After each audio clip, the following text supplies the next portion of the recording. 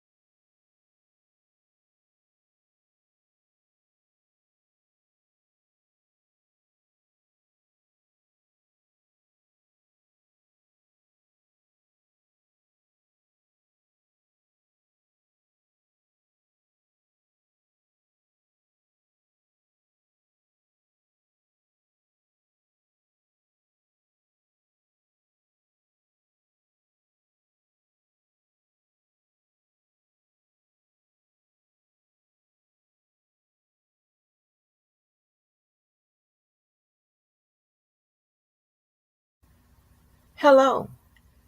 Welcome to our channel by Angie. Hosted by Club Blue. Co-hosted by the rest of you. Please like, share, and subscribe. And if you don't, we understand. Don't let the books fool you, baby, because it's that true talk. So let's get one.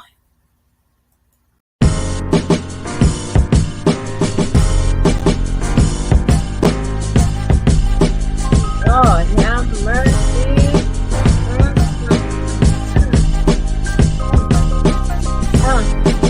It's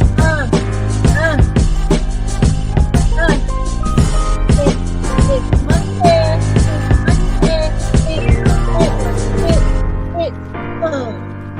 It's Monday. And they already acting up. Cutting the fool, cutting the fool, cutting the fool, cutting the fool, cutting the fool. What's good with it? What's good with it? Okay, hold on for a minute.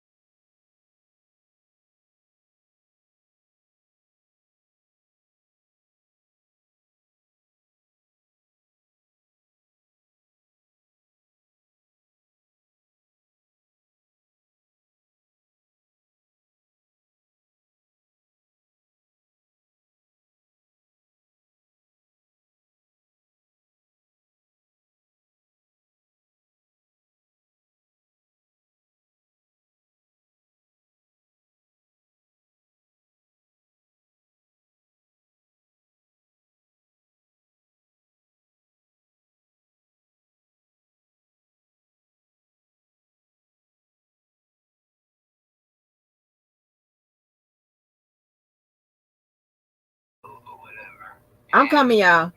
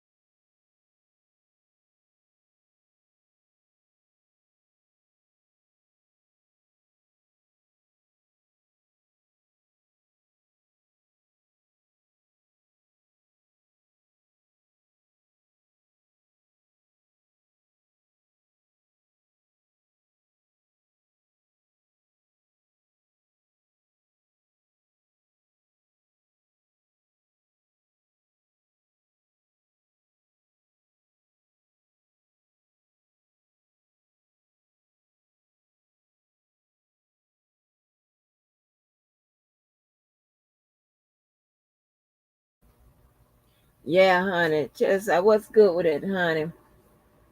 Let me see on who came in here on the record. Girl, this has been a crazy day. Yes, yes, that's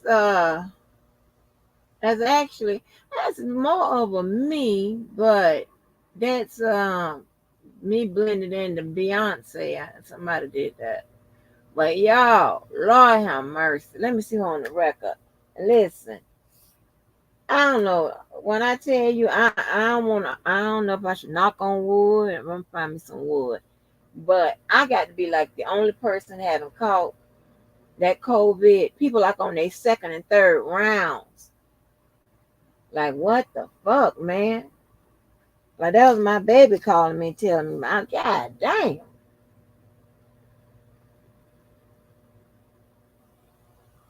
I wear my mask and my head covered for other reasons because one, I be goddamn um flaring up and my head be swelling up and it's not the brain or anything like that, but it's the scalp and all of that and the face and then does my skin and all of that, it gets all fucked up or whatever. And so I wear my face and my head cover. I really want to wear the Nike one I have, where it just covers my whole head and my face. Or rather, well, just my eyes are exposed, and it covers the neck. But I don't think they'll be approved at no job because it's not like it's a Muslim or some type of Indian type dressing.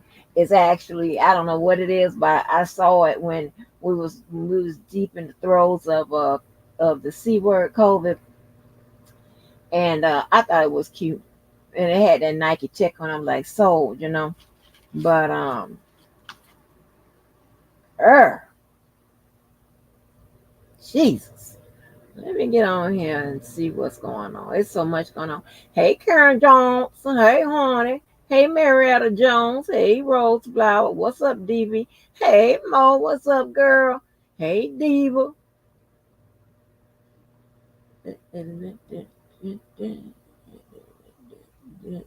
Hey, Miss. Hey, Purple Purple. Hey, Red Bunny. Now, I ain't diving no YSL. But we just doing a little legal literacy. Baby, I ain't trying to do all that. And let me see who on over there in Club Blue. Let me see. I told them folks over Club Blue. Hey, folks on Twitter. Y'all tell my people, Twitter people, hey. Hey, Twitter. Hey, Twitter. Let me see who over there on Club Blue. It might be in the bushes, child. Let me see.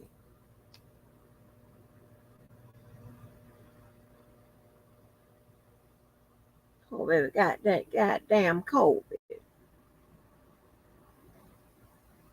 I'm coming, Club Blue. I'm see who over there. On over here.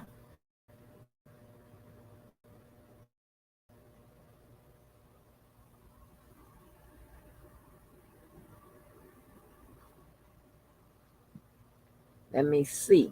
I'm coming over here to see what's really happening. Where the happening's at. Hey, love unconditional. Hey, love unconditional. Can you click that link right there, right here, and come over to where we are? Lord, my love unconditional be everywhere, child. She be all in the wrong place. Come on, love unconditional. Come on, pumpkin. Click this link right here, pumpkin. Come on over there where we was. Come on over there where we was, love unconditional. Yeah, child, you know they punishing me, child. The YouTube with the darn oh, you over here? Okay, love. All right, just okay. Well, make sure you know in the place to be. And them folks in the bushes over there on Club Blue, y'all can come over here on our channel by this the main channel. Now I don't know if y'all speak, because it could be my Spanish crowd. I don't know if you speak the goddamn Spanish and no speak of the damn English. But I don't know how to say bring your ass on over here in Espanol. But we do have Spanish representation in the chat. Okay? All right. If it's French, I don't know. Bring you yeah, I'll say over Ula Pupuse, bring us over to our channel. See? No, that might be. Oh, that's French. Whatever. Just bring your ass on over. And hey, my queen. Hey, Daniel. Okay. Yes, honey. It has been an eventful day. Okay. Now listen, y'all. I can only handle so many requests because I ain't damn handled a request from damn 2 years ago. Hey, people have been convicted on death row and every goddamn thing. I still haven't handled the request. I do the best I can, but I have 101 things to do. Right? Inside the house. Baby, y'all just have no clue. Y'all have no clue. That's why sometimes some people can have just anybody in your life. And don't get me wrong, there is places for anybody, anyone in your life, right? But then there are some spaces where you got like just some antibodies. They need more than the people that like shit. You understand what I'm saying? They need more of your time than anybody. Now, YouTube, I have to, have to shuffle that to the back. Okay? Way to the back. I be having a lot going on. So you really need people in your life that sometimes, play functional roles. That could just be something as simple as giving you a laugh for the day. All right? Not getting on your goddamn nerves. I love those times. Now I think I got the COVID. Since she done called to me that shit. God knows she done been up in my face. Now I think I got it. I'm very visual and I'm a hypochondriac. So, yeah, make sure y'all do something with that damn like button. Yeah. So, you need those type of people. And then, especially when you have like your close friends or a mate or whatever, if you have somebody that can share in the thinking and the shit to do and the daily runnings of life and stuff like that, hey, you got it covered. You got life covered. Yeah.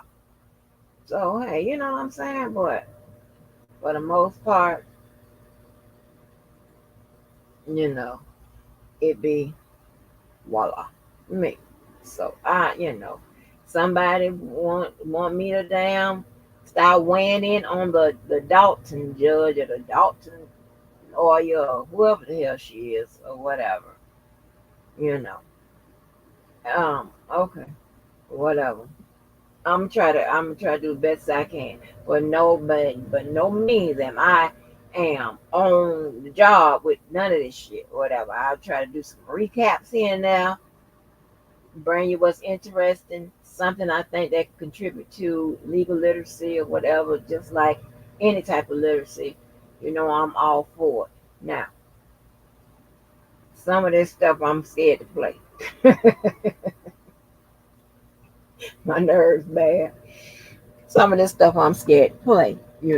I know that y'all seen. Hopefully y'all look. I swear I got it now. I swear I got it. She should have waited and told me that she had it yesterday. Cause right now it seems like I can't breathe. Seems like I'm faint. Yeah. But yeah, I got it, Debo. Thank you. So, listen. Did you get your lawsuit?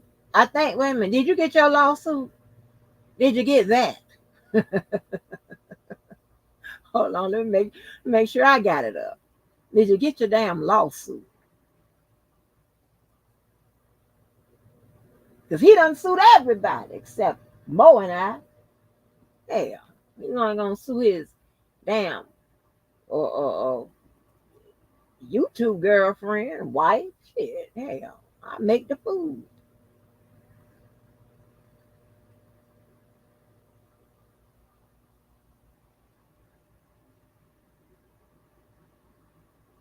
Girl, before it's all over, Diva, you gonna be a damn star. I'm trying to tell you, they're gonna make you number one. You didn't get your lawsuit? Well, you know you're on a lawsuit, right? You do know that.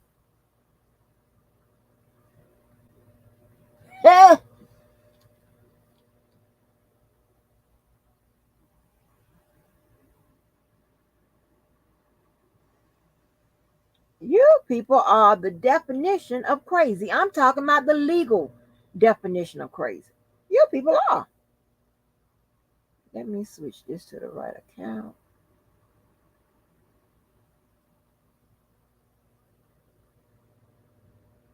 Oh, but don't worry, I got it for you. Yes, honey. Yes, honey. So, listen. So, I don't know which show y'all want me to, what way y'all want me to go with first. We can, let me see. So, y'all know it was some mess with that YSL shit today. Okay. And the reason why I thought it was important for us to talk about it was because it has something to do with attorney client privilege. And they kind of open the door to a lot of the nuances when it comes to attorney client and confidentiality, ex parte, there's all kinds of stuff going on. So we're going to try to do our best to get some of this broken down on the record, as well as kind of brief you a little bit on what we talked about on Levi for Kelly. Wasn't nothing. I don't know. I think Levi and I did a deep dive pretty good on his channel last night about the Fourth and Sixth Amendment. I don't know what other type of breakdown he wants to do. I don't know. But I'm not all about keep repeating myself and repeating myself. I'm not all about that. A lot of times when I go over stuff again, I try to bring it to you in another way, or bring some stuff that I didn't bring it in before, right? I don't know of an attorney that doesn't, or a teacher, or a doctor. I can't think of a profession that when they go over something for the second time, they don't um, inject new stuff, right? Or a different way to look at what they told you the first time. It's the same. It's the meaning still stays the same, but how they convey it over to you is different because everyone, everybody doesn't learn the same, everybody doesn't retain the same, everybody doesn't understand or comprehend the same stuff, right? And it is what it is. But I like to try to give a complete picture of what we're going over. But anyway, so we were talking about the Fourth and the Sixth Amendment as it applies to R. Kelly's situation with the BOP. Okay, I don't know if you recall, but one of the last lives before YouTube, you know, said, hey, sick of your shit. And so, but one of the last lives that was Levi, Debo, and myself up here. And of course, it was, contentious. It was FU. Now, I don't think it's a FU, but it was a bunch of motherfuckers and all this and that, of course. And pretty much, he was asserting that R. Kelly's Sixth Amendment had been violated because, as he alleges, that Jane Doe number 5 heard I don't want to call it confiscated, but it definitely stolen communications between R. Kelly and his attorney during the period, I think, that led up to the really when it got serious with COVID or during that period or what have you. But y'all know the period I'm talking about. And y'all understand that J-Bo made a lawsuit against the BOP to get information regarding that investigation.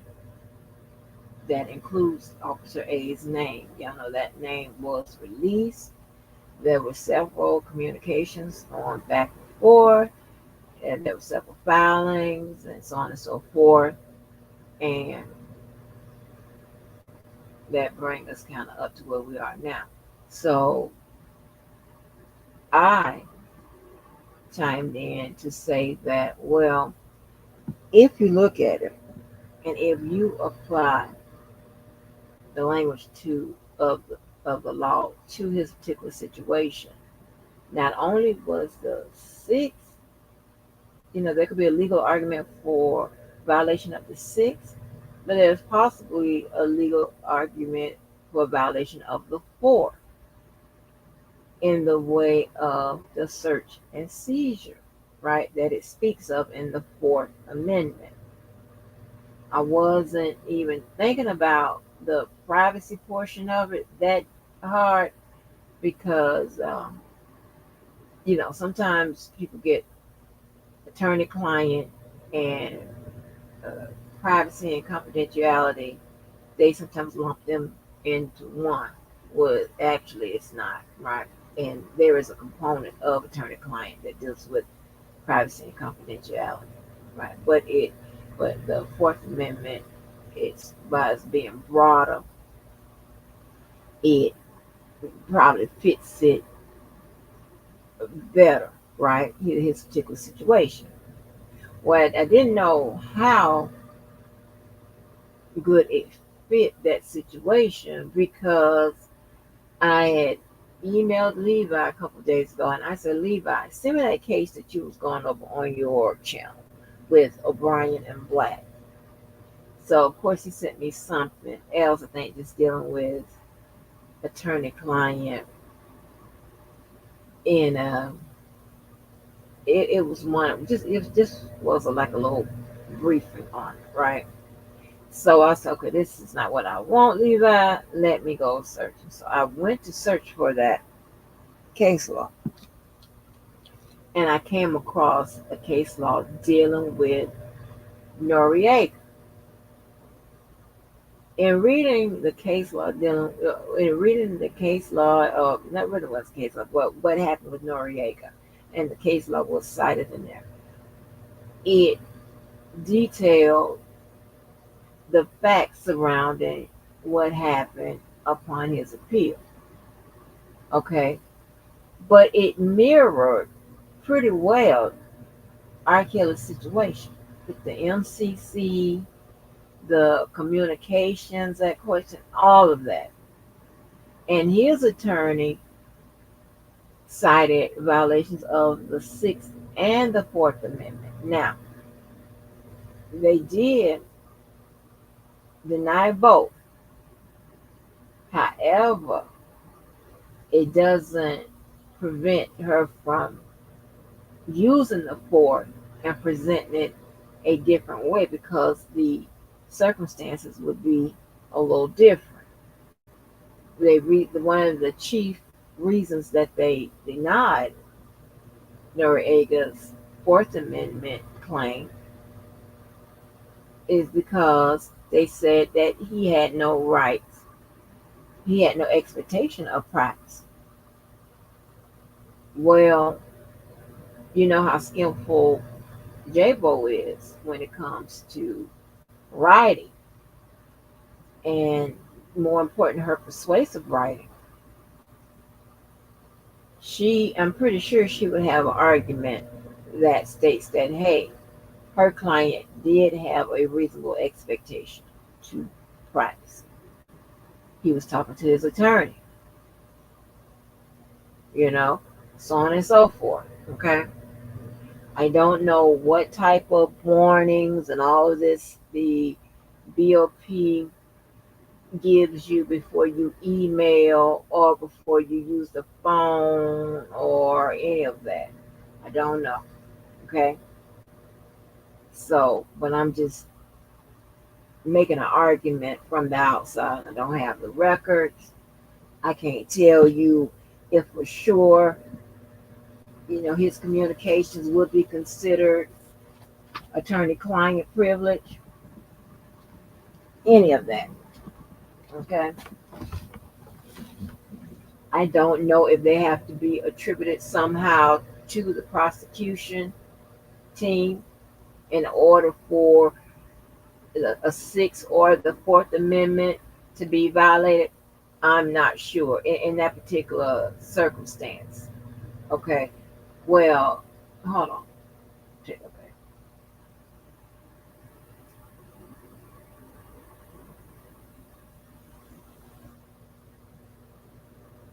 In order for it to be prosecutorial misconduct, the prosecutor team would have to have some, um, have access to, know about this situation and be in on the stolen communications thing, right? What I meant to say, what I should have said is that I don't know if they were in on it and all of that, okay? So I don't know the details of how any of this intertwined with the prosecutors, if it even did, okay? I don't think so. I'm pretty sure it didn't, because that would be stupid. All right, I don't know any. I'm just saying any, right? I'm speaking absolutes. I don't know any prosecutor that will have a pretty tight case and fuck it up over getting their hands on some, you know, communications that was passed to them by the BOP. Now, here's the difference. If they subsequently got them from the person who it was passed to and they use them for their benefit, they're not precluded from doing that. But if they're in on the confiscation of them and all of that, the illegal means of where they got them, then yeah, okay. Because you can use anything. Well, wait a minute.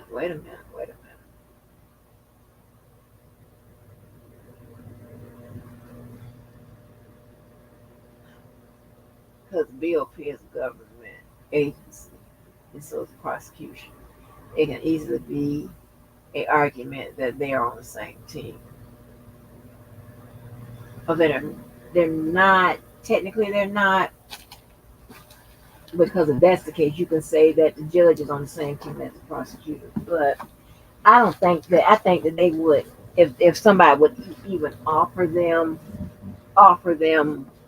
um, offer those stolen communications to them. I think that they would be like, and would have a duty to report it themselves. You understand what I'm saying? So, yeah, some things, while it may not be illegal to do, it sure can be a question of being ethical. Okay.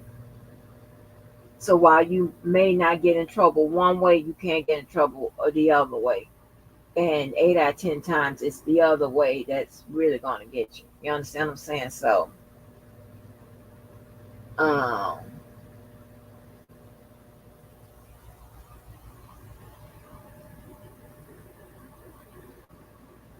Lord, y'all want me to add Krishan on the list too. Lord have mercy. Y'all want me to add the Dalton somebody, Krishan Wise. Claude have mercy. What up, sir?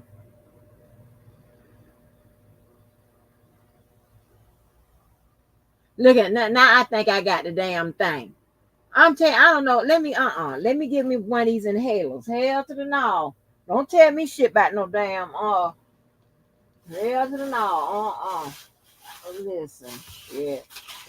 Forget all that damn professional talk. Wait a minute. Let me find Let me hey, I think I done got the shit. See, don't call and tell me nothing, baby. I think I got it. Oh no. Hell no. Mm-mm. I was doing all right. Look, hell, I'm out of breath. Fuck. Woo!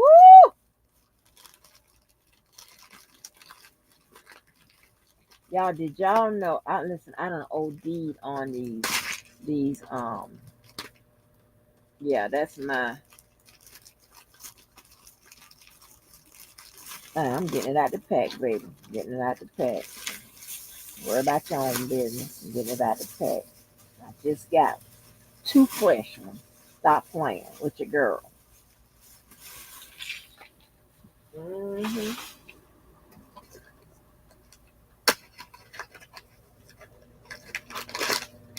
Mm-hmm. You see him taking it out the pack, baby. The girl is insured, honey. So I got to do all these crazy things. Keep myself insured. Oh, like Angie, listen. Whatever I tell the doctors, that's what it is. I tell them, hey, now I ain't got no sign, no kind of asthma, COPD, bronchitis, whatever. But I'm inhaling up, honey. Don't play with me. Shit. Hold on. Let me shake it. I'm shaking like I got asthma, and I got one of them asthma machines and shit. Don't play with me. I got it. I think I got that damn shit.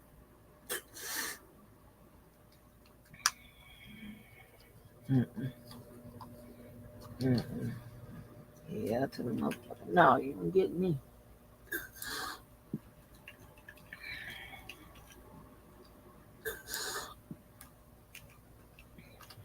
Uh-uh.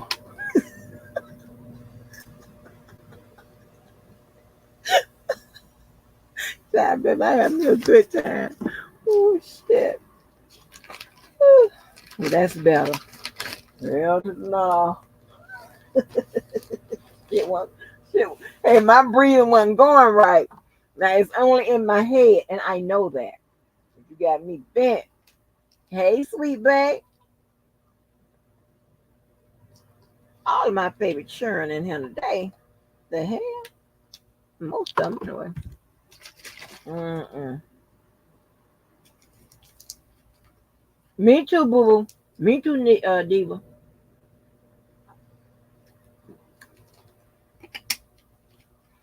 Oh, that feels so much better. I knew I wasn't imagining shit all up in my chest. Uh-uh. Girl, you see now y'all want, Lord, let me write Krishan down. I gotta go find out what happened to her.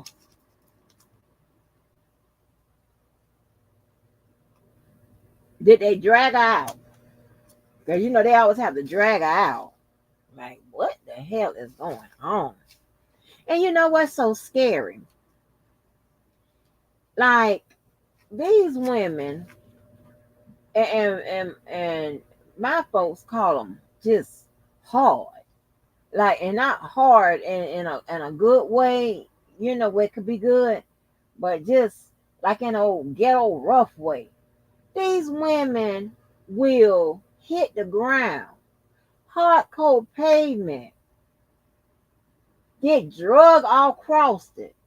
You ever seen some of that footage where the people come to arrest them and all they simply want to do is just put handcuffs on them and they resist arrest, hit the ground and all that kind of. I be like, hell no, he got my arms right here. I don't feel like hitting no damn ground. That's gonna hurt. And you gonna drag me across it? Hell no. Mm-mm. She was on the most wanted list. Oh Lord. Now, why my people still over there on the Blue House? Blue House. The people on the Blue House. Let me see who over there, Lord. Who over there?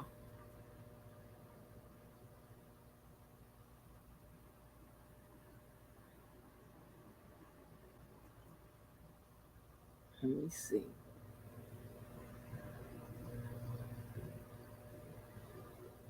But that's crazy. They be hitting the ground and that, like,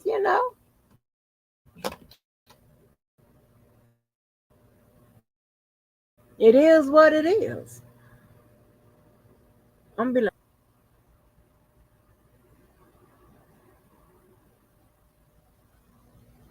let me see who over here. People in the bushes, please come over to this channel. We will wait for you, honey, for a little minute.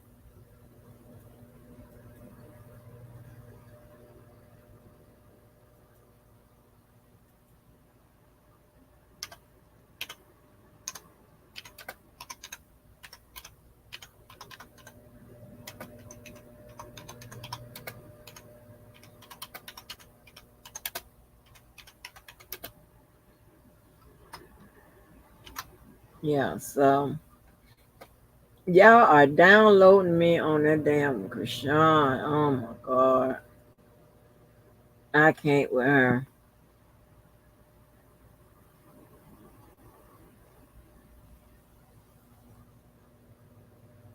Well, I don't think they'll find it. I think for some reason they just over there. They can just stay over there. I mean, it's all it's all cool. I'm just trying to tell them that I'm not gonna be over there too tough unless I want to go over there and show something.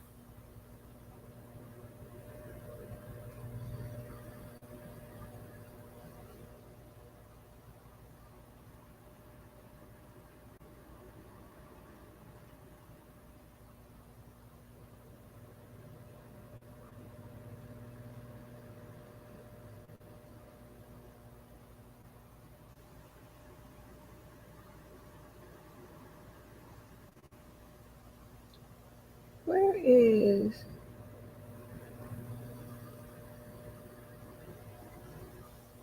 Hold on, why I can't see it? Hold on, y'all.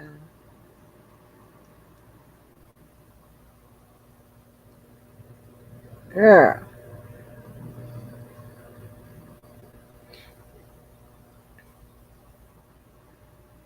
I want to make sure.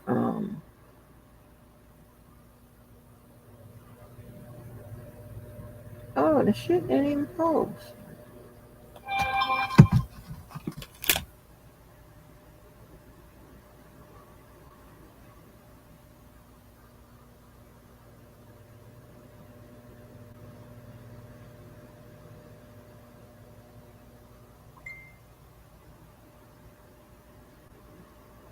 Give me 1 minute, y'all.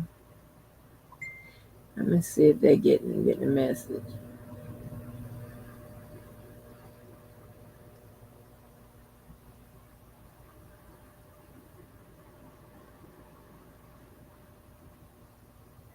Listen.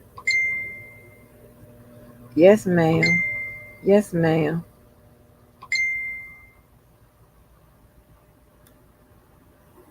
Oh, damn. It ain't even post.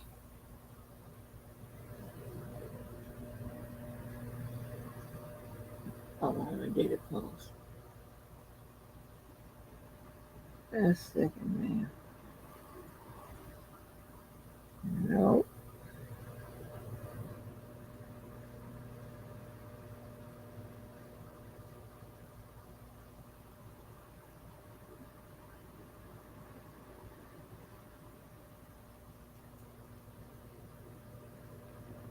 Now, this is some strange behind crap now. Hold on. So did y'all see the YSL coverage? 'Cause I'm kind of iffy about playing that.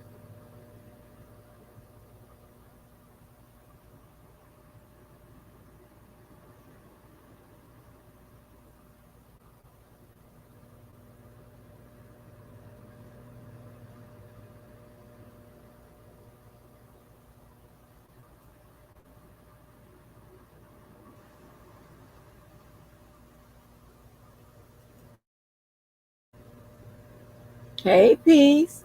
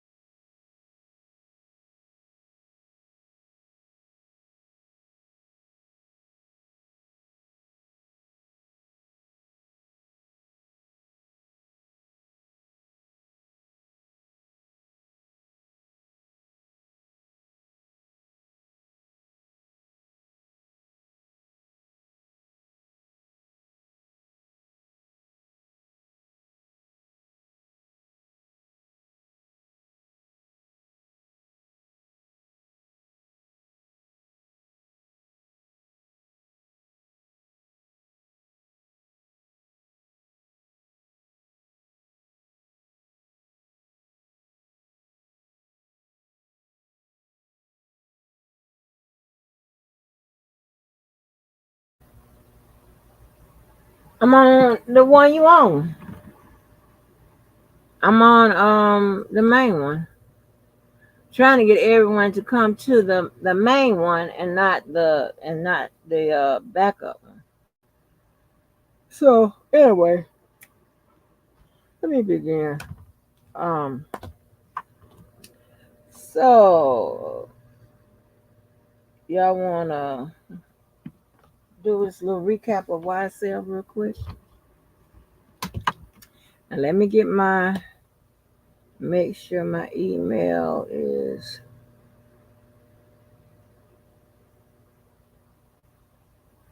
open.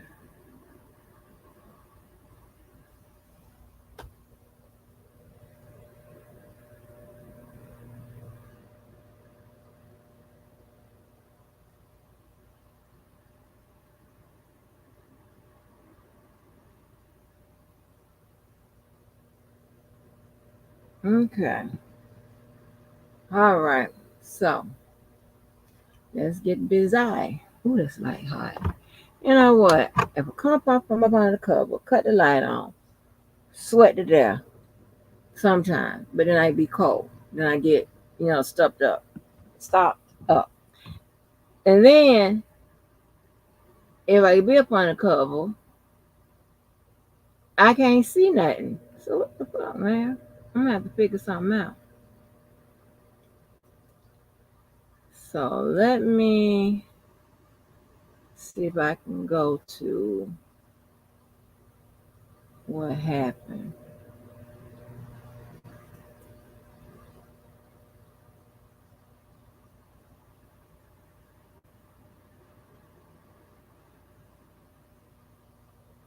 Let me put these disclaimers up real quick.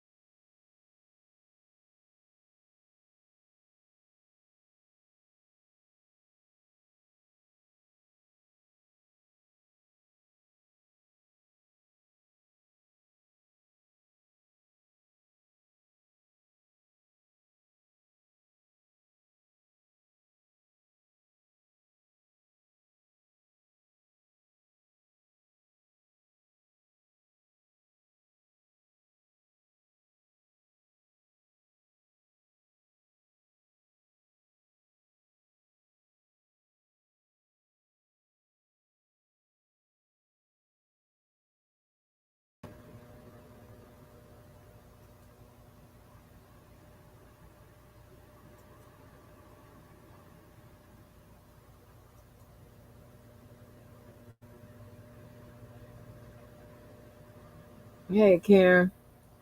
So, okay. Now, guess we can go to. So I'm trying to get the news one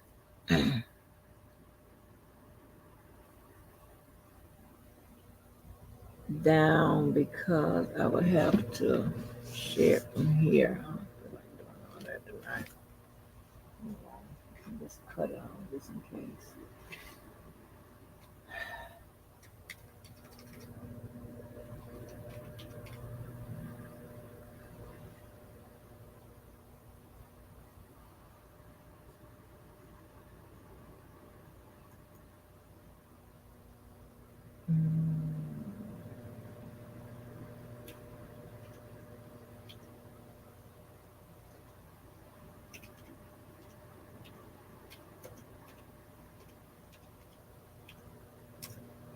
I just really also want y'all to see just how ignorant that boy was on that stand today. Like, eh, we seen old Ashley Merchant come up in that thing. Y'all remember Ashley Merchant from um from the Fannie Willis thing. She came up in there. It was a complete mess. And I'm torn between, like, you know how sometimes we get in the weeds, honey. Or more or less, I get in the weeds and I'd be like, I'm tired.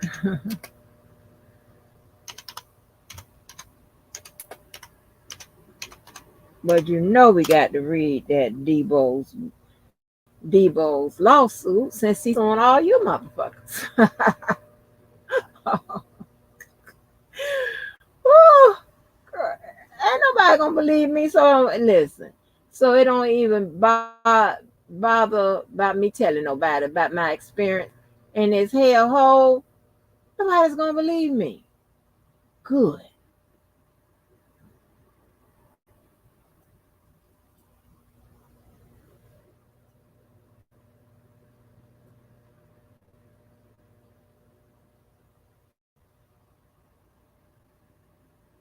And so let me tell y'all about the shit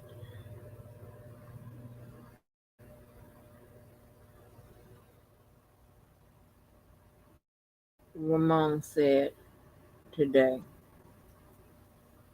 I can't, y'all. I know y'all just, I don't know what y'all want to see. I'm telling y'all, I got life under control in that department, but y'all don't seem to want to believe me. Okay, that's fine. But listen, I can't, y'all. I can't. If I show you that text message, y'all gonna be like, oh my God, he's about to get cussed out again. Not cussed out, but uh she about to take him through it. If he say one more dumb ass shit,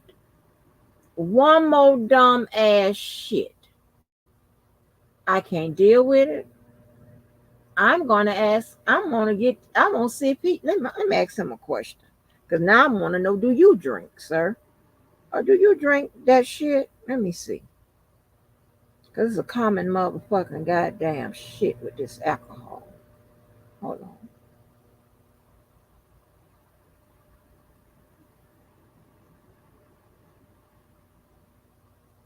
Watch the answer won't be cut and dry. So he told me that he drove his motorcycle to New York and back. And of course, I told him I don't, like, hey, you got to get rid of that motorcycle. Okay, let me tell you, pick up what happened.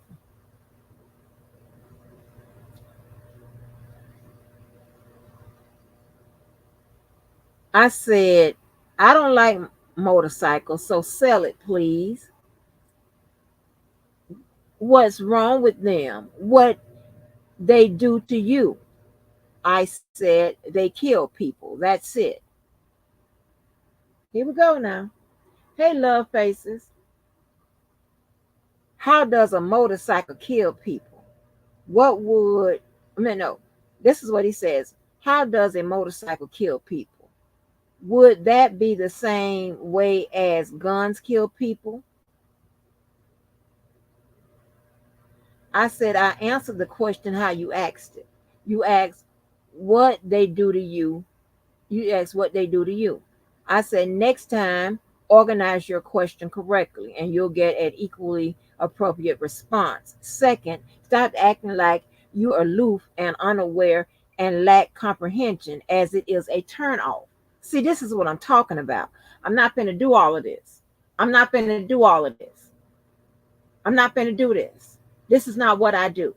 You want me to deal with all of that? Because all the conversations is like that.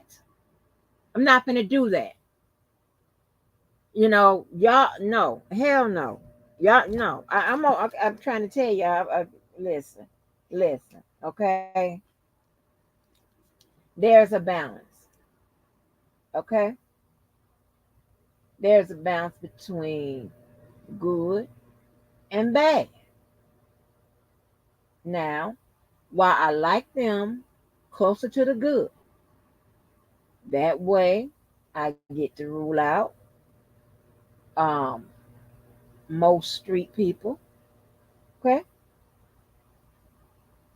the people that are trapped with the street hood nigga mindset, but won't let it go just for a little bit, like in public places, shit like that.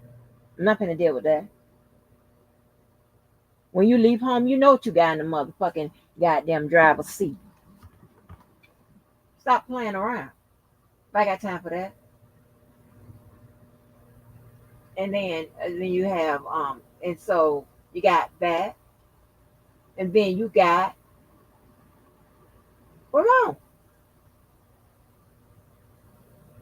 Uh-uh. And then that noise he makes while having intercourse is enough for you to just stop in your, like, what the fuck is going on here? It makes you stop in that instance as the thrust is upon you. You sitting there, listen, like if somebody's on top of you, and I'll never forget it, talking about, wait a minute. And I thought about, and I be considering some of y'all's bullshit, but I also have to consider that y'all don't know me, y'all don't know him, I don't know you motherfuckers, I don't know what his advice is coming from.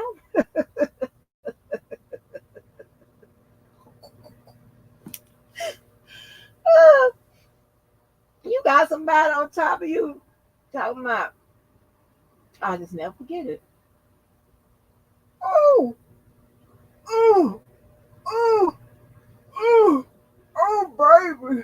Yeah, baby. I'll never forget it as long as I live. There's nobody going to be on top of me or up under me or on the side of me saying none of that shit. Okay? None of it. Immediately you get your, and no, I'm not doing that no more. I don't have to deal with that. I'm not, the nice, sweet girl no more. I am, but I don't have to deal with that. You get on somebody else that want to hear that. The fuck? Now, or you can go with the bad. Give it to me, bitch. Throw it, bitch. Pow, pow. You know where they slap you hard and stuff like that. But don't want that. But I'm not doing that. I'm not doing those sounds. That's no. Negative. Negative. N is for Nancy. Negative. Nope, not doing that. You date them. Shit. Fuck that. I'm not dealing with that. I'm not making noises like that. Let me see if this download ready. I'm just waiting for the download, y'all. Oh, damn. They won't even let me download that shit? Okay. Now I got to do it a different way. Okay, y'all.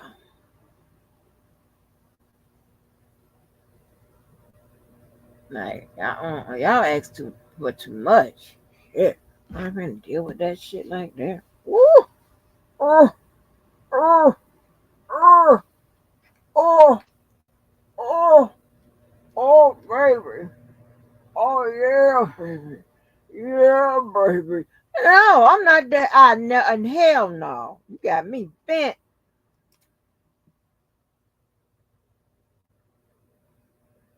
Listen, I like the dude that says, hey, you got to keep your neck right. You got to keep your foot right. Keep your wrist right. Now, we came up with that together. He came up with keep your neck right. And I came up with keep your wrist right and stuff like that. But I forgot who came up with keep your foot right. Love Faces. Yeah, you got the right name. Yeah, everybody with that bullshit. You're going to get it off of me. Don't get up off me, baby. Cause you know, I'm visual, kind. Uh, no, the fuck, somebody on top of you making a sound like that, like a seal.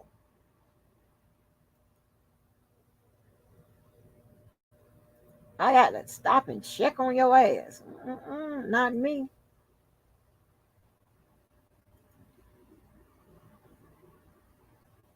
Check on. Okay, now I got the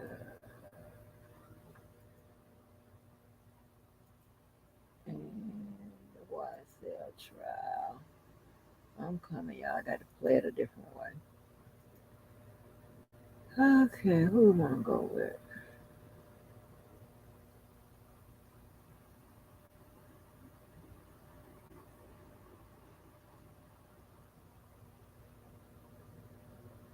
I think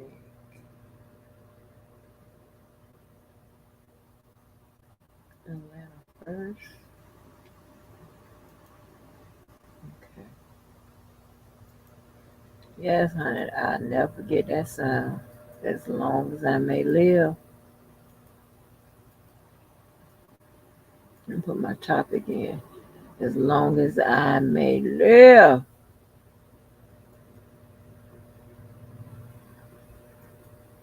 I want to start with this boy on that stand, honey. Okay. My topic in. And we get the show on the road, honey. Enough of my clowning. Little faces like, oh my gosh, girl. I don't know if you're a male or female, but mm-mm.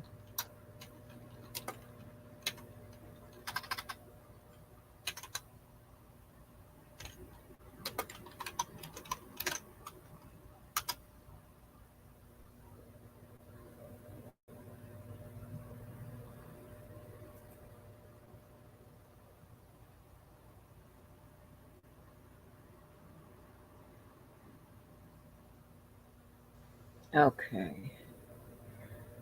So I have that.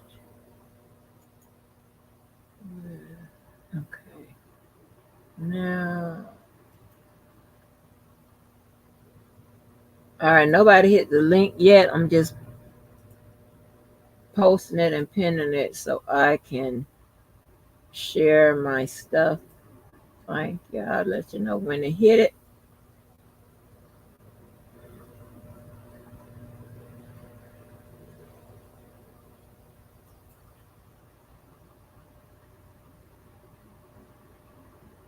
Mm-mm. And take me through all them changes about a question. Like I don't want to go through all of that about no question. Just answer the fucking question. Just answer it. Nothing behind it. Just answer the fucking question.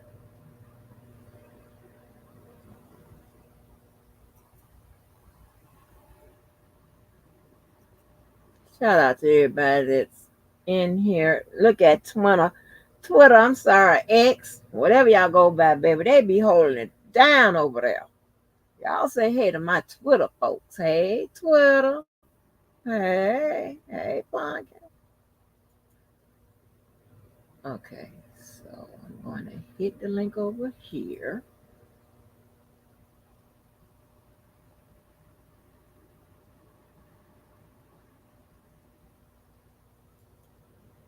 If I come in with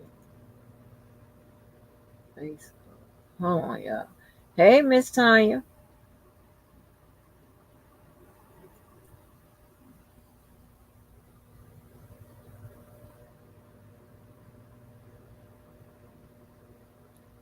If you really, really want it, come on.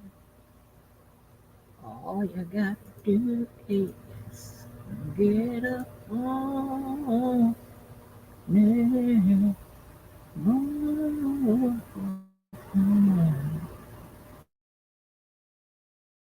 Okay, so and then if I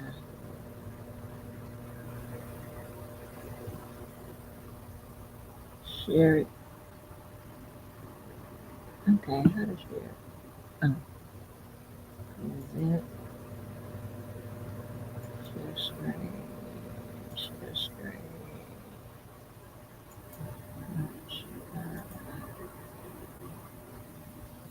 Okay, bring it up on this screen.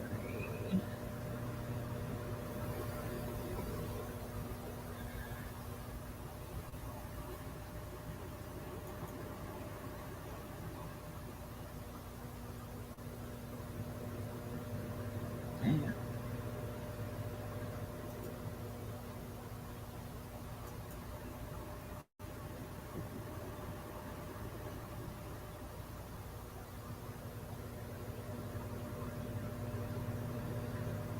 Oh, why my thing ain't at the bottom? Hold on, y'all. Let me get up out of this. Hold on.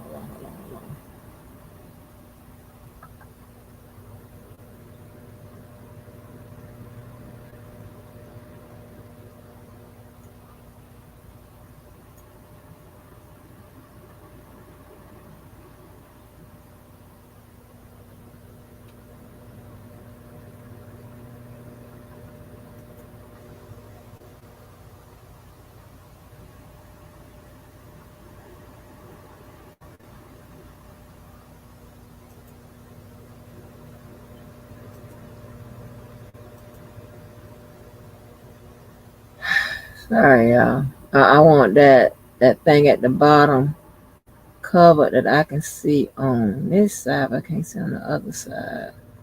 Child, they got these people got me so damn nervous, baby. I ain't playing no games. Okay, so give me a minute. All right. So click the link again over here.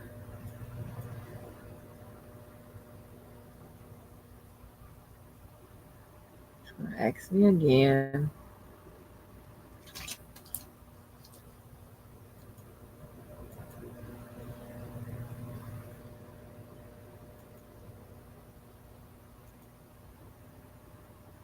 I mean, Facebook is good for nothing at this point. I swear.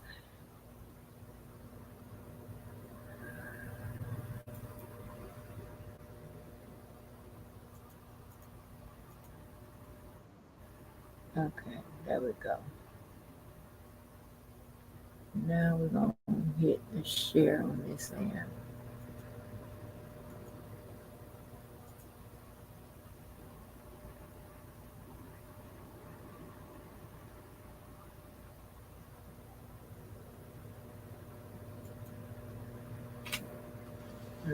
Yeah. And you know what else? And also, I am so back to, treating people how they treat me. I don't give a fuck who you are at this point. Because at this point, this is crazy, right? You treat people how they treat you. It ain't no. That way, let me tell you what happens. When you do that, that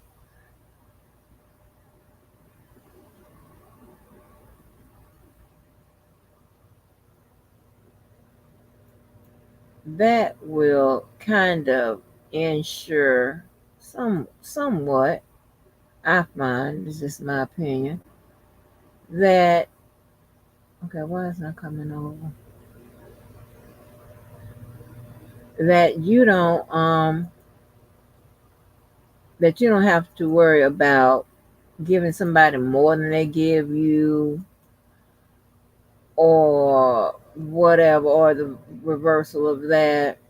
They not treating you better than you treat them and all of that type of crap. You don't have those same complaints. Damn, it still ain't covering it up.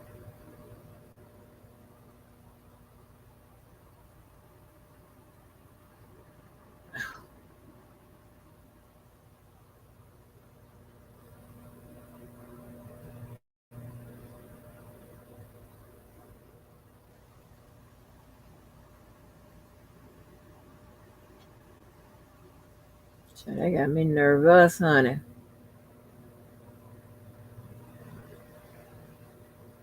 Hold on, let me find another one.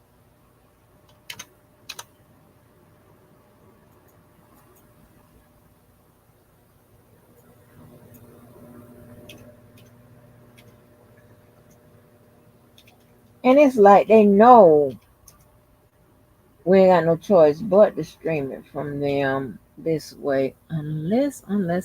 Hold on. Hold on. Got another idea.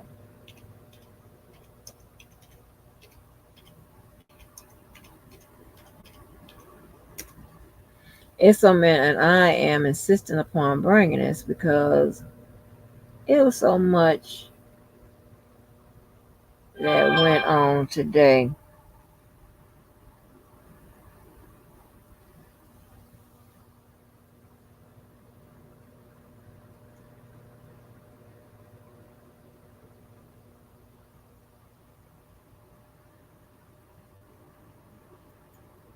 Let me see. Can you stream from here?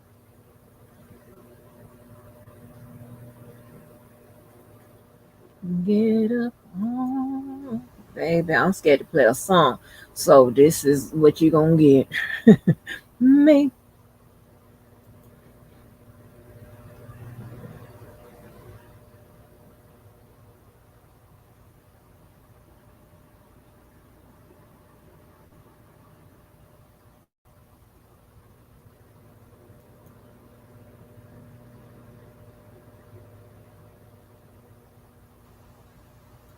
And that little boy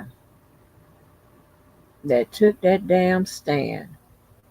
I was like, huh,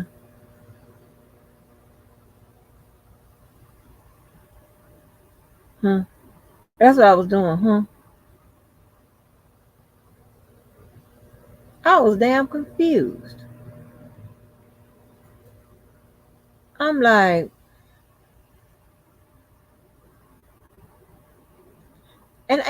what I be really be wanting to know, I got nothing to do with nobody's parents and stuff like that. But I just be asking the question, well, where is y'all parents?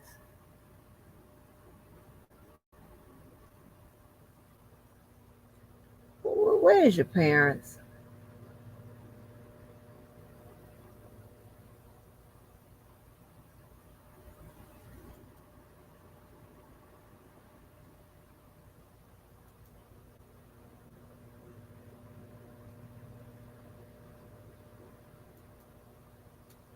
Where's your damn parents? Because if your parents, would you do this in front of your parents? Like, would you act a fool? Would you disrespect the law like this? And I'm not saying that you owe the law, but just say this: you're out in public. Do you act like this out in public?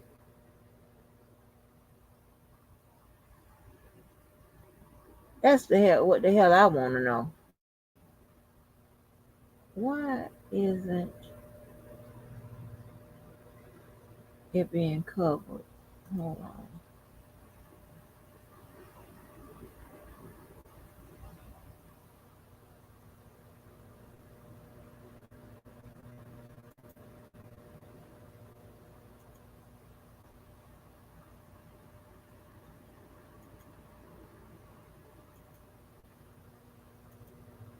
Y'all be so patient with the old lady.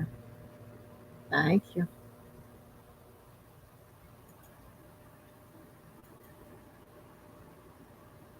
Let me see how it comes up.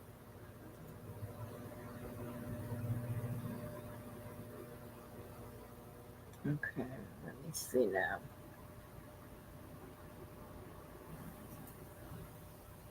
Full screen. Okay, what it does if I do like this. Nope. Okay, so I'm gonna take that back down. Okay. Y'all, this is what we're gonna get.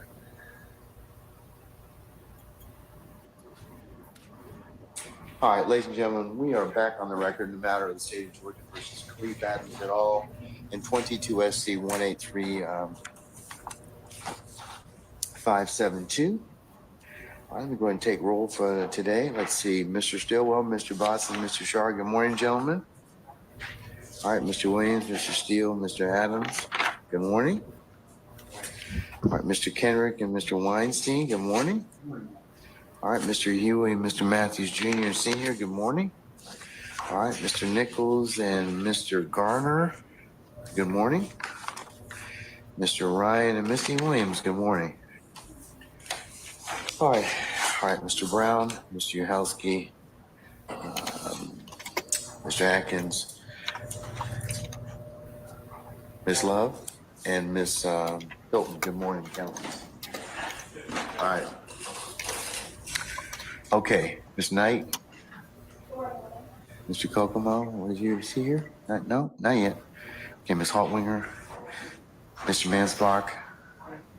All right, good morning. Mr. Smith?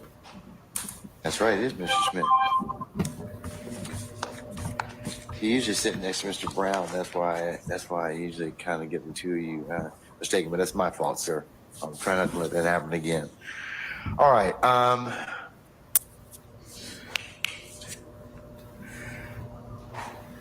Are all the jurors present, sir? Yes, sir. Okay.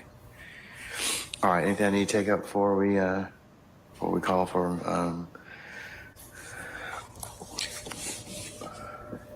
Mr. Copeland? All right.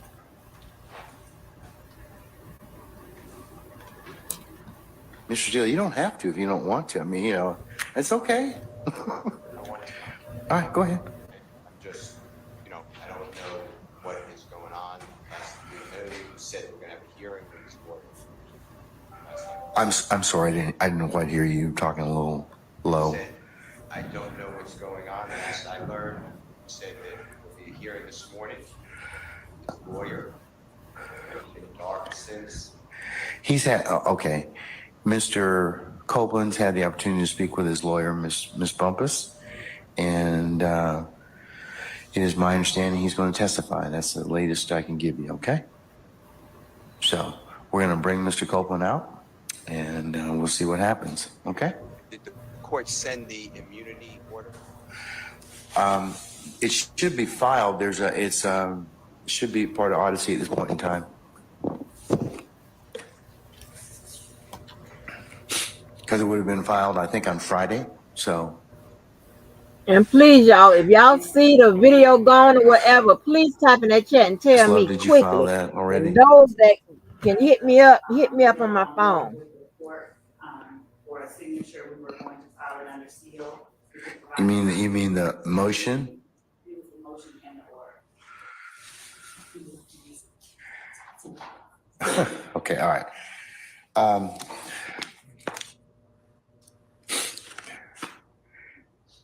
We can give them. Yeah, if you could send them a copy, that'd be fine. Okay. We're gonna need to send them a copy, so we'll send them a copy.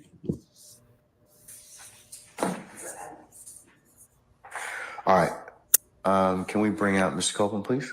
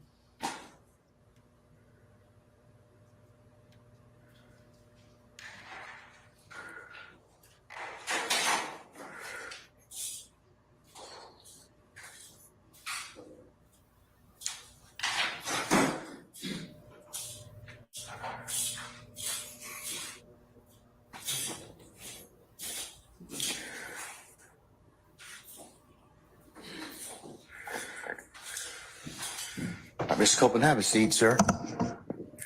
All right, good morning again, sir. Good morning. Okay.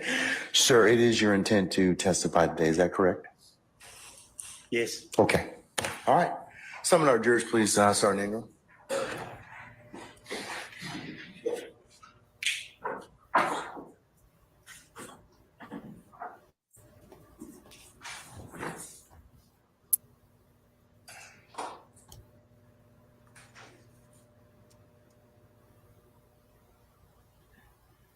Mr. Copeland was tired of them, tired of that hard bed, honey.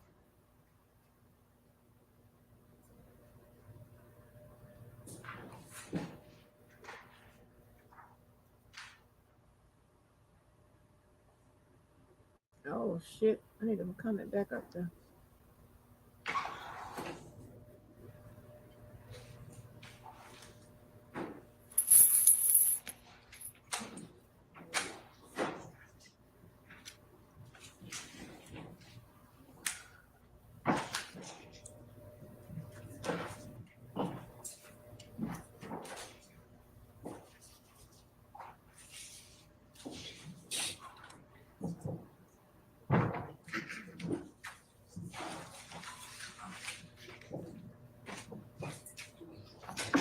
And I told y'all ever since I've been out here, I hate Georgia. Georgia hates me. They're always trying to lock my ass up or do something to me. And as All of right, ladies and today, I'm gentlemen, please be only seated. banned from one place, and All it's right, in thank you, Georgia. Sergeant Ingram. And that's Ladies and gentlemen of the jury, good morning. All my right, daughter told that story. we're going to go ahead and and continue the other with people. Mr. Copeland here. So go ahead, Ms. Hilton. Thank you, Your Honor.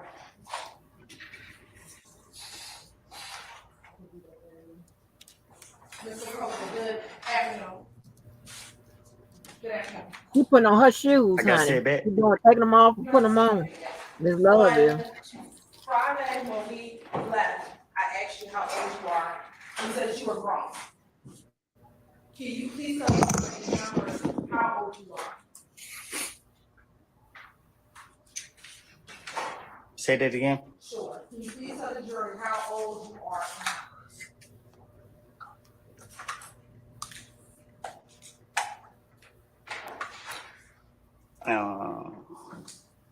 32. And when is your birthday? Say that again. When is your birthday? I'm sorry. When is your birthday? Next month. Is that July? I think so. Okay. And are we Ain't born on nobody got July time for 25th? this. I guess. Okay. Are you from Atlanta? I'm from Canterville. Okay. Is that So he's a Leo, and I'm gonna try to stop this, from time to time to try to make sure I don't get no bullshit from these people. But he's a Leo, so automatically I don't like his ass. That's automatic. That's automatic. The ignorant ass shit. Where's your damn parents? a section of the city in Atlanta? I guess. You guess? All right. And did you grow up in Mechanicsville? For sure. Did you say for sure? All right. And when you grew up, do you have siblings? Huh? Do you have brothers and sisters? Yeah. All right.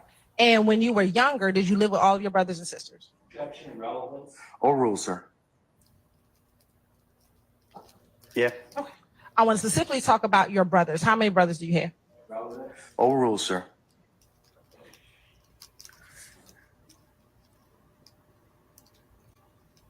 More than one. Okay. How many? Oh my God. I didn't hear all of this. I think 3. All right. And what are your 3 brothers' names? Overruled, sir.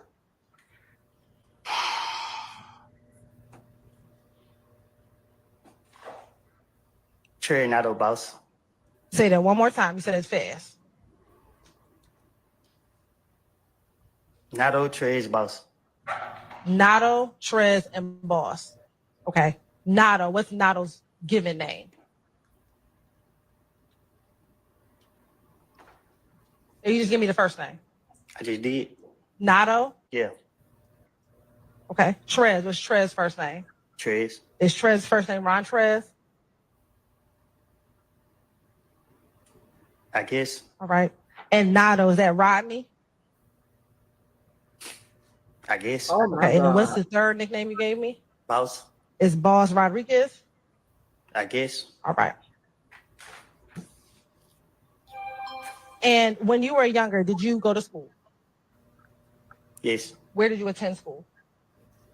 I don't know. I went to a lot of different schools. Okay, what are all the schools you went to?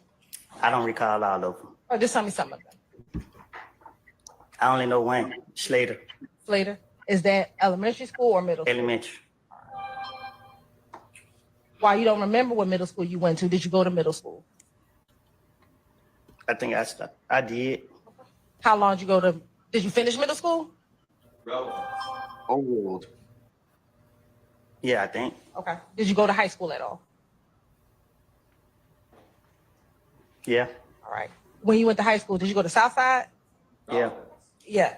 Overruled, sir. Did you graduate from high school? No. All right. Do you remember what year you left high school? No. All right. After high school, did you work? No. What did you do after high school if you weren't working? Say that again. Did you do anything? If you weren't working, what were you doing?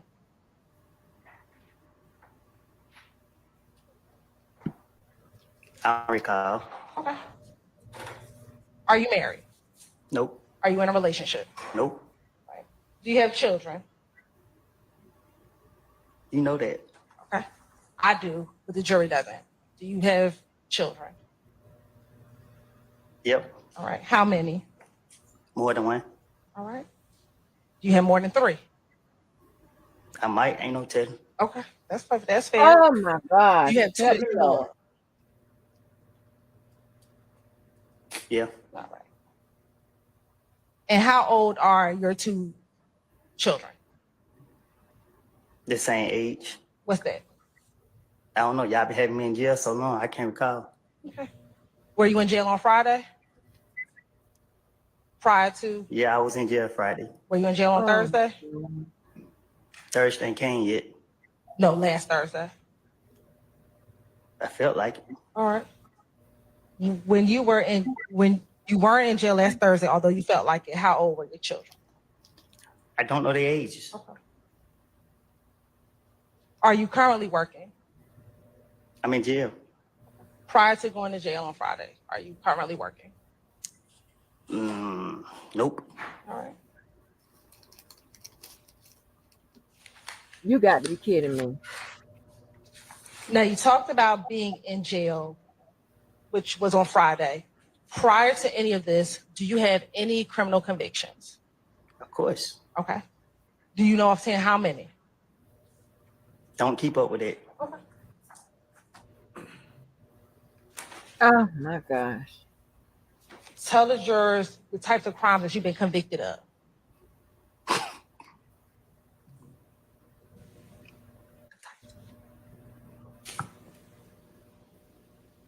This Driving ain't without you. license. Okay. What else? Driving with suspended license. Okay. What else? Ran in front of police. All right. What else?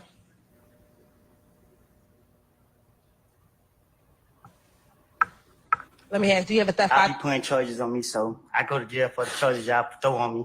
Okay. Do you have a conviction for theft by taking? You tell me? Do you recall having a conviction for theft by taking in 2009? What did I take? Yes or no? I don't know what happened in 2009. Okay. Do you recall having any convictions for aggravated assault? Probably so. All right. What about conviction for entering auto? I don't know. Okay. What about for terroristic threats? What about it? Do you have a conviction for terroristic threats? Hold on, y'all. Wait a minute, I think y'all. they were with the aggravated assault. Okay. Yes, sir.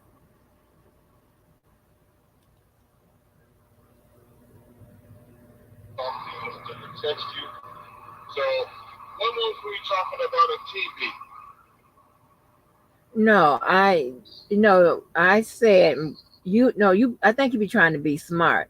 I was saying all of that aloofness and stuff that you be doing, it's a turnoff. So you asked me, what am I? You whatever you just asked me, and I said the TV, because I can play that smart game too.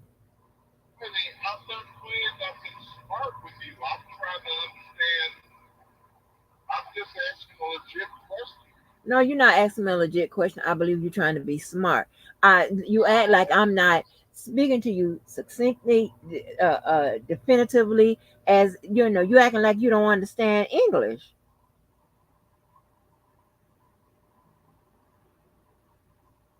okay, what are you referring to that I didn't? Anything I ask you, you act like you don't understand. I can ask you, is the day Tuesday? Why you asking me is the day Tuesday? Well, what's the meaning behind the day of the all of that? Yeah, but it I had ain't time for that all that. simple. It ain't that simple. What you mean? It is no, no. The questions I'm asking you are simple, and then when I make them a little simpler, you act like it ain't simple. You act like it still ain't simple enough.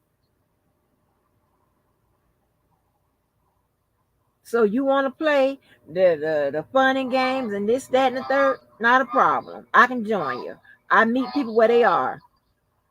I'm not doing that, Miss Angie. Yeah, seems like you are. Maybe that's what they do over there. I don't do that. I legitimately don't understand. I ask a question. So the the questions I asked you, a fifth Okay, grader could answer okay. them. Well, go back over them now that I'm driving. I'm concentrating. Go back over what question? Whatever question you say, I'm not answering. I didn't say you're not answering them. You giving me a hard time about answering them. You answering me with this foolishness. And okay, you know why I said what I said. Duh, it's like it's a national, it's not something foreign. What I'm telling you, You're talking about the motorcycle thing? I'm talking about any question.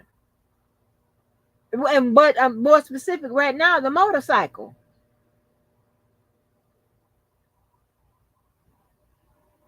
Well, see, you make it sound like motorcycles kill people. The way you worded it, and I'm like, no. It's just like people think guns kill people. Guns don't kill people. People kill people. That's what I'm saying. I know that. I know it is listen, it could be a malfunction on the motorcycle as well. It can be the user of the motorcycle. Either way, it is dangerous. That's all I was saying. Usually, unless it's a young kid on a crotch rocket, yeah, because they ride stupid. But most of the folks in my age group that don't drink and ride get killed by somebody in the car not paying attention to a motorcycle. It's the other person that causes the accident. Nonetheless, nevertheless, or whatever the hell the less you want to call it, it's still dangerous, right? So it's life, honey. You can't live scared all your life. And you don't have to increase your chances of endangering yourself. That's all.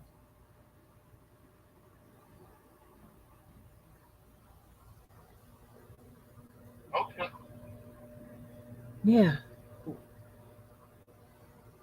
What's your sign? I'm a Taurus. Oh, okay. Why you say it like that? Cause if you would have said, Or the Ooh, Gemini or an Aquarius or something? no, you've been safe.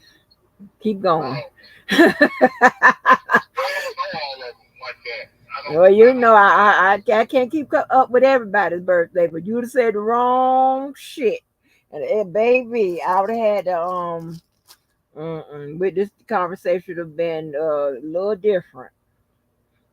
Well, I figure I had to, whatever my sign was, you asked me that when we was dating back in the day. So Okay, but I don't I can't recall everything, sir.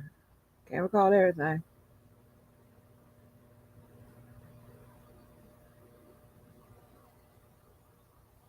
But anyway, I am in the middle of going over this YSL case. What are you doing? I'm driving to training about 2.5 hours from my house. Training. Training. I'm going to training Oh, tomorrow. okay. Oh, at night. No, I'm driving to get there to get a hotel room, Oh, and okay. then I'll go to training in the morning. Oh, okay. Well, let me call you back when I get finished going into this case. So you're an attorney? Ramon, stop acting stupid ass questions. My God.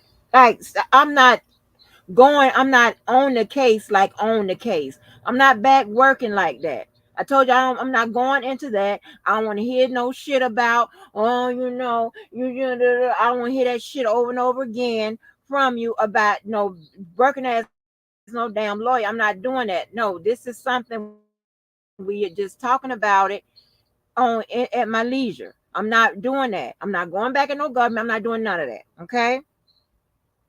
Dang. Well, I knew you were a professor, so I figured you were teaching law. Ramon,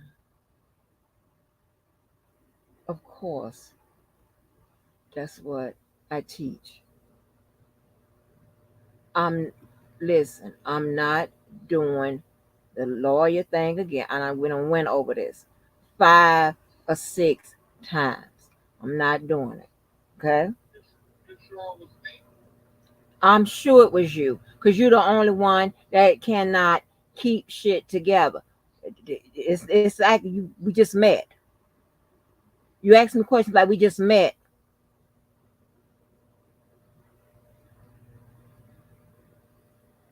You was just but you Ramon, you was just asking me questions about what it was you was trying to get. I know years ago I was asking you about I wanted to get a trust, and I want you to write it for me because I trusted you, and you never really followed up or got back with me. So Okay. I And you got that is you didn't want to do it. So no, okay. Then you asked me about getting some type of wasn't power of attorney. It wasn't it was something. You just asked me this last year.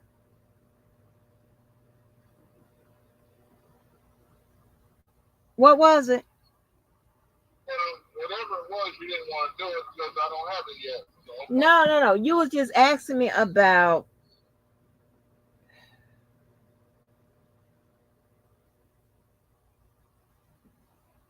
like a state. Estate planning? Was it a state? What was it? Something on along that line. You just asked me this last year. It was about that trust, that living trust. No, it wasn't about the truck. This was I'm talking about last year, 23. Whatever it was, I asked you about it. You didn't follow up. I gave up on it. I don't remember now.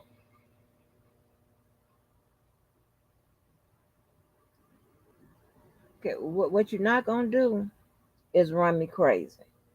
I'm not trying. I'm telling you when you didn't go Every through with it, I time gave we it go up. through this, every time. It's I mean, you give me I don't get it. Cause you give me the the oh you know,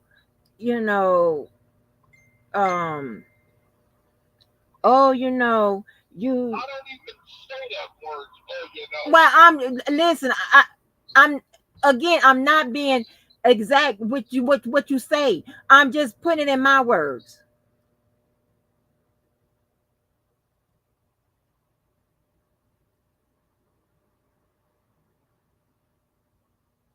I am putting it in exact, not exact, in your words. I'm putting it in my words. How it comes across to me, like, well, I know they were upset to lose you at that firm you was at, or well, why you ain't stated to be like all that education going to waste. Ah, da, da, da. Just had that conversation 20 and 23. Okay. I'm pretty sure I got it. All right. And then you just said the other day when I talked to you, oh well, if the kids didn't want to be, if we would have gotten married, if the kids didn't want to be an attorney and this, that, and the third, they could have been, they would have had to get their butt out. But whatever you said, No, I was just saying and then if they're not trying to better themselves, they're not going to be smart enough us.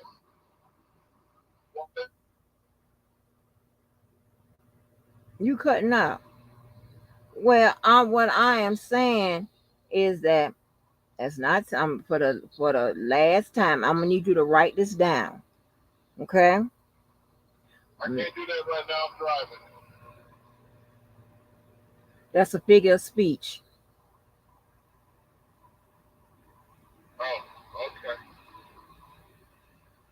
I'm not doing it.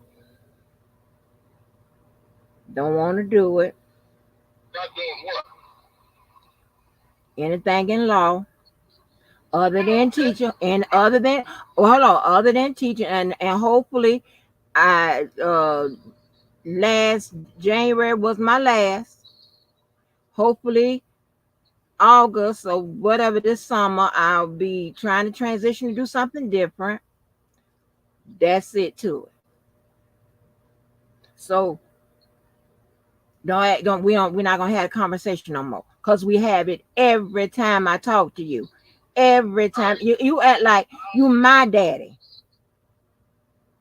You just said you was doing a case. So I was like, oh, wow, you're back in it again. That's what I thought because you said you wasn't doing nothing in it. And I was hoping I could have caught you before and got what I was trying to get out of it. But it didn't work. So I was done with it.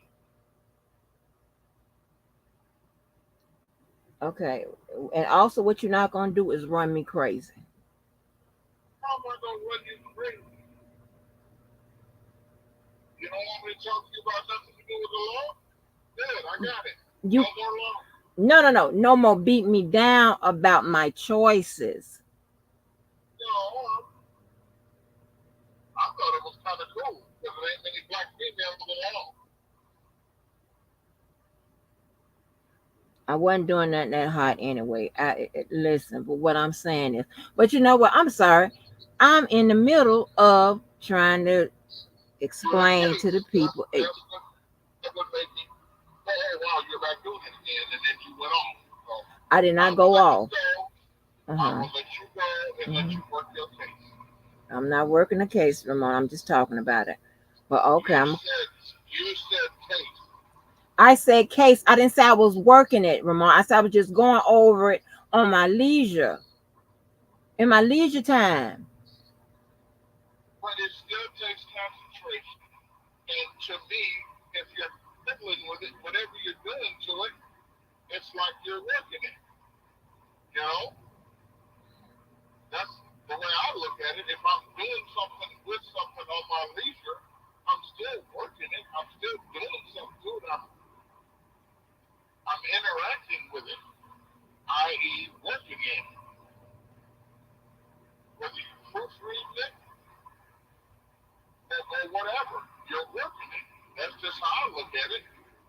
It wouldn't be no different if you was a seamstress. Oh, you working that dress. You working on that dress.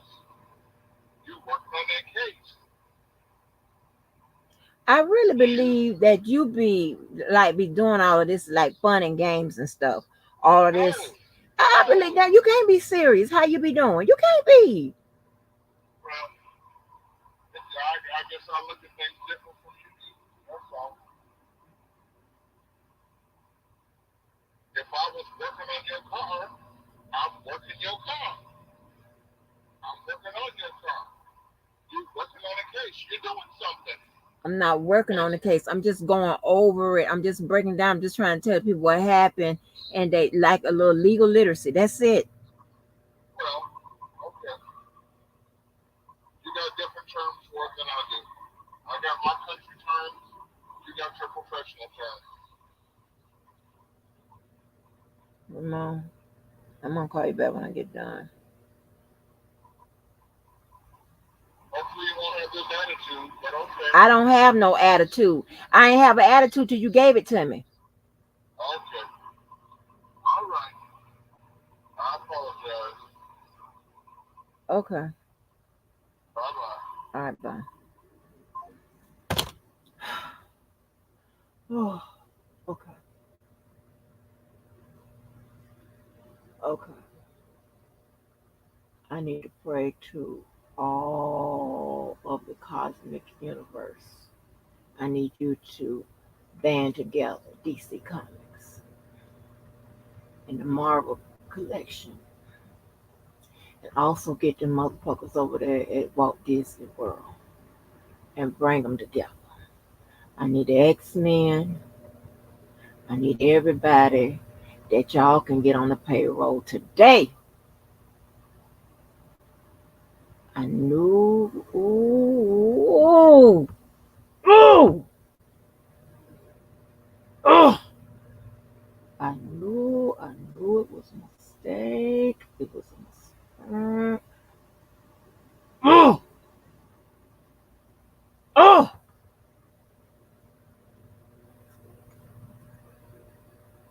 the fuck, man.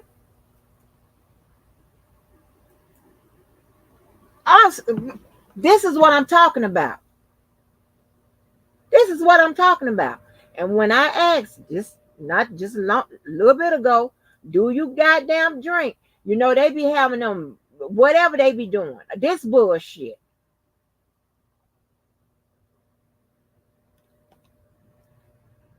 I'm not finna put up no shit like that ever again. Nothing changed, baby. Nothing fucking changed.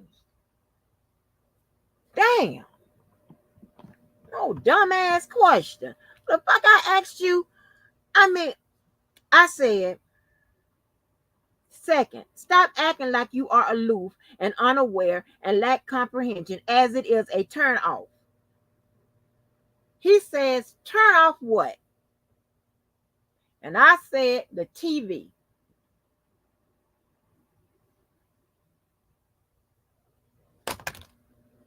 Damn. Dumbass fucking questions. I swear, okay, Robert Kelly, you don't do that, but I swear he be doing some different kind of knowing shit for the fucking fun of it. What about theft by receiving stolen property? I don't know.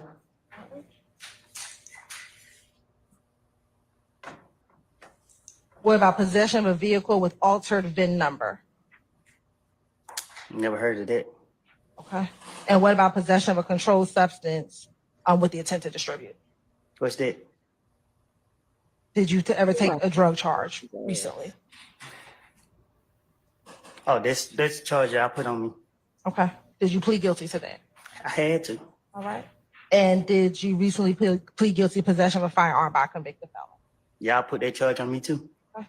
And did you plead guilty to that? I had to. All right.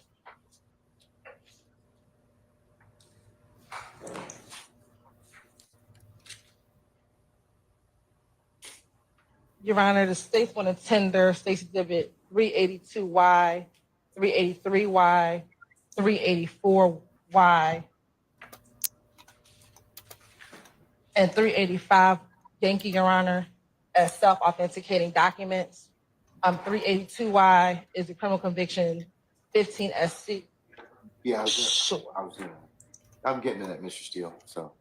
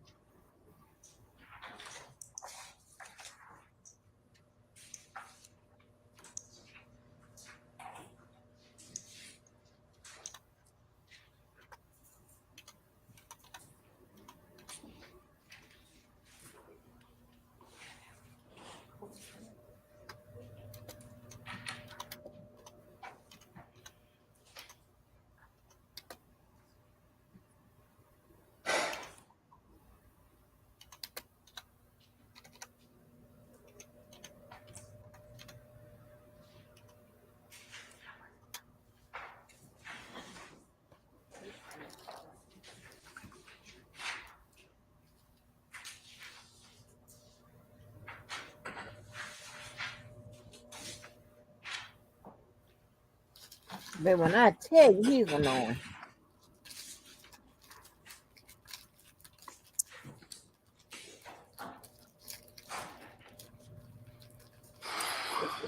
And it's so crazy that this little boy on the stand got the cutest little eyes, cutest little dimples, but ignorant as hell, honey.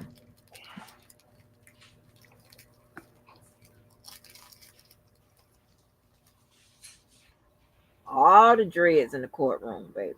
All the plaits.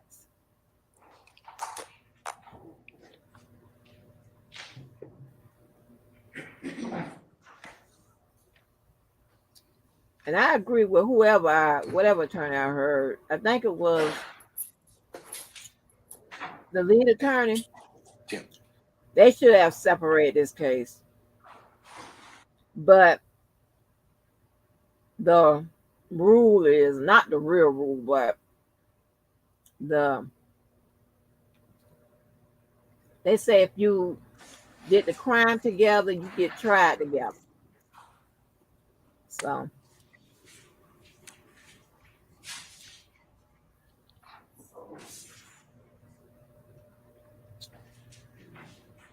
that boy asked me about.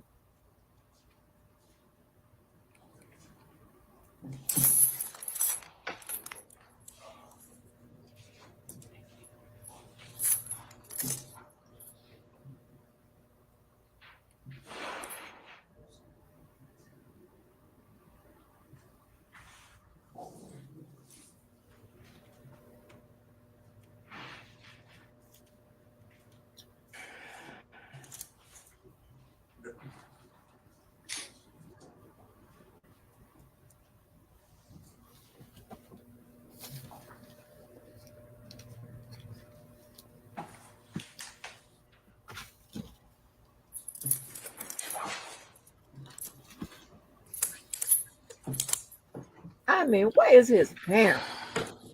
He's so damn ignorant on that stand.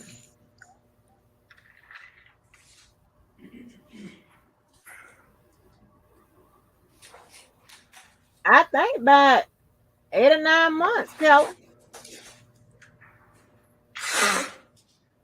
Oh, Glanville.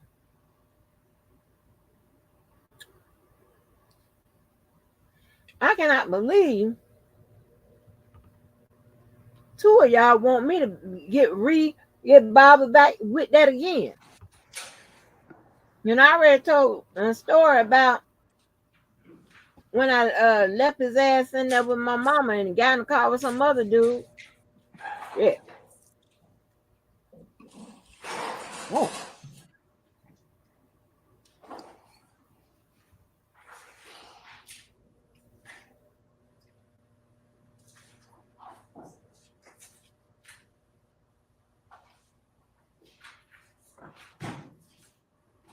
Your Honor, this time, take like 10 or 6 exhibit 382 Yankee, 383 Yankee, 384 Yankee, 385 Yankee, 389 Yankee, 390 Yankee, 391 Yankee, and 392 Yankee.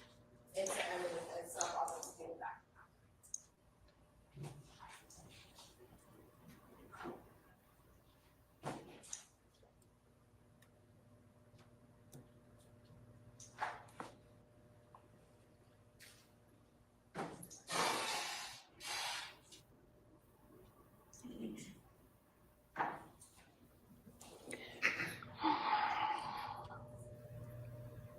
Come on, come on.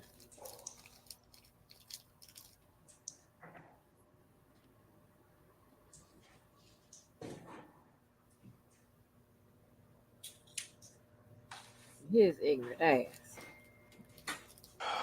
Okay, any objections to states 392 Yankee, 383 Yankee, 384 Yankee, 385 Yankee, 389 Yankee, 390 Yankee, or 391 Yankee? Which one?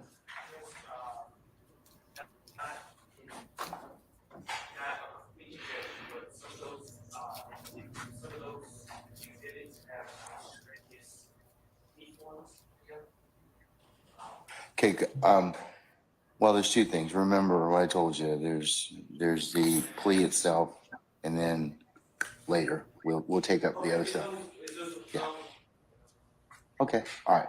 Subject to further ruling, I'll admit 382 Yankee, 383 Yankee, 384 Yankee, 385 Yankee, 389 Yankee, 390 Yankee, and 391 Yankee. They may be published as you see fit. Thank you, Your Honor. And Your Honor, Approach very briefly, please. Yes.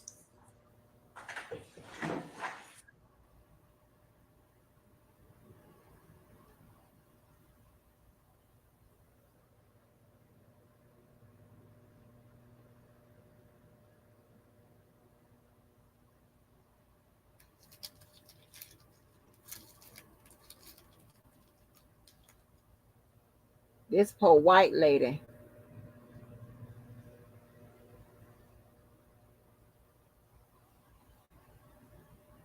What you mean it's sad, Keller? Why you say it's sad?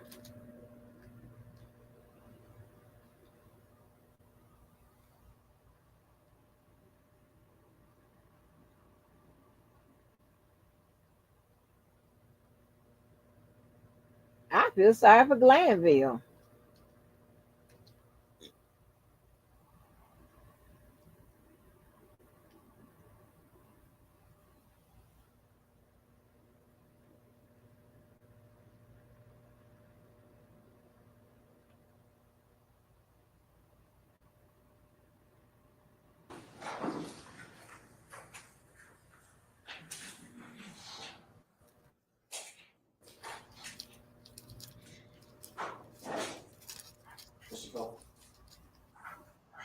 Mr. Copeland, remember we swore you in on Friday? Just want to remind you you're still under oath, okay? Okay. Okay. now, Ms. Copeland, in addition to some of those Charge that we just discussed, did you also have a federal charge in 2015, a federal gun charge that you pled guilty to? I did. Do you recall having a federal gun charge in 2015? You asking me or you telling me? I'm asking you. What you asking me? Did you Oh plead my guilty God. to a federal gun charge in 2015? I think I did. Okay. Did you go to prison for that gun charge? I pled guilty to it. I'm pretty sure y'all sent me to prison. Okay. Do you recall how long you spent in prison?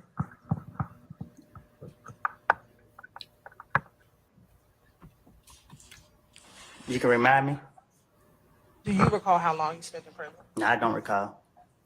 Did you spend at least 5 years in custody? I think that's what they gave me. When did you get out of prison for the federal charges? When they let me go. Do you remember what year that was? One of these years. Was it in 2024? It's this year, ain't it? Right. Nah. Okay. Was it last year in 2023? Oh my God.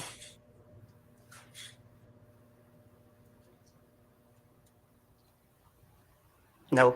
No, he's Was it the playing year before that in slow, like the 2022? fool I just got off the phone with.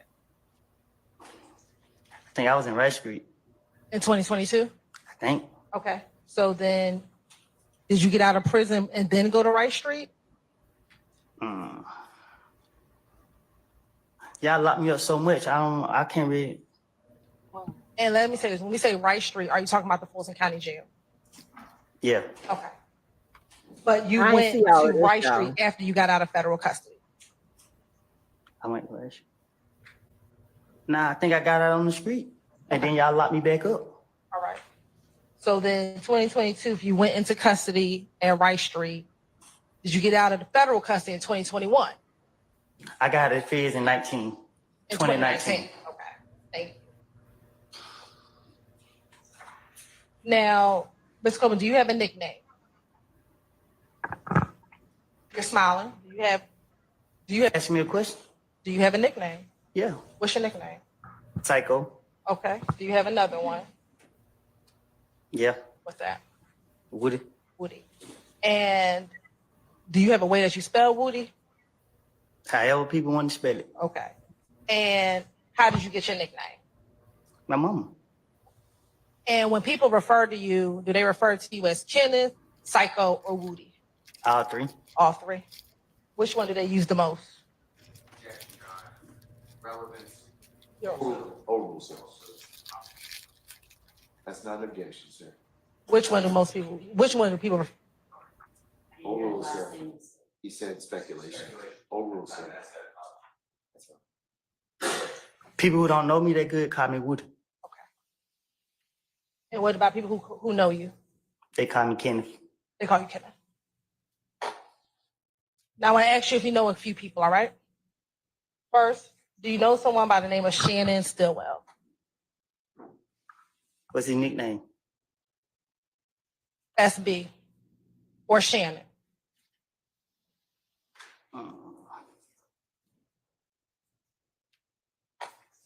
Or Shannon Jackson? Stillwell, Shannon Stillwell or Shannon Jackson, same person? Yeah. Okay. How long have you known Shannon? We went to school together. Do you remember which school? I know one of them. It was one of them. Okay. Was it elementary or middle? Might be elementary or middle, one of them. Okay. And I know I just said his nickname is SB. Is that what you call him? That's what I call who? Shannon. No. Okay. What do you call Shannon? I call him Shannon. And do you see Shannon in the courtroom today? Well, I got a vision problem. Okay. I can't see that far. All right. So if you want to stand up and look around the courtroom and look around the entire courtroom, tell me if you see Shannon in the courtroom today.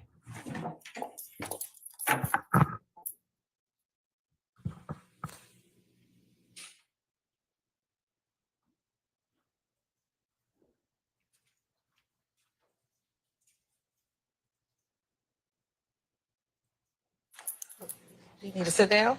Nah, I give him light here. They ain't had nothing to drink. Okay. Do you want some water? You gonna give me a drink? I'll get you some water. I don't drink water. Well, I don't have nothing else for you, but I will put some water up there for you. Who am I looking for? Shannon.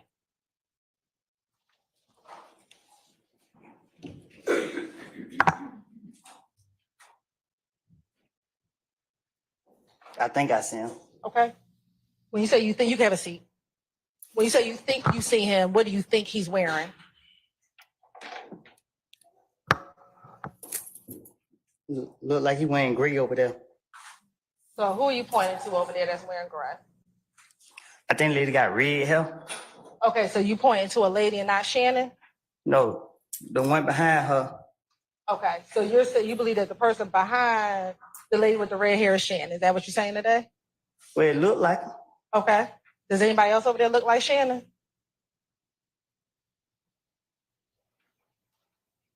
Yeah. Okay, who's the other person who looks like Shannon over there? He's standing behind the bald head dude right there. He's standing or he's sitting?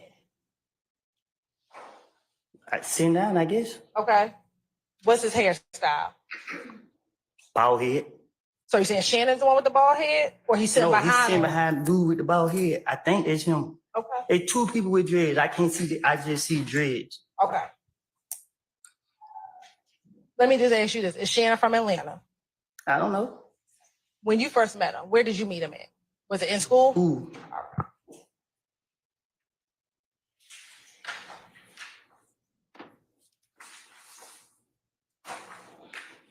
While y'all were in school, did y'all develop a friendship? Nope. Okay. At some point in time, did you ever develop a friendship with Shannon? Yeah. Okay. When was that? I don't know when, but at one point we became cool. Okay. And when you say cool, what do you mean? COOL. I didn't ask you to spell it. I asked you what you mean. Well, we became cool. I don't know what you mean. I don't know. Did you look at him as a brother? Was he an acquaintance? Was he just someone you talked to on occasion? When you define cool, what was your relationship like with him? Oh, just a dude in the street. That's it? Did that develop over time? Say that again. You said he was just a dude in the street. Did that relationship develop over time? where he became more than just a dude on the street? I guess. Okay. And when you say, I guess, what do you mean? What you mean? What do I mean? We became cool. Okay. During the course of your coolness with Shannon, did you meet any of his family members? Say that again. As your coolness of your relationship developed, did you meet any family members of his? No, You never met any of his family members?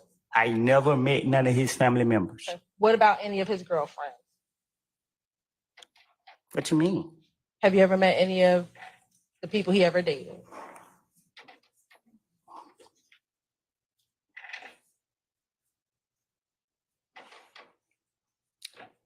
I don't know how he's seen him, but I've seen him with girls. Okay, so you met some of the people that he may or may not have dated. I guess. All right. I can't with this Now, boy. when y'all were cool and you would see him in the streets, how often would you all hang out with each other? What you mean? How often would the Oh two my of you God. spend time with each other?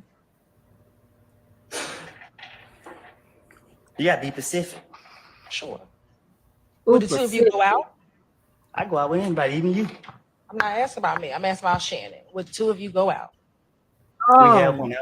Okay. How often have the two of you gone out? I don't know. Is it more than, let's see. You said you met him in middle school. You're 32. So roughly over the course of 20 years, No. no, you have not gone out with him? I met him after me and him went to school, we never hung. I met him in 20 what? I met him in recent years. After we left school, in school we just knew each other. We didn't. Y'all didn't hang out with each other? No. So about how old were you when y'all began hanging out with each other? Most of our, whatever you're trying to say, I was in jail. So. But prior to you going to jail, did you hang out with Shannon? I said yeah to that. Okay. So my question is, if we're in 2024, I want you to think back, your earliest memory outside of school when you would first start hanging out with Shannon. Thinking back, all I remember is being in jail most of the time.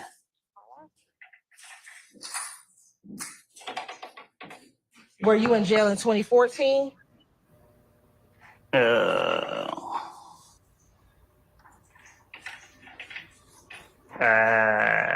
I've been in and out. Okay. What about jail in 2013? Yes. Okay. Were you friends with Shannon when you were in jail in 2013? I knew him. Okay. You knew him. Are you saying you didn't hang out with him, or you just knew who he was? Yeah, I knew who he was. I think I took a few pictures with him back then, but I don't recall. No, I'm lying. I knew him before 13. You knew him before 13. Okay. About when? I think I met him. I don't know if it was 2010, something like that. I don't know. Okay. So at least at this point, about roughly 14 years. You know. But I've been in jail most of that time, so. Did you all speak while you were in jail? What kind of shit is this? A few times. So your friendship didn't stop just because you went to jail? What you mean? Did your friendship stop just because you went to jail? Or who determined when a friendship start and stop? I guess you would. I will. Yeah. So did your friendship stop, or your coolness? Because you said coolness. Did your coolness stop with him when you went to jail? Well, in jail, out of sight, out of mind. One day I probably called or something. I don't. Okay. You have permission to approach?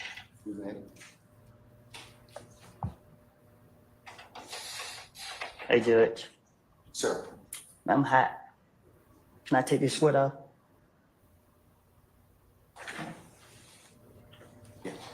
We have to go into recess for school. We'll do it right there. You want to recess? Huh? Can we just we're going to recess, ladies and gentlemen, maybe about 5 minutes, okay? All right. All rise. Baby. This type of shit in here. I'm put on me. Listen.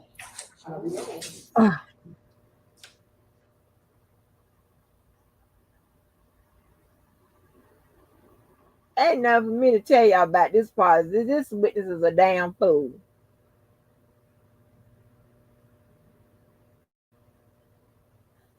Get you. Take it off, okay? All right, ladies and gentlemen, please be seated. We're just going to recess in place.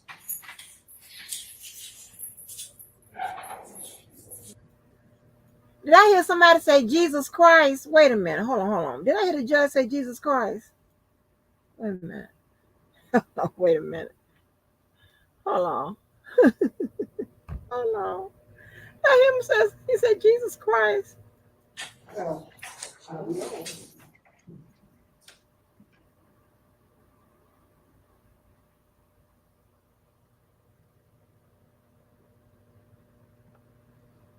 Hold on.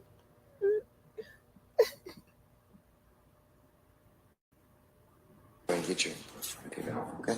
All right, ladies and gentlemen, please be seated. We're just going to recess in place.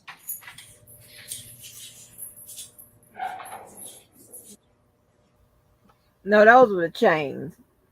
I thought I heard him say Jesus Christ. Oh my gosh. Let me fast forward it.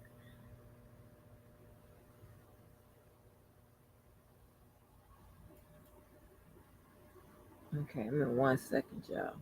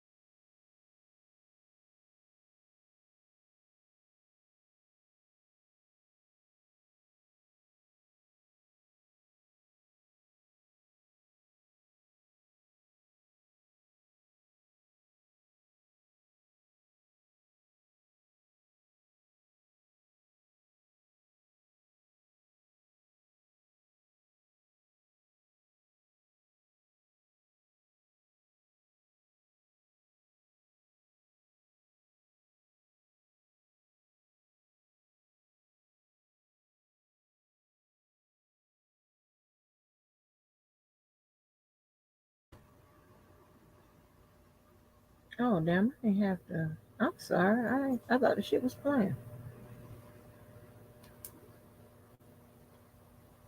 He think the shit is cute. Let me see if it's off. Yeah. My bad, y'all.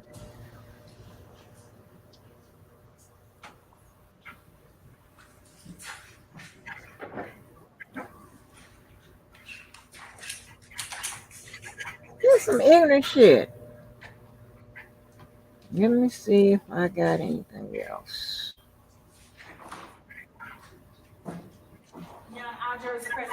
All right, thank you, Lieutenant Walker. Ladies and gentlemen, please be seated. Ladies and gentlemen, jury, we've had to take up some ancillary business, and it's the lunchtime hour at this point in time. So what I was going to recommend we do is break until 1:35. Come back at that point in time, and then we'll continue the afternoon. All right. All right. Okay. So we're in recess until 1:35. All right. All rise.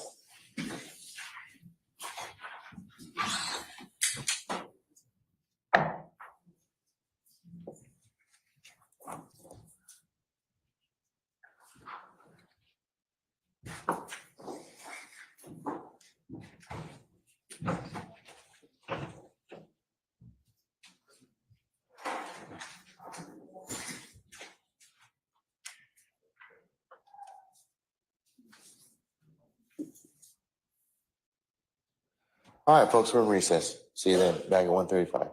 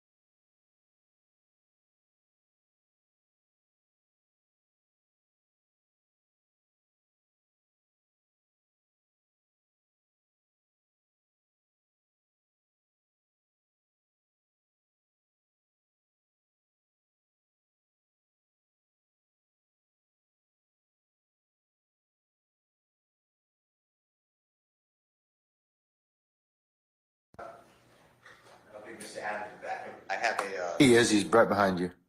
sorry, I have a motion that I need to make outside the presence of Mr. Cope. All right, you can make it right now. Is he out?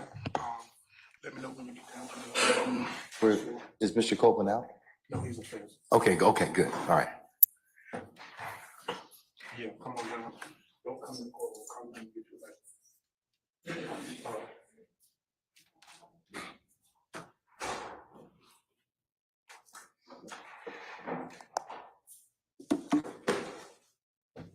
Thank you. Go ahead. The way I understand my constitutional obligations pursuant to the 6th and 14th Amendments of the United States Constitution, the corresponding sections of the Georgia Constitution, I'm required to make a full and complete statement to the court. For the record, and if God forbid this goes up on appeal for the appellate courts or another tribunal, commission, or administrative body, I was told based upon information and belief that when we arrived at 8:30, 9 o'clock today, we did not come into your courtroom until almost 11:30.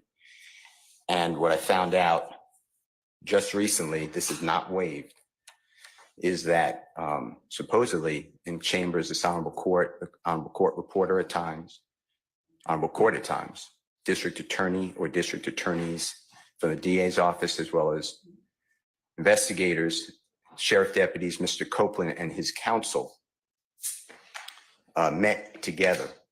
None of the defense team, to my knowledge, was aware that this was going on.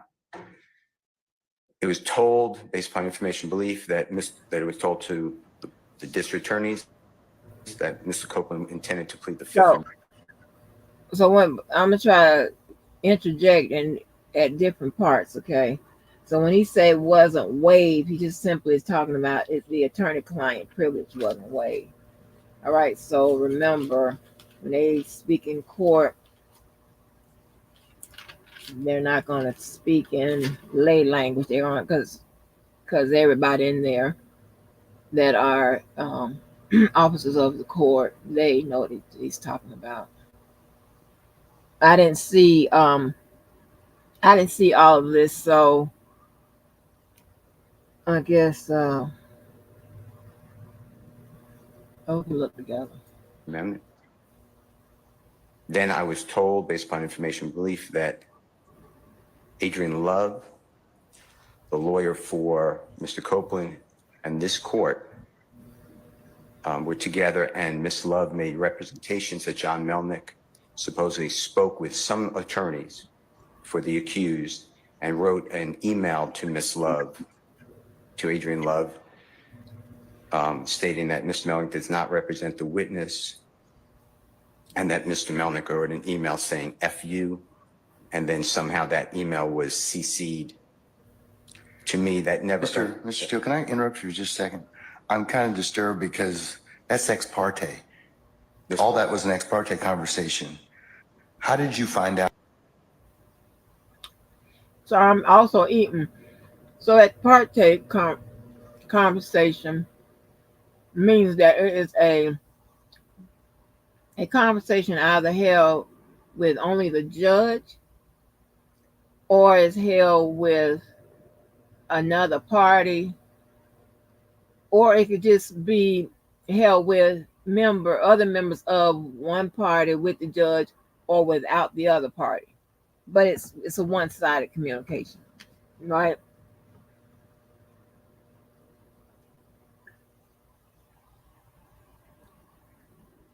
And a judge is allowed to have have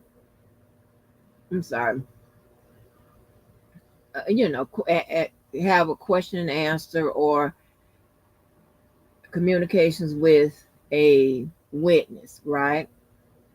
Now, they're allowed to do that only in certain circumstances, right? Okay, they have to have a good reason to do so. It's not prohibited, but the bar, and you got to understand, all types of bar associations govern members of the court. That's including the judge, right? So he has to have a good faith reason. It got to be like an emergency reason. It got to be some type of exceptional reason or something like that for them to talk to a witness, a party, without the other party being present, which means ex parte. If you do so without, and it's really best for him to get permission from a governing board first, from another judge first, before he do so. That way, one, you are having a consultation with your peer. Two, you're ensuring that yes, the other party, the other judge, or has checked and said, yeah, it seems like it wouldn't be an issue for you to have this ex parte communication. A judge should stay away from it because of what? Ethical reasons, to prevent any illegalities and so on and so forth. Okay. So you try to steer away from it because he's supposed to be the representation of neutrality, right? Being unbiased, being ethical, being the referee, being, impartial, that type of shit. So Out about any of that. Well, I'm disturbed too. And the reason Well, I'm asking you a question. And I'm How gonna did you answer find your out question. about it? I'm going to answer you the question. Okay. Scuttle, if you look at SCUDDER versus state, which is 298 Georgia, 438, it's Division 2, 782 Southeast 2D 638, 2016. Our highest court says when a court meets, because Mr. Copeland comes in, meets with the court supposedly made statements, which I assume is somehow what accurate based upon what you just said. We're entitled, Mr. Williams and every other person wrongly charged here is entitled under the Georgia Constitution to be present. That's a critical stage. It's just like when you meet with me and you and Mr. Adams meet with me and others have met with me. It's those ex parte for a lot of different other reasons, but I will certainly note that for purposes of record. Well, I'm going forward. What I was told was that Mr. Copeland said, and you haven't answered my question yet. I'm not going to answer that question. You're not? No, I will not answer that question. Why will you not answer that question? Because I want to make sure that what I say is accurate, and I'm not trying to get anybody else. I'm asking you, how did you get this information? I'm not telling the court. What I'm saying is based upon information. Okay, well, listen, if you don't tell me how you got this information, then you and I are going to have some problems. We can have this. I have problems right now. Okay, I know. Look, I don't want to know about your problems. Okay, at this point in time, all I'm asking you at this point in time is, how did you come upon this information?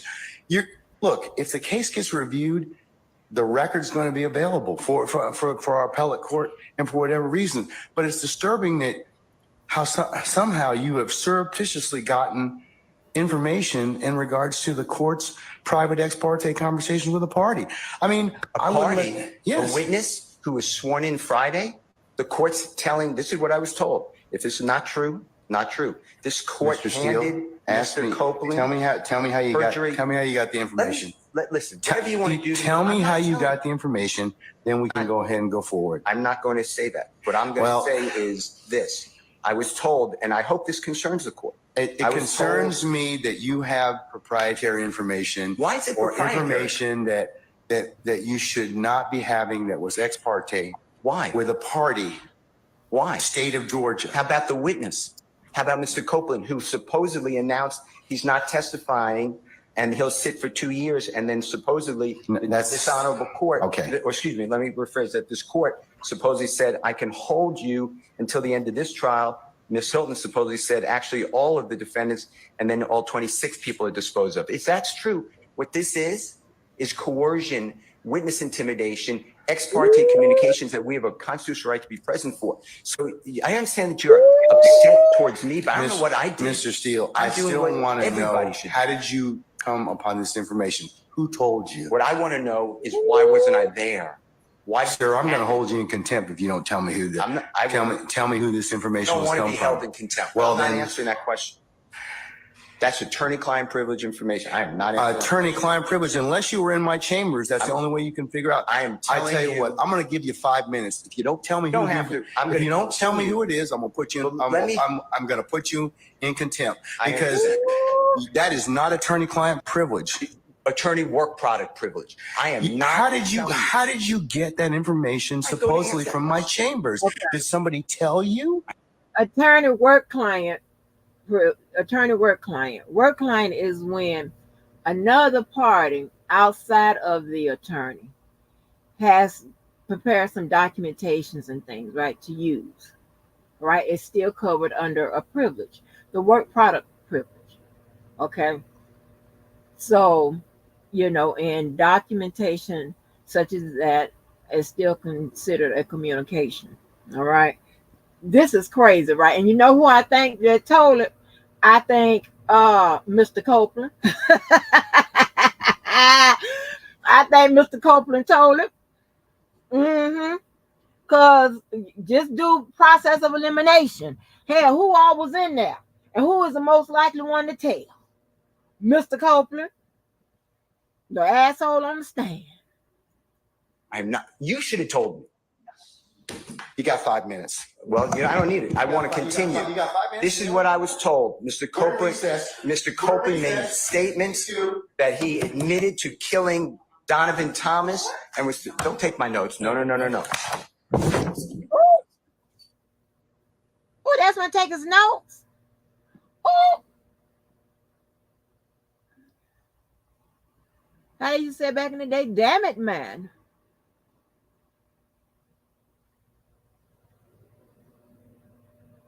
I gotta show you how I keep my neck right. I'm gonna post how I thought I posted how I keep my neck right. Mr. Steele, before I recessed, I asked you, how did you get this information? And it is not covered by work product. There's only one way you could have gotten it. So I'm going to ask you again. And I respect that. And it gives me no joy. But as you know, Georgia Rule of Professional Conduct, please check me. Rule 1.6, comment 5 reads, and this is what I have. 1.6.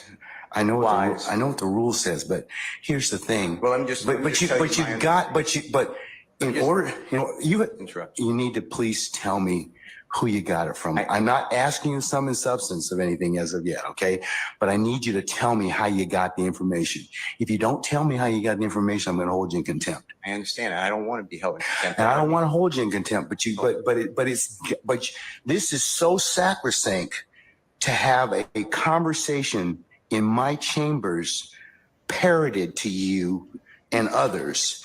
It is that serious. Yeah. And that's why I raised it. It is that serious that we should have been there. You know what's that? Sir, that's a whole separate issue. And that's why ex parte conversations.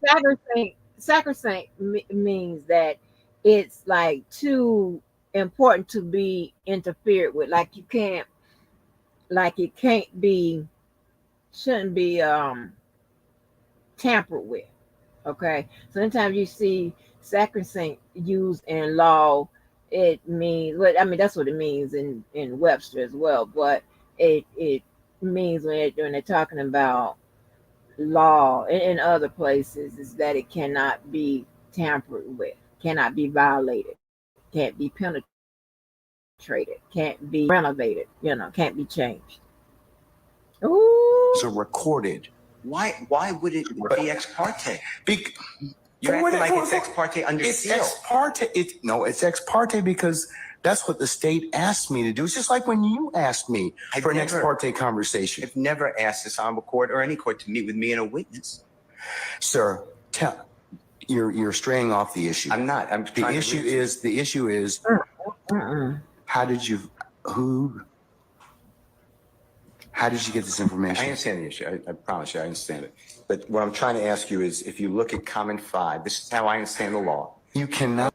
Well, but more importantly, Judge Glanville, did y'all say that? Did the man? So here's the thing, right? So instantly, when I saw this witness on the first day that I seen him, 2 or 3 days ago, and I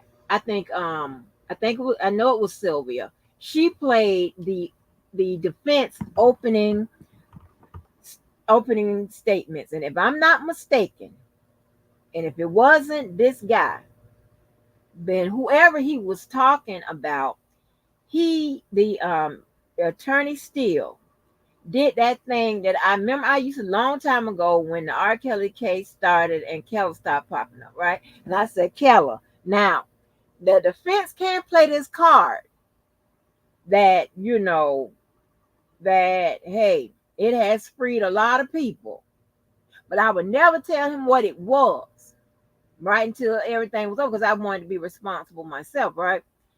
But I said, they can play this little, this little game, right? Do this thing, right? And what it is a line of defense, right?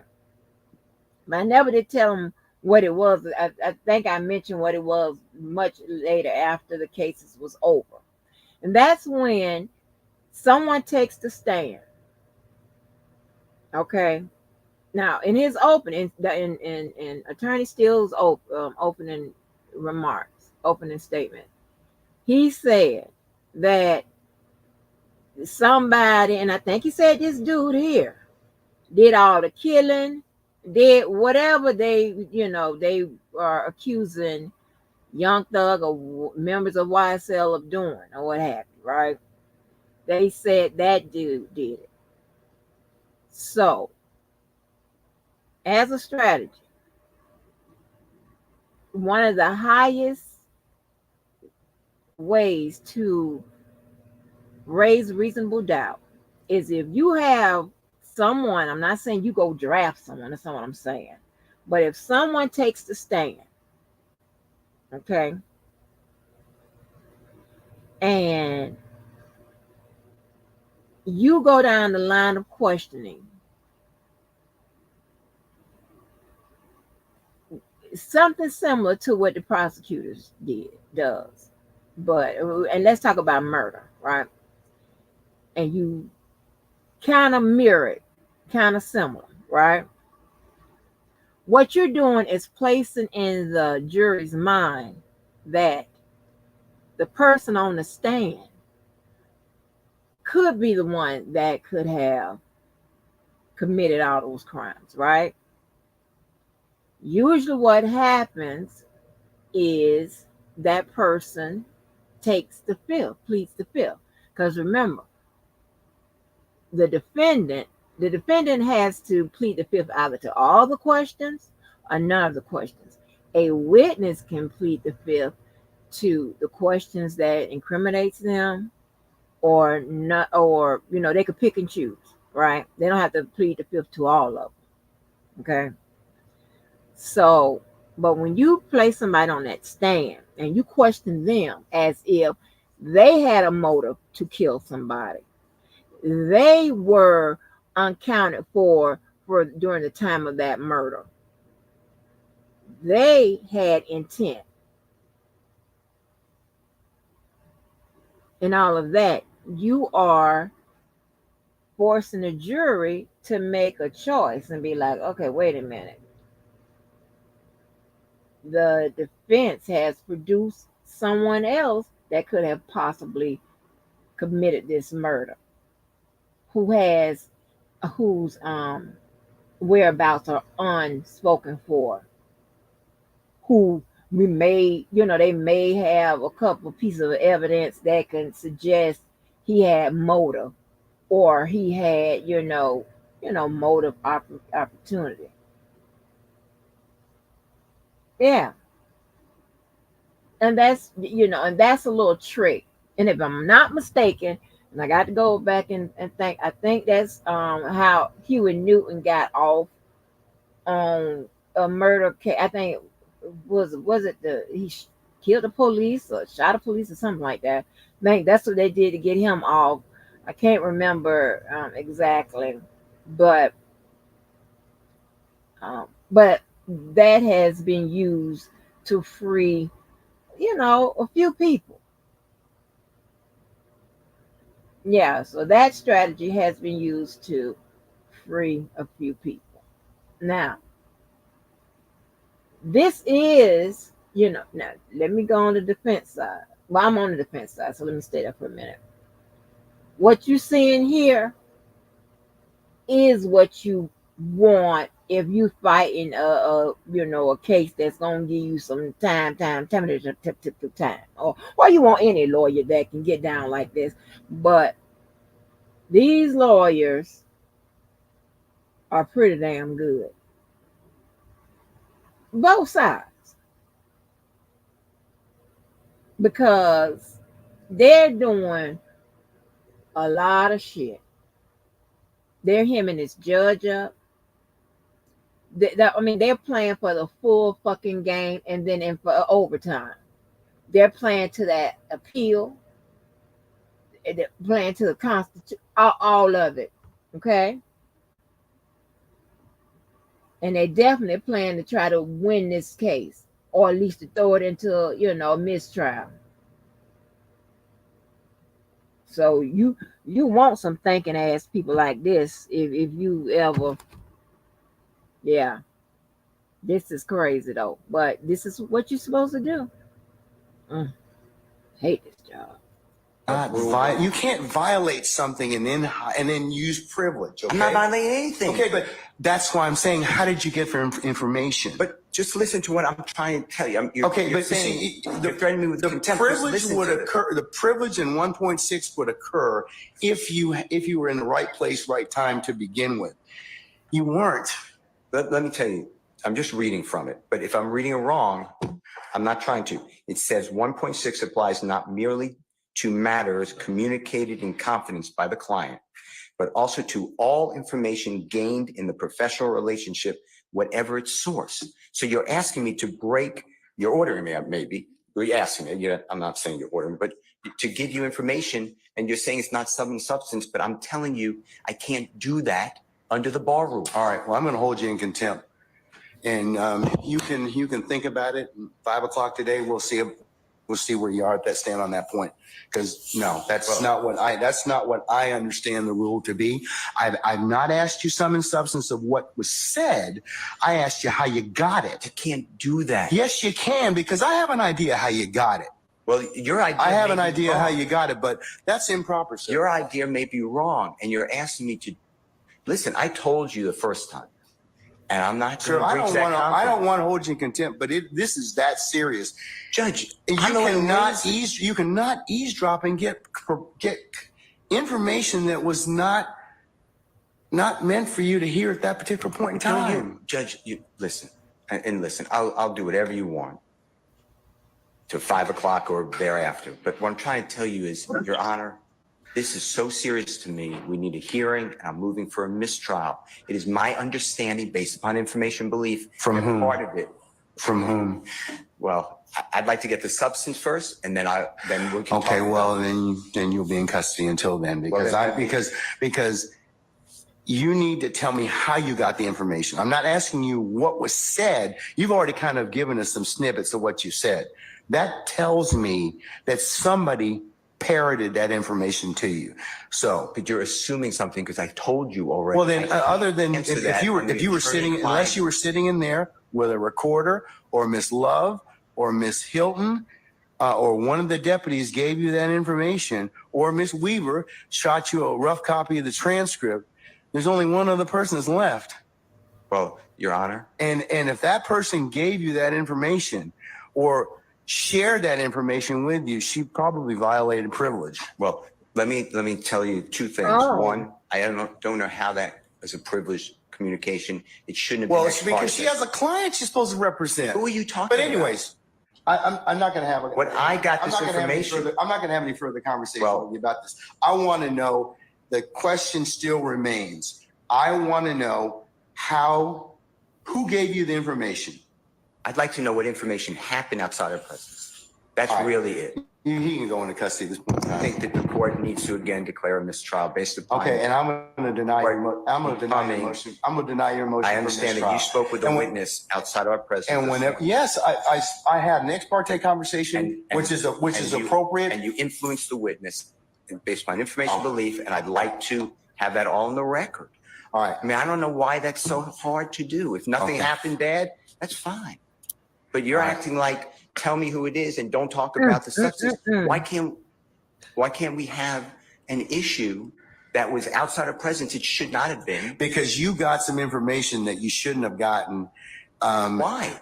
Well, that's for another day. But why? Okay, why that's for another day. In the first place, I didn't know about this stuff. That's for another day. So I raised it as soon as we found out about it. Well, I gave you the case I'm relying on. I assume you read it. If you didn't read it, you should read it. It's a material part, a critical part of the case. When a judge speaks with a witness outside the presence of the accused, the court has said it's right there in Division 2. That is a material or critical part of the case, and it's an automatic reversal. Mr. Steele. But you're acting like it's Mr. Steele, that is not that is not the case when somebody discloses information in a ex parte conversation that one of the parties lawfully asked me to hold. You're not supposed to have communication with a witness who's been sworn. You know that I'm not telling you. I'm just saying, if you read the case, I'm assuming you read it. That's what it says. And you did it supposedly. Does the state wish to be heard? You said it supposedly. Yes, Your Honor. And what I'm trying to get to is why did that happen outside of presence? And I need to have I'm respectfully requesting the transcript that you mentioned to be given to us so we could really understand it. And then anything that was not on the transcript, if anything, that we understand what happened outside our presence. Okay. And now you have put it where somehow I have to reveal, and I told you the first time, I'd be breaching 1.6. And I know you're assuming something. I don't think you're breaching 1.6. You can't hide behind 1.6. I'm not hiding behind anything. You can't hide behind, yeah, but the thing is, I think you got this information. Somebody disclosed it to you, and that's the only way you could have gotten it. What I got. Because unless you're sitting there, you're eavesdropping. So you can't use something ordinarily that you had no business getting to begin with, and then stand on, well, hey, we didn't give you the information, or the party didn't give you the information. So, Your Honor, but that's the issue, isn't it? well, Why aren't we? that leads to be told. But right now, we don't know Mr. Steele, why we were excluded from that. Mr. Steele, and I want that information because Just Mr. stop. Williams' constitutional right on the Just stop. Georgia Constitution. Just stop at this point in time, because Article 1, Section you've already said that. You've already said Georgia that. Constitution, and we have the right to be present. All right, Mr. And we're not waiving anything. Yes, madam, Ms. Love.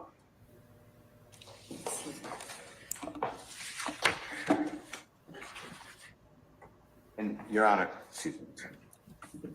And I know I said this previously. Yes, sir. But we are not accepting any proffer from Ms. Love. Okay, excuse me.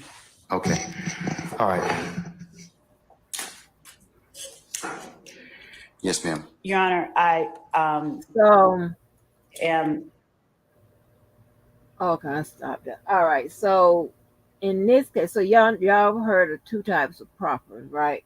You got the proffer where you, or it's like a proffer when it comes to evidence, right? Meaning that you go to the court, meaning you get up in court, you present to the judge what the evidence would show.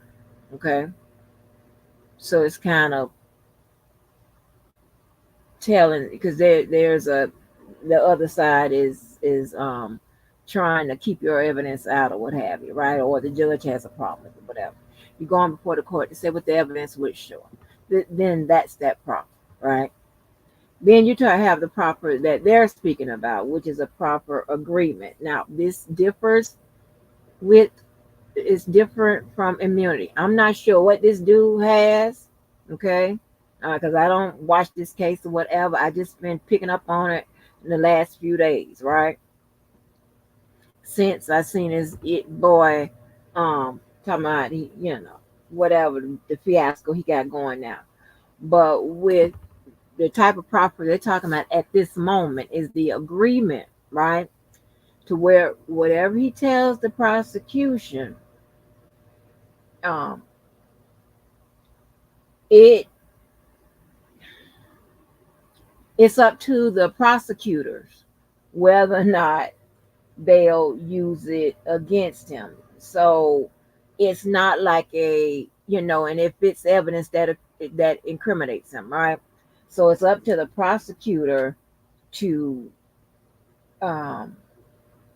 decide whether or not they'll use it against him. So it has a limitation to it. It's not like full as one would have, immunity, right? And you just listen to the word immunity and you know what that means, okay? So, yeah, this is weird. And so you kind of see why the dude on the stand, what's his name, Woody or whatever, doesn't have that big of a motivation to cooperate if he doesn't have immunity. That's number one. So he's telling him, and so what's his name? Attorney Steele is telling him straight up that he's not accepting anything, any type of proper agreement. All right. So at different times, you have to know which proffer they're talking about. At this moment, they're talking about proffer agreements. But the other proffer that you will hear during a trial is when they're trying to proffer evidence. Okay.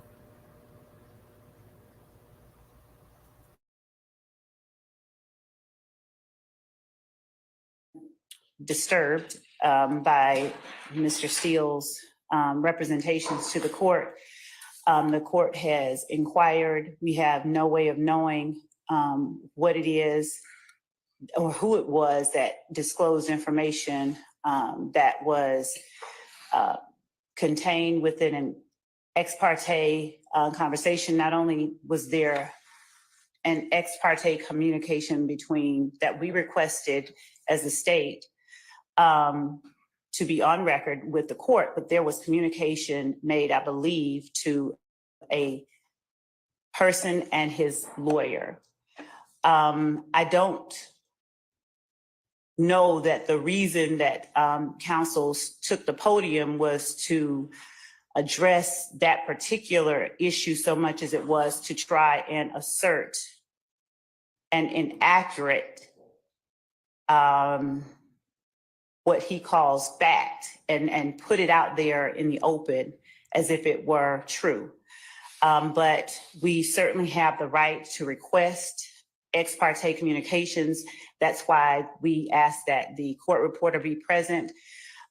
This is a matter that the defendants did not have a right to be a part of, as this was a matter regarding a civil contempt that the court imposed upon a person for not obeying the court's directive. The state read the case that Mr. Steele cited. It does not stand for the proposition he asserts that it does. And regarding further legal support for our position, we would provide that to the court, but we are more concerned that information that is disclosed in an ex parte setting gets relayed to the parties who are not privy to that. The whole purpose of the ex parte request was so that that did not happen. And we expressed on the record our concerns and our reasons for concern regarding that. We believe that without more information about how that information got relayed to the defendants, we cannot make the kind of assertion I'd be inclined to make. So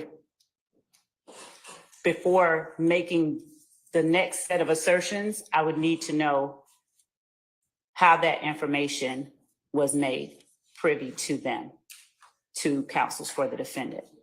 We did not act inappropriately or outside of the rules of professional responsibility. And if need be, we will reach out to the state bar ourselves and ask what the appropriate remedy is for everything that has happened over the last 2 days, well, the last 2 work days, because we are extremely concerned. We have observed a number of actions on the parts of a number of people that I am not comfortable stating publicly at this time, but that would appear to call for being addressed in some other way. So as to Mr. Steele's request, I guess it was for a mistrial. I'm not even certain what all that was. I think it was probably more to make inaccurate assertions on the record public to whomever was within listening shot of his voice. And we would ask that the court strike everything that he said from the time he stood up and started talking after the court asked him where it was that he obtained the information that was made privy in counsel for this court. All right.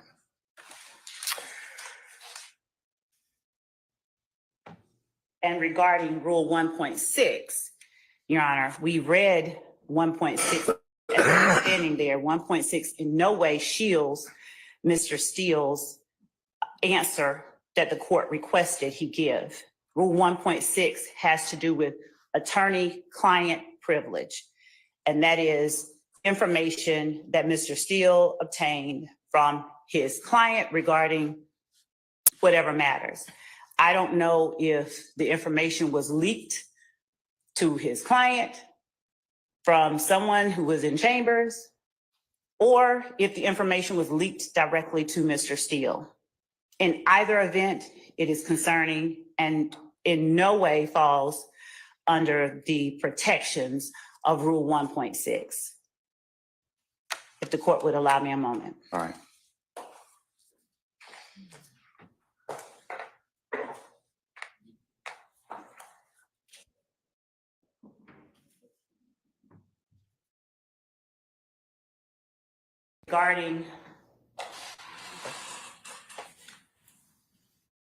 Regarding further appropriate remedies, Your Honor, we would ask the court for an opportunity to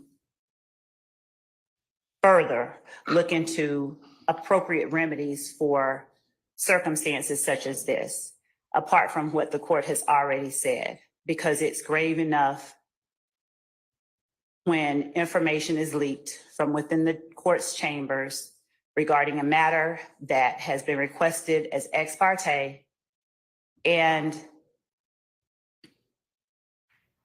we would ask for the opportunity to present to the court additional appropriate remedies that we believe are available. All right.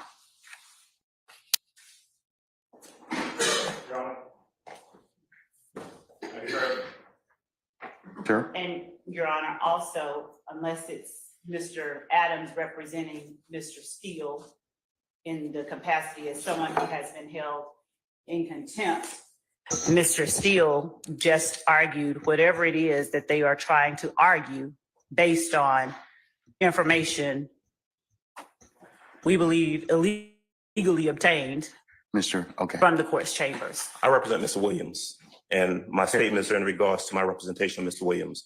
All right. He has two attorneys. Okay, yeah, he does, but The court now having found Mr. Steele in contempt, if the court continues in that position, that leaves Mr. Williams represented, at least at this juncture, by myself. That puts me in a position of making sure the court is aware that I'm in receipt of the same information that Mr. Steele received. I'm of the same opinion that the court is engaged in behavior that I believe compromises and corrupts the continuation of this trial. I do believe that we are entitled to and should receive a copy of the transcript so that a full investigation can be made as to what we believe has occurred here. And so I take the same position as Mr. Steele. I am asking for a mistrial, as he did previously, and I'm telling the court that I do not believe that we can proceed at this point based upon the information that we've received. all right. So, And frankly, I don't believe the state has any say in that. My statements are. So remember when I told y'all a long time ago that an attorney, when they get a case from start to finish, they're always looking for an avenue to have a case dismissed. Okay? So when something like this comes up, you explore and exploit every legal avenue afforded to you that you believe that you can. All right. Now,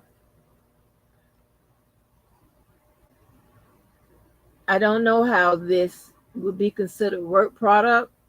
What happened in chambers, I don't know how this is considered work product, unless they're saying because it is a third party that disclosed the information.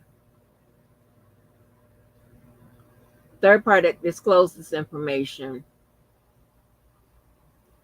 in preparation for the trial, unless they're saying that, then I guess they can have an argument that it is work product.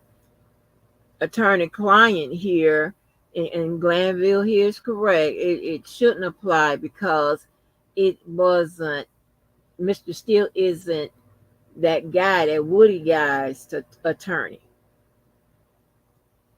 And unless, like Ms. Love said, unless somebody leaked it to Thug and Thug told his attorney, and that's one way attorney-client. Well, hold on. Okay, if Thug told his attorney about it, that would prevent, if the information has something to do with the case that's going on now, which what is called the instant case, has something to do with the instant case that's going on now, then that would be attorney-client, and still does not have to reveal the communication.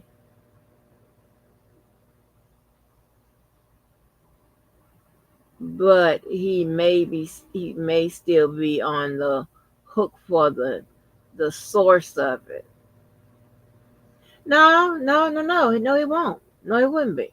No, he wouldn't be.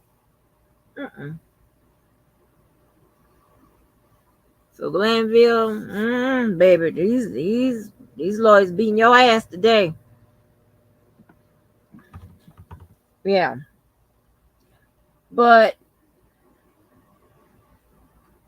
well, I guess Steele didn't want to lie because Steele could have turned it into that attorney-client privilege if people had said, yeah, it was given to Thug, but then you got to prove, like, okay, how does Thug get it, the information, all that, whatever. It could be a hearing or investigation into how the transference of that information went from his chambers to Thug, and then Thug to his attorney and all of that. So, yeah, this is interesting.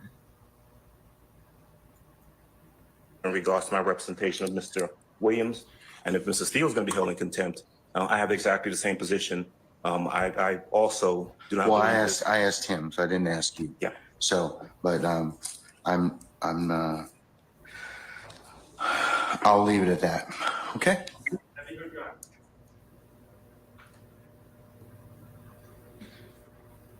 What is it, Mr. Sharp? Thank you, Your Honor. As you know, I represent Shannon Stillwell. On behalf of Shannon Stillwell, I am going to be moving for a mistrial, first and foremost. I just want to clear up a few things that have been said. Today, we were instructed to come 8:30 for a 9 o'clock start. I would not be honest with the court if I said I was here at 8:30, but I was probably here at about 8:40. We did not start till approximately, I'm estimating 11 o'clock. Clearly, we figured something was going on. We were given no information about any meeting, who was meeting, what the meeting was about, or whether the meeting was ex parte or not ex parte, who requested the meeting, who was in the meeting. We were completely in the dark. And quite frankly, we kind of remain in the dark. I am not a false accuser, okay? I do not just willy-nilly accuse people of things. So I'm not going to throw out spurious allegations like the ones that have been thrown at me over the past couple days that are absurd. But I will say, Your Honor, what I do know is, just based on what we've heard over the last 20 minutes, it appears there was a meeting that I knew nothing about that involved Your Honor, the district attorneys, and a witness who had been sworn in. My client was not given an opportunity to be present at this critical stage. This was a critical stage in this trial. That error is a foundational structural error in this case, and it is the cause for an immediate mistrial. Additionally, Your Honor, I believe that this meeting, again, I'm going to ask for the transcript and I'm going to ask for the recordings as well, should they exist. But I believe that this may have also, this meeting with a witness without us present may have made the district attorneys and or Your Honor a witness to this in this case, a material witness in this case. And finally, Your Honor, I'm going to ask for as soon as possible, I'm going to ask that these proceedings be halted until we can obtain an accurate final transcript for what occurred where none of the defendants or defense counsel were present for, and also the recordings of that meeting so we can see where we are. Again, I'm not going to sit up here and make false accusations or spurious allegations, but I do think we need to figure out what happened. We need to be in the know and not in the dark about what happened when a meeting occurs with a witness that has been sworn in and we're not invited to the party. So those are my requests, Your Honor.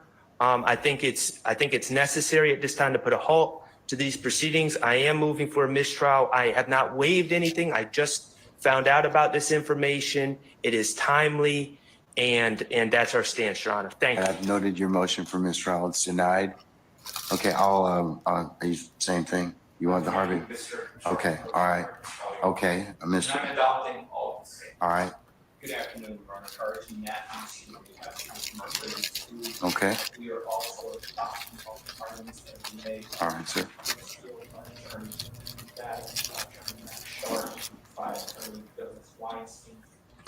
We also are under here, and when the court did come out, we are not going to that was bad, that was on the record, just in the point of just letting the parties know that there had been this particular meeting. I had my suspicions that that was likely what was going on, but I could not reduce that to a fact of when the court came out, the court we believe that based upon, again, ex parte, we don't have to know the substance all the time. Just the fact that there was that meeting, Your Honor, would have at least put us on some notice if there was something that was going on. Even before I thought that would have been an appropriate move, but nonetheless, Your Honor, I'm asking the court for this trial. I believe it's appropriate under these facts and circumstances. All right, motion for mistrial denied. Ms. T. Williams? All right, thank you, madam. Motion's denied. Mr. Garner?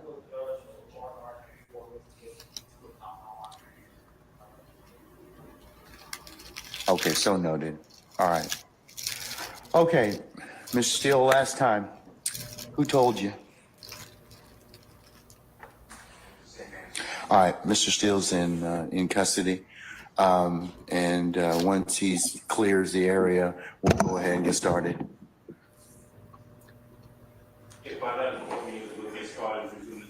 Yeah, we're going to continue. I'm not caught nothing. I'm not going to participate in the trial without the Steele. You don't have that luxury at this point in time, sir. You don't. You don't.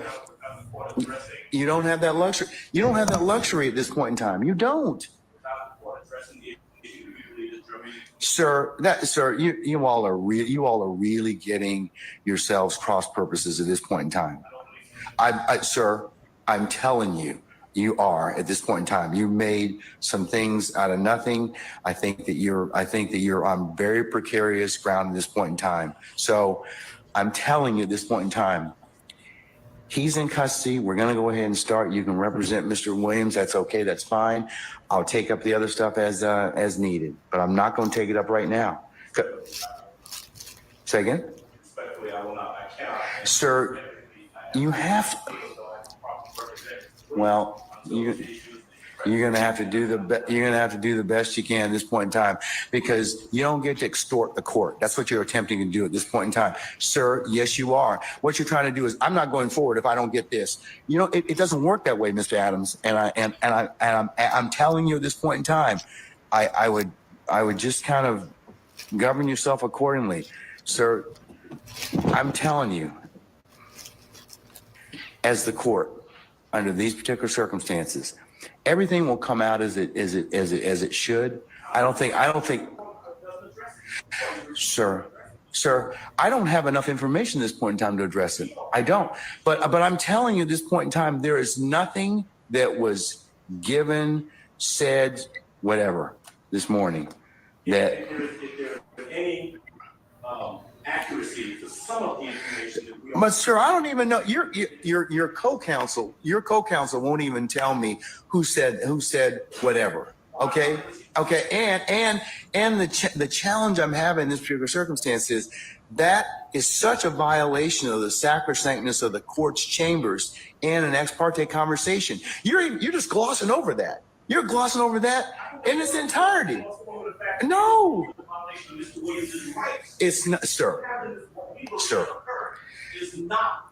that's not what happened. That's not what happened. That's not what happened.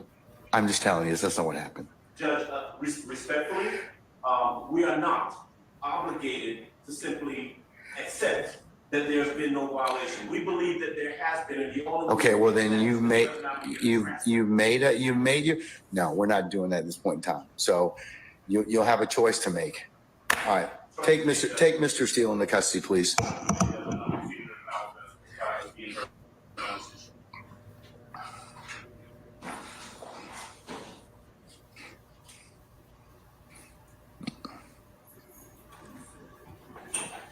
Oh man.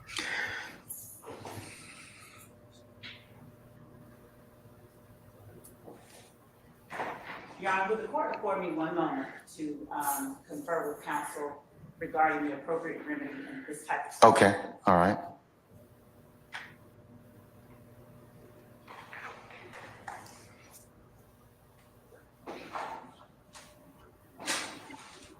Mr. Steele gonna get a whole. Yes, sir, you certainly may. He gonna get a whole bunch of business Williams after this. does not wish to go forward without me being here. You are removing me against his will, my will. You're taking away his right to counsel. And you're conducting material parts of this trial without me present, and I can't learn about it by watching online. So for that reason, additionally, I asked for a mistrial. And I assume you deny, but I'd like you to deny our motions for mistrial. You denied the other people. I denied your motion, but I'll certainly take that under advisement, sir. And all of these are what? Constitutional violations if successful at the We're going to be in recess level for the next 5 minutes. if they are found guilty. All of this shit because that ignorant ass boy on that stand, child. So they're getting all of those denials of those objections on the record. And you, as you notice, they are constitutional violations, right? Right to counsel. Attorney-client. What else? What else? Yeah.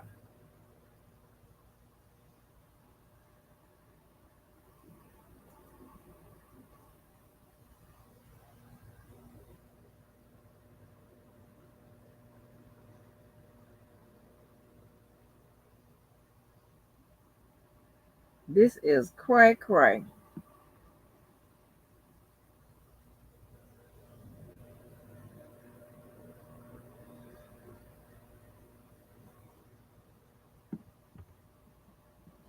I'm still gonna get to Debo is suing y'all asses. Oh shit.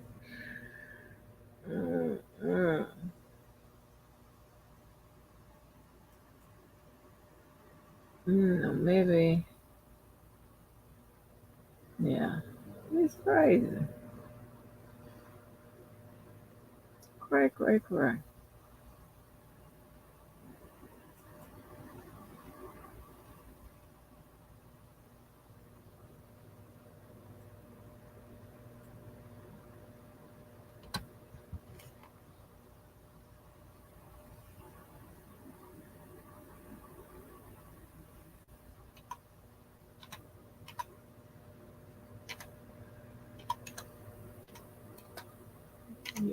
I got the paperwork, dog.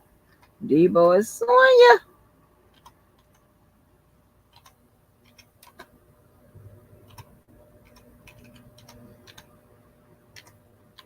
I got to stop dealing with y'all, honey. It's too much. Oh, oh, oh, oh, baby. Oh. The fuck out of here.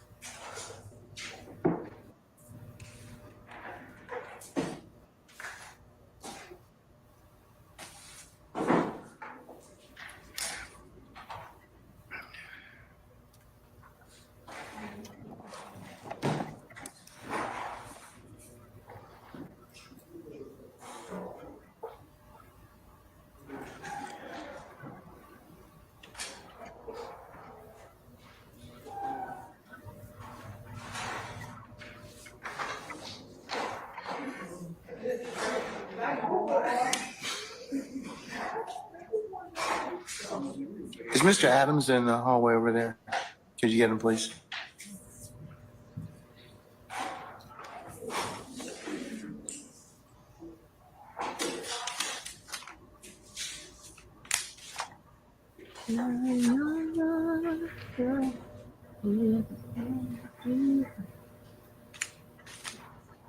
I like old Judge Glanville. He look like he cut that little that Puerto Rican.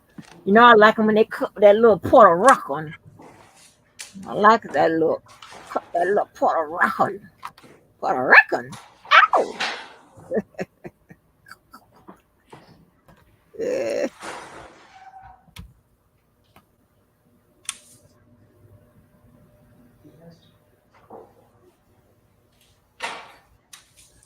Who's that? He's refusing to come in. Is he refusing to come in?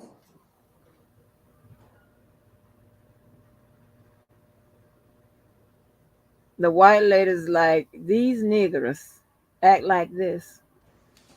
Lord have mercy. We, Tell Mr. Adams to start to put some stuff on the record.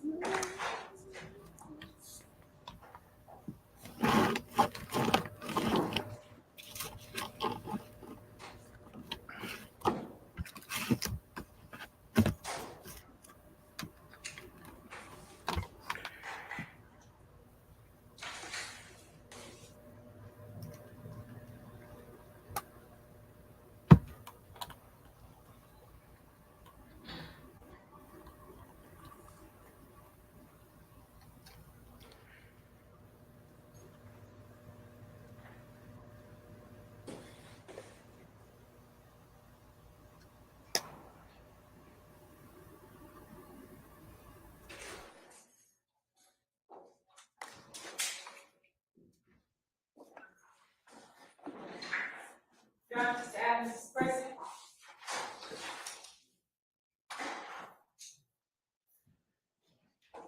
Just hang tight, sir.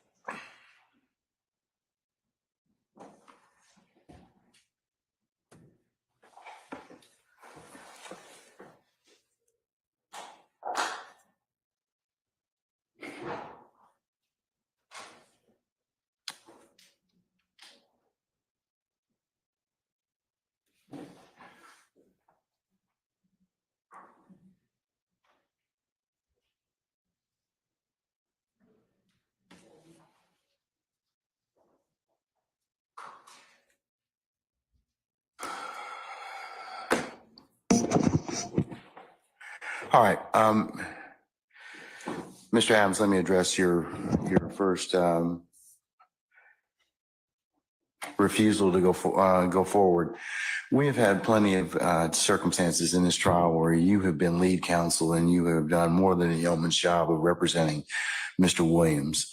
And I don't doubt that that won't continue.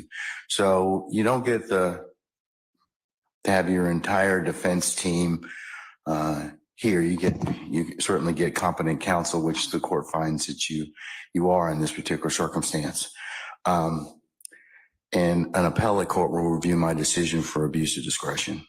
So I'm going to direct that you continue to represent Mr. Williams. You can consult with Mr. Steele.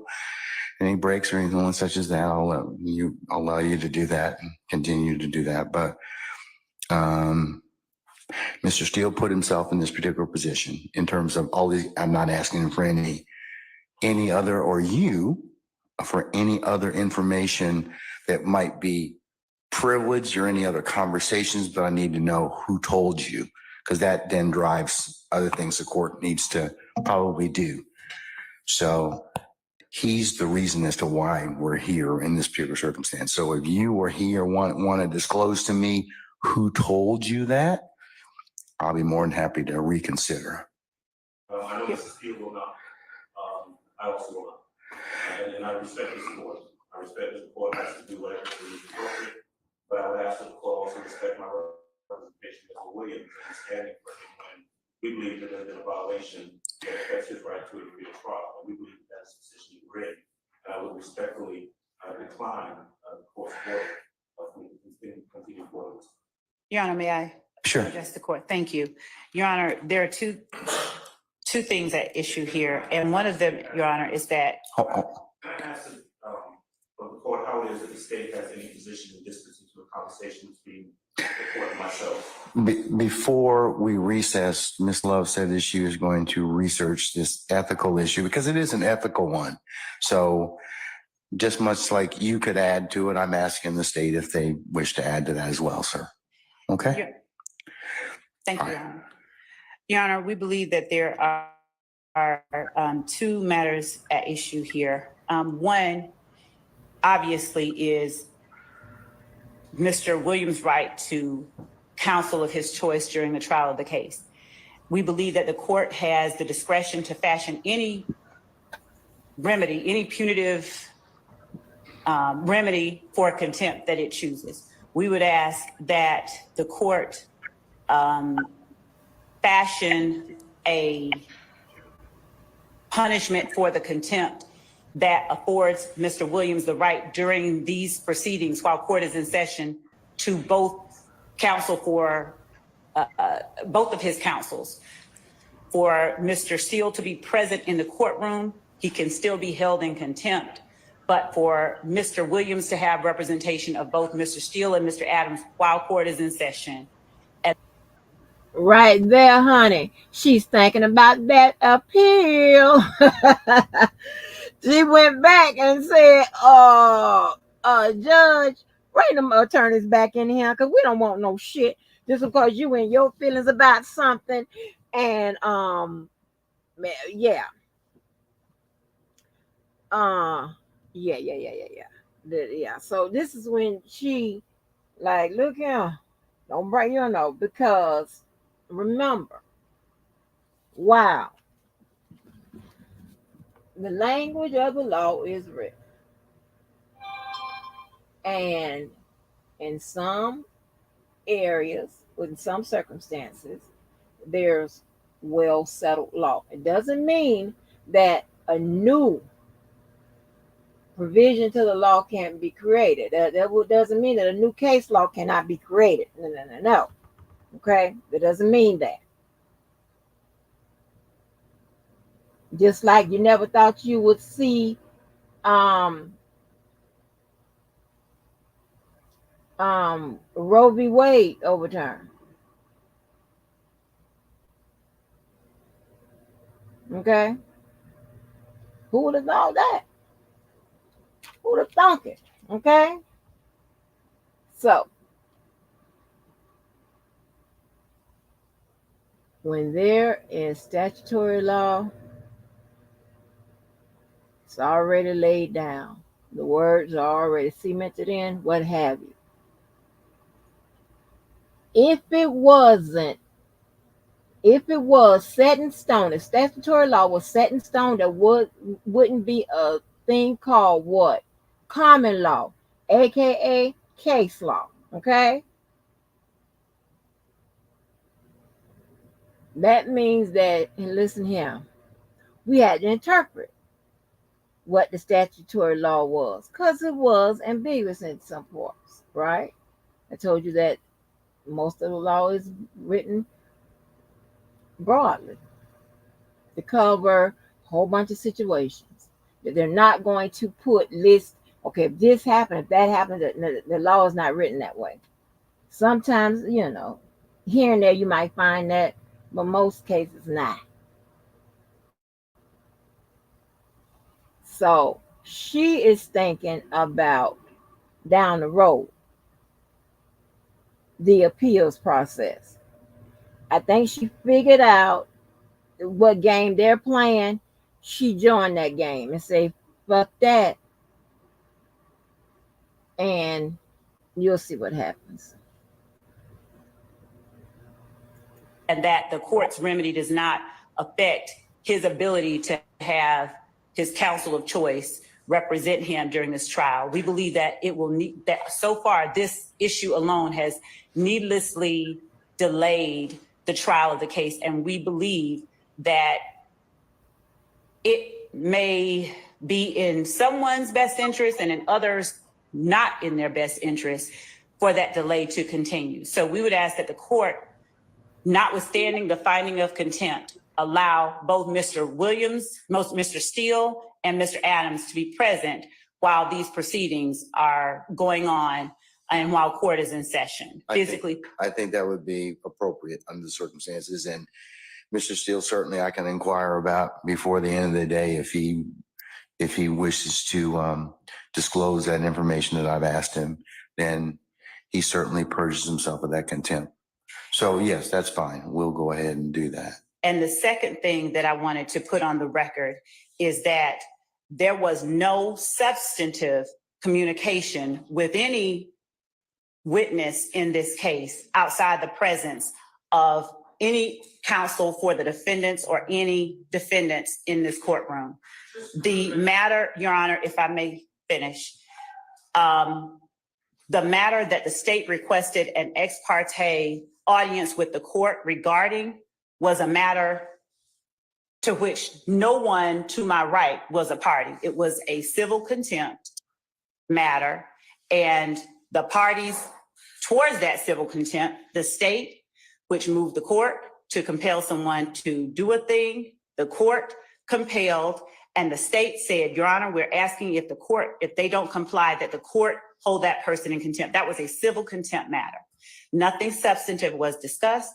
Everything was recorded, and the representations made, at least by persons who were present to the state, is that when questioned or queried about it, is that that person was told or asked whether things occurred, and that person relayed that no substantive communication took place during that meeting. So that is the second matter. And first and foremost, we just ask that the court again allow both counsels for Mr. Williams to be present when court is in session so that we don't delay these proceedings further. All right. That's fair enough. Thank you. Okay. Okay, Mr. so Sharp? she is trying to say, hold on, wait a minute, hold on. I don't want to back it up because We are the aggrieved party. Sir, we can't hear you. My client, Shannon Stillwell, and these other young men sitting here as defendants are the aggrieved parties. We were not present. I would like to reiterate. But here's the problem. Here's the Honor, can I just Mr. Sharp. Here's the challenge. You got the information in a way that was not lawful to begin with, sir. That doesn't alleviate the information or make it less valid or invalid. So because we record these conversations so that they can be reviewed later. We didn't have any conversations that were not recorded. And if you heard of other conversations that were made, I don't know how you would have gotten them otherwise, because somebody had to tell you. Okay, well, all that's great. And like I said, This is what I know. if and when the case gets reviewed, an appellate court will make those decisions. But at this point, My client is the aggrieved party. He was not present. If that violated his Sixth Amendment right to be present. okay, and that's your argument, sir. That's your argument. That's your argument. One other thing, Your Honor. That's your argument. All I'm asking for is some sunlight to come over these proceedings. Sir, this is not an open meeting. This is not sun. This is not a sunlight situation. Release the transcript and then we can see, because we do not accept Ms. Love's representation. Okay, you don't accept the court's representation? I'm telling you. Like the transcript. I'm telling you at this point in time, when the case is reviewed on appeal, if I am wrong, then certainly the appellate court can tell me, and certainly there are other bodies in Georgia that certainly my conduct can be reviewed by. But at this point, I'm telling you that's the sum and substance of it. We are trying this case right now to win this case. We are not playing for an appeal. We would like a fair shot at this case right now. We would like the transcripts. We all know that the appellate process in this case is probably going to take decades. Okay. Well, So at this point, I'm, like I said, I need to have a little bit more information in order for me to kind of make some other decisions in this case. Not saying that you may or. So pretty much she's saying that whatever they spoke to, whatever went on behind in that ex parte communication meeting they had with the judge, right? That it had nothing to do with the facts and the law with regards to the case. Okay. They're saying that they don't believe her, and they don't kind of pretty much believe him. He's saying that, he's saying we don't believe the court or whatever, and I forgot what the lawyer just said, but so they're saying that nothing was disclosed.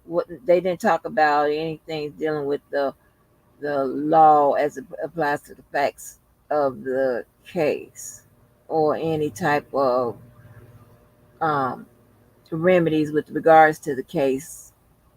So I'm not sure what they talked about, but that's not what Steele said. So hey, or may not get that information, but at this point, there was nothing that was improper about and the ex parte conversations. The court's more concerned about is the disclosure.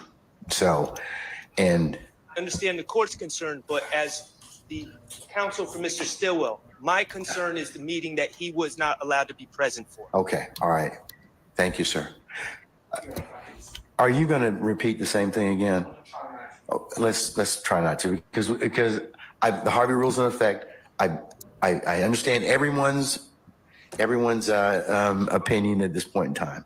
The only thing I want to say, to not be repetitive, but on Friday, Your Honor, this particular witness came in, he pled the fifth, his lawyer was present, his lawyer stated to Your Honor that he had spoken to his witness, his client, and he stated that the witness indicated that on Monday, he will also be saying that he will plead the fifth. And then, Your Honor, there was a 2-3 hour span this morning, and then he comes on and he says, I'm going to testify. That's why I believe in the application that the transcript is in. Okay. which is reasonable. Thank you, sir. All right. Let's get Mr. Steele out, please. You can tell him to put his tie back on. That's reasonable.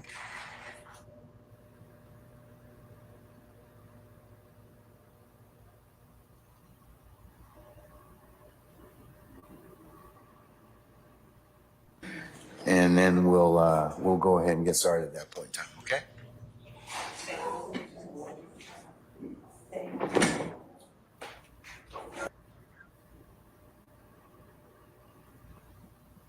Now, this is a lot that went on with this shit today, honey.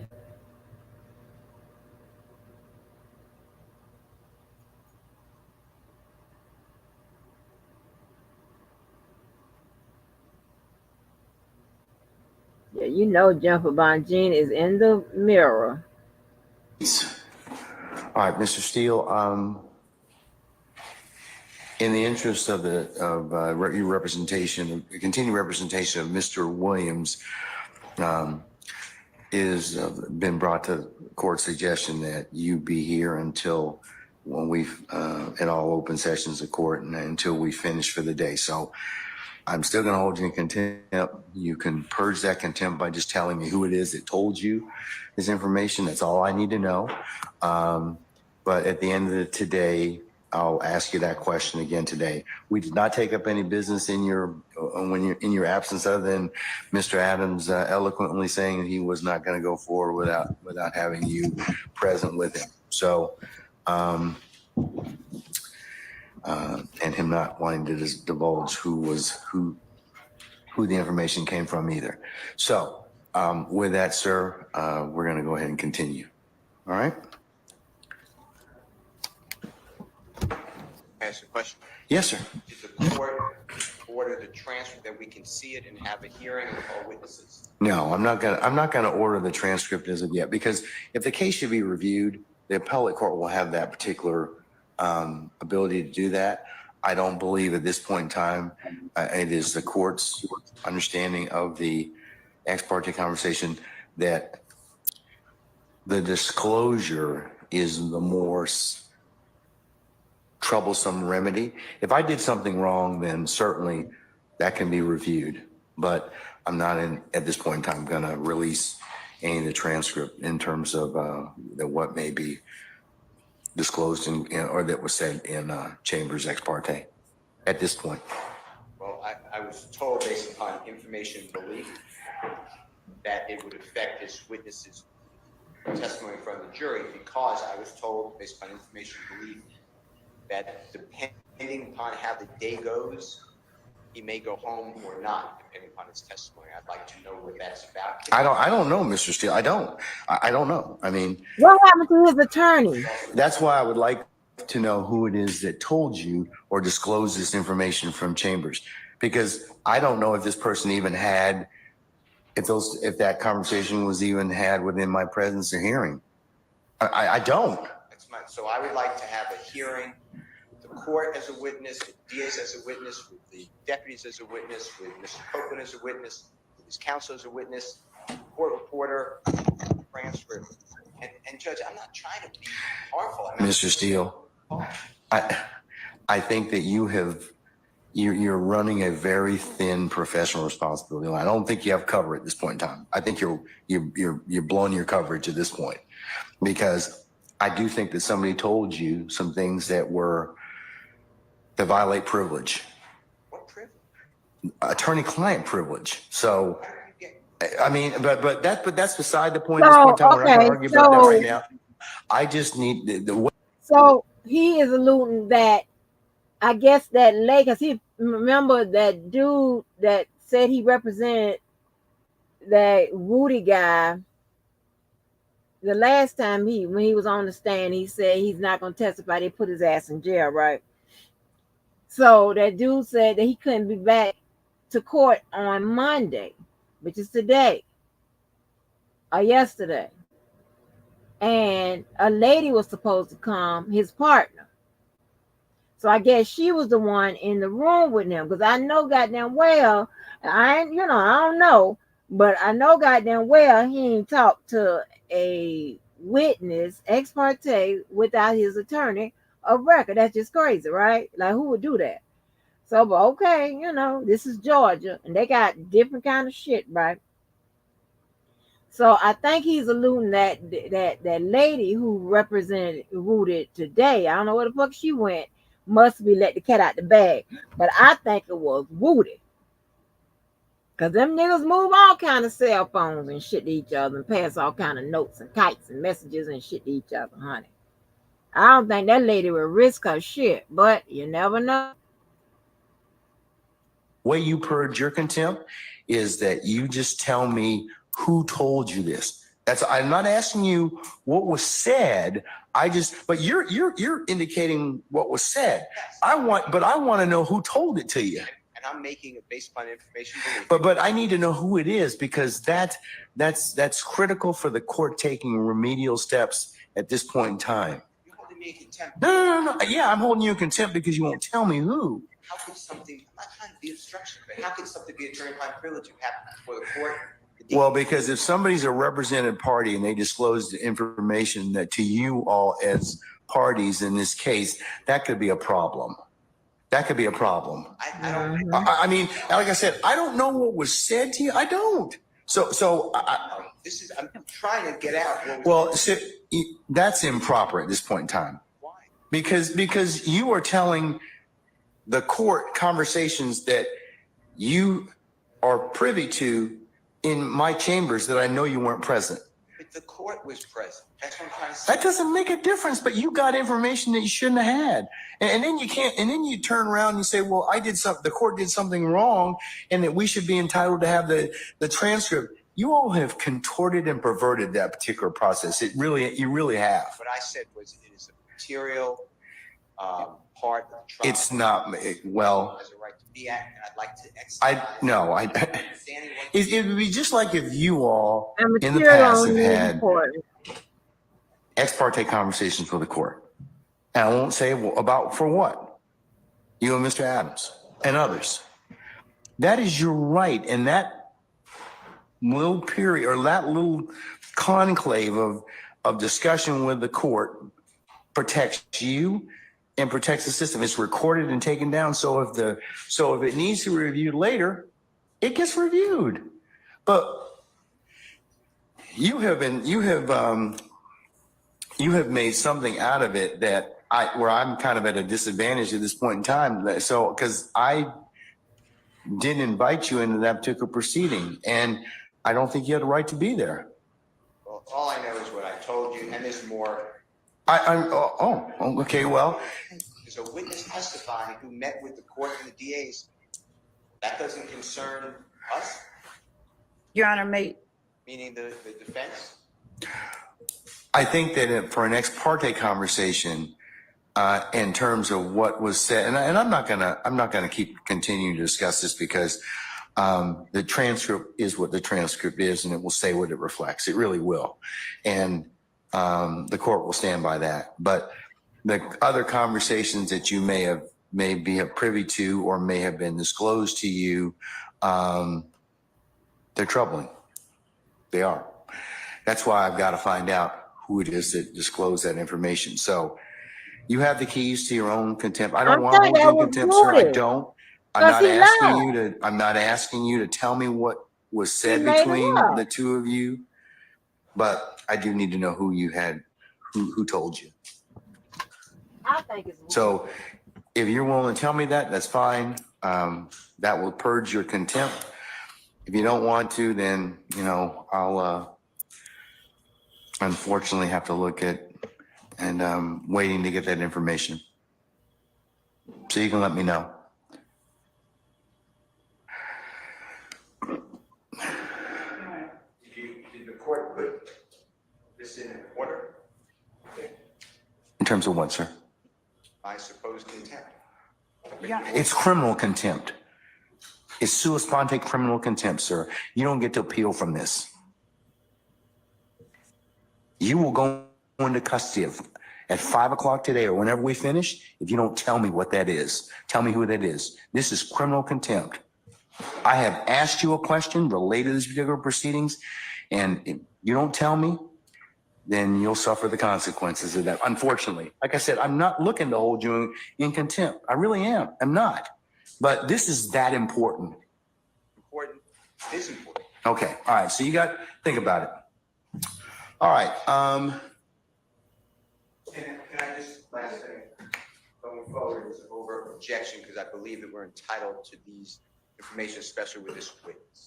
All right, sir. I'll note your objection. It'll be a continuing objection for the time being. And I may make some other remedies depending upon what information I find later. Okay? All right.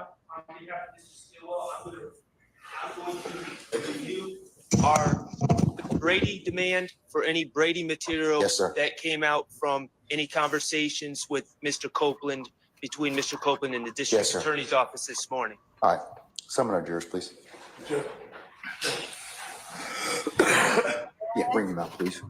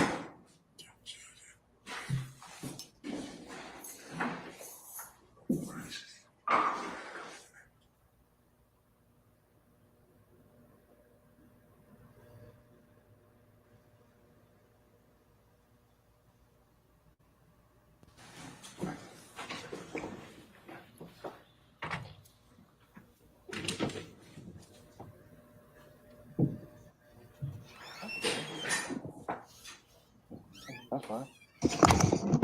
Summon our jurors, please.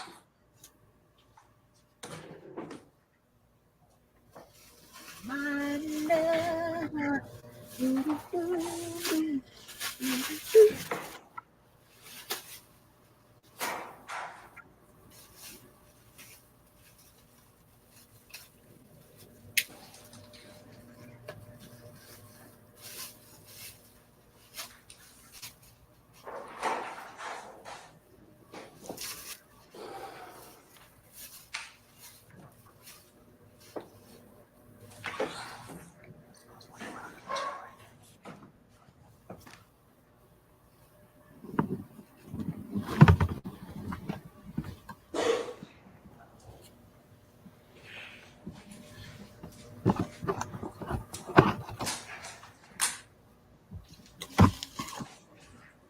Shorty wants a thug. Shorty wants a thug. Not really, but the line in some way, especially at night. All right, thank you, sir. Now, ladies and gentlemen, please be seated. All right, Miss Hilton, go ahead, madam.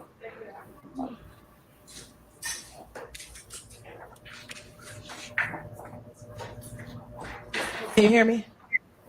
Can you hear me? Okay. When we left after court, I'm going to approach you with some items. Your Honor, may I approach the witness? You may have shown this to counsel already. Yes, this is what they saw right before we took lunch. Mr. Copeland, I'm going to show you what's been marked as State's Exhibit 350Y, 351Y, 342 Yankee, and 356 Yankee. Can you take a moment and look at those pictures? Oh my gosh.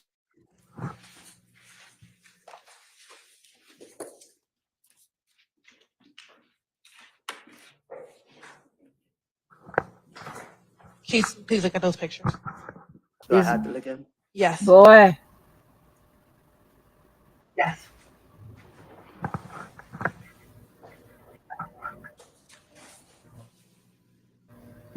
You know, bad looking boy. Just.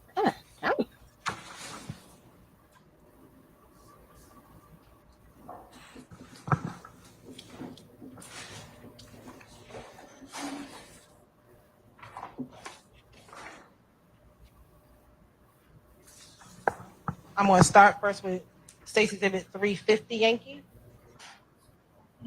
Tell me if you recognize individual in State's Exhibit 350 Yankee.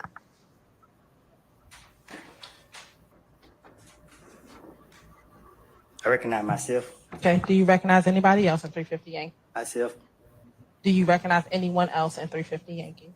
Their face is covered up. Okay. Do you see someone's face who's not covered up in 350 Yankee?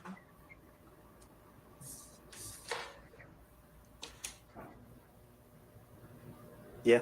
Okay. Do you recognize who that person is?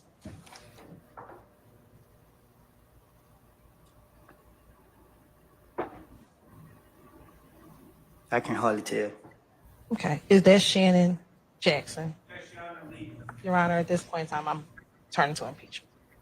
Overrule, sir. I'm also going to object that you show the witness altered photographs. Your Honor, it's based upon the court's previous rulings. Not based upon it's not. Let me see it. Can I see it, please? We never discussed this further.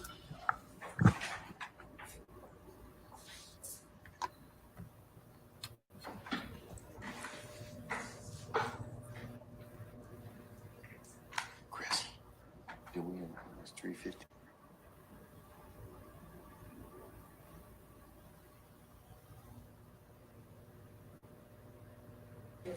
As well, if you want to see the original. Has 350 been admitted already? Okay, all right. Oh, you just so you just showing him at this point in time it's not been admitted, Ms. Hill? It has not been admitted. Okay, all right. Do you have any further objections, sir? What's your objection to? No, that's not an objection. What's the basis for your objection, sir? Do you have an objection as to the photo itself? Huh?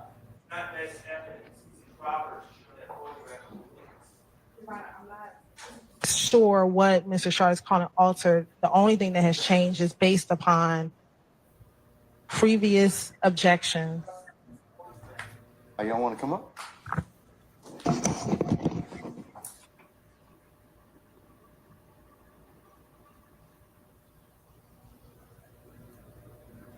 She's so over this shit.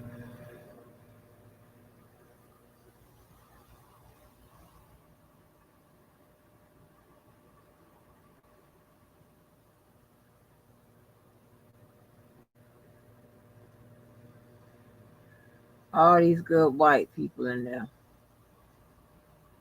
Look at us. Look at us. Ugh.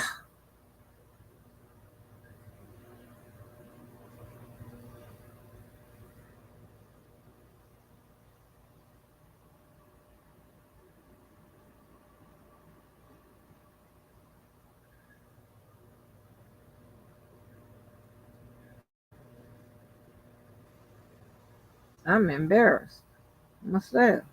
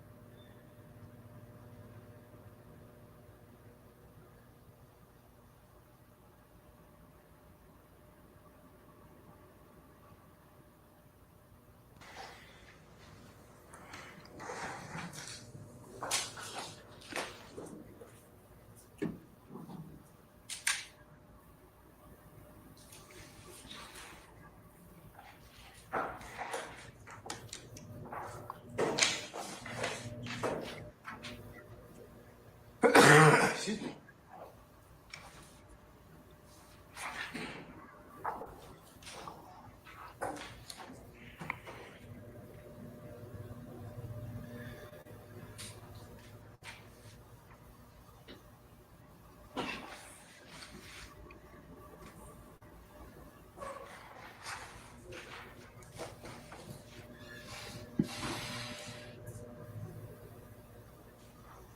I'm going to show what I'm now going to mark as 342 Yankee Oscar for original. Mr. Shard, do you want to come and see these?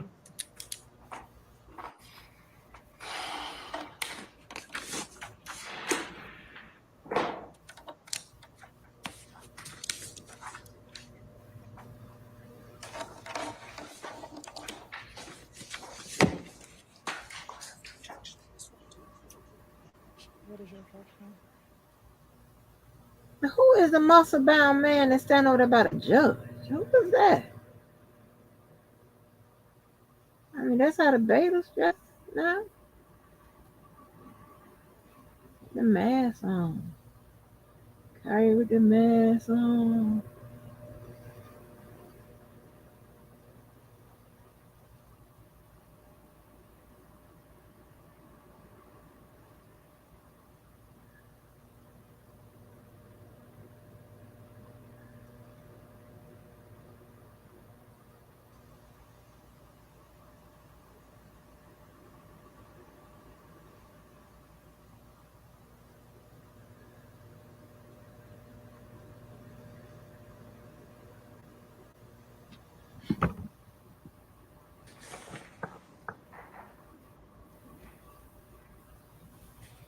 Hold on, I'm not gonna show you what's gonna be 356 Yankee Oscar, 342 Yankee Oscar, 350 Yankee Oscar, and 351.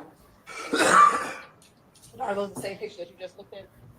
For the most part, you shake your head. You just got to say yes or no for the record for me. Yeah. Okay. Now we were at 342 Yankee, right? No, we were at 350 Yankee.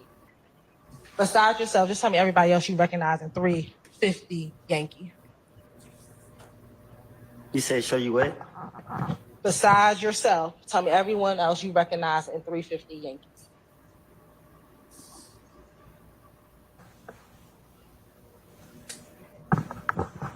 But you might name the people that's in the photo? Yes, sir. Me, Shannon, DB. Do you know the fourth person? I can't really tell your face. Okay.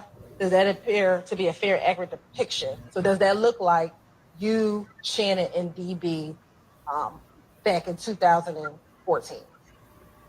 2013, excuse me. I'll sustain the objection. You can rephrase me. Does that have a date on when this picture was posted to Instagram on there? What you mean? Does it have a date down here? Can you see that? I can't see that. Okay. But does that look like the three of you, DB and Shannon? Does it look like y'all? I just said yeah. Okay. Your Honor, this time the state would like to tender 60 to the 350 Yankee into evidence. 350 Yankee Oscar into evidence. Any objections to states 350 Yankee Oscar? Hearing none, it's admitted. Maybe publishes your secret. Thank you. Now looking at 351 Yankee Oscar, do you recognize anybody in 351 Yankee Oscar?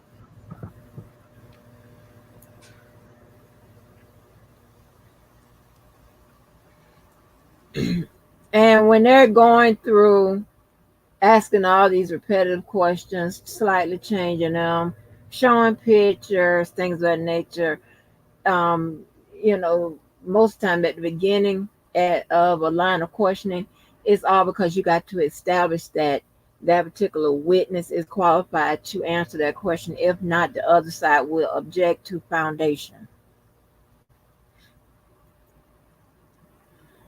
Who do you? What? Do you recognize anybody in 351 Yankee Oscar? What you mean? Do you recognize anybody in that picture? Yeah, the same three. Okay, so you, Shannon, DB? Yeah. All right. And does that look like the three of you back whenever you all took those pictures? It's my first time seeing this picture. Okay, but is that y'all in the picture? Yes. Your Honor, this time the state would like to tender 60 to the 351 Yankee into evidence. Any objection to state 351? Is it Yankee or Yankee Oscar? Thank you, Your Honor. Yankee Oscar. We're going to not publish that version. We're going to get. We acknowledge what his objection is, and we have corrected it before we published it. You want to show it to him? If he can come over to Ms. Knight.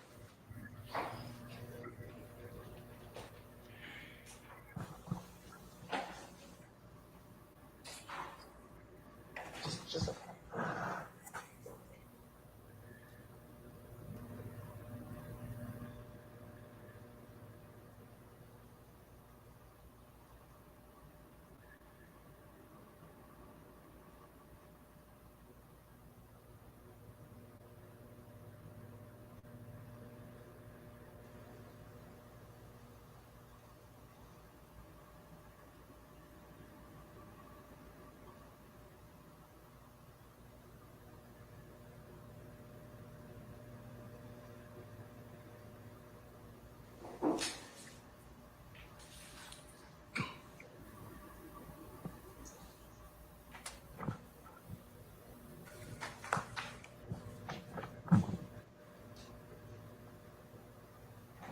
United States moves to tender States Exhibit 351 Yankee Oscar. Any further objection to states 351 Yankee Oscar?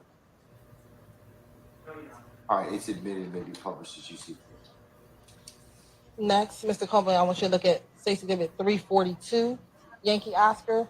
Tell me if you recognize anybody in States Exhibit 342 Yankee Oscar. But this one? Yes, sir.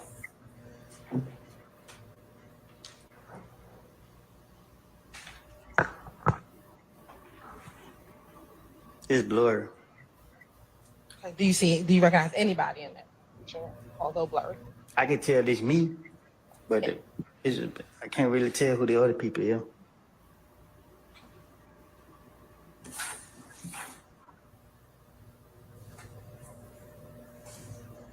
When you say it's blurry, can you see anybody else on there, or you can't recognize no one?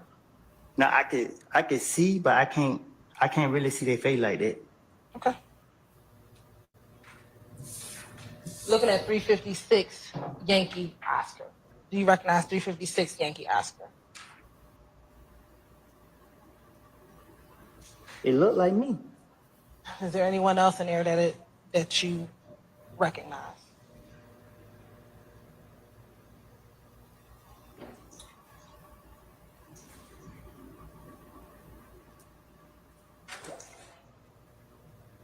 It's most definitely me.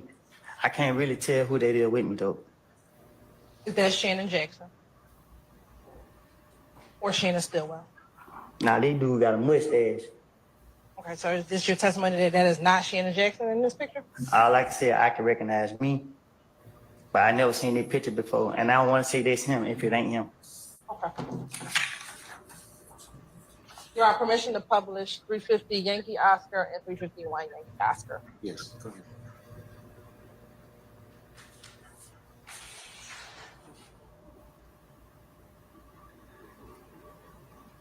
Honey, please tell me you got him in an interrogation or whatever, because girl, woo, I don't like nobody playing games like that, wasting the court's time.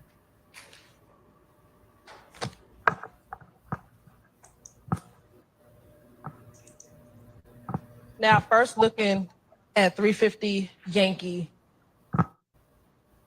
are you able to tell us which one described by clothing? Where are you? What you mean? Which one of these individuals did you? Which one on what? Which point to you in that picture? With the hat on. Okay, there's 3 people with hats on. Which person are you with the hat on? With the writing on my shirt. Okay. What does the writing say?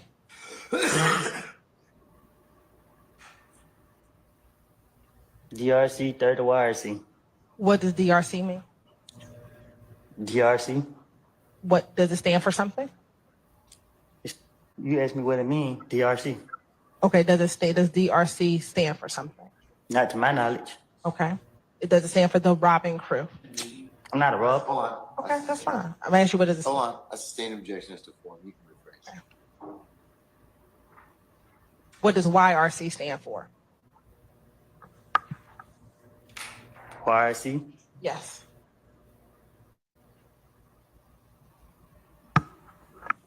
This stuff don't have no meaning. That's how I got this shirt. Okay. That's your testimony today? That neither DRC or YRC mean anything? That's how I got the shirt. Okay. I understand that. I'm asking you, is this your testimony that DRC nor YRC mean anything? I'll rule the objection. Is that your testimony? That doesn't mean anything. I said this how I got the shirt. So the shirt didn't have no meaning to it. Okay. Who else do you recognize in that picture?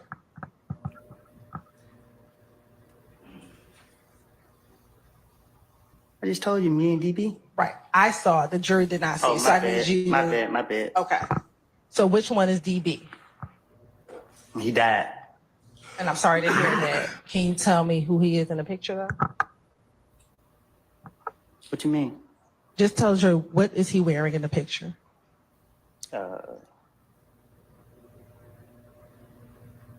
I can't really see what he got on.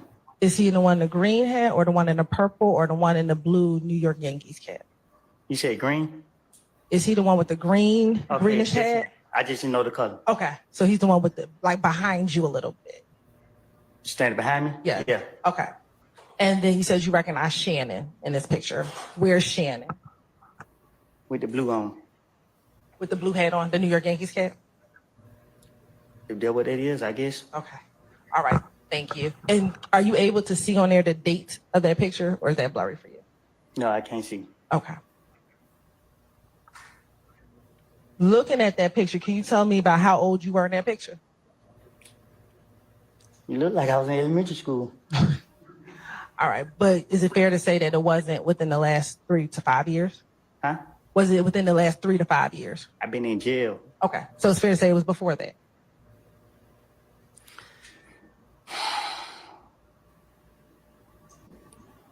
I just need you to answer for the record.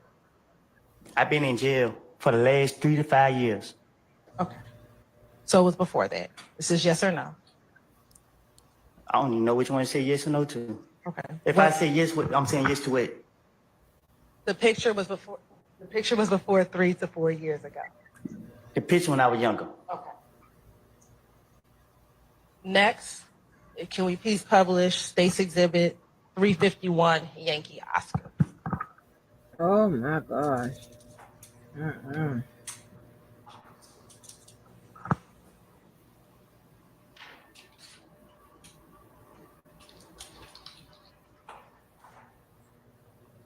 Now, I think before you said those were the same 3 people in 351 Yankee Oscar. Is that you on the left with your hands up and you have on the shorts? I'm standing to DB right, Okay. So that's to my left? I think. All right. And then is that DB in the middle? DB in the middle. And is that Shannon to the right or to my right? It looked like Shannon. Okay. And again, about how old were you when you took this picture?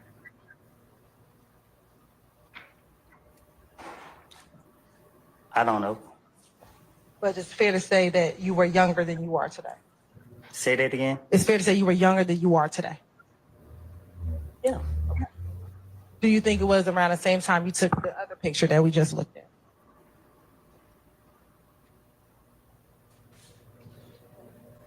I can't say when. Okay. Thank you so much.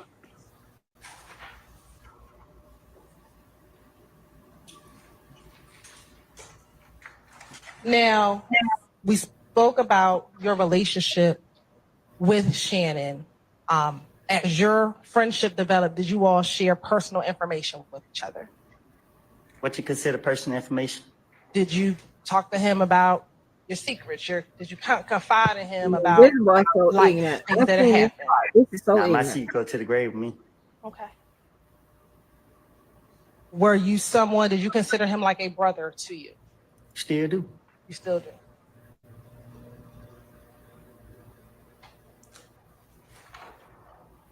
Now, outside of you and Shannon, did you all have another friend that you spent a lot of time with?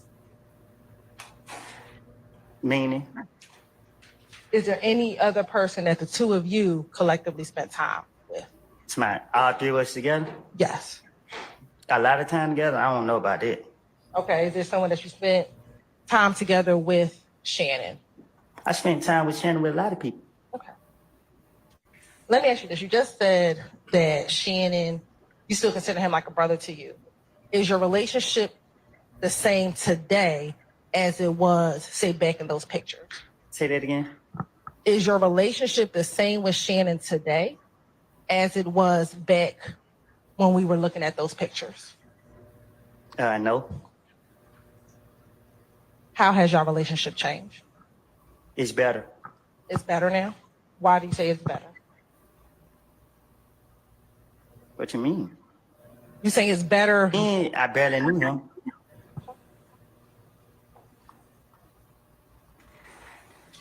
Is your relationship with Shannon the same today as it was back in 2014?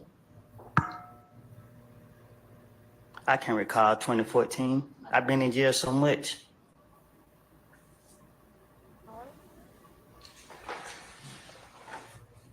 Do you know someone by the name of Demekion Garlington? Street name, Little D. for sure. How do you know Little D? I didn't birth him. I'm sorry, say that again. I almost birthed him. You almost birthed him? Yeah. Tell the jury, what do you mean by that? I mean, he my son.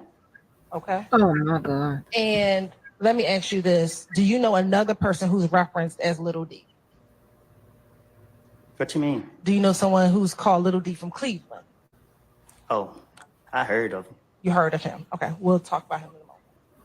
Now, the Little D that you said is like your son, is that what you said? How did you all first meet?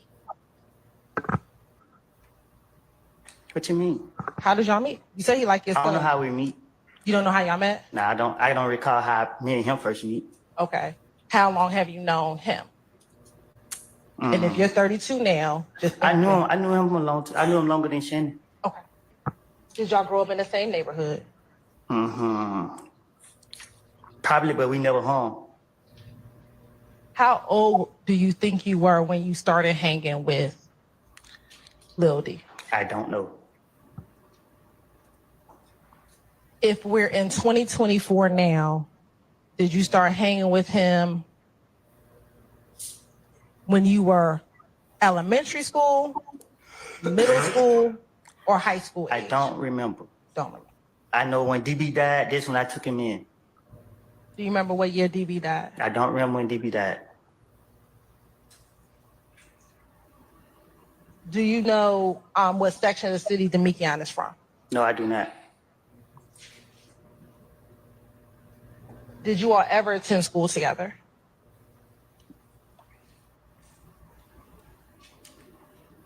No, I can't go to school with my son. Okay. Well, when you say it's your son, how old is Demekion? If you 32, how old is he? Oh shit. I don't know. Oh my God. Help me, Lord. I don't know. Is he close to aging for you? What you mean? Is he close in age to you? He's probably about 10 years younger than me. I don't know. So you say Lil D is about 22 right now? I don't know.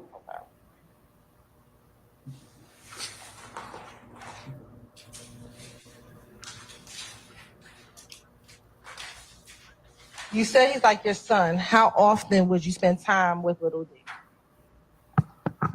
What you mean? How often did you see Little D? Back in, say, 2014, 2015? I used to see him around. Okay. How often? I can't say. You can't say? All right. Did you speak with him over the phone?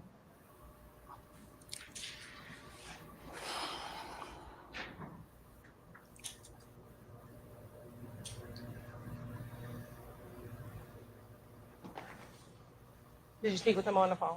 Speak who over the phone? Little D. When? In any time? Yeah. Since you've known him? How often would you speak with him on the phone? Whenever I felt like it. Okay. So was that every day? Was that once a week? Whenever I felt like it. Okay. So was that every day? Was that once a week? Whole time. And I understand until you answer the question, I'm gonna have to ask you again. Oh God. So was that every day? Was that weekly? Was that monthly? What was it? I don't know. I'll go back in a week. How often would you see him? What you mean? When are you talking about? Back in about 2013, 2014. 2013 to 2015. Well, he stayed with me. Okay. When did y'all live together? He didn't really stay with me, but he stayed at my residence. Okay. Were you staying at the residence at the same time? Well, I was in jail, so. Okay. So while you were in jail, he was living where you lived. Prior to you going to jail, which you went to jail in 2015, that fair? I went to jail 2012, 2013, 2014, 2015, stayed in there 2019. Okay. When you went to jail before 2015, were you in and out of jail? When I went 2012? In 2012. 2012. How long did you stay in jail? I got out 2013. Okay. Did you go back to jail in 2013? I got at the end of the year. I went back 2014. All right. And then between 2014, did you get out of jail in 2014? Is that a yes? Yeah, I got out. And then did you go back to jail in 2015? 2014. I went to jail like a couple times 2014. Okay. So you were in and out. Right. And then in 2015, did you go back into jail? Yeah. And is that where you spent the long duration? I went to jail a couple times in 2015. But the last time I stayed until 2019. Okay. And it was the last time that you went to jail in 2015, June of 2015. That was the last time, yeah. Okay. And so prior to June of 2015, you were in and out that year between January and June. Right. Okay. In the periods that you were not in jail, did you and Little D ever live with each other when you were not in jail? In 2015? We'll start in 2015, yes. Nah, he ain't stayed with me in 2015. Okay. In 2014, those times that you were not in jail, did Little D stay right. with you? And then what about 2013? The times that you were not in jail, did you and Little D reside with each other? What you mean? Did y'all stay with each other and did he stay at your home at any time in 2013 when you were not in jail? 2013 when I started to get to know him. Now, you said that he's kind of like your son. Did you all share things with each other? I'm talking about conversations, personal conversations between you and him and vice versa. Not no secrets. Okay. But did you feel comfortable speaking to him? You did not? Nah. Okay. I didn't feel, I don't know what you mean. Like, I didn't not feel comfortable. I didn't feel like some stuff we just don't talk about. That's fair. Did you consider Little D like a brother? I know you call him your son, but did you consider him like a brother? I consider him my son. Okay. Do you recall ever telling any detectives previously that he's like a brother to you? I probably did. I ain't no telling. Okay. Y'all permission to approach? Have you shown that to the defense counsels already? Yes. Well, no. Just make sure you show it to them. I will.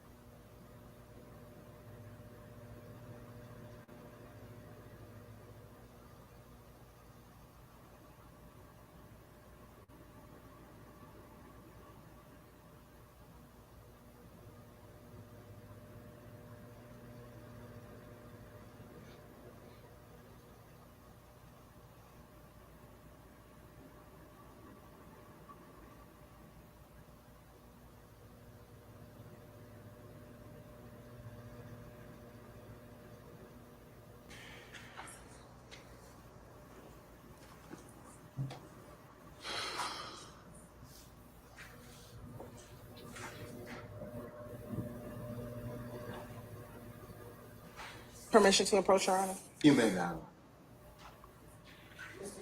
I'm showing you the Martha States Exhibit 358 Yankee and 380 Yankee.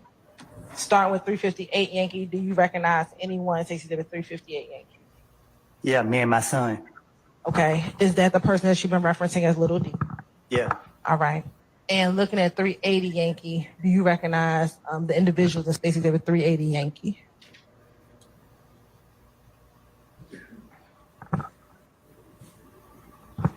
Say what now? Tell me who you recognize in 380 Yankee. Oh, me and Coco, Who's Coco? the ugly boy right here. Okay. Do you see the person that you said is your son, little D, in that picture? The restaurant got their head down. Okay. Your Honor, this time the state would like to tender State's Exhibit 380 Yankee and 358 Yankee into evidence. You said 380 Yankee, Yes, Your Honor. and what else? 358 Yankee.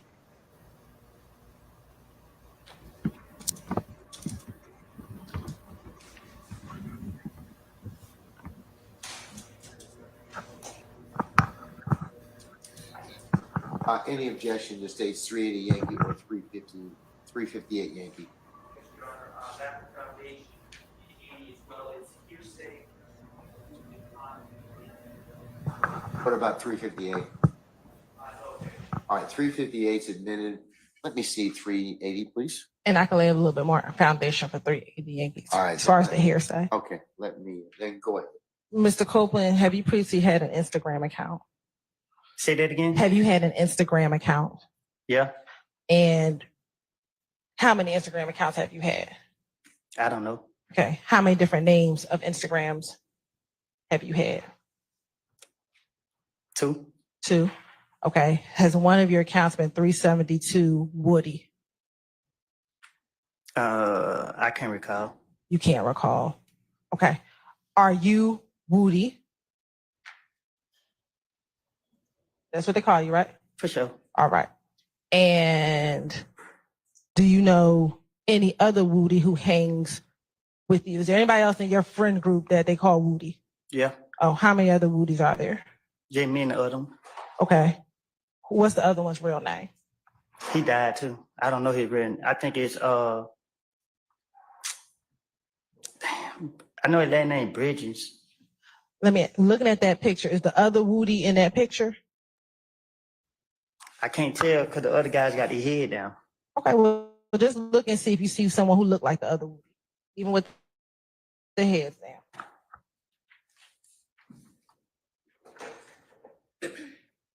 Can you show me a clear picture? When you say clear, what's not clear? Because he got his head down, he got his head down. My hand covering his face. Let me ask you this, when did the other Woody pass away? Right before I got the feds. When you say right before, meaning that year, a few months, what do you mean?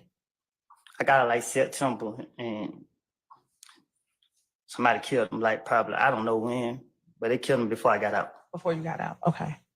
All right. Looking at State's Exhibit 380 Yankee and looking at that picture with the 372 Woody, is that from your Instagram? You talking about the one with all these people in it? Yes, sir. Okay. Is that from your Instagram? I don't recall this Instagram. My Instagram is Woody versus Woody. Is that your newest one? What you mean? Is that the one that you currently have right now? No, the one I currently have now is Woody _ self-made. Okay. So are you saying you don't know if that's your Instagram? I don't recall this Instagram. You don't recall that Instagram? Okay. You're right. If it's mine or not, I don't know nothing about it. But do you see yourself in this picture? Which picture? The picture that's posted on this. Yeah, I'm sitting right there, ain't it? All right. And right here, you can't tell if you see the other Woody. I can't. I can see me and him real clear. Both of us got our heads up. All right. Your Honor, again, the state will still like the tender State's Exhibit 380 Yankee. Let me see it, please.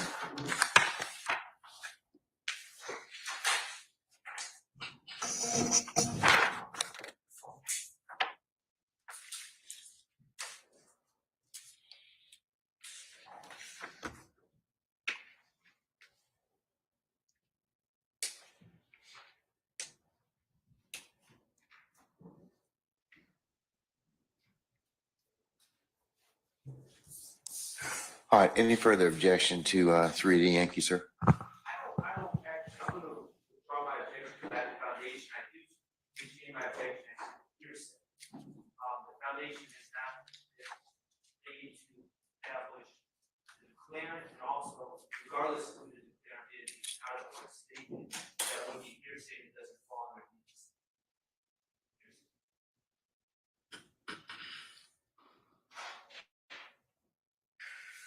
Roll approach, please.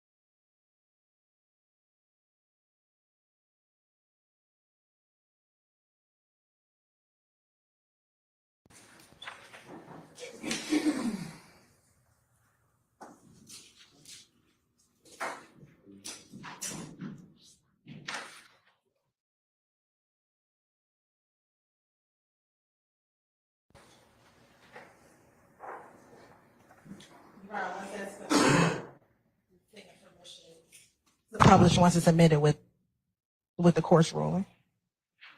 Mr. Sharp, any further objection to state's I'm sorry, I didn't quite say 380. Yeah, 380 Yankee. No, you're right. Nothing further. First, we're gonna publish 358 Yankee.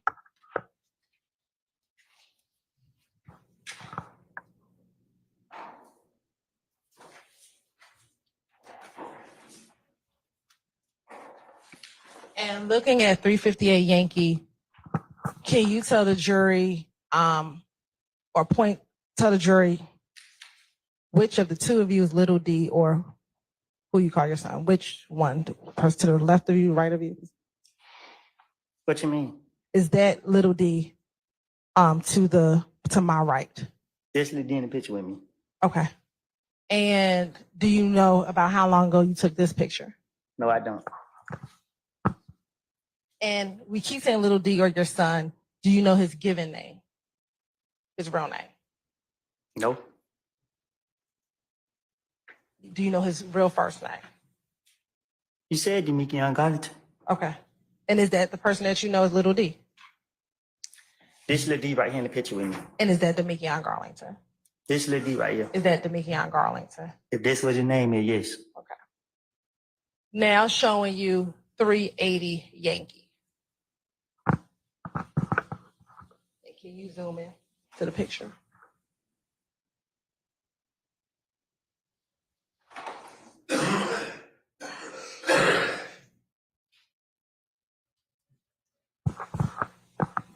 Now looking at 380 Yankee, is that you sitting on the step in a white t-shirt and blue jeans and black and gray sneakers? Yes. Okay. And who's the other person you said that you knew in this picture? The ugly boy right here. Okay. And what is that? What is the individual that you pointed to? What's their name? Coco. All right. And in this picture, the person behind you with the 30 deep B.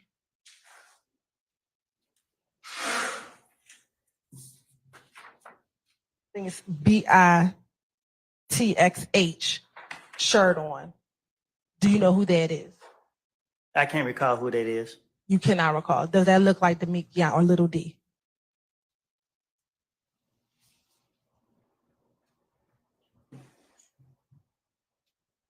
Does that look like Little D? The head cut off. Okay. If you could, can you turn your chair around and look behind you?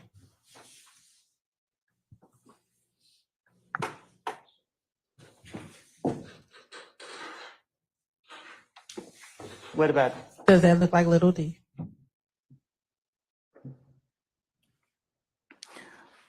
I guess. Okay. Well, is someone you call your son? Does it look like the person you know I to be can't your see son? that far. I just told you that from the beginning. Okay. All right. What, if anything, are you doing with your hands in this picture?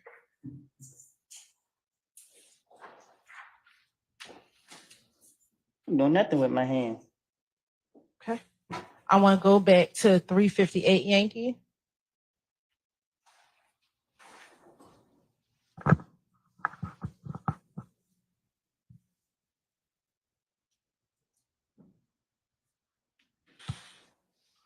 What, if anything, are you doing with your hands in 358 Yankee? What you mean? What, if anything, does what you're doing with your hands symbolize, if anything? A bird. Okay. Does it mean anything specific? No, throwing up a bird. Why are you throwing up a bird in this picture? Because I'm from Mechanicsville. Is that the symbol for Mechanicsville? We represent a bird. Okay. And then what about Damikian? Are you familiar with the hand gesture that he's using? Say that again. Are you familiar with the hand gesture that Damikian is using? And no, Now, I don't know what that for to mean. you don't. Okay. How is your relationship with Little D today? Meaning? Do y'all still have the same relationship that you had back in, say, 2015? No, we don't. How has it changed? I wanted him to lie for me and he wouldn't. Okay. And when was that? Back in the day. When you say back in the day, what do you mean? When the police was accusing me for stuff, I went to Lil D and told him what I wanted him to tell the police. And he went to tell the police that, so I got mad at him. Okay. And what year are we talking about that this occurred? I don't know. Are you speaking about one specific occasion or just multiple times? No, I'm talking about one specific occasion, however you pronounce it.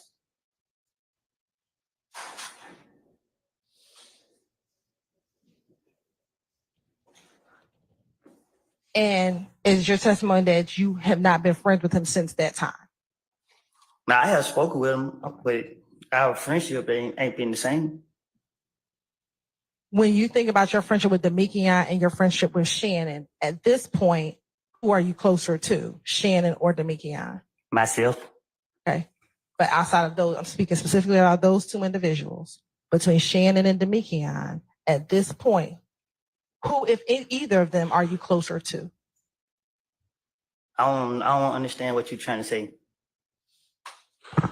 You and Damikian that's like your son, right? Right. And you said that the two of you, Your Honor, I'm just trying to clarify for Mr. Copeland. I'll sustain the objection. You can still replace.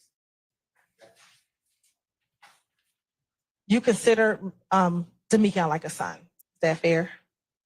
Name of objection. I'll sustain the objection. Who are you closer to today? Damikian, Shannon,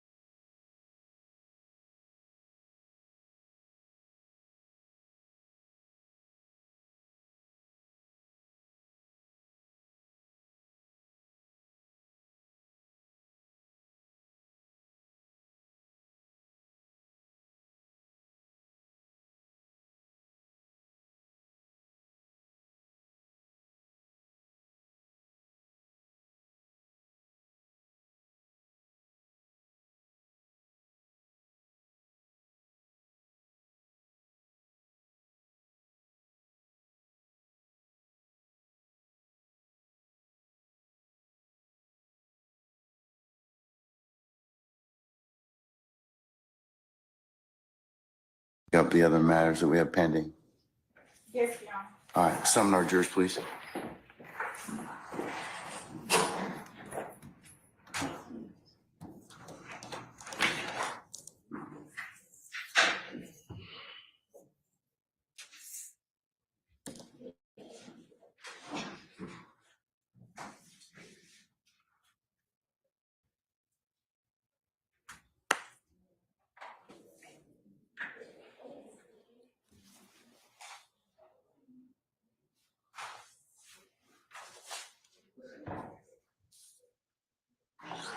All right, so jury.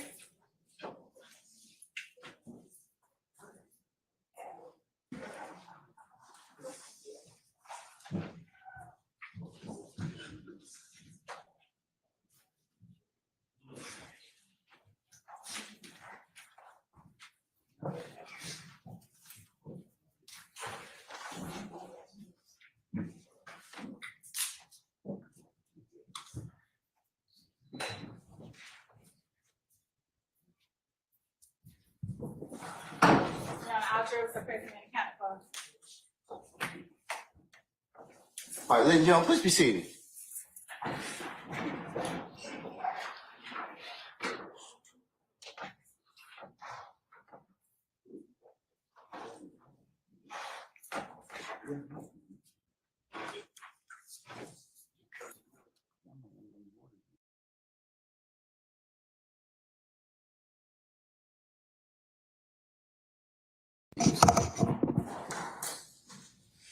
All right, ladies and gentlemen, the jury, how you doing?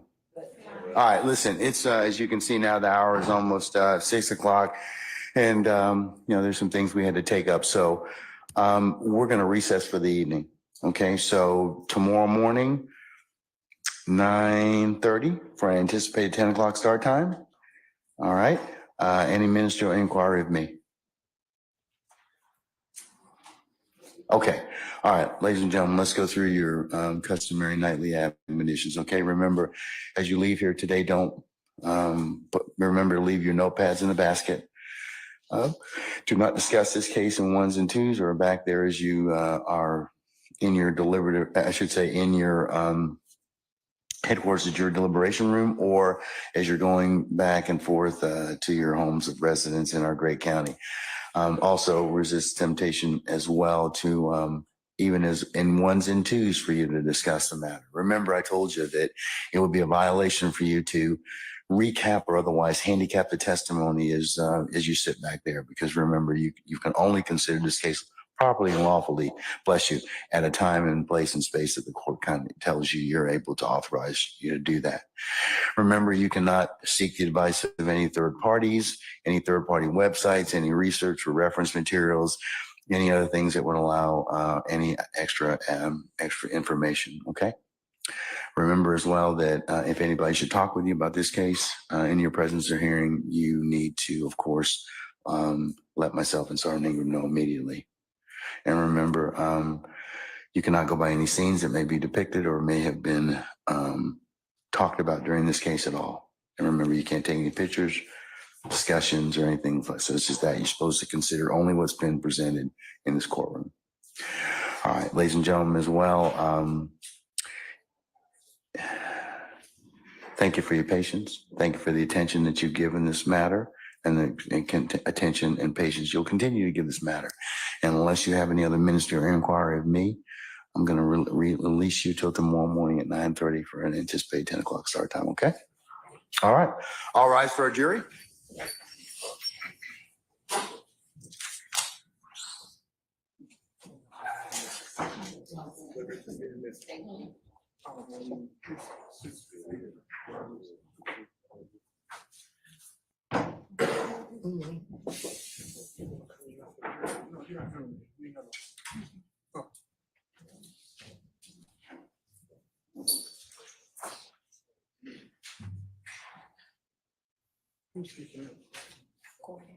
Okay.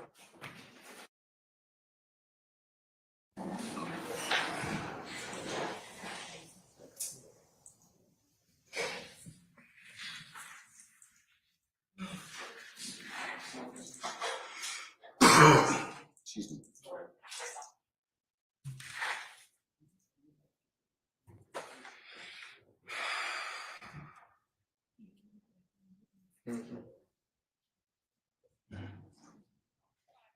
All right.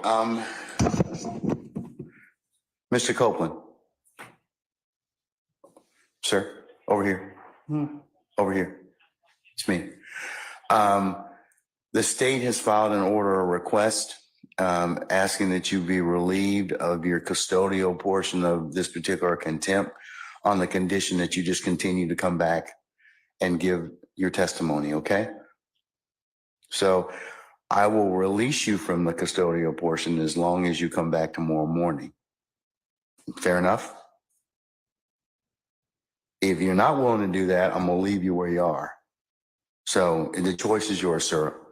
The state's asked me to sign the order saying, hey, if you'll come back tomorrow morning, all I want to know is that that's the case.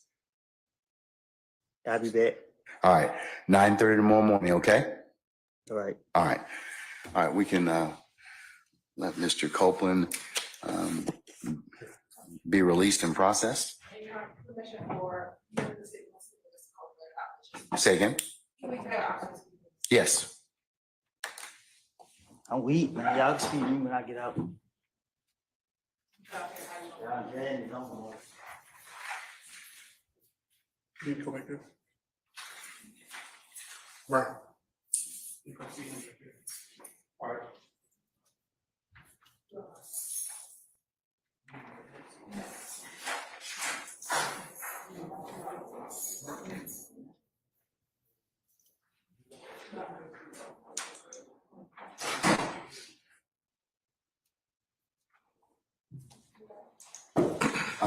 That order, I'll go ahead and sign it, and I'll also make a copy of it as the next court's exhibit in order, and we'll e-file it this evening, okay?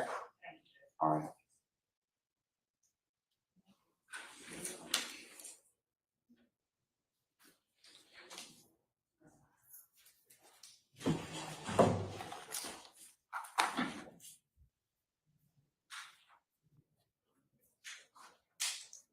Okay, Mr. Steele, are you willing to tell me at this point in time who it is that disclosed this information to you?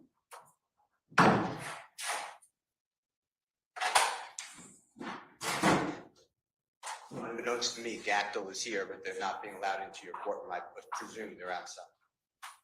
So I'll wait on them to come in.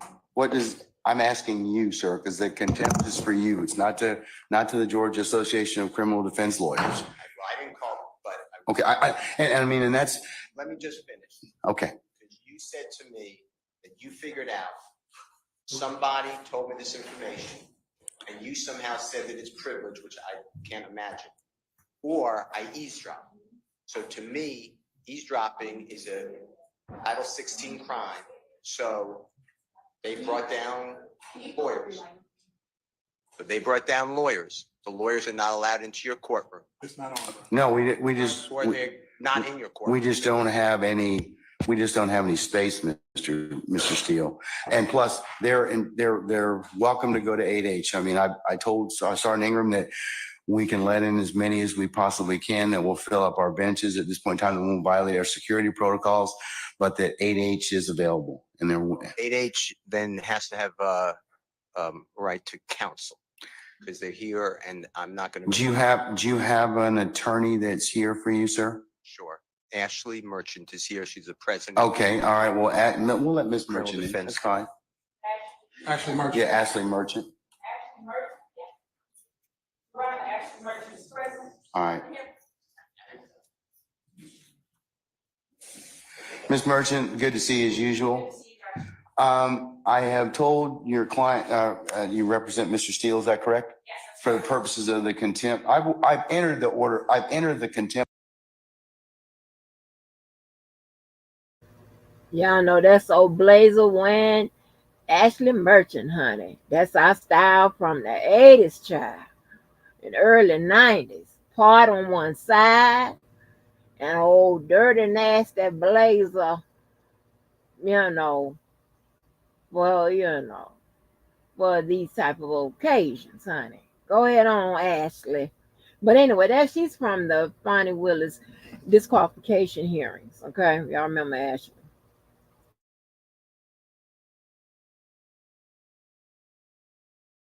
already. I'm entering the order. I'm about to enter the order. I've held him in contempt earlier from today's proceeding by him not telling me who it is he got this information from.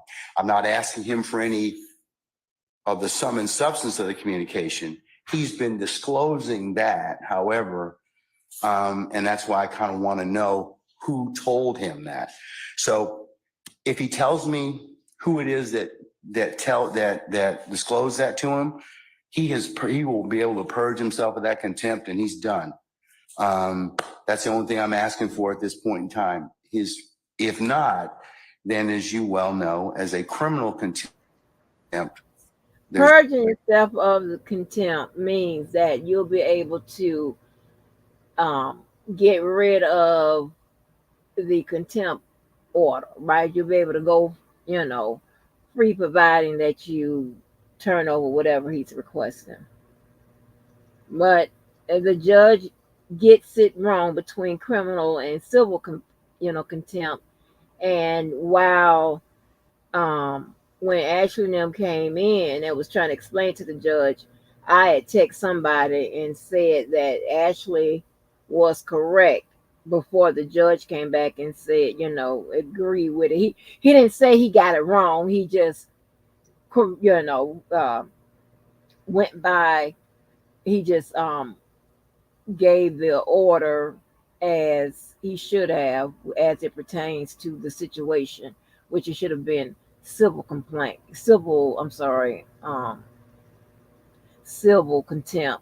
rather than criminal contempt. And the purge is different. See, with criminal contempt, there is no remedy. There is no purging for criminal contempt. It's the judge gives the order, you do whatever it says, in time in jail, whatever it is, and then that's it. With civil contempt, you get a chance to remedy. The judge gives you, a remedy, right? You can, it's all called a purge, actually, but, it's a remedy. So you can either give them, turn over the name, turn over the information, pay the fee, so on and so forth. And like I told y'all, no one in law gets it right. Not even the judge, not even the justice. Supreme Court, we have to abide by them, but sometimes they get it wrong too, depending on, how you see it. There's no supersedes bond. There's no appeal. And I'm going to put him in custody for this evening. And if he wishes to, which he can still purge if tonight Keith Adams emails me or you email me and tell me, well, it was X. So I'm going to give him as much flexibility to purge himself of this contempt. Only thing I want is, because of the way this information was disclosed, it is troubling to the court, and it's since it was a ex parte communication. We won't get into the merits of everything else that Mr. Steele has proffered and everything else, but that's the only thing I'm trying to do at this point in time. So I've asked your client for the last time if he would tell me who it is that disclosed that information. And he's not giving him a bond upon appeal. Please. As well. Microphone, it'll pick up, madam. Thank you so much. Just for the record, Ashley. Which one? It'll turn green. Yeah, it'll turn green. Yes, ma'am. Is it on now? Yes. Okay, great. Thank you. Judge, just for the record, is the criminal contempt, is it criminal contempt that you held him in? Yes, ma'am. Okay, and you said you had a hearing earlier today. No, with criminal contempt, I told him what the contempt was, and that was he refused to tell, order of the court. If counsel, as you know, if the court orders you to do something and you don't, that's criminal contempt. So I've asked him several times, please just tell me who it is that told you. I didn't ask or inquire about anything that was said. I just want to know who it was. Because he's got too much detail of this particular alleged conversation for the court to be concerned about it. So, and Judge, since it is a criminal contempt, he is entitled to due process. He's entitled to a hearing, entitled to an actual show cause, entitled to the allegations actually written, entitled to a witness list. We're entitled to present our own witness list. And no, notice of that. criminal contempt is different. It is on the spot. So he's gotten the due process he's going to get. That's on the spot. I told him. Plus, he's had all day to tell me who it is that is it. So a little different, Ms. Merchant. I'm going to disagree with you, but Well, and okay. Judge, just for the record, it's that's direct. So what you're holding him in is in direct criminal contempt. Yes. The issue with the direct criminal contempt is whether or not to actually hold a hearing now, whether or not it needs to be held immediately. And the problem is, if you hold him in direct criminal contempt, as you're saying that you did, you are a witness to that proceeding. And so it has to be when you're talking about to another direct, judge. when you're talking about direct as it pertains to the criminal intent, it just pretty much means that it's the contempt that's held in front of the in court.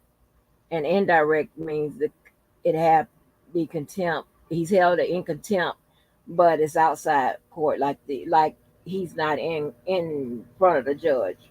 Okay. And of course they don't agree.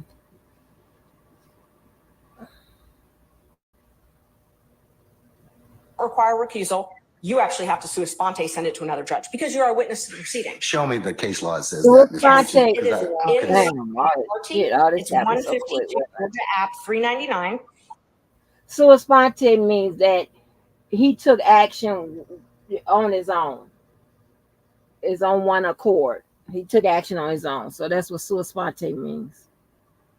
And it says that is one of the cases. Also, two other cases. Henry Adams, 215 Georgia App 372. Well, 1 second. Give me the name of the first case again. Henry what? Do you want just the number, Judge? Yeah, I would. Thank you. 215. 215. Georgia App. Georgia App. 372. Okay. Also 215. Georgia App 349. Okay. That's Adams and Hasty. All right. Let me take a look at those.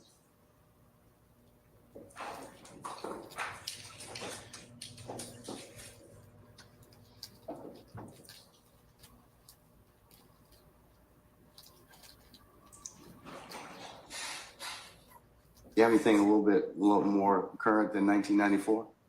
Hasty is 94. Unfortunately, contempt of attorneys is not a common proceeding, so most of the cases are a little bit older.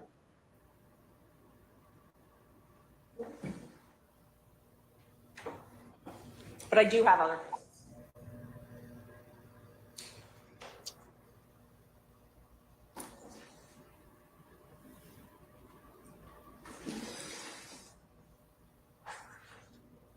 And Judge, I'm not the only one here.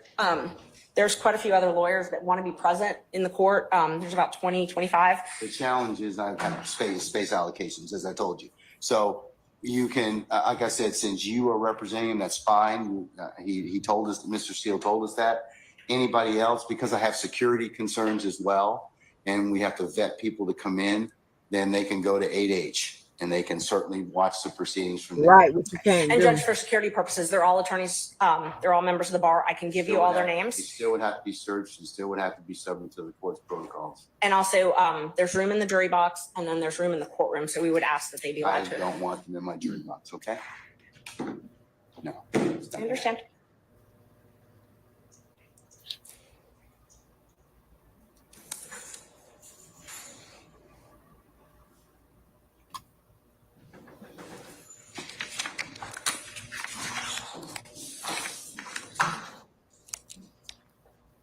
May one additional attorney come in, then Alex Susser.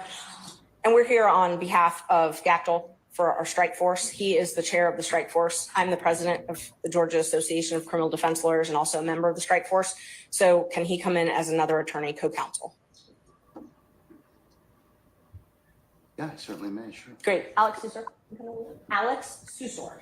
Thank you, Judge.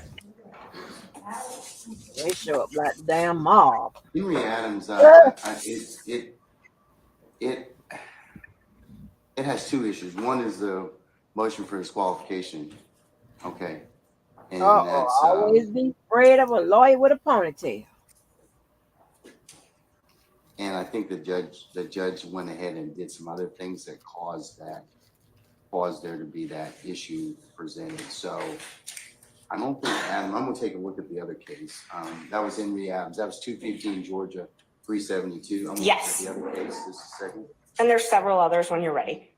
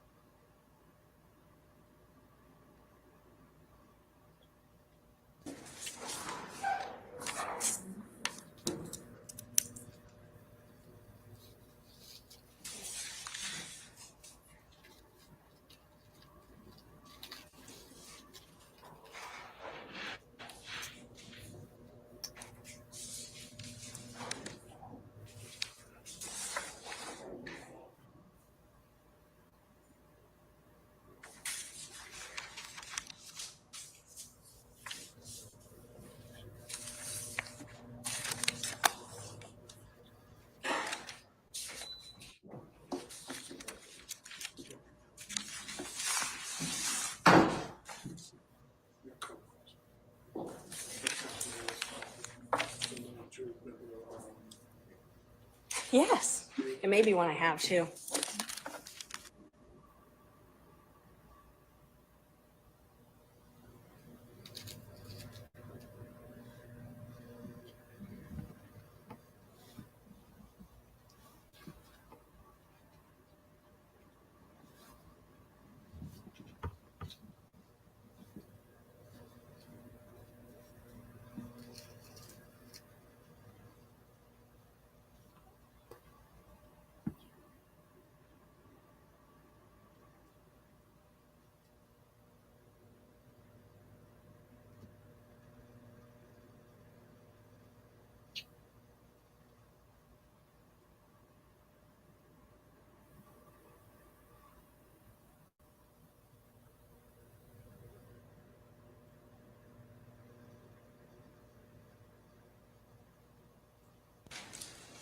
Hasty's conduct didn't rise to a level in this system warrant summary contempt by the court. That's the difference with Hasty than in this particular case. So And I distinguish your two cases that you've given me thus far. so those were only the initial two. I had a couple others. Okay, go ahead. As well. Yes. So Ramirez versus State, it's 279, Georgia 13, 2005. It also. You said 279 Georgia what? I'm sorry? Georgia 13. Georgia 13? Mm-hmm. 2005 case. Right. And it defines direct contempt and explains that it must actually interfere with the proceedings to be direct. There's also a couple other cases on that.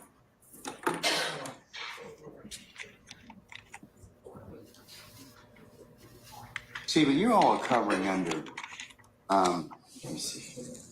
I'm sorry, Judge? Hold on. Just a second. Pardon me.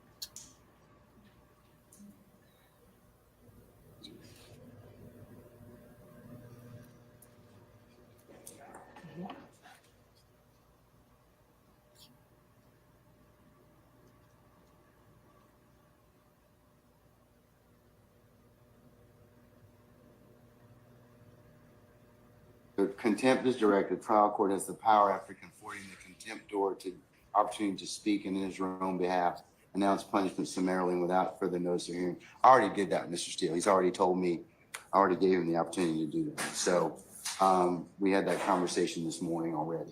So And Judge, so there's a couple different issues.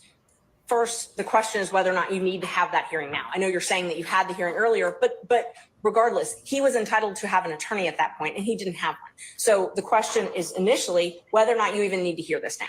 And some of the cases I've cited, along with some others, say that a summary proceeding is not necessary in a case like this. And the best evidence of that is the trial has continued.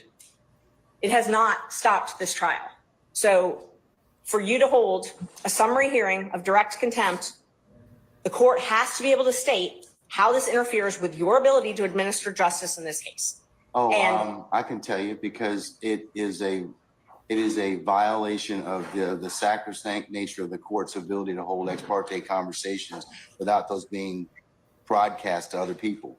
And as to how that information was disclosed, that's a real problem. That's why it's of such an issue for the court at this point in time. Judge, and Mr. Steele has a right to make a motion like this. If there were ex parte, he does. I'm not saying anything, but but he's kind of put himself in the particular position he's in. No, Judge, I don't agree. I believe that I'm gonna disagree with you. Okay. I believe that the court has put him in that position. No, he cannot be held in the law states McClarity, which I cited to you earlier. And it's true that direct summary contempt, which arises in the presence of the court, intends to scandalize it and or hinder or obstruct the orderly process of the administration of justice. The preservation of order and decorum of the court is exempt from due process requirements of notice and hearing. And that's even Moody, goes back to 1974. So I believe that Mr. Steele's, he can file whatever motions, but his particular actions in this case, I just want to know who told him this. That's all. I'm not asking him this to release or otherwise tell any conversations, but I just want him to tell me that. And Judge, so that's what you want, but that does not conflate to a contempt. Your desire for him to answer your question does not mean that you have the power to hold him in contempt. So you can come into court, Mr. Merton, and not answer a question of the court and not be held in contempt? If it's a question that the court is not permitted to ask, yes. Okay, well, this is a question the court's permitted to ask. And it's our position, if we had a hearing, we could explain to the court why he is not required. First of all, the court accused him of eavesdropping. That is a crime. He has a Fifth Amendment privilege against answering those questions. Rule 1.6 protects all confidential information that is gained not from your client, but in representation of your client. He has the ability to protect that information. But we don't even need to get there, because he can't be held in contempt, and you can't threaten him with contempt for presenting a motion in good faith. He presented a motion in good faith that he believed there were ex parte communications. You are a witness to that, because it's my understanding that you were part of those ex parte communications. They can't be ex parte if you weren't part of them, by nature. Okay. Well, you have to be involved. Therefore, you have to be a witness. So you are a witness. You cannot also. But you got the information. But here's the thing. You got the information allegedly from an improper methodology. I'm not saying that he eavesdropped. Okay, I said that one of the things is it's either one of two ways. He either eavesdropped, which I don't believe he did at all. I don't believe that for a minute. But I do believe that somebody did tell him what was the sum and substance of the court's conversations, and that would not be permissible. Judge, let's just back up for a second. He makes the motion because he has reason to believe that there were ex parte communications made. The court has a duty, if there are ex parte communications made, to alert counsel. He shouldn't have had to learn it from wherever he learned it. I think that he caused that particular circumstance. I think that he had a conversation with somebody and he got some information that he shouldn't have had to begin with. So, Ms. Merchant, I'm of the opinion I'm going to stand on my ruling at this point in time. I'm going to hold him in contempt. So at this point in time, is there anything else you want to tell me? Yes, Judge. There's quite a few other things. So first of all, we would ask for you to be recused from this case because you are a witness necessarily. It cannot be an ex parte proceeding without you being a witness to this. So you are a witness to this proceeding. Therefore, yes, to the contempt. To the contempt. You are a witness to the contempt. So you have now, and if it's criminal, which is what you're saying it is, Mr. Steele is entitled to all the same due process rights that Mr. Williams and every other defendant in this courtroom is entitled to. He's entitled to those. One of those is to have a fair and neutral judge decide his case. One of those is to have a judge who is not also a witness in the proceeding deciding whether or not he's in contempt. This needs to be heard by a different judge.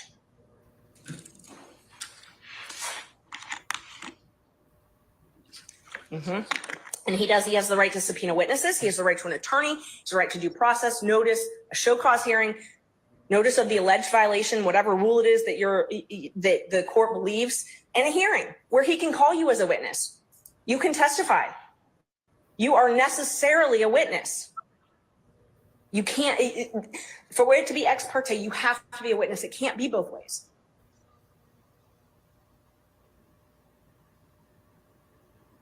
I'll let an appellate court decide that.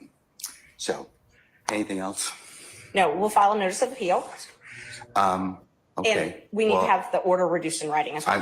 I'm going to do that right now. I will say for the record at this point in time that Mr. Steele has in fact, or has filed, and I will note this as part for the record in this case.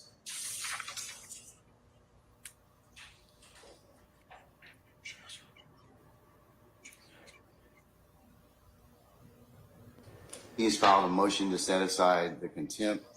He's filed a motion for a superseded bond, and he's filed a notice of appeal, all of which I will include as the next court's exhibit in order. But I'm reducing the contempt to writing. And I mentioned earlier, he can purge himself of the contempt just by telling me who it was, and he can do that this evening. He can do it. He can do it right now. He can do it at any point in time. If not, I'll revisit the circumstance on Friday. And Judge, we would ask that you grant the bond. At this point, grant him a bond on that issue. You don't get a superseded bond on a criminal contempt, though. You can grant him a bond. No, you don't get one on that one. The civil is the one that you can hold him until he complies with the order. And I'm sorry, I think in just the case law on that is in Ray Hughes. Hold on. Right.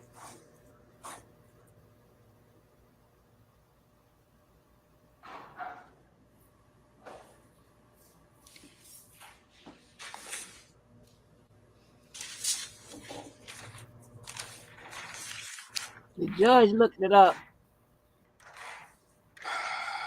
The superseded bond requirement does not apply in the contempt in the presence of the court during the progress of a proceeding, OCGA 5-6-13 Bravo. So you don't get a supersedious on that, on a criminal contempt, respectfully.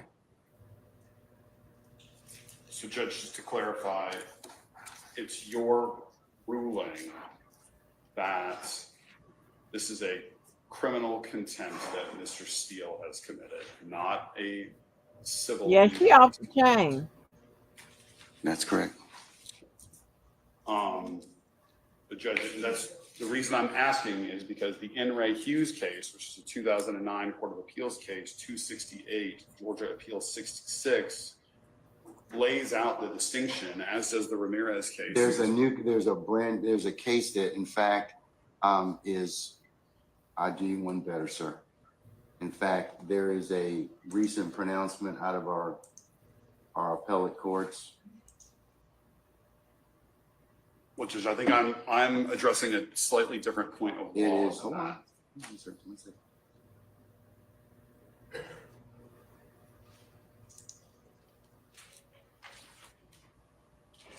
Give you two cases. One is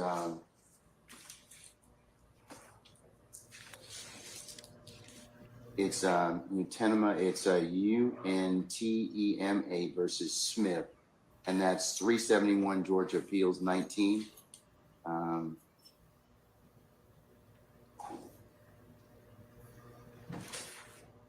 Which was decided March the 12th of this year. It covers the differences between the types of contempt. And then there's another case that I'd invite your attention to, and that is Henry Syverson. It's SYVERTSON, and that is 368 Georgia Appeals, Georgia App, I should say, 865. And that was decided July 31st of last year. And Judge, I'd just like to point two things out. The statute that you were citing about the supersedious, it only says it's not mandatory. You still have discretion to grant him a supersedious bond. The other, I'm not going to grant him a supersedious. and so you definitely have the discretion to grant him a supersedious bond. The other issue is if it is a criminal contempt and you are finding him guilty of criminal contempt, then we have to have a sentence imposed. Now, civil is where you get to hold him until he complies. No, criminal is where you get to impose a sentence, maximum 20 days and $1,000 fine. So if you're going to incarcerate him under a criminal contempt, he's got to be sentenced. Well, his contempt is as long as he when he tells me what the basis of the conversation was. I didn't ask what, but he tells me that, then I can certainly, he purges himself of the contempt. Then that's civil, Judge. That's civil contempt. That's civil. Judge, and that's respectfully, I would point you to In Re Hughes, which stands for the same point of law. Civil contempts impose punishment as a means of coercing future compliance with the prior order of the court. Here, the prior order of the court presumably is that you have directed Mr. Steele to answer the question, to disclose the information as to who is his source for knowledge of this ex parte meeting that occurred earlier today. Criminal contempt imposes unconditional punishment to punish the act which has occurred in the past and cannot be purged. It is not capable of being purged, in which case what Ms. Merchant said applies, which is that there is a 20-day maximum sentence and $1,000 fine. It is, for all intents and purposes, a misdemeanor offense, Judge, which is why the enhanced due process protections apply to that. Now, Mr. Steele has indicated to us he does not believe that he can answer the question without violating his duty of loyalty and duty of confidentiality to his client. So he is being placed in a position where he's either going to jail or he's going to commit an offense that will put his license to practice law at risk. He said, that is an untenable position to be in. And Mr. Steele is a zealous advocate for his client, and he is simply trying to protect that duty of loyalty and duty of confidentiality, because if he answers your question, it is very reasonable to assume and likely that he will be facing a bar complaint that could result in a suspension or in the loss of his license. And so he's in a very, very difficult position where if we were able to have a full contested hearing with the benefit of witnesses and an impartial judge where you're a witness, then everybody could present their side of the story. And I'm not doing that. The reason being is because that takes away the whole point of criminal contempt. And that is, you do something, the court tells you to do something, order of the court, and you don't follow it. I didn't ask him to do anything illegal, immoral, unethical. I just asked him to tell me. I know what the privilege is. The privilege is the conversation. I didn't ask him about that.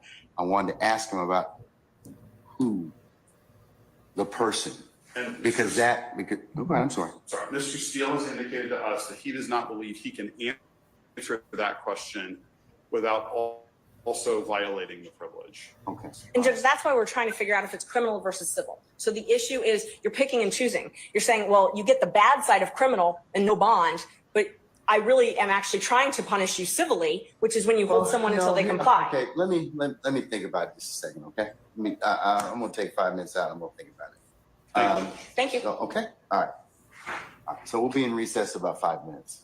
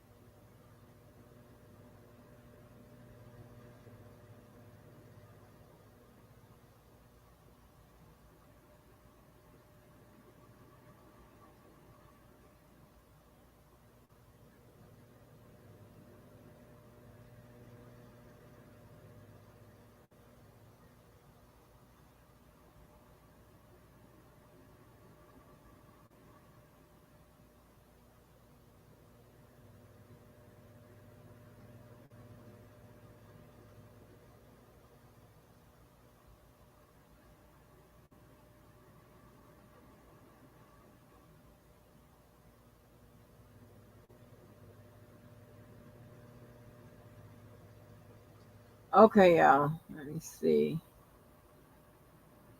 Oh,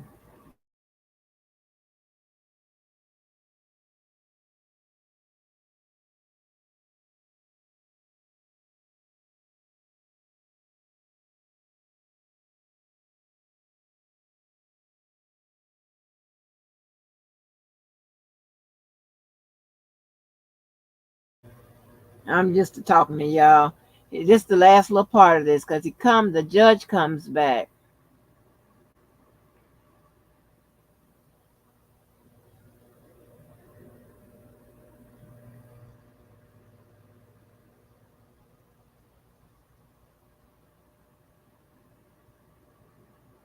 The judge comes back after finding out that he is incorrect when it comes to contempt, civil or criminal.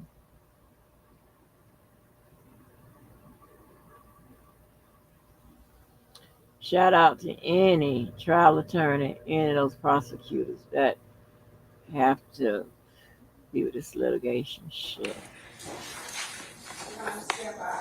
All right, thank you, madam.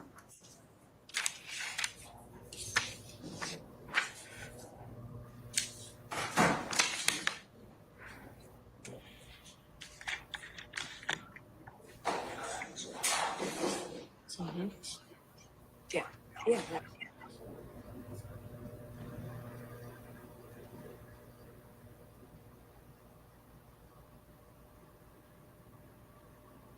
It's what we use in our bonds.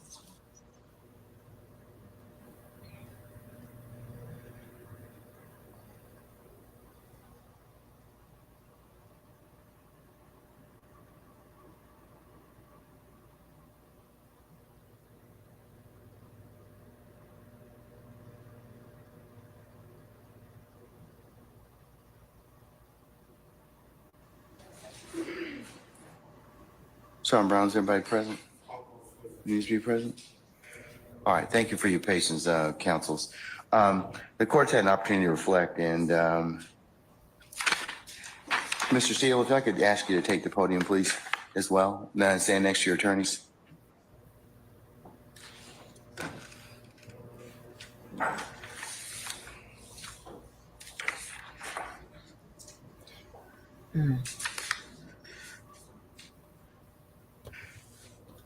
Okay, Ms. Merchant, Mr. Steele, and I apologize. Mr. Susar, Judge. One more time? Susar. What, spell your last name for us? Susor, Sierra, Uniform, Sierra, Oscar. You're a good man. Good man. Okay, all right. Okay. All right. Thank you, sir. Okay, Mr. Susar as well. All right, counsels, I've made a clarification or to the order of contempt. Mr. Steele, I am going to hold you still hold you in summary criminal contempt pursuant to OCGA 15-1-3, subpart 3, for your failure to comply with my earlier order today.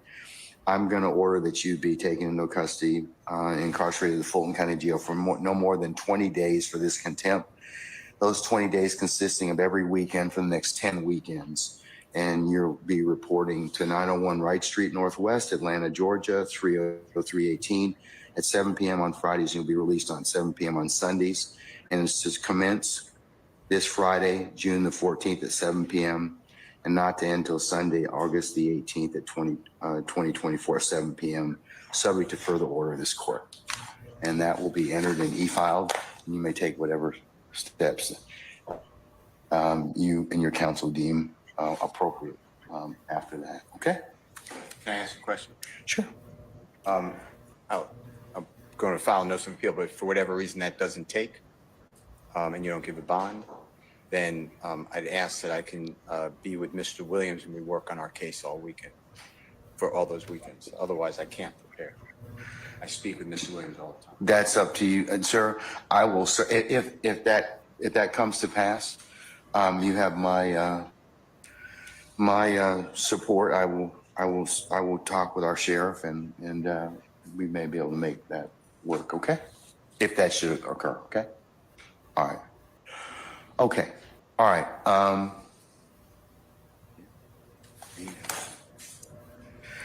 All right, Oh, dismiss, so he councils, changed I'm it. done with this, Oh, okay. unless you have anything else. All right. Hold All on, right, y'all. thank you. So he changed it to summary contempt. All right, as a way of dealing with the direct contempt.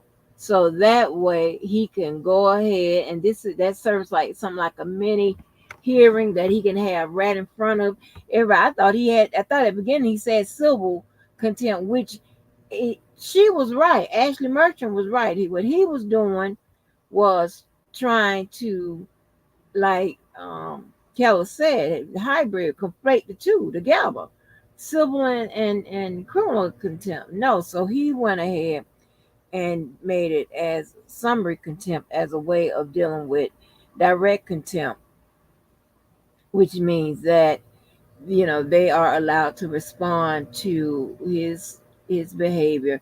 He right then can order a Mr. Steele directly right there in the courtroom to whatever terms he said. So he said 20 days in jail and go to the weekends and all that shit. So that Mr. Steele is going to be in jail, child. Or whatever the workaround is. I don't know, but oh wow.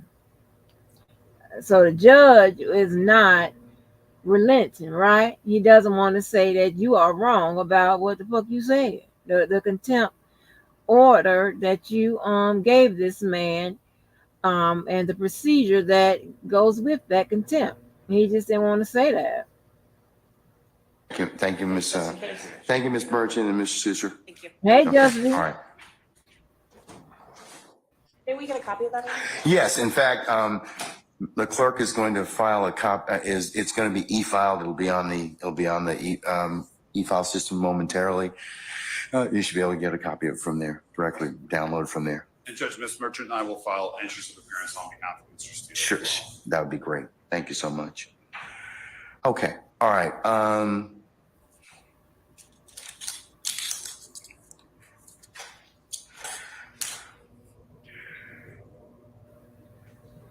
All right, State, is there anything else that we need to, or any defendants, is there anything else we need to take up before tomorrow morning? Mr. Copeland is going to rejoin us tomorrow morning, so we'll continue with his testimony. Where's Ms. Bumpus? Your Honor, I have a matter. 1 second. Where's Ms. Bumpus? She hasn't been released yet. I'm not certain, and Ms. Hilton is attempting to determine her whereabouts. All right, if you could call her, Ms. Hilton. Thank you. All right, Mr. Sharp, sir. Your Honor, I have to prepare for my cross-examination of Kenneth Copeland over the next few evenings, and I would ask once again for the court to release the transcript of what occurred earlier today so that I may prepare my cross-examination. I'm not going to do that, sir. Not at this point in time, respectfully. Okay? Well, Your Honor, respectfully, and if it's not released by the time that we cross-examine Mr. Copeland, our defense will be hindered. Sir, that'll be an issue you can certainly raise then and now, but I'll think about it. But at this point, I'm not inclined to release the transcript of the court's ex parte hearing because of the way it was the way it was disseminated. That's why I'm not inclined to do it. And I would also, I understand the court's ruling. I would also ask for the release of any audio tapes regarding that hearing as well.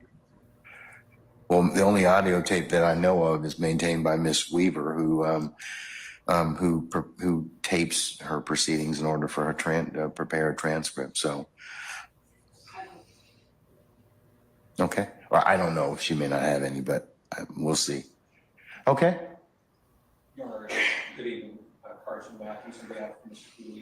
We were making that same request, Your Honor, for that transfer. We potentially could contain some Brady material. Sure. Okay. All right. Unless there's anything else, counsel? I join that, and I also believe I advised the court the reason What I also want for confrontation cross-examination is supposed admissions Mr. Copeland made about our case outside our presence, and based upon information and belief, the court handed Mr. Copeland allegedly the long false swearing and perjury. And if that's true, I'd like to also talk with him, if he'll talk, about how that came about. I'd like to read the transcript. So I'm joining in, but also it goes to matters that are discussed about the case based upon information. Madam. Your Honor, there was no matter to which either counsel for either of the defendants was a party. There was no matter to which either defendant in this case was a party that was had or held outside this courtroom. So we would ask that the court deny what is being requested of the court, because that is something to which neither defendant is entitled. Your Honor, the witness is on the witness stand. Your Honor, the witness is on the witness stand. The witness is testifying under the RICO Act, which covers all of the defendants. It's understanding upon information related to that, which is the witness has stated again on Friday that he was not going to testify. Today, it was a different scenario. And based upon it, Your Honor, we believe that we should be entitled to that on Brady, because we believe it's potential Brady material. All right, sure. Ooh, God, just give me chance. God, So we all are part of this witness's testimony. Your Honor, I would additionally point out that the question to which Mr. Copeland asserted a Fifth Amendment privilege was, how old are you? On Friday. Yes. Yeah. All right. I'm going to deny your motion, at this time, Mr. Matthews. Your Honor, I don't understand the state's argument that we are not a party. This gentleman was sworn in as a witness against all of our clients. He is sworn in as a witness specifically against Mr. Stillwell. Conversations with that gentleman were occurring apparently ex parte without our knowledge, without my client's presence. And I don't understand how the state with a straight face can possibly say we are not a party to matters concerning a witness sworn in trial to testify against our clients. We are certainly a party. Okay. And we were denied the right to be present. All right. Thank you, sir. I'm still going to deny it. All right. Anything else? We would ask for a copy of that transcript since it's germane to the contempt. So we will be asking for that in the court order as soon as this court order, since that is. It's an ex parte matter, so you're not going to get it unless the appellate court wants to see it, if it's accepted. So, but I'm not going to give it to you at this point in time. I assume the Harvey rule applies. Yes, sir. All right. All right. See y'all tomorrow morning, okay? 9:30 for an anticipated 10 o'clock start time? Okay, we're recessed. Ooh. There's a lot went on with this crap.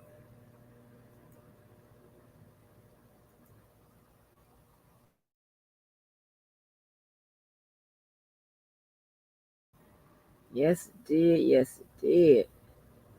So let me get up this paperwork. Let me see who all Debo sued.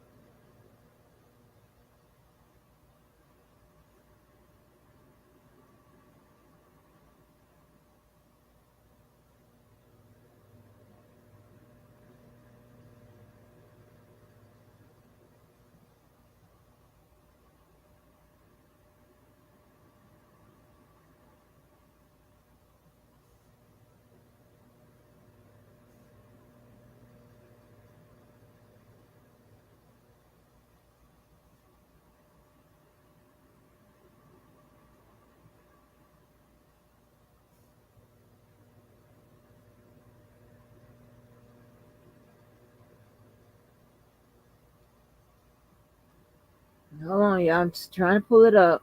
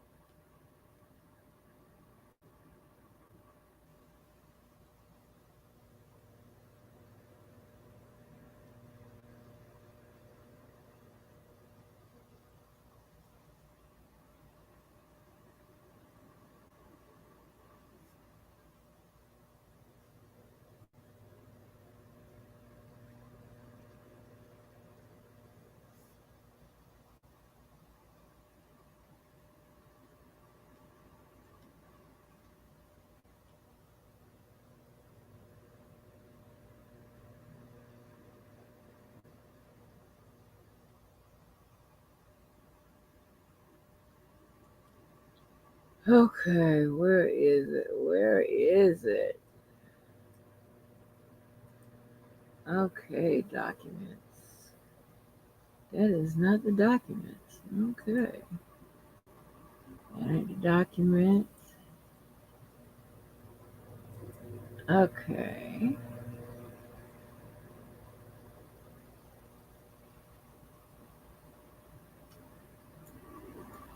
Why is this like this? Hold on, y'all. Hold on.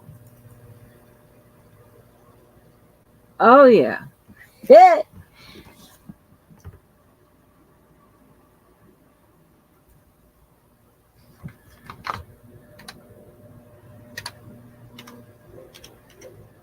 Okay. Let me see if I can get it up now. Okay. Now, which one? Let me go with.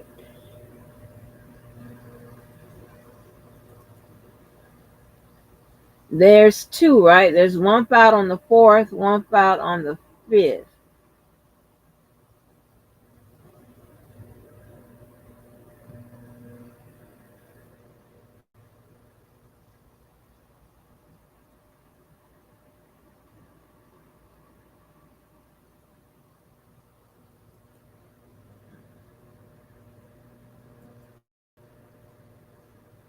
That's Debo better get it crunk, honey. Hold on, let me put my topic up here.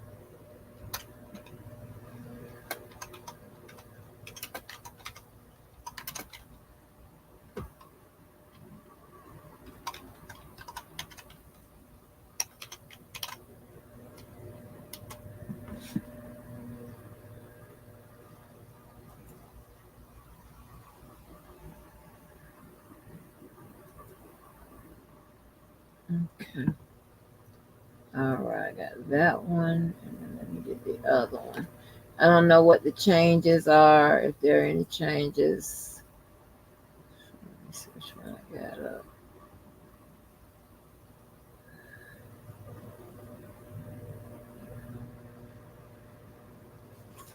Y'all, oh my gosh, listen. Um, I've been just binging on different programs, right? Hulu got one called Clipped. It's a must see. Um, I don't know if you know the Backstreet Boys, Fallen Angel, wherever you can find that. And there are so many little mini docs that I've been watching where they show all of this domestic violence that's ended up in killing fucking these crazy ass niggas, right? And I'm especially interested in the ones where involve social media influencers, but the other ones as well, right? Man, listen, my motto is, baby, I get in and I get out. Okay.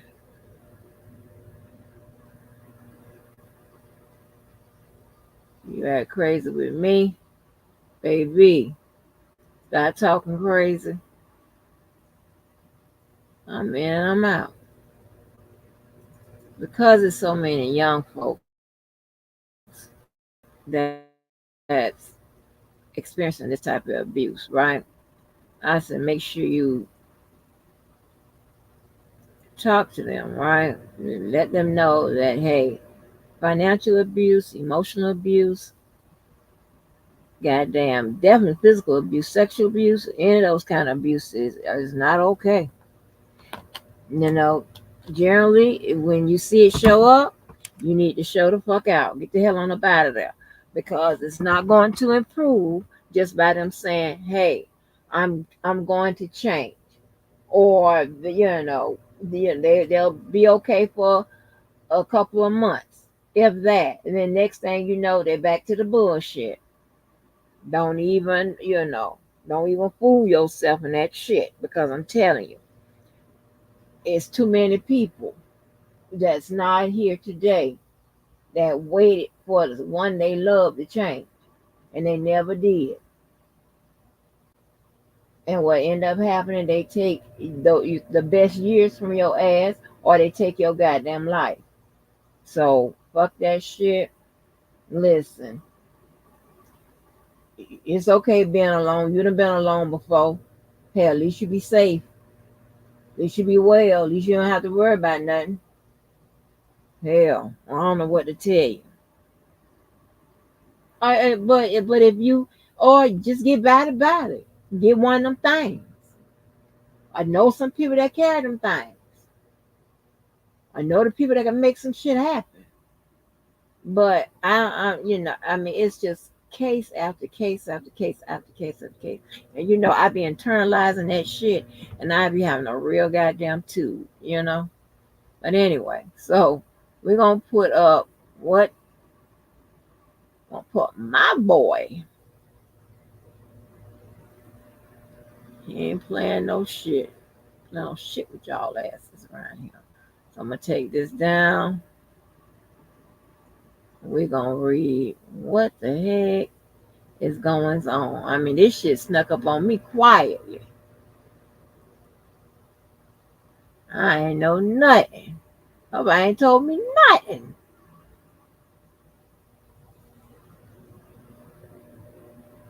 Okay, so I'm gonna see what's different. All right. So as you all can see on the screen, that is, let me see, those different case numbers. Oh yeah, those different case numbers too. So hold on. 4065. Okay.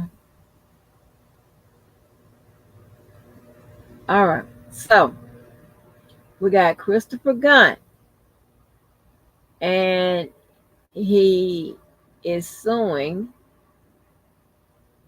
Alaka Kabubo Alanyan, Elizabeth Geddes. So you know who that is. She is the prosecutor out of New York. So is Maria Cruz Melendez, Estelle Garcia, that is Diva, Larry McGee, that's Larry, Tylee Martin, that is Ty,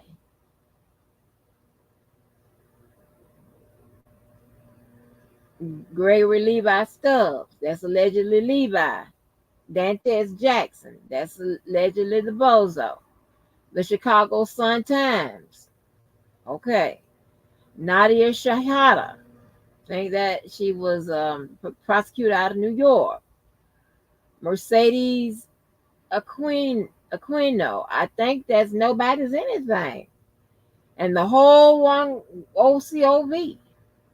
And then also what is this, detective or prosecutor? I don't know, I forgot what he is. Ryan Shabu.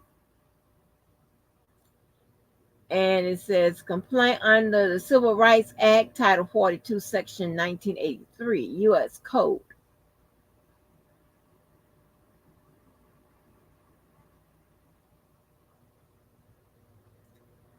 And that's all that information. And let's see what the complaint is about.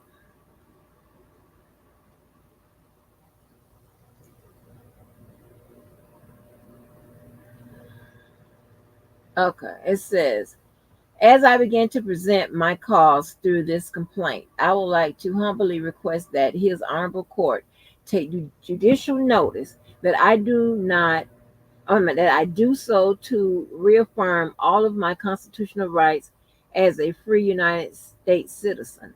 Upon the insurgent of this claim, please be advised that my family and I have been weathering the storms of our lives under an unfortunate umbrella that has violated my rights as a natural born citizen due to a ruthless plague upon my First Amendment right to freedom of speech and rights to assemble peacefully, as well as my 14th Amendment right to equal protection in lieu of an absurdly propagandized, unfounded, malicious prosecution. Shit, go ahead on, baby. Shit. Fuck.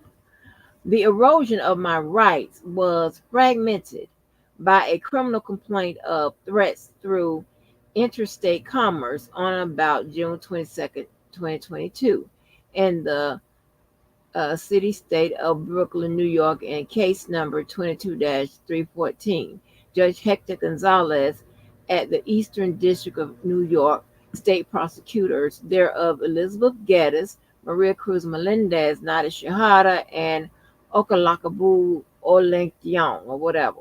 Okay, so listen. Um,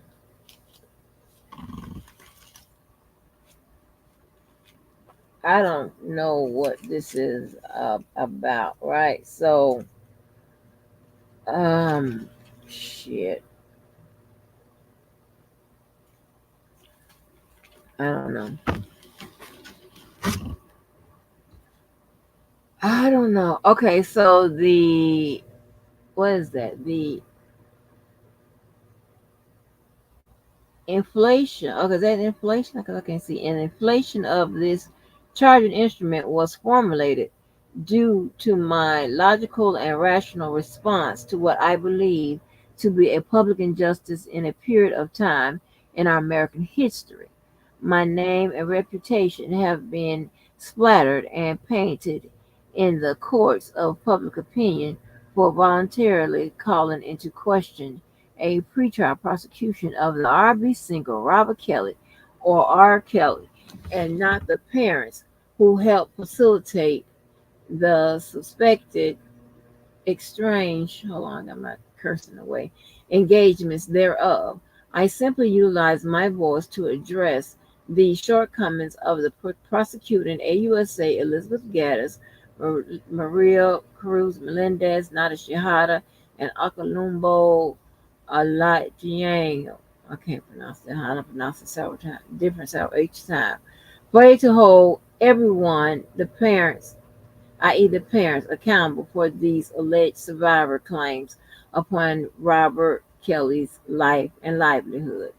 If the parents or someone was to prompt the influence of their own child to engage in superfluous acts, then that should ultimately exculpate the receiving party of their actions, in part due to the marquee of accepted behavior in my eyes. Hold on, y'all, for a minute. I use the restroom. I'm sorry.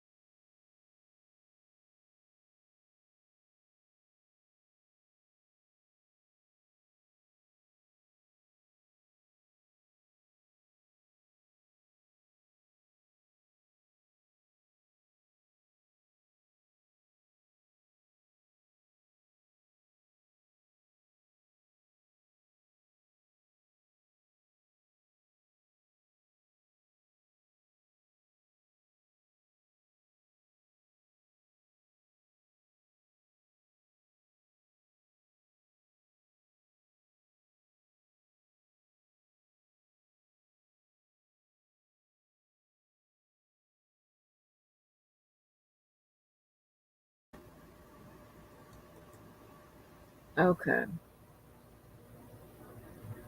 A compartmentalized concealment of the truth has demonstrated the prosecution was solely targeting R. Kelly to char and tarnish his reputation, which led me to be immortalized as the R. Kelly superfan, which has caused my family and I grave danger. I was transparent with my thoughts, and the prosecutor Elizabeth Geddes, Maria Cruz Melendez, and Nada Shahada, and Akalaka Bumbo all lay on stage and overlapping scheme to em- emblazoning the public conscious minds against me after the aggressive conjecture segmented to the prosecution and capitalized on by Estelle Garcia, Larry McGee, Talia Martin, Gregory Levi Stubbs, Nantes Jackson, Mercedes Aquino, the OCO, the Chicago Sun-Times, the courts in dual states, and others. Uh-oh. Oh, shit now. Baby. Hold on. So now prosecutors have prosecutorial immunity, right? Which means that they pretty much cannot get sued or held criminally liable for doing their job. Okay. Now, if they do something nefarious, or if I don't know what would be a good nefarious kind of covers it all. Then there's a possibility that a claim could be brought against them. But even if they prosecute you and you are found innocent or what have you, they receive prosecutory immunity, okay? Because they swear that they had a good faith basis to bring that claim to you and that there was at least reasonable suspicion, probable cause, and if you get convicted beyond a reasonable doubt, then it's not um, their fault, right?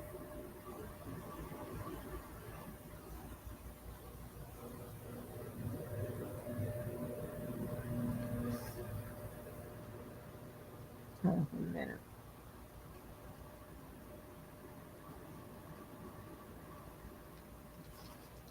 Whew, shit, man. Let me see how long this thing is because I'm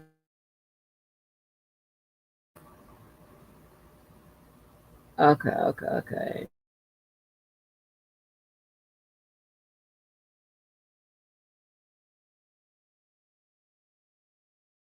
That long.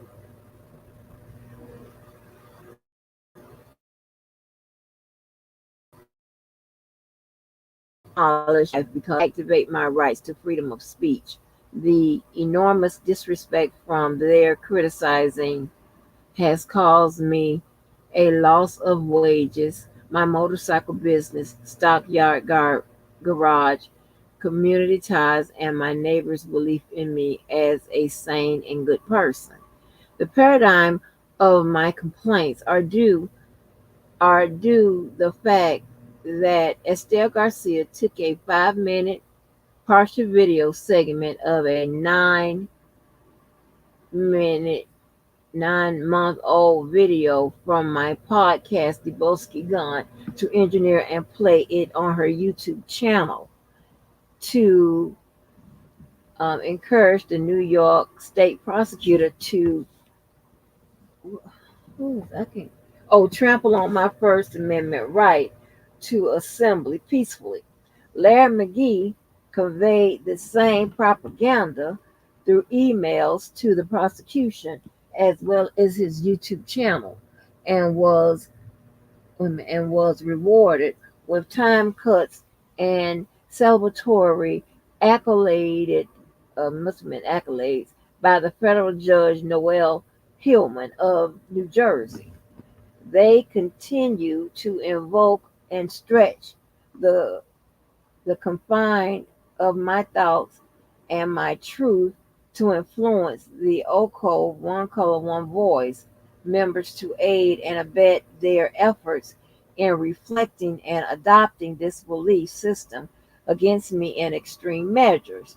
The abuse came in format of false complaints by Mercedes Aquino, who had me placed on a platform of a public arrest in front of the courthouse thereof, Eastern District of New York, Brooklyn, on or about September 2021, under her claims of harassment through the internet, which I believe was a direct ploy initiated by the feds to discourage me from attending R. Kelly's trial proceedings and created an aggressive atmosphere of fear to provoke me. The permit of these actions were mechanically designed and was exposed to me by my Homeland Security agent, Ryan Chabot, when he distinctively told me that, didn't the Brooklyn police tell you to stay away from the courthouse and R. Kelly's trial after they drove me an hour away to Central Booking in the Bronx to take photos of me and fingerprint me and then releasing me without any charges on or about September 2021. The bizarre gatherings of the above frameworks lead me to led me to be arrested and my house ransacked by Homeland Security at gunpoint while my children was held in the sun for 2 hours, which resulted in my personal items being seized and me being placed on pretrial release house arrest by Judge Kim from the Dirksen building in Illinois for 10 months because of this 5-minute pretrial segment of a 9-month-old podcast video. And this is, I don't know what this is, but we blow it up. You know, he might have, I don't know. I don't know. I understand the claim, I really do. And I understand, why he would bring it. Because, true enough, some of us, we do go too far with the bullshit. And that's everybody included. All right, let's go too far. That's why I wish, and I am slowly but surely, baby. People that don't treat me like I treat them, baby, they got to go. I ain't doing no fakes, no phonies, no biased people, no, none of that shit. I have to be me on and off this motherfucker because I can't do it. It's too much. Everybody can get it. I swear for God. Okay. Oh, it's more to read. Okay, Estelle Garcia maximized this catastrophic plague by exposing my federal public defender's name, Allegra Glashour, and information as well as my house arrest officer's name, telling people to call them to get me violated, as well as having the 5-minute video which she played on her video YouTube channel with Talia Martin. The video was government evidence, causing it to no longer be protected discovery. Gregory Levi Stubbs would post my Zoom court dates and call me a terrorist add on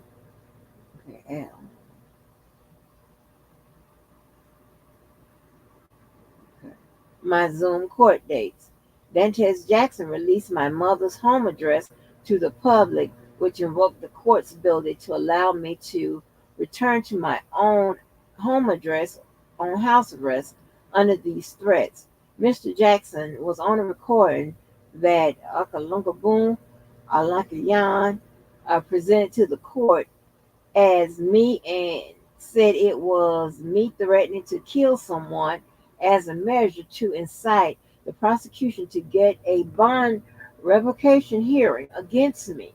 Amid these attacks from Mr. Jackson, he called my federal defender, Allegra Glashour, and recorded the conversation between them in hopes of contributing to a bond revocation.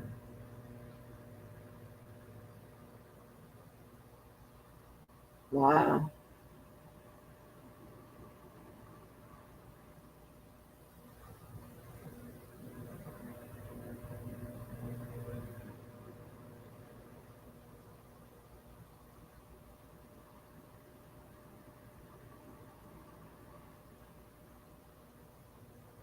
The Chicago Sun-Times directly and pseudo mentioned my circumstances to add fuel to the fire and psychologically promote violence against me and my supporters.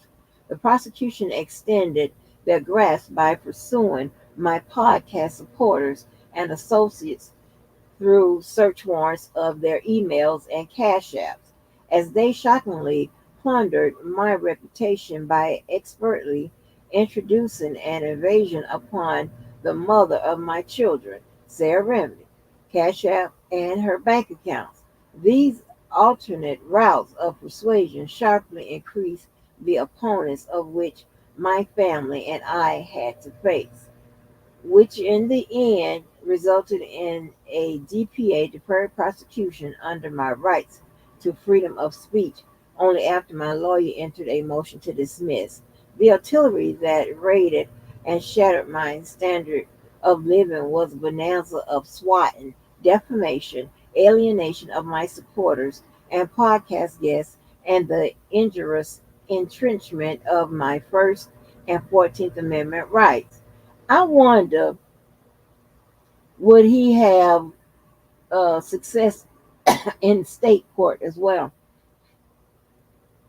The parameters of all of the above itinerary compiled me into misery and fear, so much so that I would forget things like my driver's license and catch traffic tickets because I was watching my surroundings and on high alert at all times, caused me to miss out on stolen moments with my two aunts and best friend, whom all died during this process, of whom the judge and federal AUSAs in my case would not allow me to visit on house arrest. They seized my access to the only source of income I had by sanctioning me from the internet usage and cell phone, even though I had to still pay my bills for them. The the moratorium, set on my freedom of speech and equal protection rights destabilized my friendships with my neighbors and childhood comraded what comraded because they began to view me as a pedophile or a snitch because I was not in jail after this public crucifixion of my character. As a measure to rectify my standard of living and my namesake, I would like to impose upon all of the above named defendants in this claim the compulsory damages of $250,000. So now this compensatory damages, compensatory, I don't know why I'm talking about compensatory damages of 250,000, that's actual damages. So he has to prove actual damages of $250,000. A piece, a piece. Oh shit. Well, okay. A piece for defamation of my character, infringement on my First and 14th Amendment rights, swatting and interfering with my due process rights. So, how he can make that up, like if he can prove actual damages right now, and maybe he could claim actual damages in the future if it's not written a certain way. Let me see what he wrote down. But you got to claim it. You got to prove this. It says swatting and interfering with my due process rights by injecting themselves to have my bond violated. I would also like to impinge the punitive damages thereof $7,500,000 on each defendant separately for malicious prosecution, mental anguish, phenomenal fear. Wait a minute, no. Yeah, that's phenomenal. fear, intimidation, the destabilization of my business endeavors, i.e., podcast, stipends, and motor club business, influential propaganda, emboldened of and sensationalized of the public perceptions under the guise of a partially altered podcast video, pain and suffering, emotional distress for concentrating pseudo threats upon my innocent podcast supporters, followers, associates, and family members for galvanizing multiple police agencies in dual states against me and for inappropriate usage of taxpayers' dollars for a methodical and immature prosecution. Relief. State briefly exactly what you're going to want the court to do for you. Make no legal arguments. Cite no case study statutes. As a measure to rectify my standards of living and my namesake, I would like to impose upon and all of the above named defendants in this claim the compensatory damages of $250,000 apiece for defamation of my character, infringement of my First and 14th Amendment rights, swatting and interfering with my due process rights by injecting themselves to have my bond violated. I would like to also impinge the punitive damages thereof $7,500,000 on each defendant separately for malicious prosecution, mental anguish, phenomenal fear, intimidation, destabilizing of my business endeavors, i.e., podcast stipends, and motorcycle business. Implement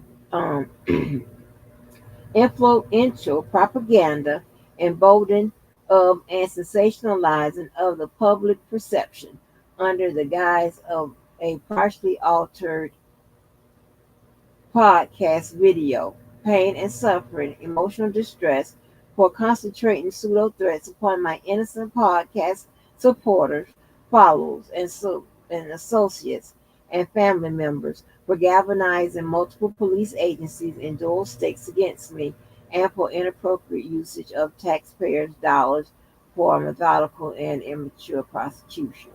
The plaintiff demands that cause by tried by a jury. Yes. Certification signed Christopher Gunn. Okay, he filed that himself. Let me see if anything is different over here.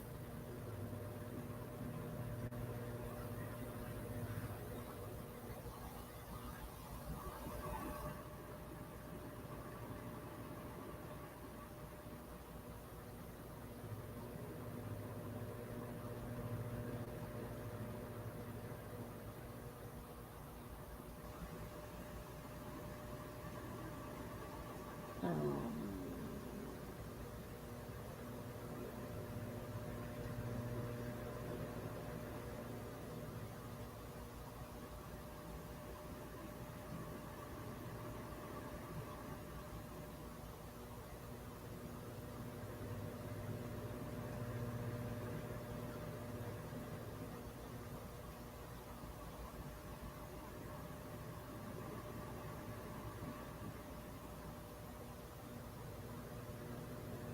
okay.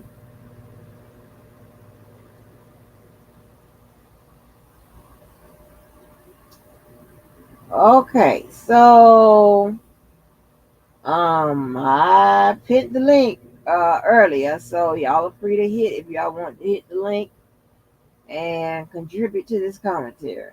Y'all have so diligently in the chat, and I do appreciate that.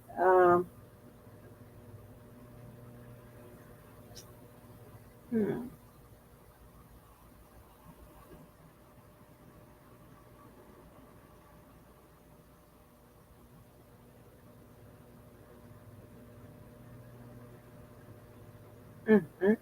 Okay.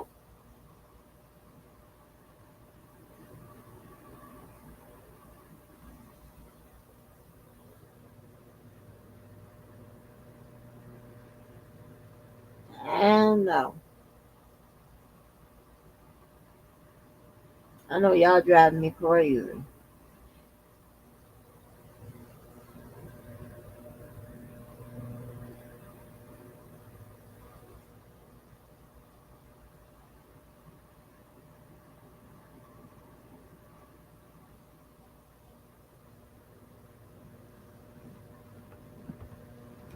Mm-mm.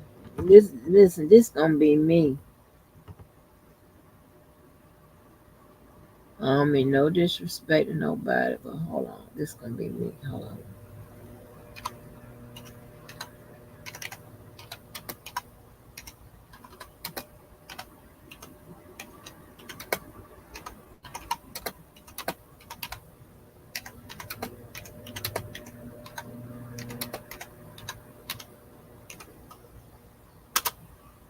Oh shit, I'm just typing, y'all. I'm just typing. I'm typing on the wrong keyboard. Ugh. Yeah, I mean, I'm typing so like, yes, I'm finna give y'all the goddamn information. I don't know.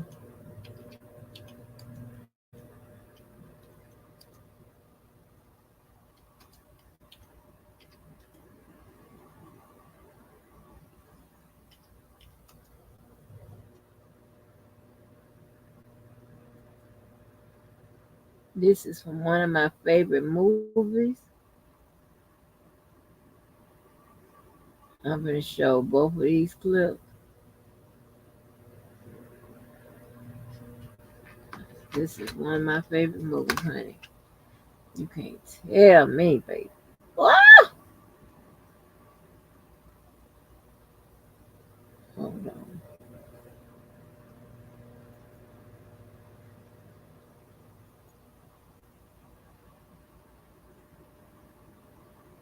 Oh, I said that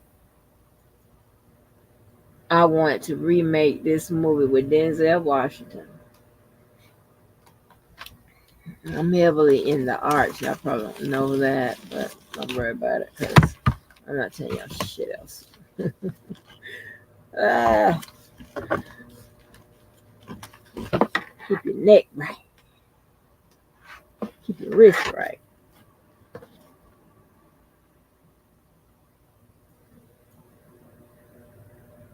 I stay fly. Uh, uh, uh, uh, uh, uh. I'm waiting on y'all.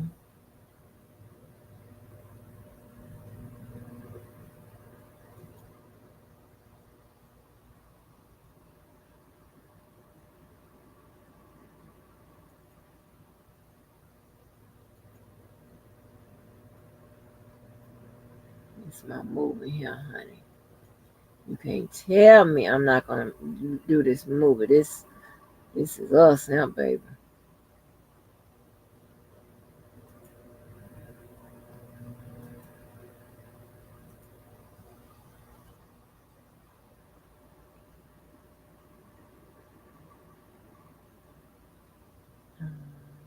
Where? Not over here.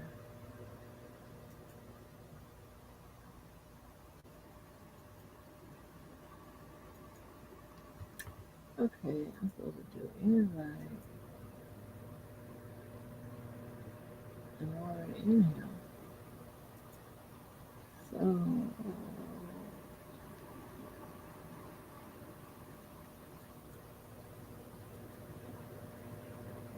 oh, yeah.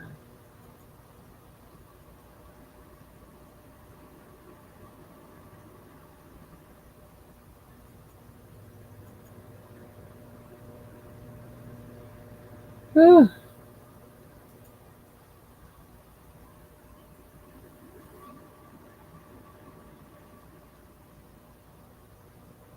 Let me put my thing up.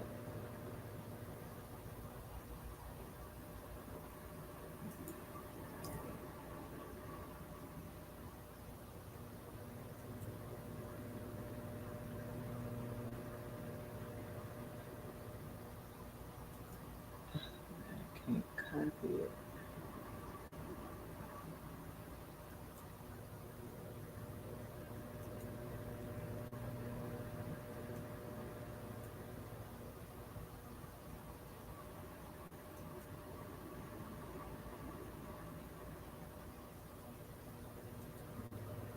Oh, now I can copy it. Hey, she's smart. She's smart. Okay, girl. Okay, let me put this. See, I'm trying to cover this shit up.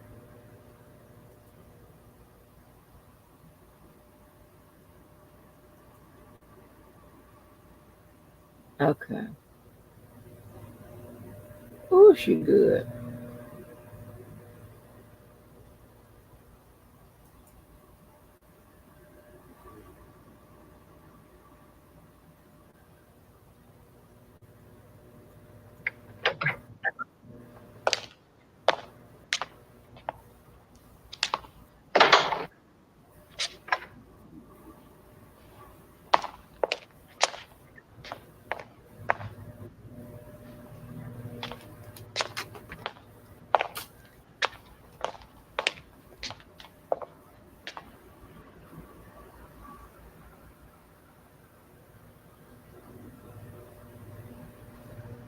What are you doing?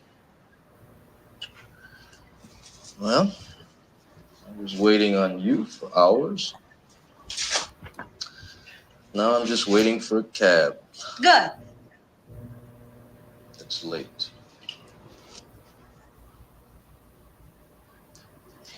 I can tell anyway. It just doesn't matter because I got a whole lot of stuff to do, and anybody can tell that you're not enjoying your trip. It's your trip I'm not enjoying. You know what, Brian? You'll never change. I've been hearing that same crap from you ever since we met. Why the hell did you come here anyway? See a girl named Tracy Chambers. I guess I just found a different person. You sure did. You know what you found? You found a success, Brian. I'm a success, and you can't stand it. Me, mahogany. You may think you're a success, baby, but you're all alone. Are you kidding? Did you see those people? They love me. They all love me. The men love me. The women love me. Mahogany. They don't love you. They love some kind of cartoon character that madman made up in his sleep. Freak of the month. That's what they love. Freak. Tracy, look, if you stay here, you're in for a lot of trouble. The only trouble I've ever had, Brian, is from you. You come limping over here saying, Tracy, I love you. I need you. Sure you need me. You want to know why? Because I'm a winner. I'm a winner, baby. These people love me. And you can't stand it. Because nobody loves you. Oh. I thought somebody did. Well, nobody does. And you want to know why? You want to know why?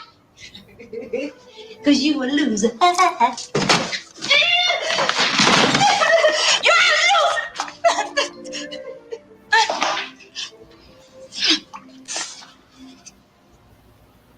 And I'm going to be bigger even. I'm going to be a bigger success than you can ever see. How do you like that?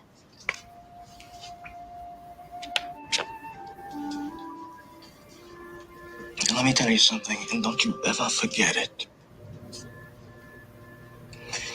Success is nothing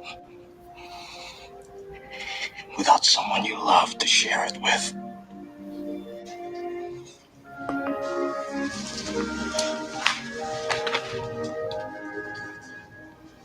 If you ever become Tracy Chambers again,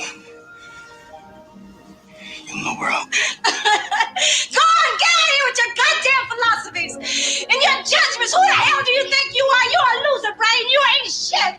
And I hate you. I hate you. I hate you. You're a goddamn loser. And I hate you. I hate you. I hate you. I hate you.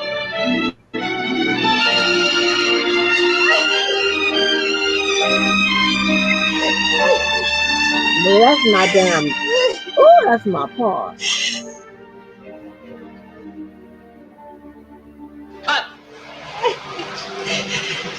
All right, cut, God damn it!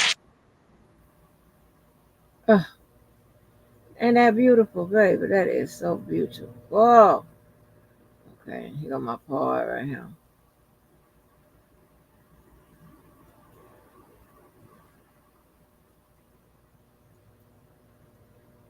I can hear it. They ain't got me as a limit. Oh, y'all know this part right here, baby. This is my part, baby.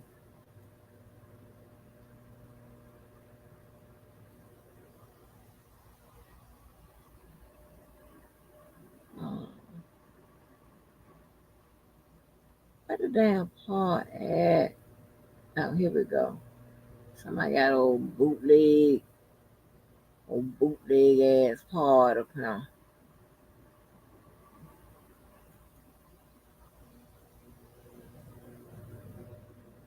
You can't hear it. Can you hear it?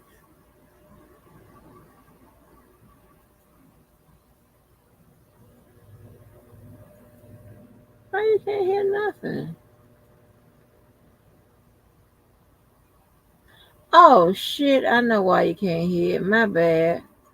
My bad. My bad. My bad. Okay.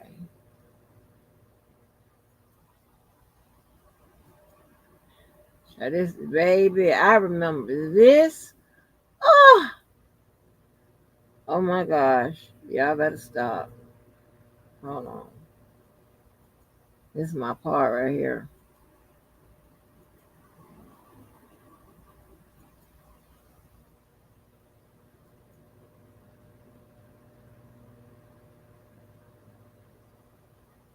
I ain't up on the damn screen. Hold on. Shit.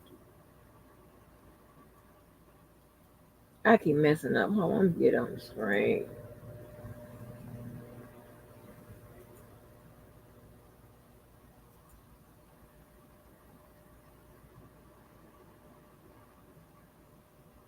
Yeah, be a contribution. Hey, y'all better keep an eye on and make sure the damn YouTube police and the StreamYard police ain't lurking. Hold on. From the south side. Who said that? Who said what? My old man left me with 6 kids. The heat's been off a week, and they all got the flu. What are you gonna do about that? Who said that? Will the lady who said that please step? I can't see who said that. Please let the lady who said that step forward, please. Mr. Walker, when you're elected, what are you gonna do to help me?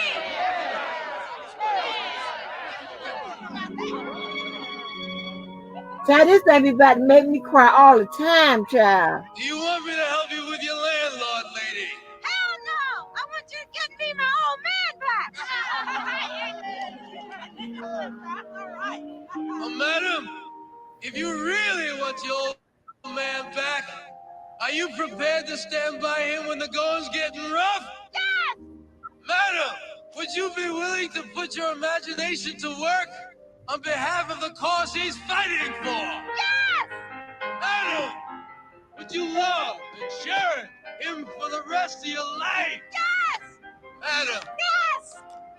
if you're willing to do all that, I guarantee you, I'll get you your old man back.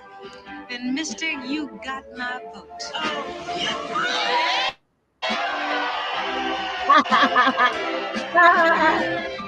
You knew how I loved you, but my spirit was free.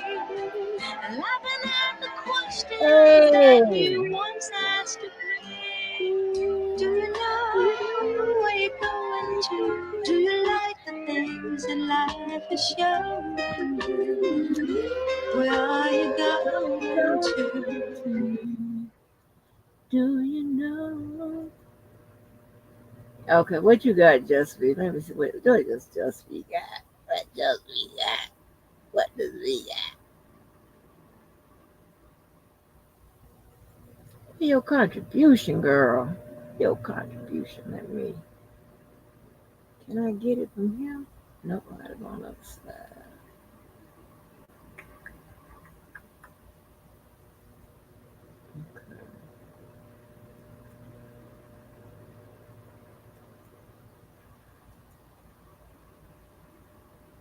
What is it, just me? I got to get to the other side.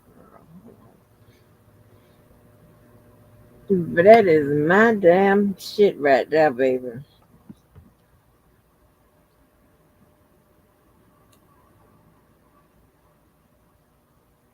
Just be, I'm gonna show up, and hey, I'm gonna show up, just be. Hey, my old man left me with 6 kids.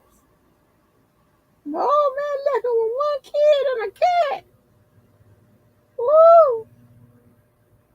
Oh, it's taking so long.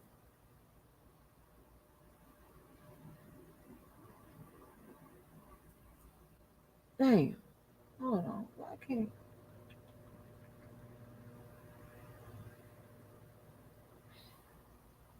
Let me see.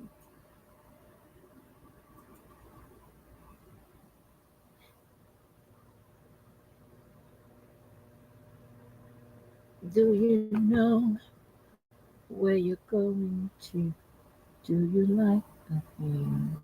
I remember that movie when I was a kid. My parents used to take me to the drive-in. Okay.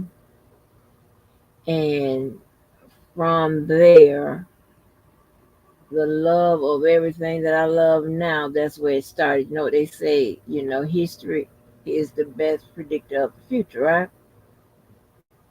And the movies I used to see, I used to watch those all in, at the house and stuff like that, all the white movies and things of that nature. Karate, oh my gosh. I could like, hey, the love of Japanese, um, and Chinese influence, Asian influences and stuff like that. Child, bye. That's my shush. And I have a style that I be doing, but with that type of influence, with I ain't gonna go into my shit because you motherfuckers be stealing and shit. I ain't got time for that. You can steal my old shit, not my new shit. I'll let you have that, but I got the two little fly things. I'm trying to think my thing. And what is going on? I keep my shit right. Keep my shit right.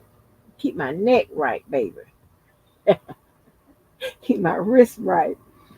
Good shit. Ain't nobody better like me. Hold on, just be any day now. This goddamn computer will get there. Maybe what if I refresh this side? Will it get there quicker? Think I got it. Do I? Just be I still don't see it. Hold on.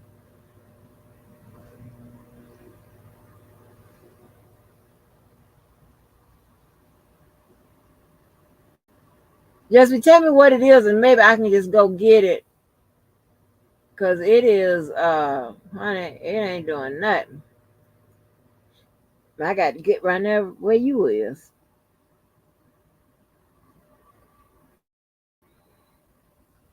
Things like just be what is it so I can look it up myself. And I can it's easier. It's ghetto press conference. Okay, what's the name of it so I can pull it up?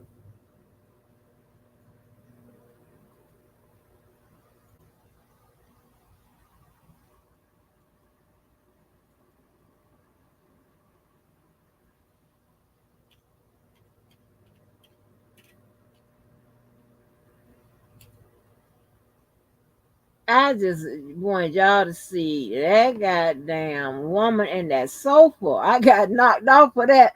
I did not care. That woman was in that damn sofa. They left that child in that sofa all them years. And she was fused to the sofa, y'all. I could not let y'all see that. Like, what the fuck? That's why I be sitting here watching. Like, where am I? Oh my God, these other communities.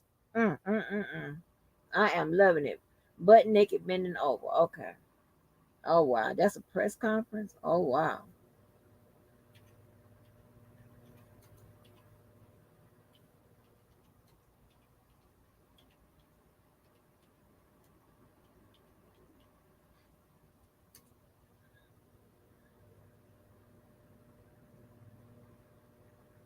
Oh wow.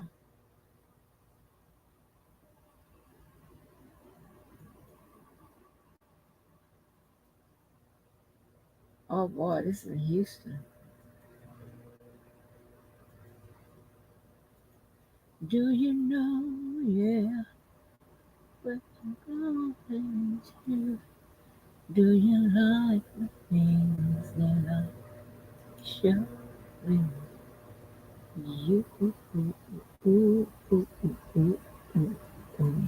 Good morning. I'm Dr. Candace Matthews.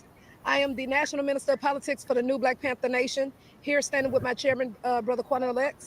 We're here in reference to an atrocity that has happened here at this elementary school that stands behind us by the name of Gray Elementary, that is in the school district of Lamar Consolidated ISD. We have a former music teacher that was here this school year when this shocking video has happened. This school teacher that was a music teacher taught several grade levels here in the school. We have shocking video of this music teacher doing porn videos in the music classroom, and also a second video of her doing this porn video in the school bathroom during school hours. So, and let's not leave out, she also had her school ID badge on. I called also to verify, was this teacher still employed here at this school? So it comes to find out that the teacher is no longer employed here, but not for this incident. The administration had no idea of the videos that was taking place here in this school. So what we are demanding that Lamar Consolidated ISD need to get with the Texas Education Agency to let them know about this atrocity of what has happened with this teacher, because this is how demented teachers go from one district to the next, jumping from district to district without, they can go and apply for a job and they have their teacher certification. They don't have a criminal record, but you over here doing explicit activities in an elementary school. That is unacceptable. So that's why we are calling this out. We are not going to sweep this under the rug. I did speak with administration here at the school district. They were not aware of that video, like I said. However, they did wanted to share with me, like I did let them know that I was going to bring this public. They did not want me, to bring it public because they did not want,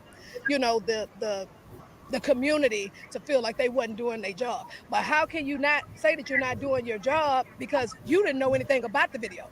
Now that you know about the video, now we expect for you to do your job.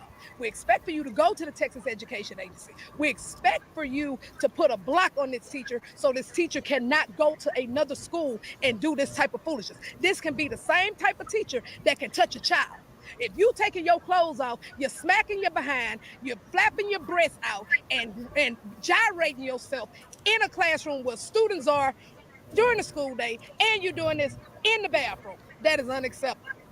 So basically I'm gonna let Brother Quanell state his piece and then I'll close it out. You really can't make this stuff up. It is absolutely appalling, shameful, and frightening that these are the type of educators that are in an elementary school teaching our children.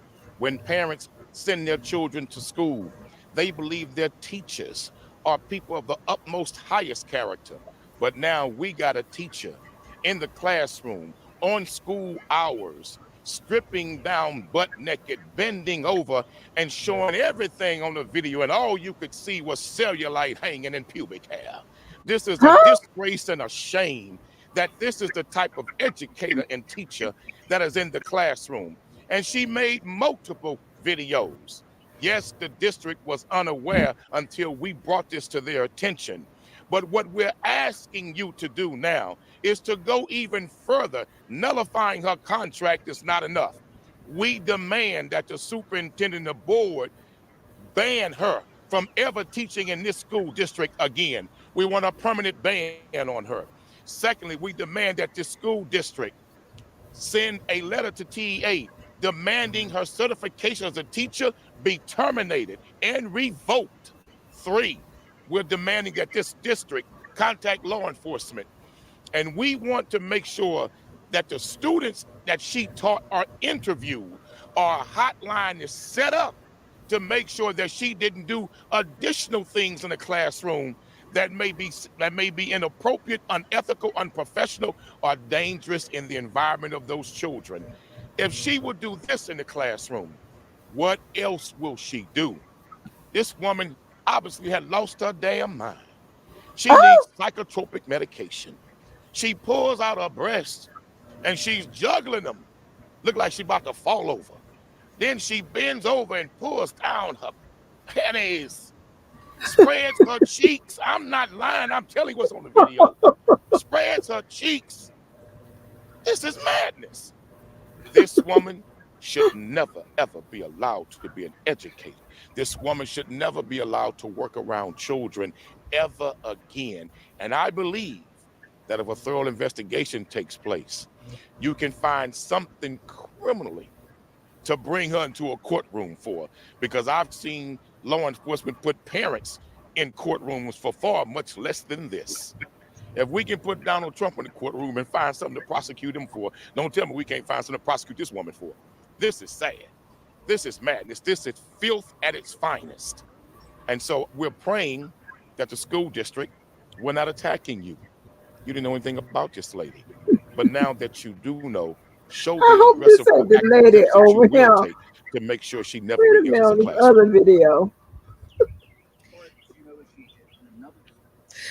From what I was told is that she's looking for employment with other school districts. So that's why this is imperative that we amplify this issue, because this is how you have demented teachers going from one district to the next doing this type of behavior. So I just want to send a message out to her, because see, that video was so horrific and appalling. We just want her to know that her retired porn star activities is done.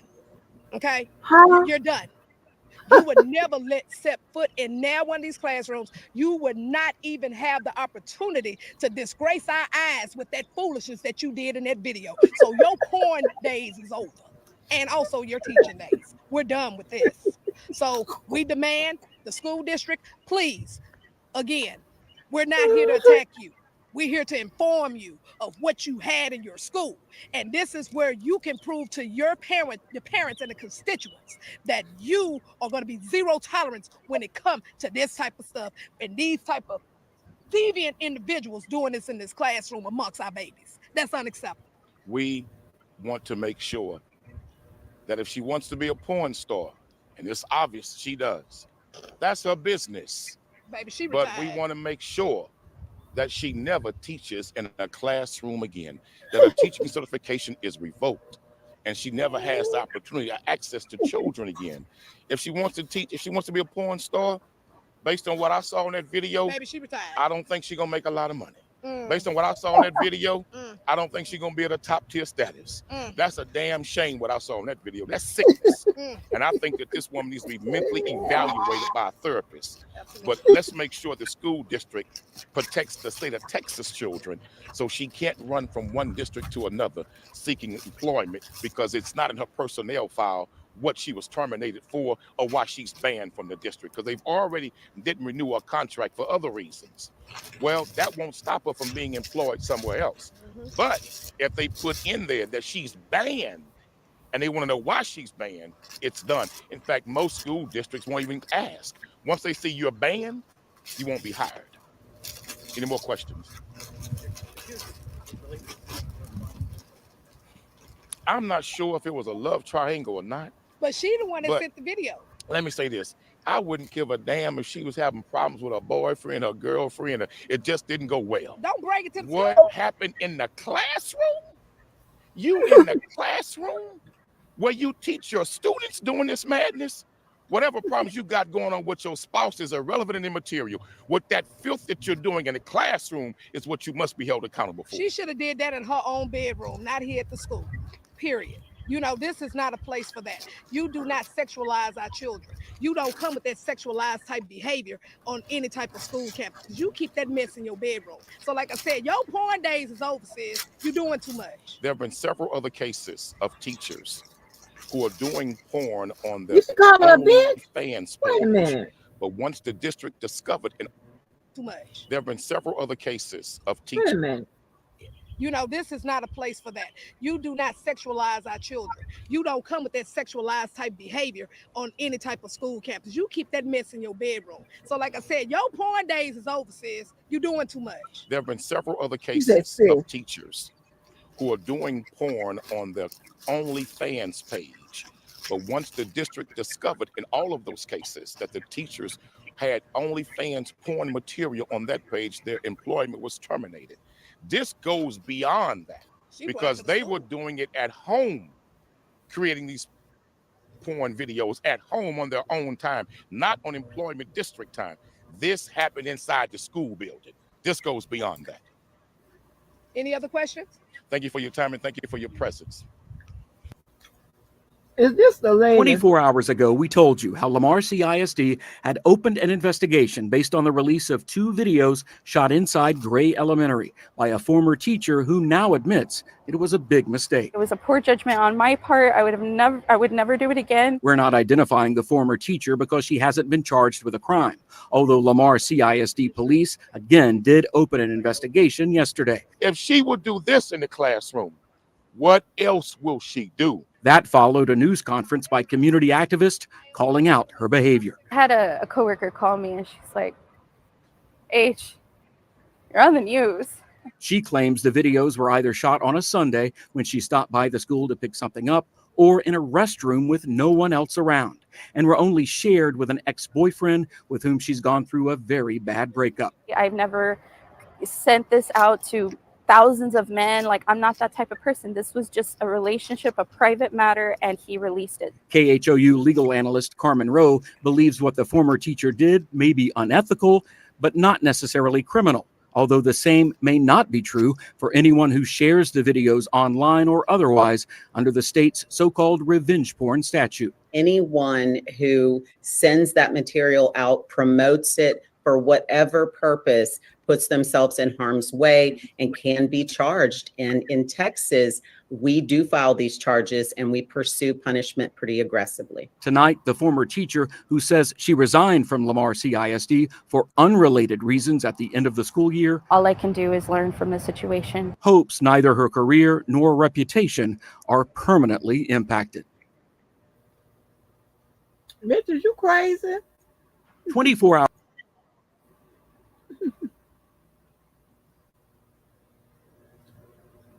Are you crazy, lady? Are you crazy? Is you? You can't do that. Honey, that lady with them nails and them eyelashes, y'all better stop playing and get out the way. Get out the way.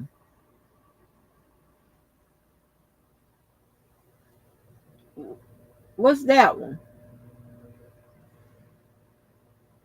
You gotta tell me what it is, because I can't grab it. Oh, wait a minute. Maybe I can. Hold on.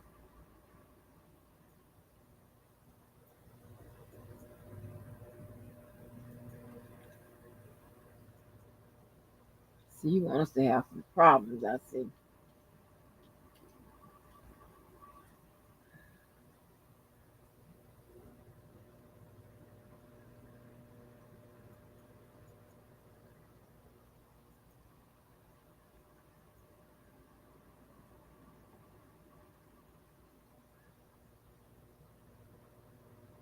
Which one?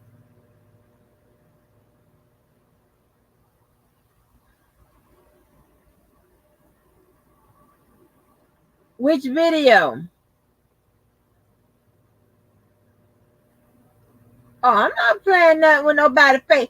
Oh, you got me fucked up. I'm not playing that with nobody face like that. The son with the tumors. I'm not playing that.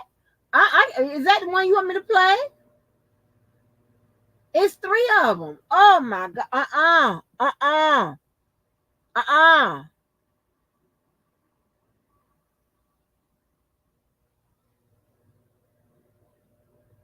that real?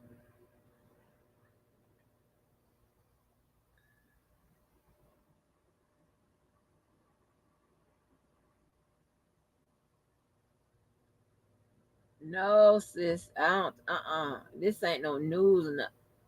How this baby eat?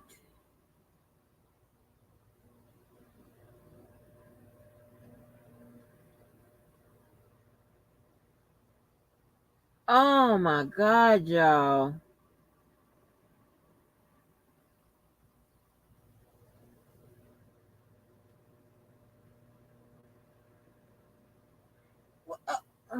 You want me to get this one with this baby with these tumors? Oh no. Oh no, honey. No, ma'am. Oh, girl. Oh.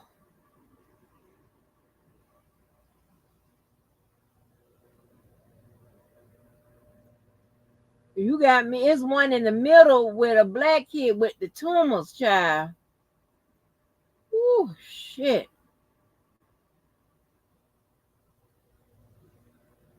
Which one is this?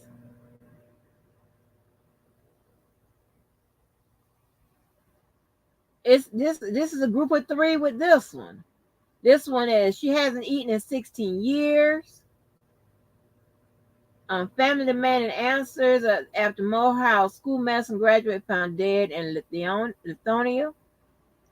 And you got somebody who has photoshopped Tina Turner's head.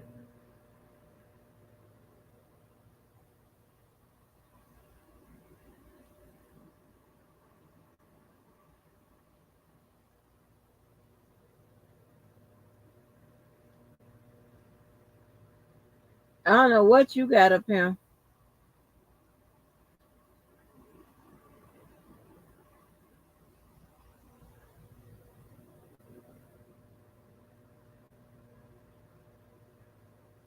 You keep giving me these old janky ass links, honey. These links are janky.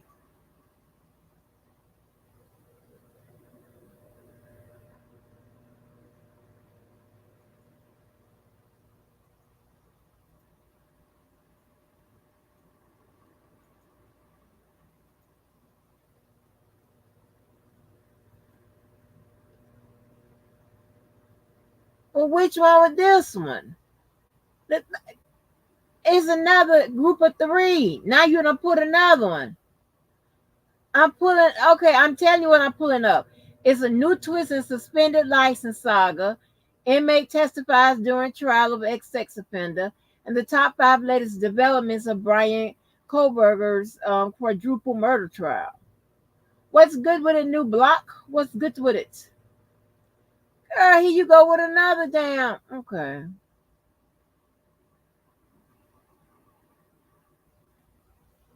Ghanaian pasta. Okay.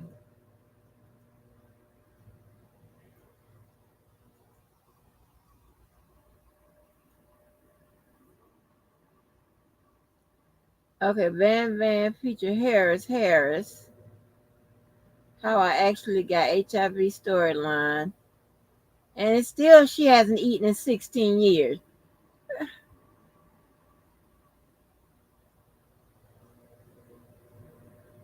Still pimping? Okay. What they be saying, 3 a.m. pimping?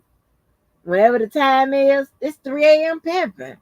I'm like, huh? I heard somebody say it's 4 a.m. pimping. I was like, okay. That's what we saying now? 4 a.m. pimping. Okay.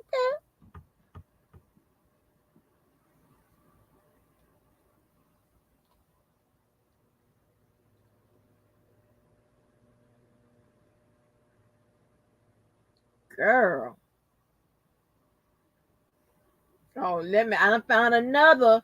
Okay, let me play my see if I can get my theme music up. Okay. Okay. Here we go. I done found another one to add to my stack.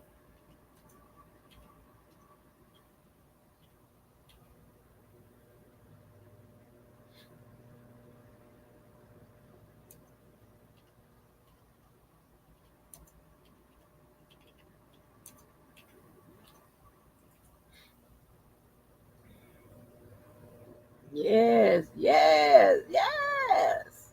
How they be saying it? That's my ghetto talk.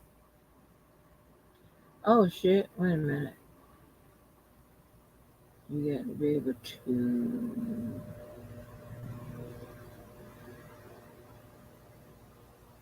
hear it. Okay. Okay. Okay. Okay. Okay. So can do it like that. Let me see. Is it where? Oh man. Shit. I done damn knocked people off. I got a lot going on, baby.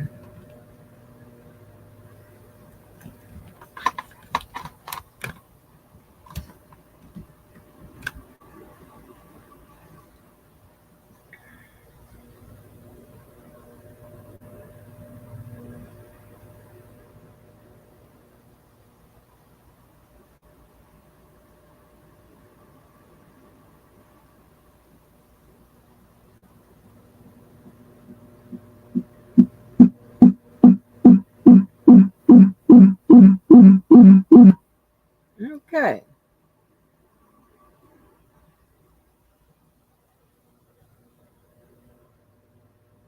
How did I get this to play?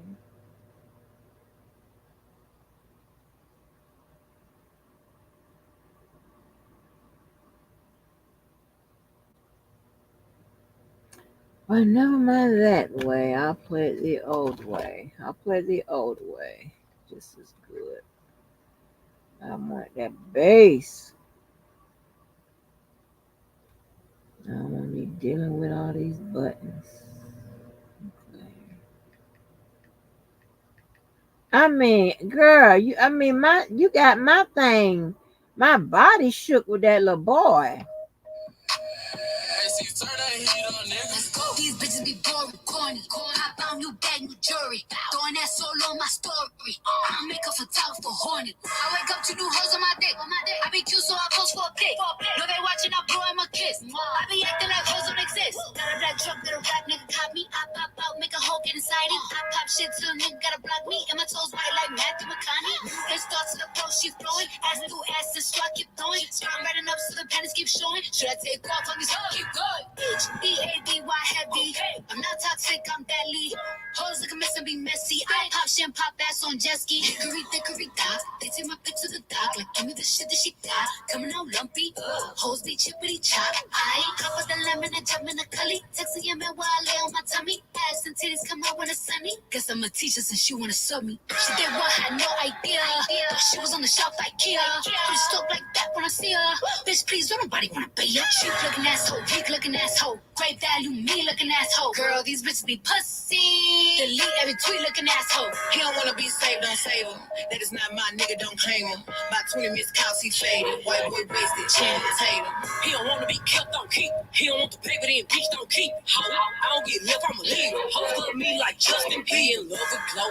Never got the cookie, but got my name tatted. Killer work, don't know who he killed. I heard that main daddy. Never full, when it's time to eat, I be his main platter. NYC, New York Fashion Week, Tommy Hill, Jenny. Tell these hoes to stay dangerous, cause no one know they niggas safe. My nigga say he faithful, I still got a fruit on just in case. I can't lie, I used to sip so hard, but them my old ways. 300, 65 days in the year, don't play with me on none of them days. Fucking ass, freaking nigga, don't even wear no cream. Don't know how to treat her like the fuck. I ought to smack your mom. Pussy wet, good ass neck, that's me. So I talk how I want. Save a nigga who be stupid. I look like fucking Superwoman.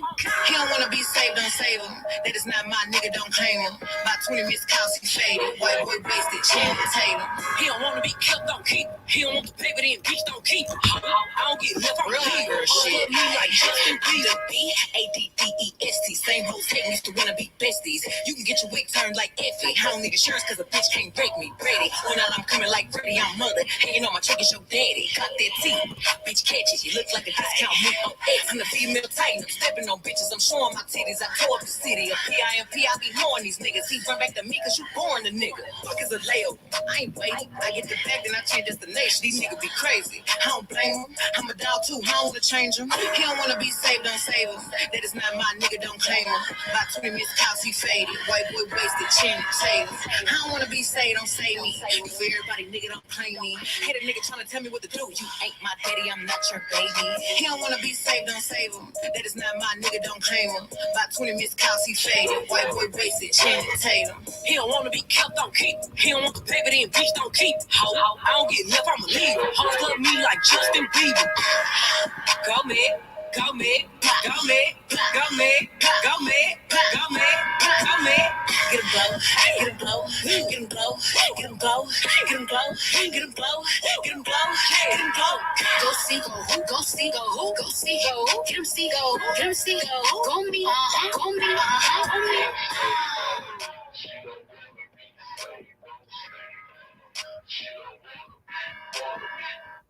Hey, that's what I'm talking about, baby. That is what I am talking about. Yes, honey, I done got another to add. Now, which one is this? This one says mother exposed family at her funeral. Bride viral, some kind of bum makeup or something. And I know this ain't the one by Kelly. Honey, just get your shit together, cause I don't know what you got me trying to do, cause it ain't doing. Don't say me. I don't know what is you trying to do across that water. I don't know what you trying to do. Oh, I love that song. Miss Andrew, don't worry about it. Yeah.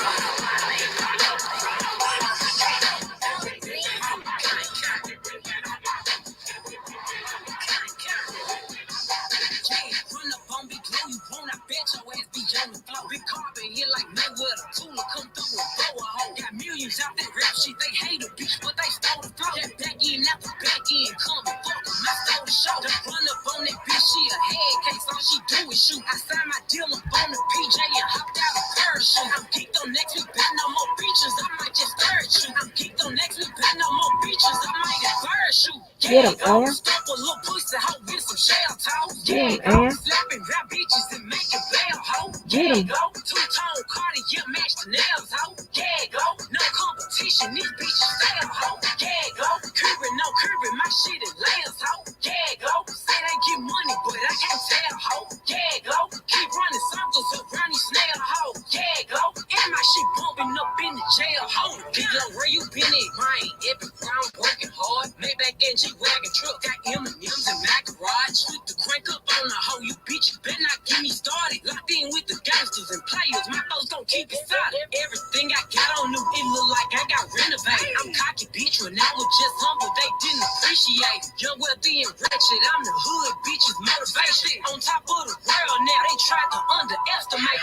Get him, Ann. Them bitches fraudulent, you know you the truth. Get him, Ann. Stop overthinking, these hoes can't fuck with you. Get them go, standing on business in these Chanel shoes. Before I let a hoe play with me, I go eat some Jail food. Go, stop a little pussy hoe with some shell toes. Get him, Go, Ann. slapping rap bitches and making bail hoe. Get him, Go, Ann. two-tone Cartier match the nails hoe. Get him, Go, Ann. no competition, these bitches fail hoe. Go, curving, no curving, my shit is layers hoe. Go, say they get money, but I can't tell hoe. Go, keep running circles around these snail hoe. Go, and my shit bumping up in the jail hoe. Go.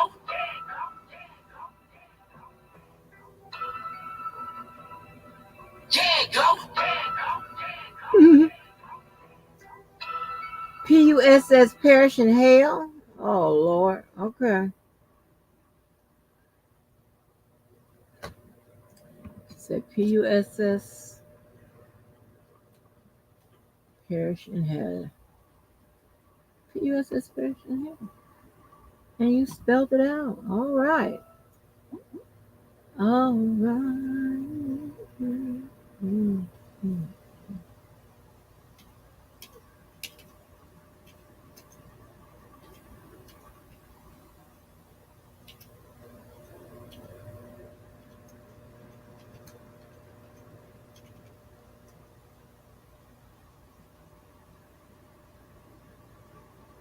The cursing pastor.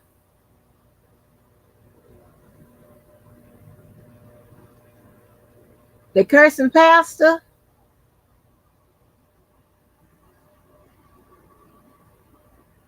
Oh, okay. Wait a minute. I see. I got it.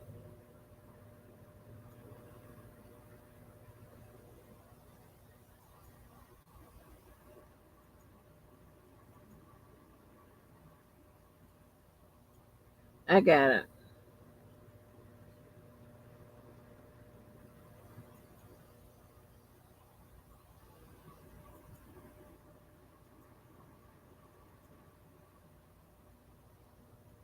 That's what you be watching, some damn foolishness.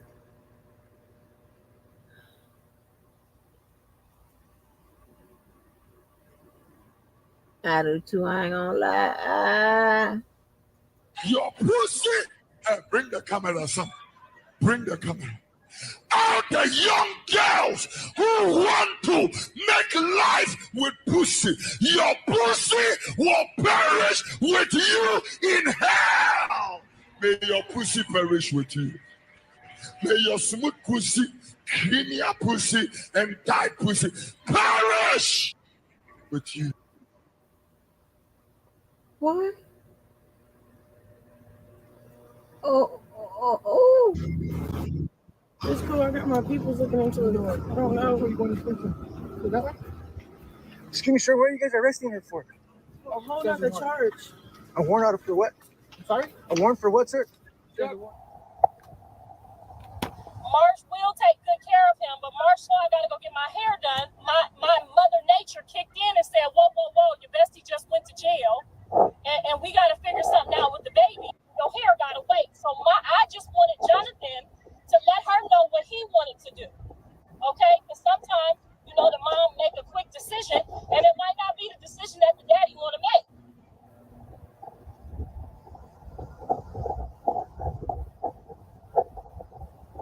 I don't like the way y'all did that on site. Like, we didn't want to take the baby, and we just a horrible family. I know you had more footage than what you put on there.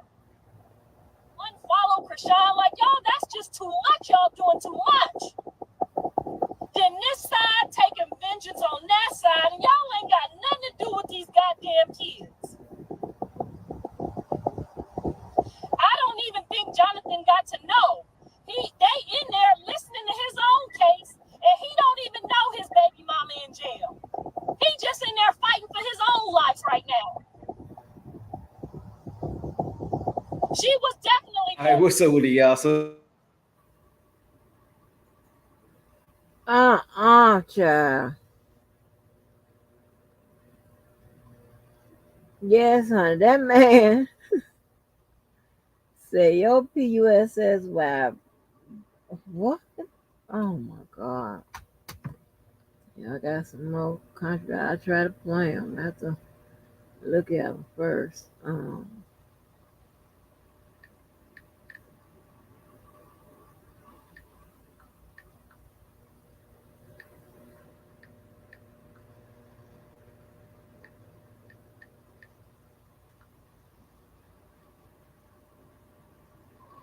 Cardi loves me. She don't block. She don't give no strike.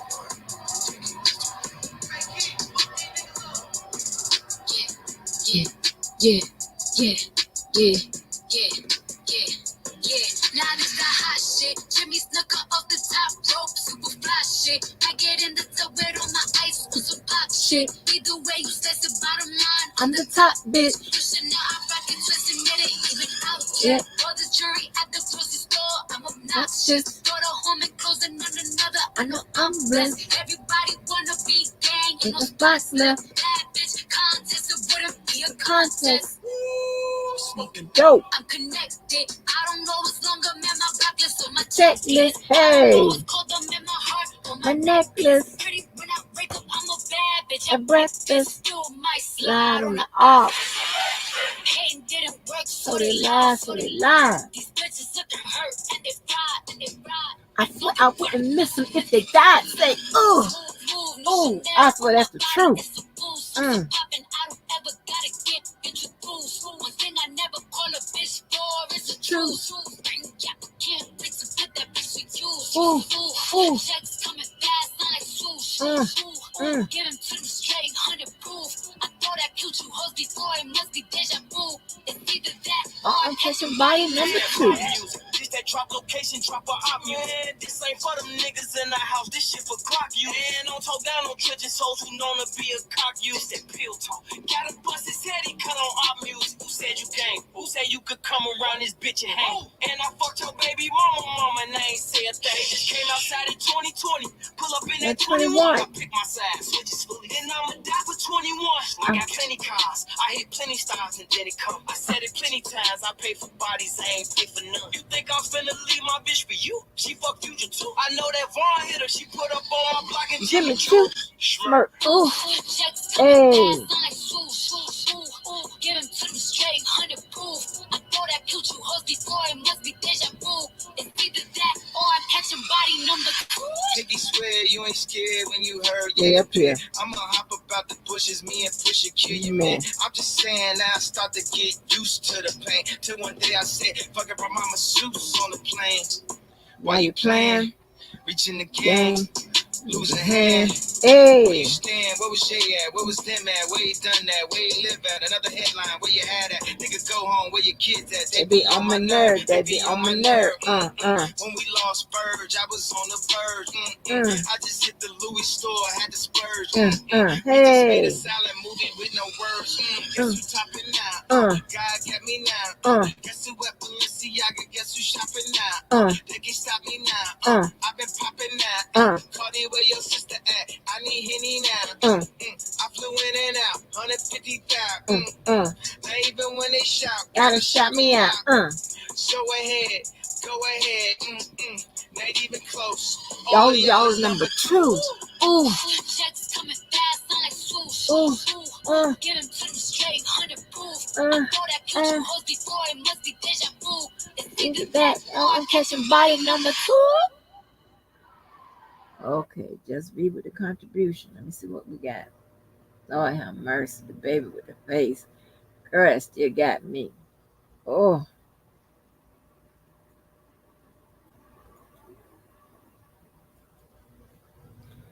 Connie, where your sister at? I need Henny now. Oh, oh.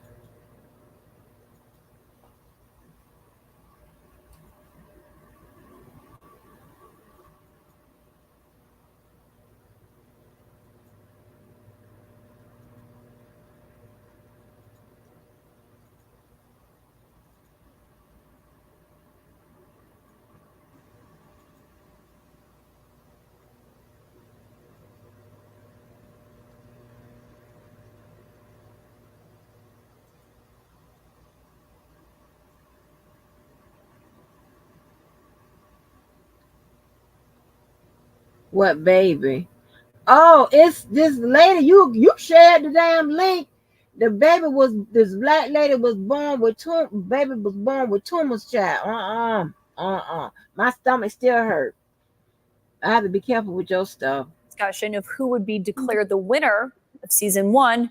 Pruitt says that Donald Trump was recorded using the N-word, a word that Trump himself once insisted is not even in his vocabulary. CNN has not verified the tape's existence, and I should note the Trump campaign flatly denied these claims made by Pruitt, telling CNN, quote, "This is a completely fabricated and BS story that was already peddled in 2016. Nobody took it seriously then, and they won't now because it's fake news." Bill Pruitt joins me now for his first television interview since making these accusations in that Slate piece. And Bill, it's great to have you here. I want to talk about the NDA and the limits of it in a moment. But first, on that explosive allegation in this, can you just describe for viewers what you say you saw happen and what you heard from Donald Trump? Sure. First of all, The Apprentice, which is 20 years old now, when it debuted, is a FCC-regulated game show. That means that the Federal Communications Commission regulated whether or not we could tell Trump who to fire and who to hire. Okay. And in that, we had to strategically find a way to consult with this guy. He's very busy at the time. He's a quote unquote billionaire, on how we would go about telling the story in the boardroom. So our showrunner wisely decided that we would record all of our conversations with Trump about what happened in the field, whether it was with the two finalists or all the other contestants appearing before him in the boardroom. We went about telling him the pluses and minuses of each character in a very balanced sort of way. We recorded all of these things. Kwame Jackson was known to do this. Bill Rancic would do that. And we shared that with him in equitable terms because we want it to feel like a horse race. We want these two people to seem like they're going to outmatch one another all the way through to the finish line. And it'll be basically eeny, meeny, miny, mo. Yeah. And then Trump will make his decision on who he hires. And so then you say it was in that discussion between those two contestants that you heard Trump say the N-word. So basically, we're there, the producers, and Carolyn Kepscher and George Ross, who are the two advisors who work for Trump at the Trump Organization. And they're allowed a little bit more leeway because they work for Trump. So they get to say things that we can't say necessarily directly. And at one point, Carolyn Kepscher, who was the head of his hospitality unit and one of his golf clubs, sort of came outside herself and said, Kwame Jackson oversaw Omarosa, who was brought back onto the task and created all kinds of problems for herself and other people all along the season, but was great TV and was kept around for whatever reason. And for that, Carolyn Kepscher thought, well, Kwame deserves to be considered for how graceful he was in handling this. And we all sort of agreed, but it was tilting things in a direction that we didn't necessarily need it to go because we wanted to share an equitable story. And Trump seemed to have an issue with this idea all along. You could see him reacting and shaking his head, wobbling his head, grimacing, wincing, before he said, yeah, but would America buy and he said the N-word, winning. And I remember I was looking right at Carolyn when this was spoken, and she is a very pretty blonde woman whose skin went bright scarlet. And then I looked at Trump to see the reaction that he was giving, like it was some sort of joke, and he was still wincing and bobbing his head, and he was serious. And wow.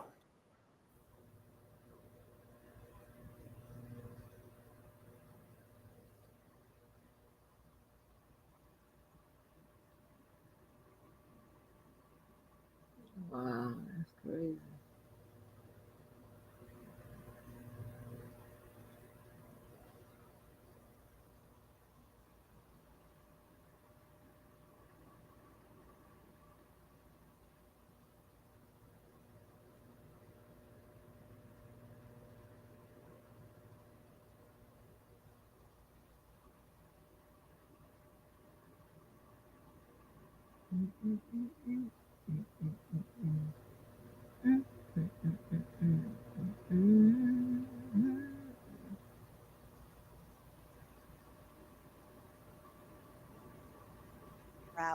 She's a former makeup artist for Diddy and also Cassie Ventura, working for Diddy for years and eventually becoming a friend of Cassie's.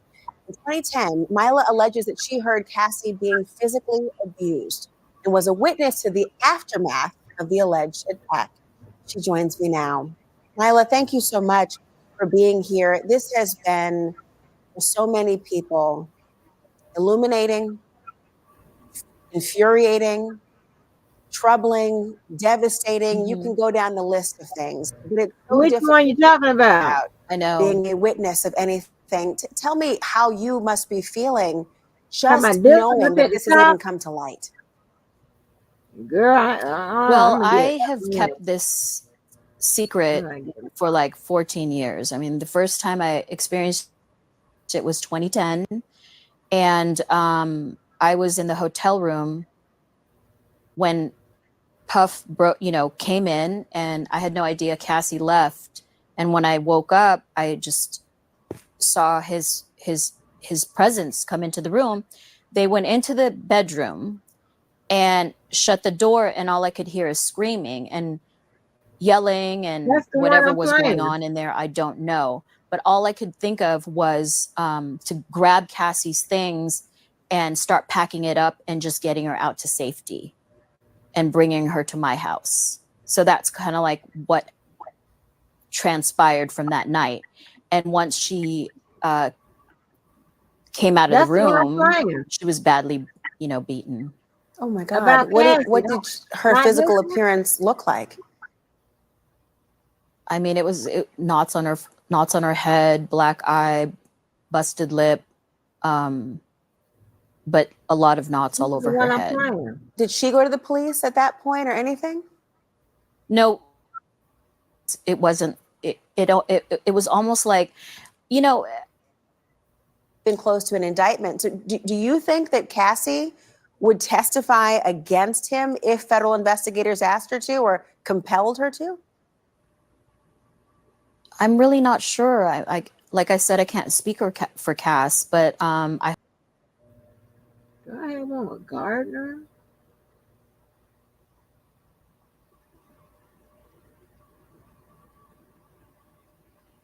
Do I have one?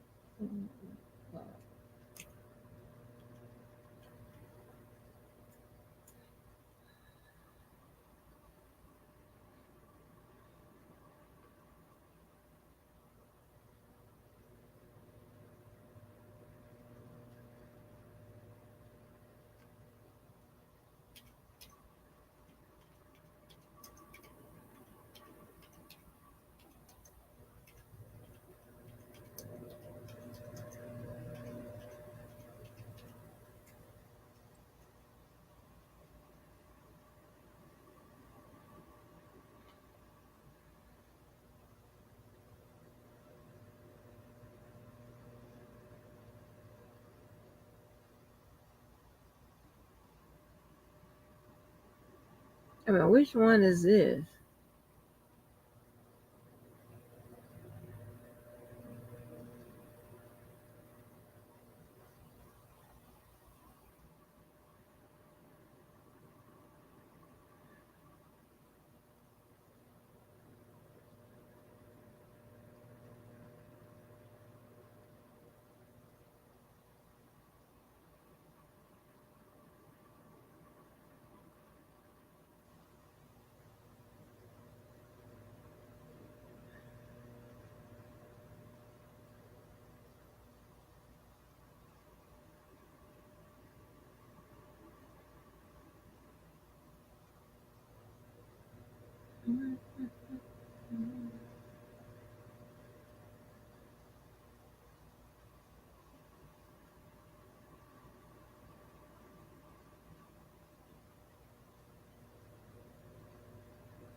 Here, the New York Trump case is kind of perfect. Now, you wrote this before this verdict dropped. You said his other criminal cases involve lies about the 2016 election, about the military secret he stole. But the alleged lies in the People v. Trump strike at the core of his moral putrescence, and Trump knows it. What do you make of the verdict that we saw here today? And also David Frum's comments, considering the way this sits in our nation's consciousness and the way it stacks up against some of the other things that Donald Trump is accused of doing.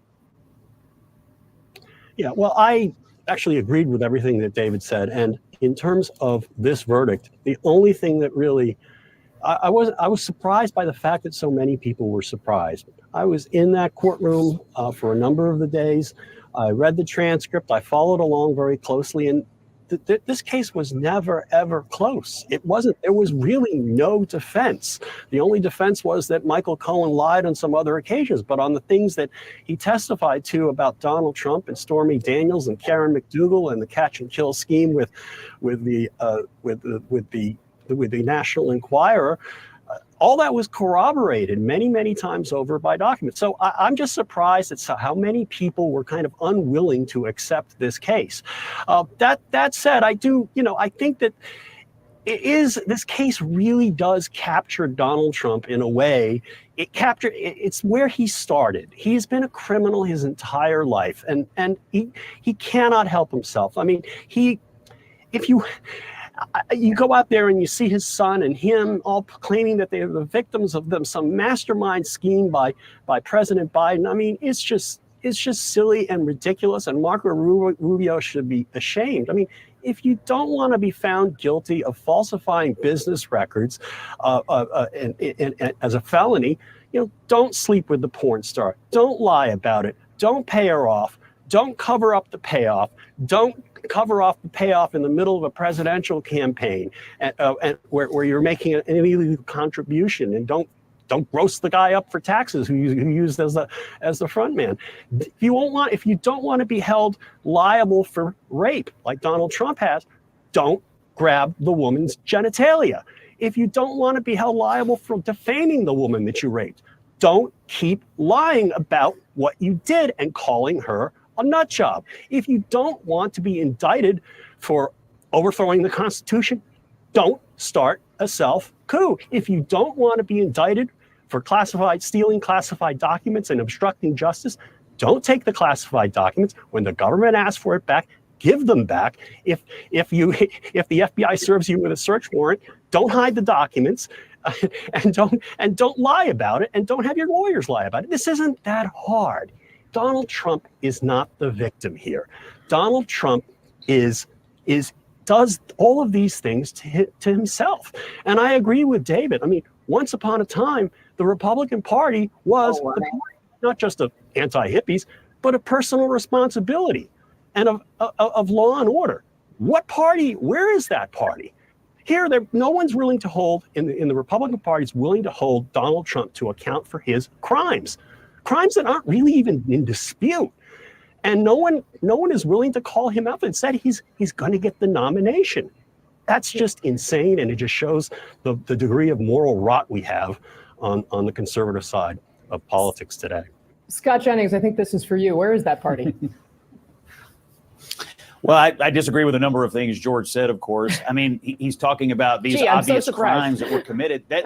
He's talking about the obvious crimes that were supposedly committed, but that's the core of what a lot of decidedly non-MAGA Republicans are mad about, is that there is no underlying crime. I looked at the statement from Maine Senator Susan Collins, who I think encapsulated it perfectly. She said this was a partisan prosecutor who promised to get Trump. Nonsense. And that's what he did, not promise to go after the law, but he promised to go after Donald Trump.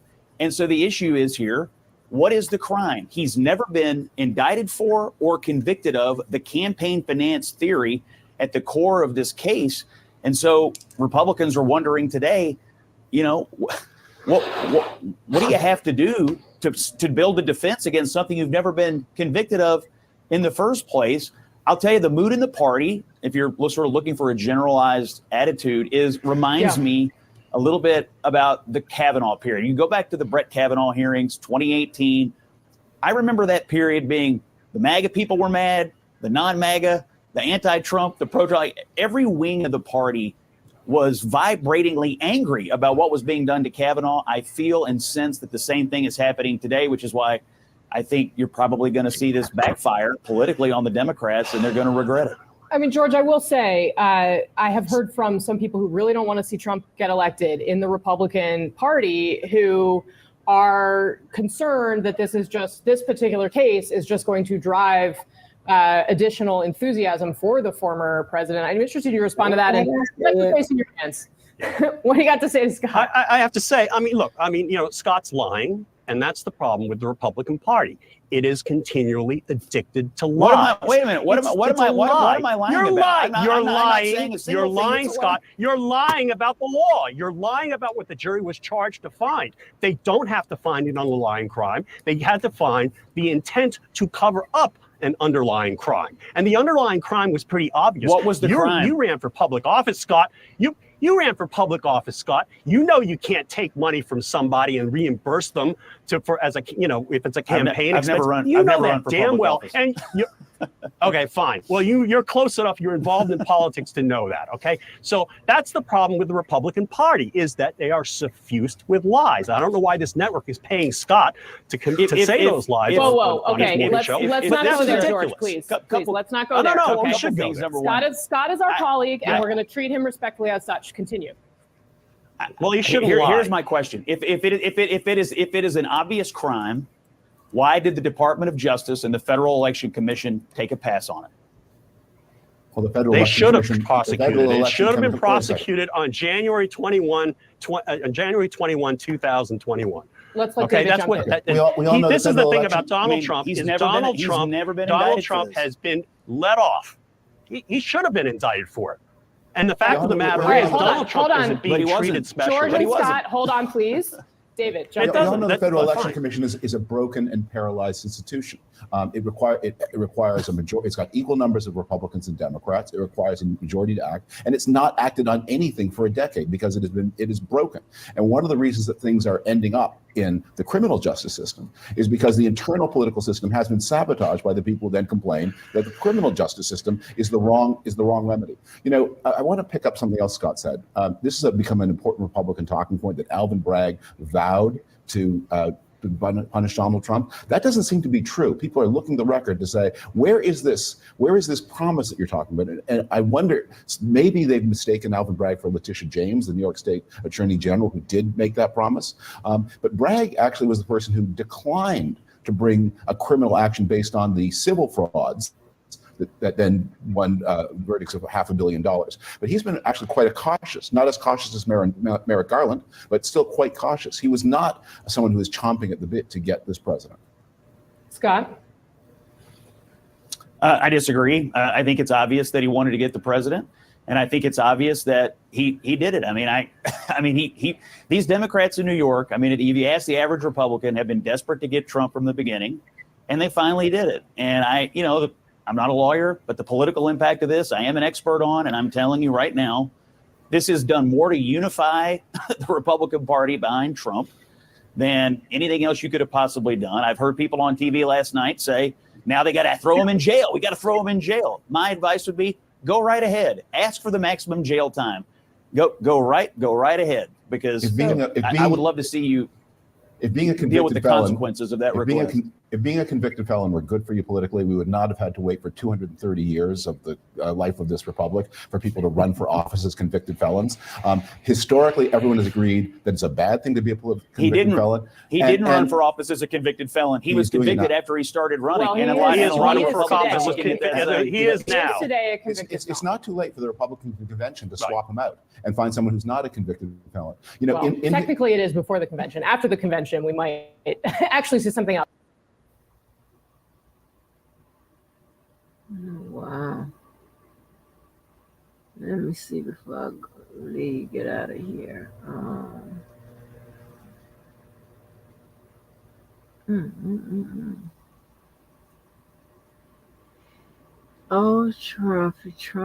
Trump. Oh, that hurts.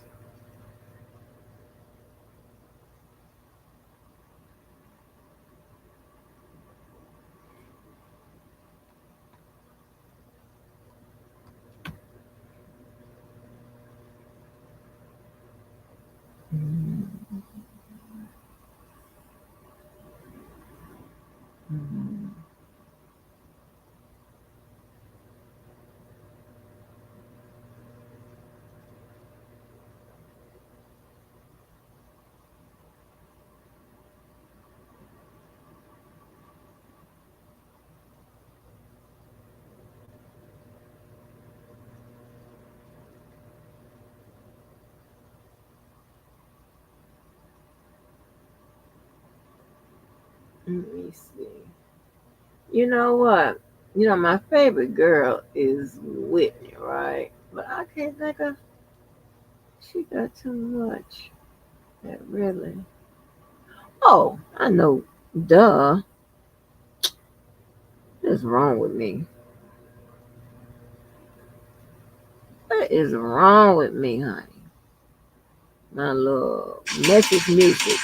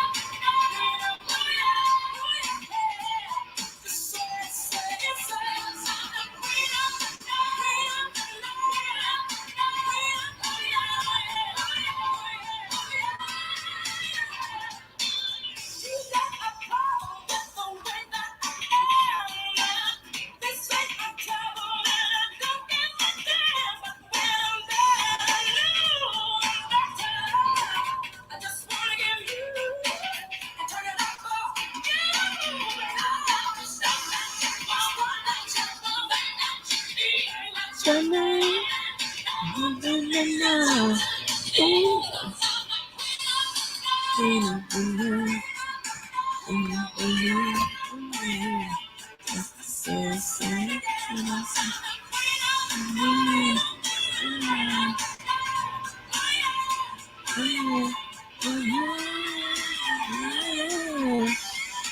it, Whitney, baby. That's my girl. She be getting it.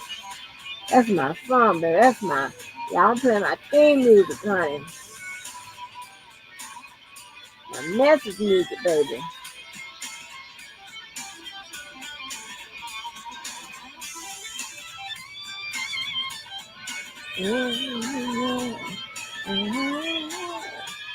Get it, Whitney.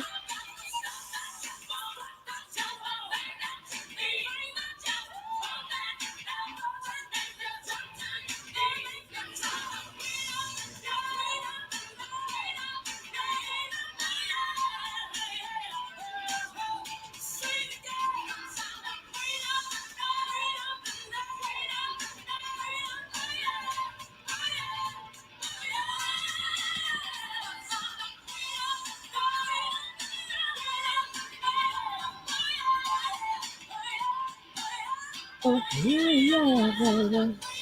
So I am your queen. Yeah, girl, go on, Whitney. Tell them, baby. Tell them how it really goes. Tell them about it, Whitney. Oh, my Whitney. Go on.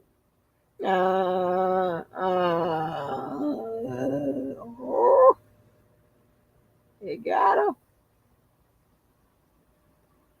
her. Oh, y'all, it was I was looking at one of my little short docs, and I saw where this girl her last name was Bibbs. Her name is Walima or Walama or something like that. Hold on. Did I write it down, Lord? Probably didn't. But anyway. Well, anyway, I wrote the dude name down. So she was dealing with this dude. He ended up being some kind of, I guess, up and coming. Well, he wasn't really up and coming. He was already established producer. But he, guess who got him started? I guess one of the people that got him started. Yes, we in his sector. Yes, the R, baby. Yeah. So his name is Justin Wright, and his girl name that he was dealing with name is Walina, somebody Bibbs. Her daddy probably name is Willie or something like that. Her mama named Wilma, some shit, probably. And they became an item. Girl and guys, he ended up killing this girl, killing the Bibbs girl. This guy worked with R. Kelly. R. Kelly like discovered him or something like that. But he wrote songs. He wrote songs for some people. Hold on. Let me see if I can find it. Hold on.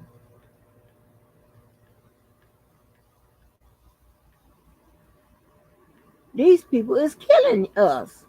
And I'm telling y'all. I'm telling y'all. We ain't safe from black men. It's crazy.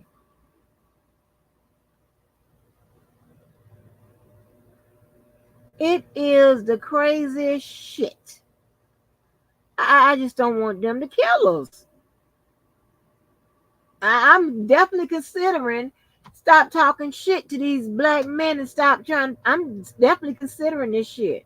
Because I don't know. Everybody ain't gonna, I'm really a criminal trying not this to. him.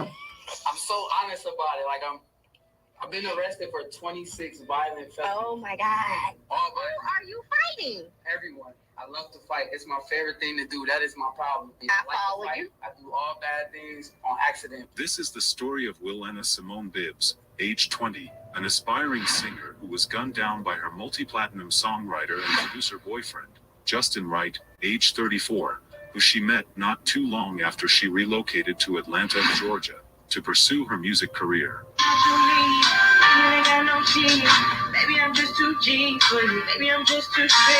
She was murdered on Mother's Day by the person who she thought would be the love of her life. This all happened because of an issue that arose from a $70 dispute. Hello and welcome to Twisted Crimes. Subscribe and hit the like button for more stories. 20-year-old Willana Bibbs was shot and killed in Davenport. This ain't the one I watched. Davenport is a city on the Mississippi River in eastern Iowa. Davenport is the Hold third on. largest city in the Hold state, on, let me determined see. to bring was controlling. sentenced to life faith, believing that it is the anchor that keeps Yeah, the county this ain't the jail one I held watched. on a Hold on, this $500,000 is not cap. the one I watched.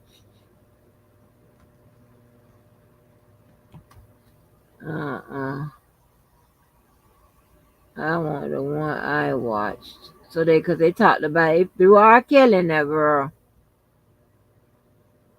Oh, well, here go one. Welcome back to Unbiased and Unbossed. I'm back here today with a domestic violence story that had an unexpected, deadly turn of events.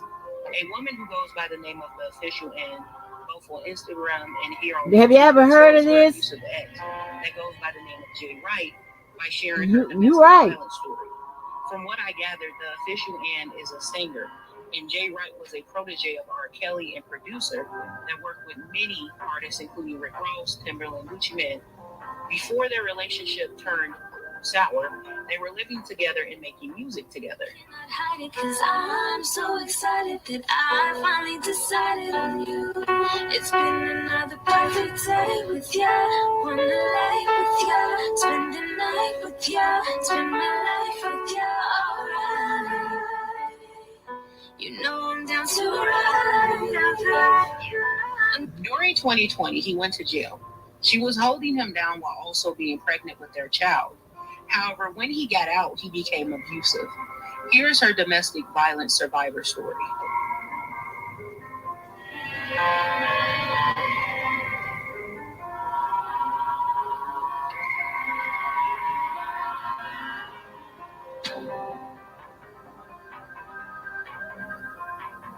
Crazy motherfucker. Oh, wow. Oh, my God. She got a crest on her neck, eyes bruised, nose and lip bruised. She documented it.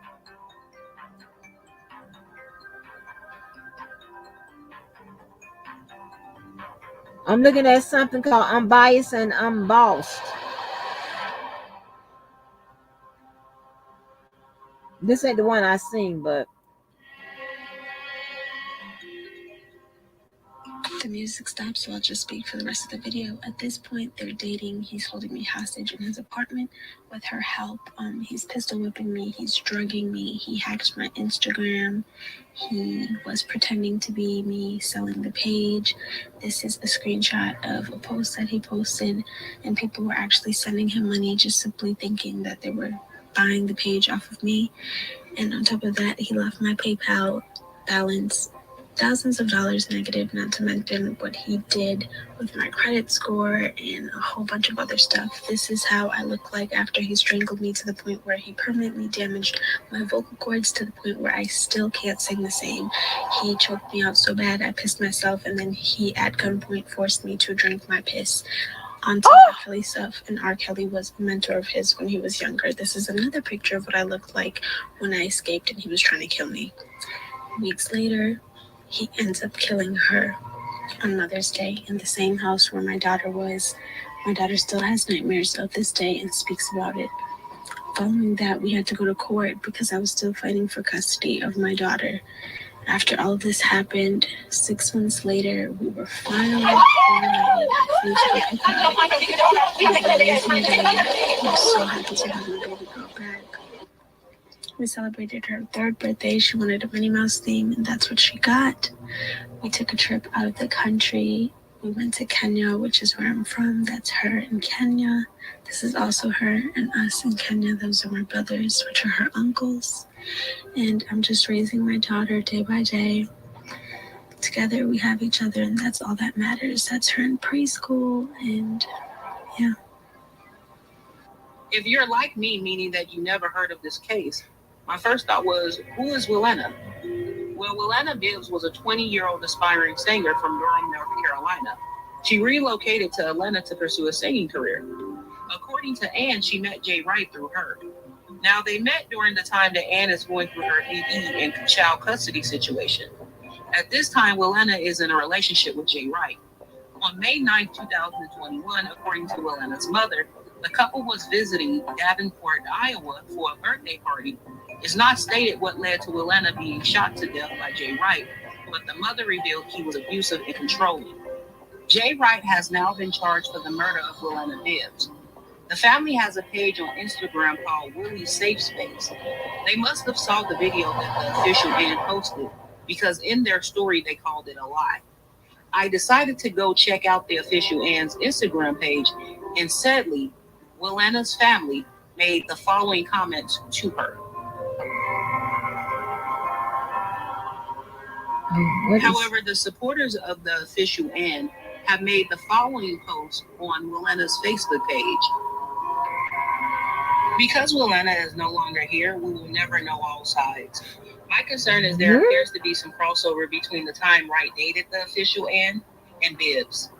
If he was abusive to Ann, did Bibbs see the abuse? And if so, what would make her continue the relationship with him? By no means am I victim blaming.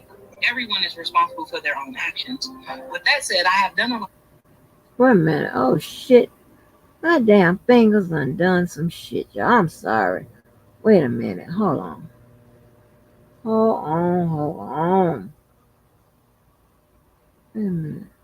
Girl, how to get back? Cancel. Okay. Hold on.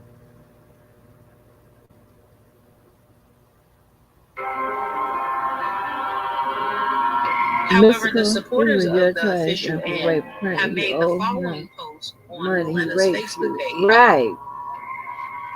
Because Willena is no longer here, we will never know all sides.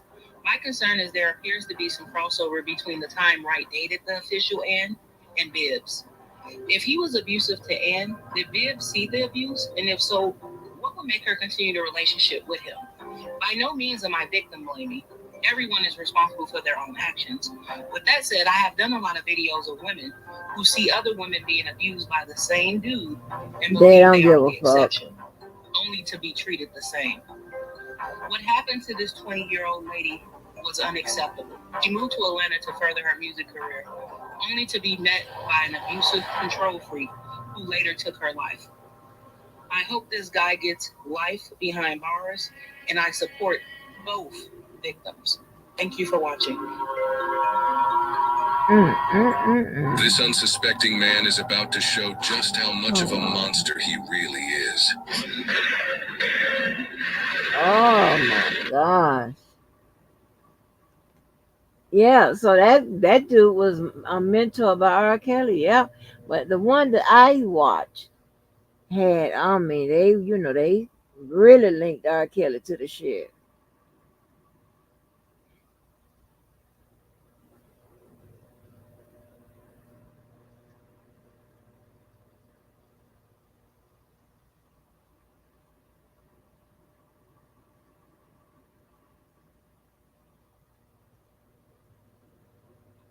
You don't know what you mean to me. Oh, Lord. Oh, okay. Wait a minute. Time will bring the real end of our trials. One day there'll be no endless, no trace. This is J. Rondell.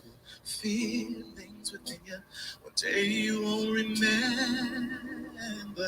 I mean, Stephen Mackey. Your face would be the reason I smile. But I will not say what I cannot. He can sing.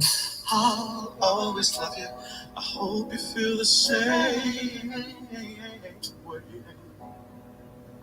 You played me dirty, your game was so bad. You toyed with my affliction, had to fill out my prescription for the remedy. I had to set you free, away from me to see clearly the way that love would be. If you were not with me, I had to leave. I had to live, I had to live. You know, if I can't have you, let love set you free to fly your pretty wings around. Pretty wings, your pretty wings around.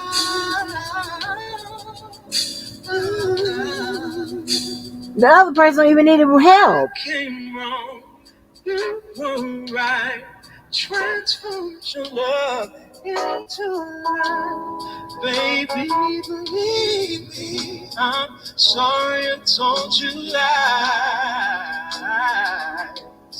I'll turn day into night. Sleep till I die 1,000 times. I should have shown you better nights, better times, better days. But I miss you more and more.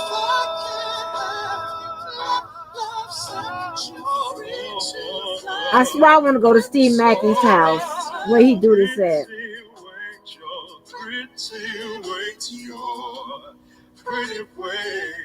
I want to go to his house. Jesus.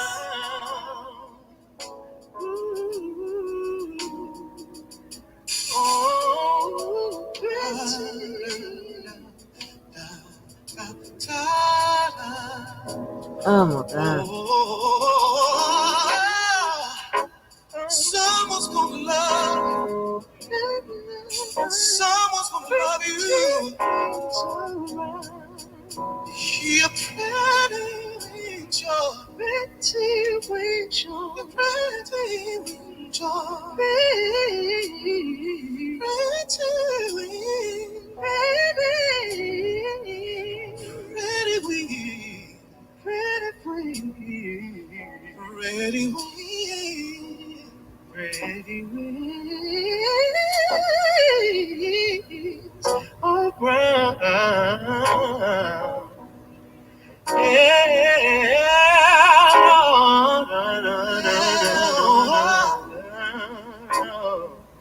Your love set your pretty wings around.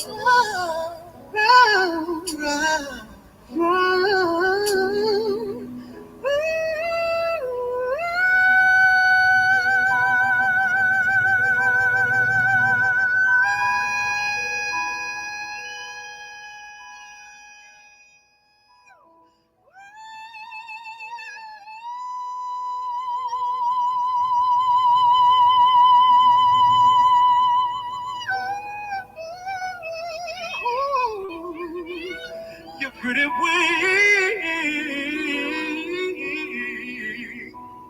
pretty wings. Someone's better's gonna love you. The boy be doing Taco Tuesday. Girl,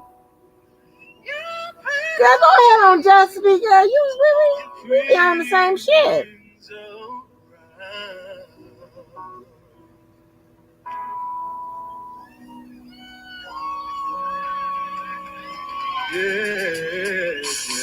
Now, you know I can do that high thing too. Happy birthday. Thank you.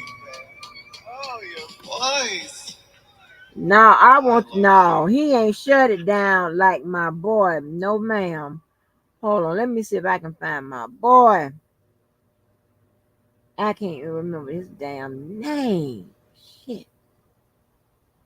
Yeah, that's Taco Tuesday, boy.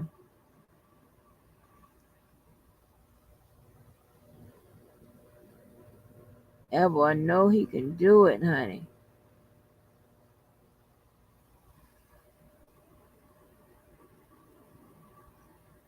Oh my goodness, where is the boy? What's the boy's name, girl?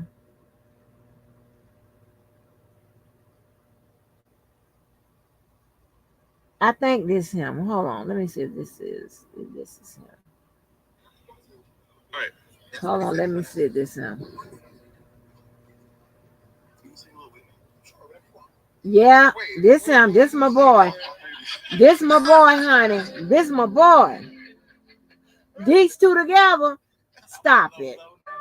Stop it.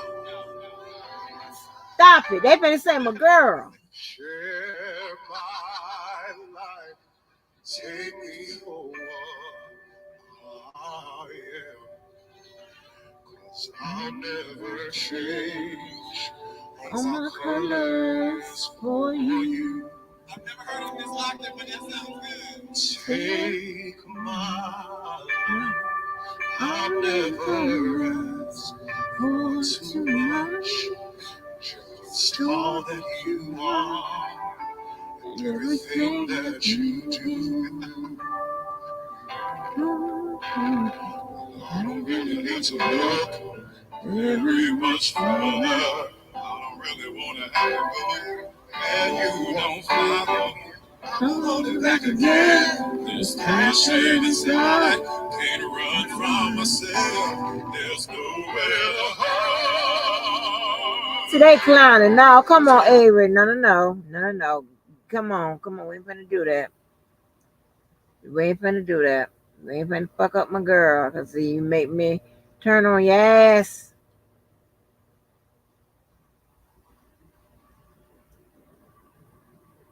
Oh, wait a minute.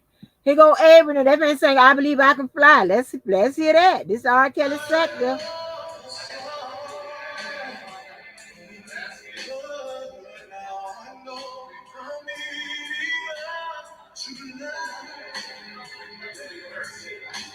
I'm leaning on the everlasting arms. If I can see it, then I can do it. It's not just believing. There's something to it. I believe I can fly. I believe I can touch the sky.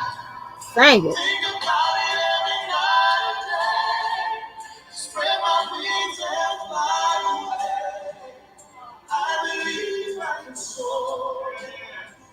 See it running through an open door. I believe I can fly. I believe I can fly. I want to go to his house so bad. I believe I can fly.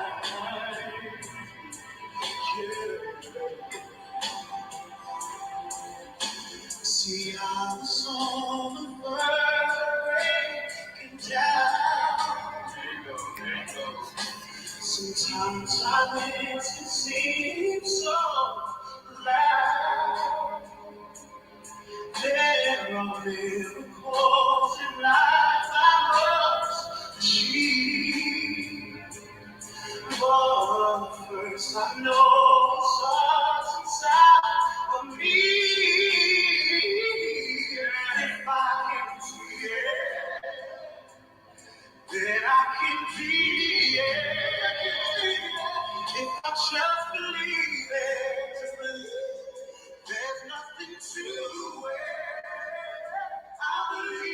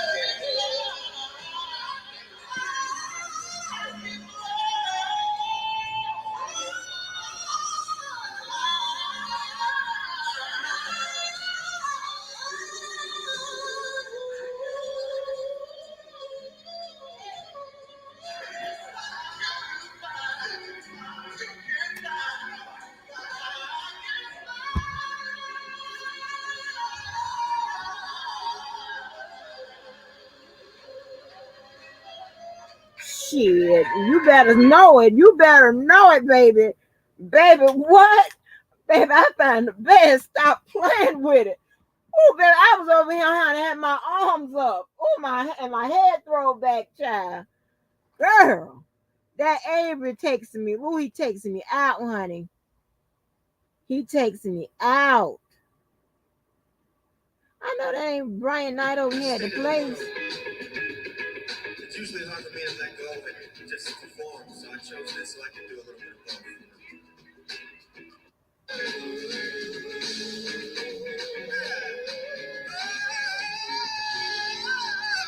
Now let me find Avery, baby. I ain't got time for all of that. That Avery takes me to church, honey.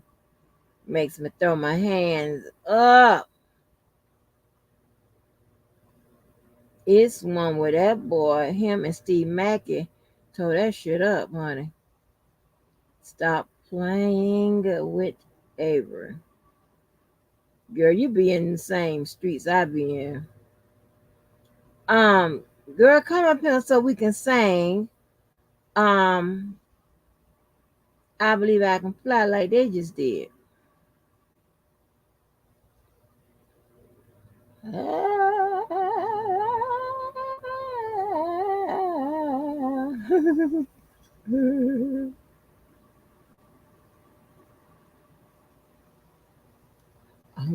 don't even know the words of that song, honey. One thing I know, if I can something, something, yeah, something, something. I believe I can fly. I believe I can touch the sky. Think about it every night and day. Spread my wings and fly away. I believe I can soar. Yes. Happy birthday, Stevie. Everybody, make some noise for Stevie. That's why we're here. Oh my gosh. Look at that crowd. Girl, we got to go. You have to do your vocal exercise. Me. Come on. A-E-I-O-U. I still remember. Come on. Hit it. Hit it. Hit it. I'm gonna need you.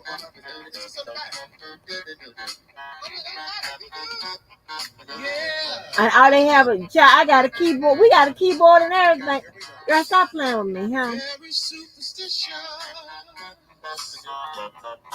Writings on the wall. Very superstitious. The ladder's about to fall. 13-month-old baby. Broke the looking glass. Somebody please take me to this man's house. 7 years of bad luck. Good things in your past. Yeah, when you believe in things that you don't understand, then you suffer. Superstition ain't the way.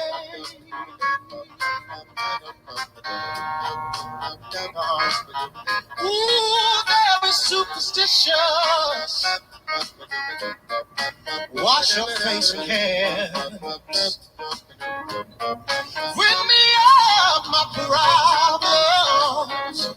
Do all that you can. Give me a daydream. Y'all better stop. We going strong. Well, you don't want to save me. Oh, sad is my soul. Oh. When you believe in things you don't understand, then you suffer. Superstition ain't the way. Oh. Can y'all help me say Hey. it? Ooh.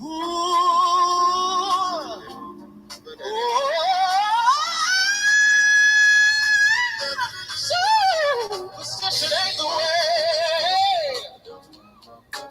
Can y'all this if you got a high voice. Superstition ain't the way. Superstition ain't the way. If you got a little voice, superstition ain't the way. He from the church, and you can tell. Superstition ain't the way. Y'all know harmonies. Time. Superstition ain't the way.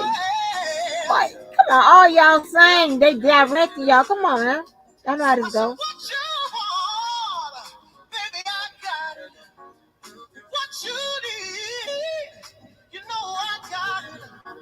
All I'm asking is follow respect when you get home. Oh, superstition ain't the way. Yeah, superstition ain't the way.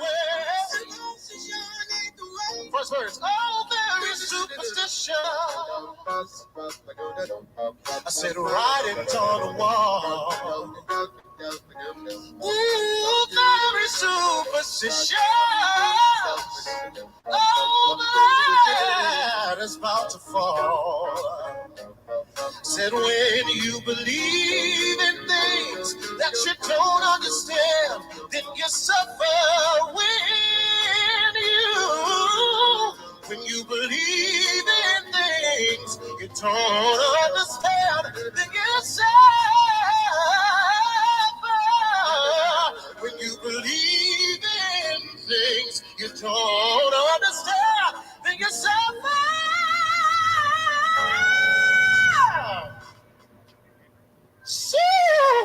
Superstition ain't the way. I love you, Stevie. Happy birthday.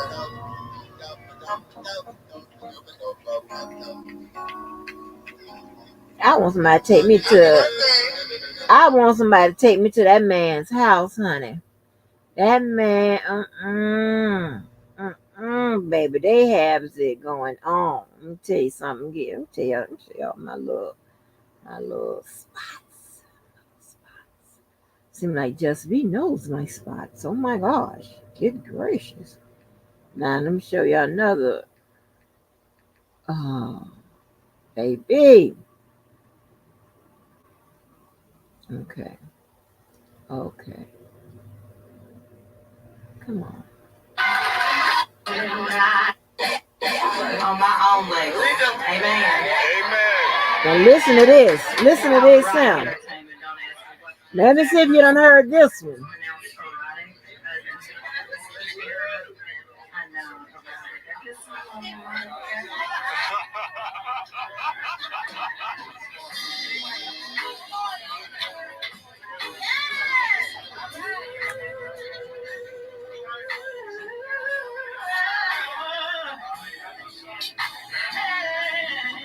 Y'all know the background?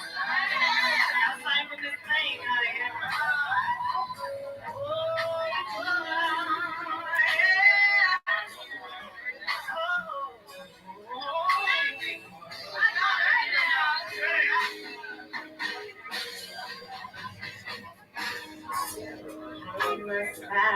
Reverse my life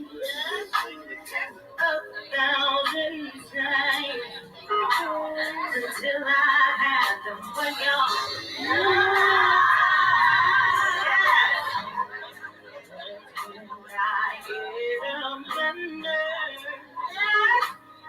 tell you the word, they never seem to come right.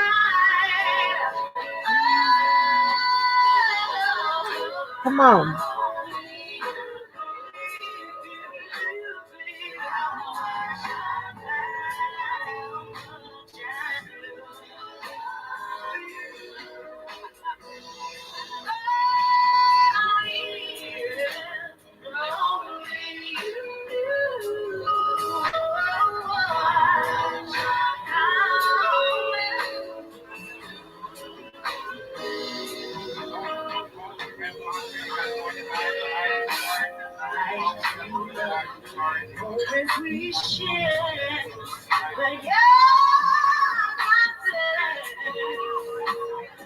living in a world of young.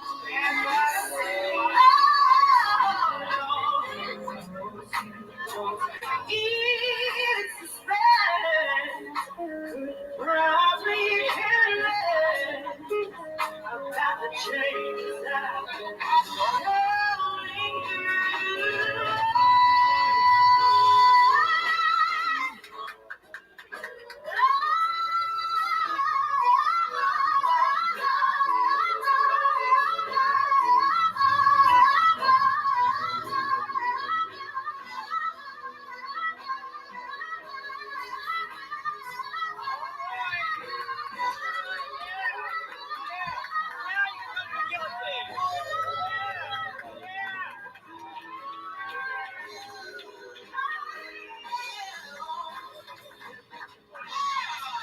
Baby, I got the best covers in the world. I just don't know.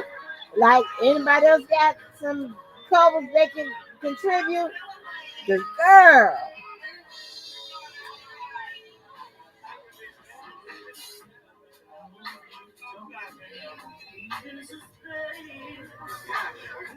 Probably careless about the changes that I'm going through.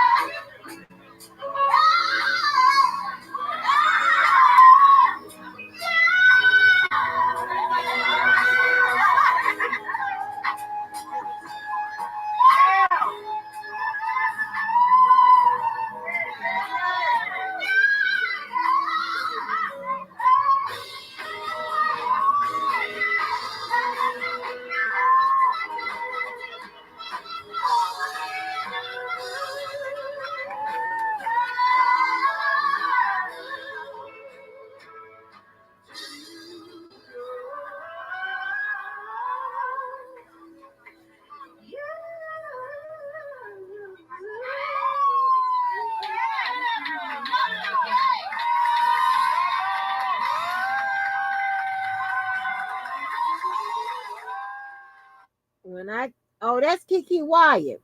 That's Kiki Wyatt. Listen, she done sung that song different way, but baby, that's the best cover right there, baby. I am the cover queen, baby. Understand what I'm telling you? What? Girl, I'm trying to, I might send R. Kelly back to the damn lab. He have to go to the damn lab. I got to come up with something because this girl here got all the good covers. What? Girl. She sung the hell out of that song. Oh, her and Avery, stop playing.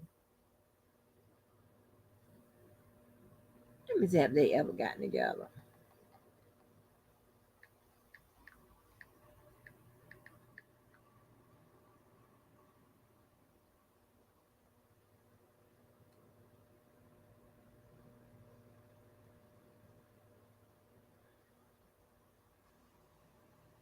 Mm-mm. What is this?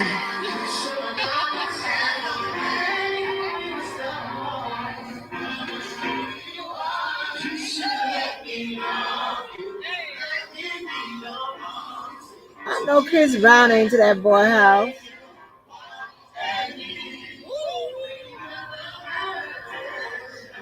Oh, let me put this up on my computer. I know damn well Chris Brown ain't at no damn Steve Mackey house. Hold on.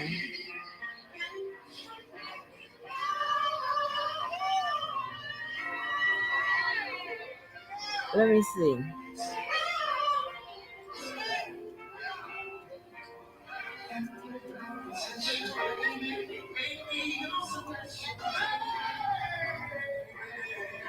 Hold on.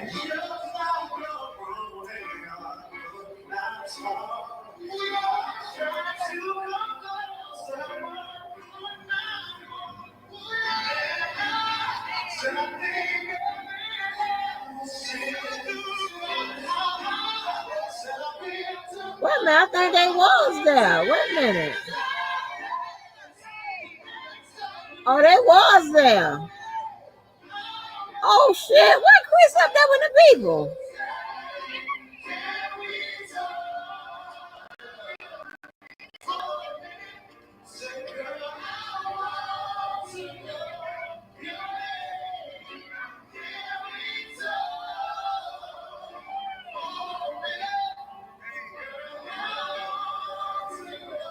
Chris was there, y'all. Oh shit.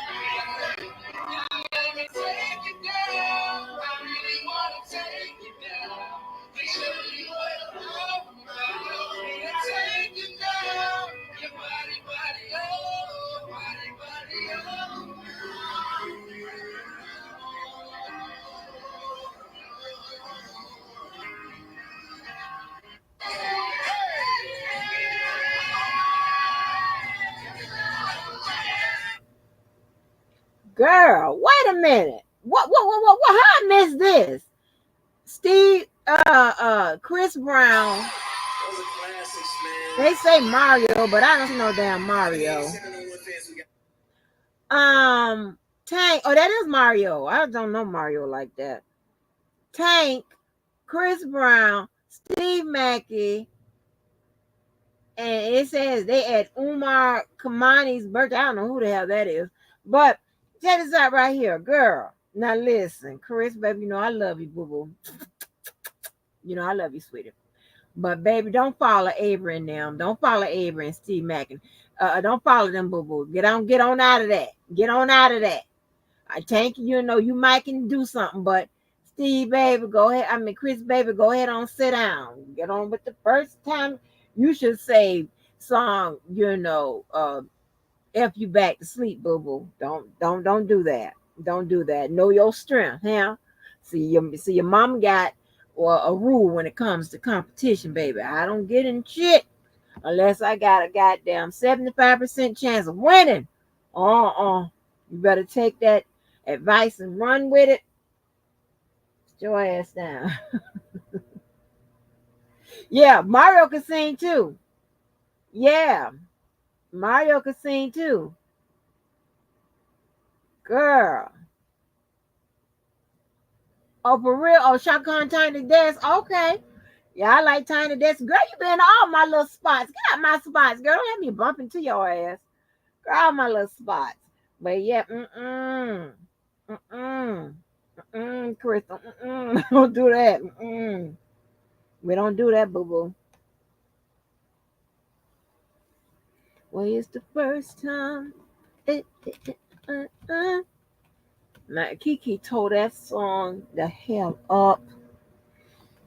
Like, oh, got to go back to the drawing board. What's my other one? What's my Angie music soundtrack?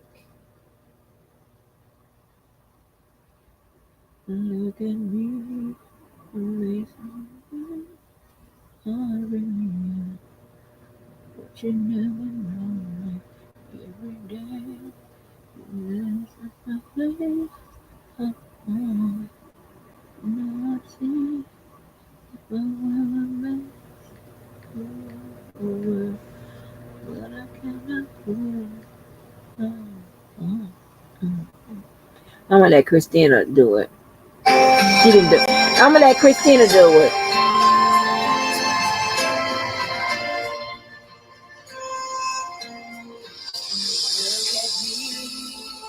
You may think you see who I really am, but you'll never know me every day. It's as if I play. Now I see if I wear a mask, I can fool the world, but I cannot fool my heart.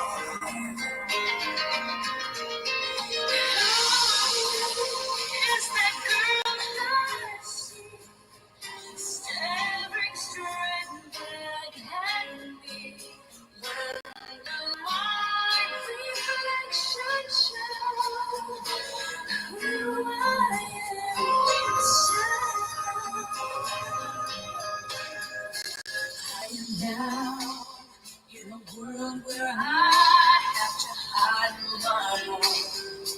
And will not believe it, but somehow I will show the world what's inside my heart. Help me look for who I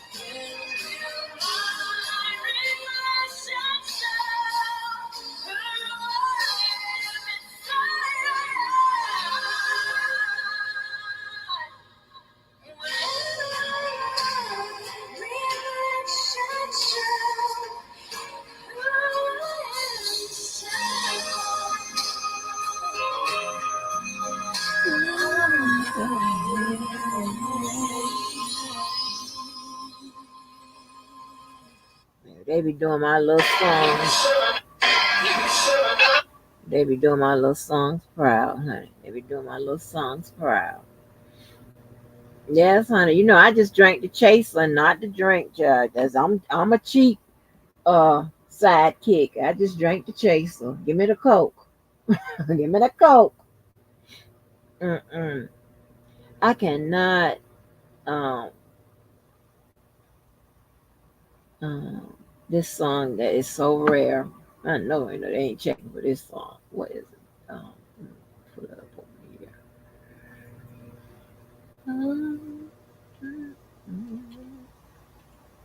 I'll make a playlist of my message music, of my music that best of the Supreme Court of Utah appears to be to back U.S. return. Godliness into what? Godliness in secret recording. Okay. Former New York police officer sentenced to life for execution of 4 men. What is it? What did he do?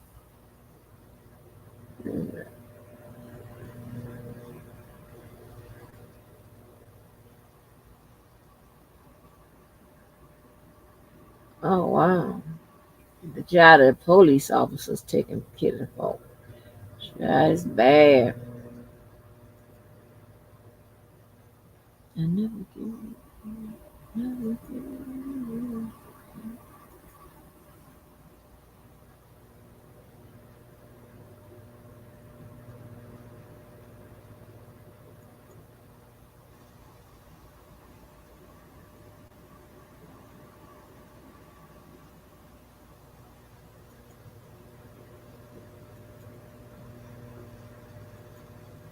Let me see if this will pull up.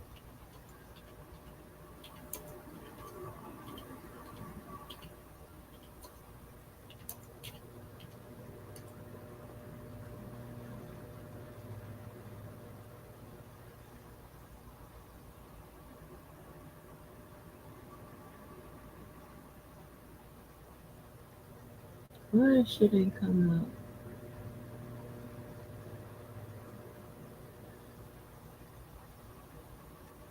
You can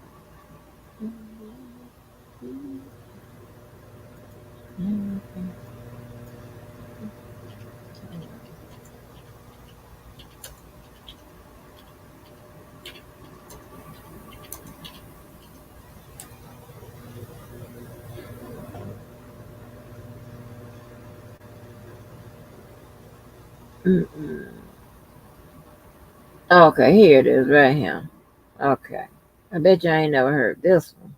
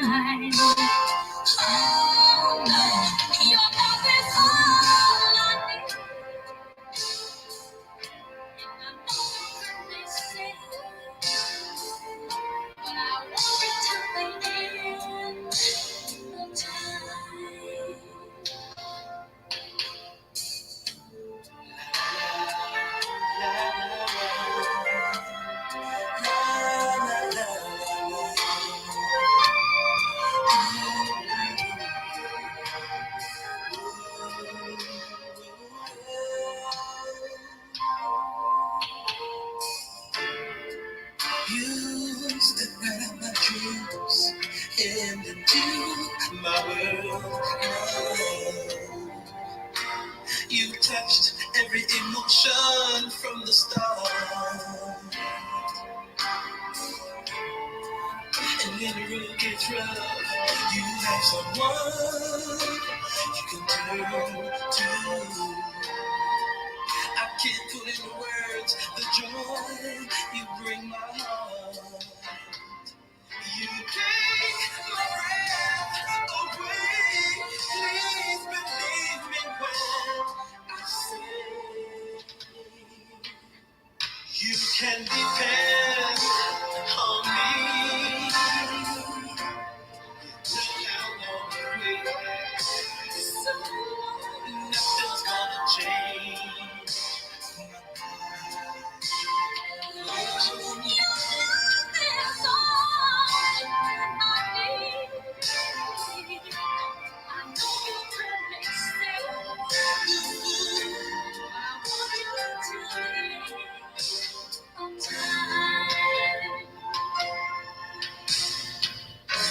Never dreamed a kiss from you could be such a romantic feeling. And happiness was here all the time. You can depend on me. You know how long I've waited. Nothing's gonna change my mind. Oh no, your love is all I need. And I know you heard me say, but I want you to the end of time. You can depend on me. You know how long I've waited. Nothing's gonna change my mind. Oh no, your love is all I need. You heard me say,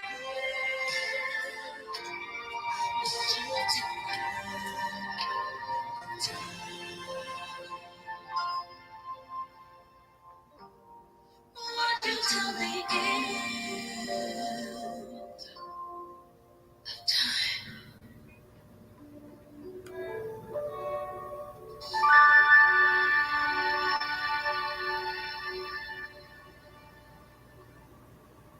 Gosh, you know what? I got a good idea. Oh gosh, honey.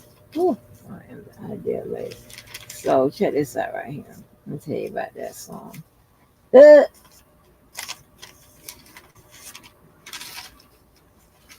me tell you about that song, girl. Oh shit, I'm right in the wrong place. I do. Area. So let me tell you about that. Now, first time I got married, I didn't have a wedding, but I had a reception. You know how we do sometimes. And we danced to that song. I'm also into, well, y'all don't know, Mom, I keep telling you I'm in the liberal arts hard, right? And I like to see people act out the words and stuff like that. And the songs, do that dancing and stuff. So we had that going on. That was a waste of song, child. Because, baby, I was out of there.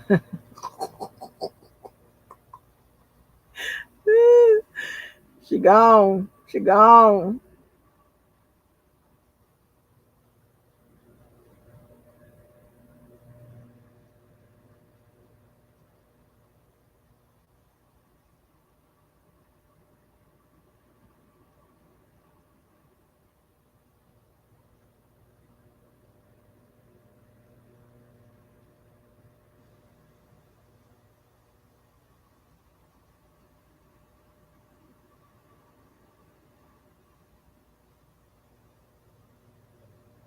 Baby, I was out of there.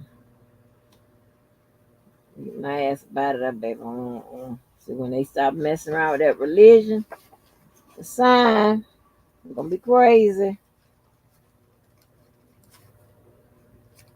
Gonna be crazy, honey. Start talking. You heard how Levi last night, how he started, not last night, but his last live. He was on his Ariapa, baby. Not your mama. Not your mama, baby. Your mama ain't made for all of that.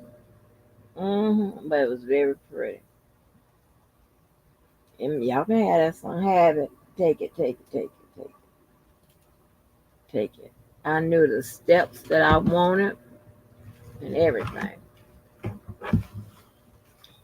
And for some reason, I always got, I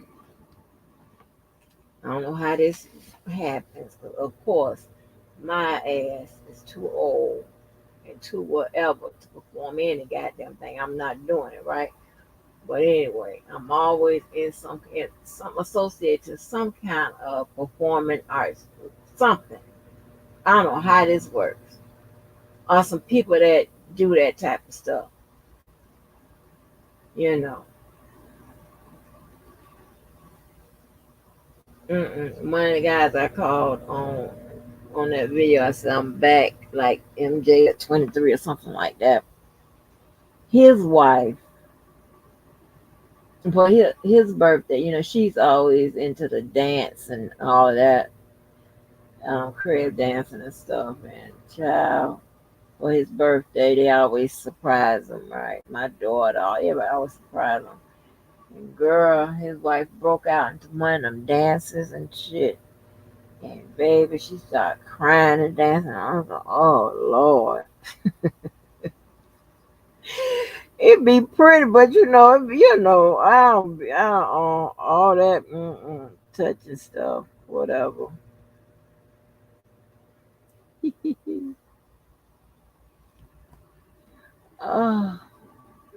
What is it? They got something on sale. But the song I used to love from that same group back in the day. And this is back in the 80s, baby. And I think my girl died.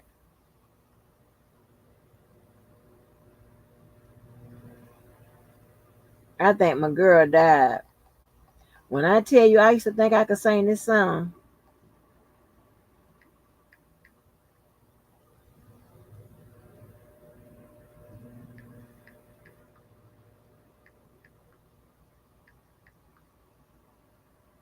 When I tell you, couldn't tell me shit about this song right here, honey.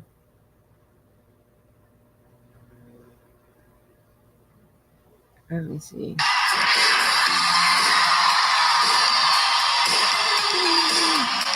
Come on, y'all. Come on, old ass people from Cal. Come on. Y'all know this song. Sing it. Come on. Hey.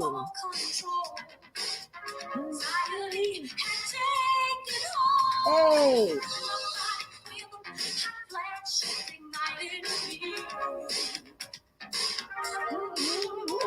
Hey.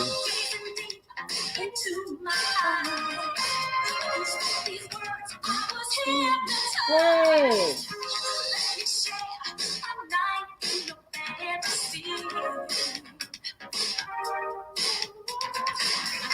Turn on emotions.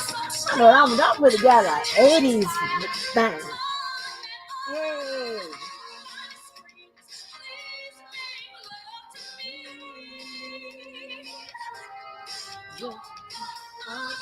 Hey. Oh, baby.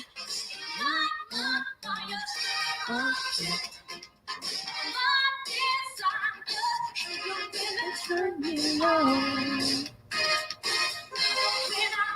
To sleep at night, visions of you here by my side.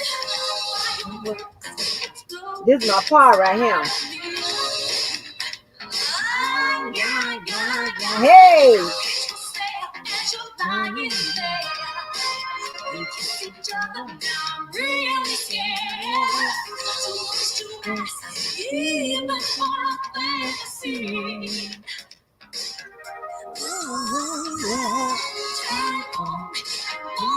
So strong,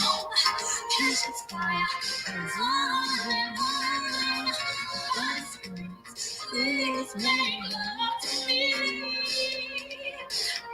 Just look object of my desire, baby. Not object of my desire. Really turn me on. You're the object of my desire. Won't you light my fire? Object of my desire. You turn me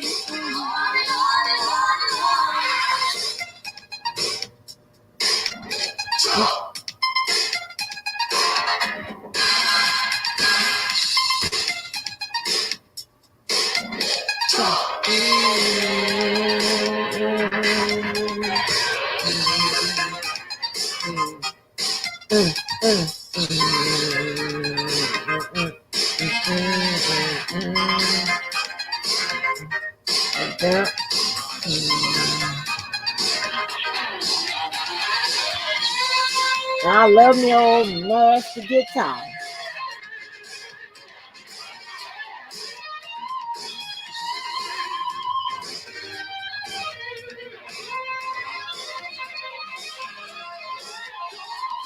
I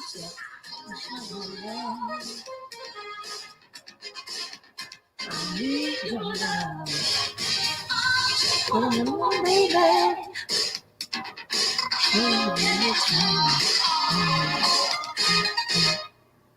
Girl, what? Oh, I can put together a 80s and a 90s. Stop playing with your girl.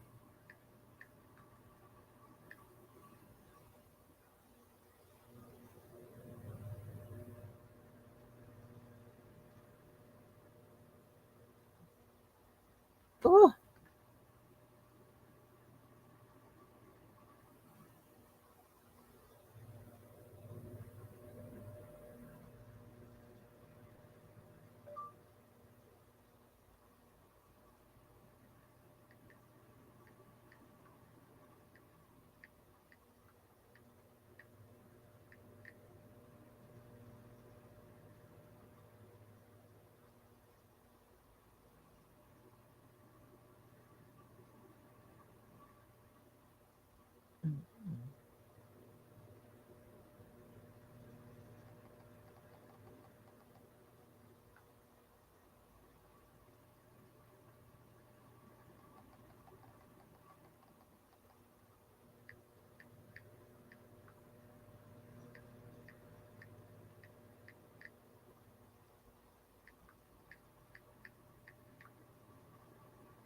Y'all don't know this one either,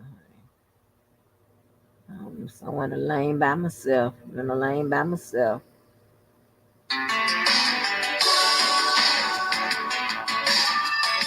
Where Levi at?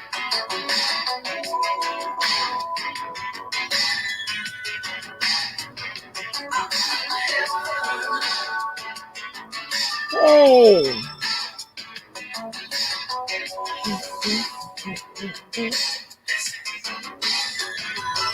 Pay attention, are you listening? You're my favorite girl. Excuse me for a moment. In the world, all I'm after, coming. I was lonely everywhere. Come on, old ass people. Come on, y'all. Come on. And the sun of gold. Say. Hey. So good to you. Hey.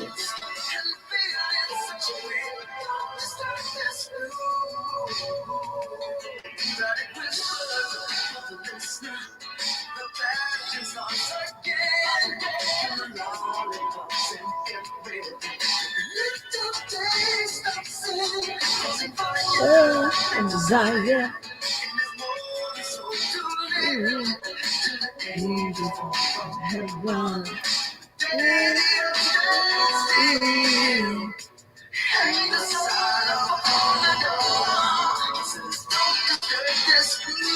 I bet R. Kelly know these songs.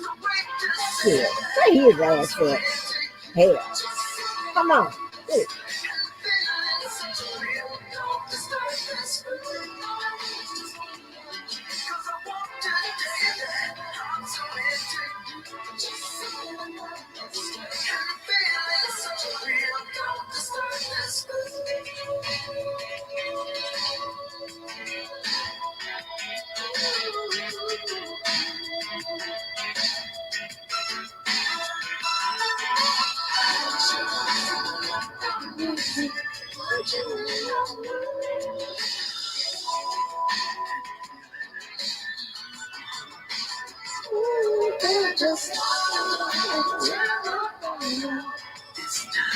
It's time for me to choose.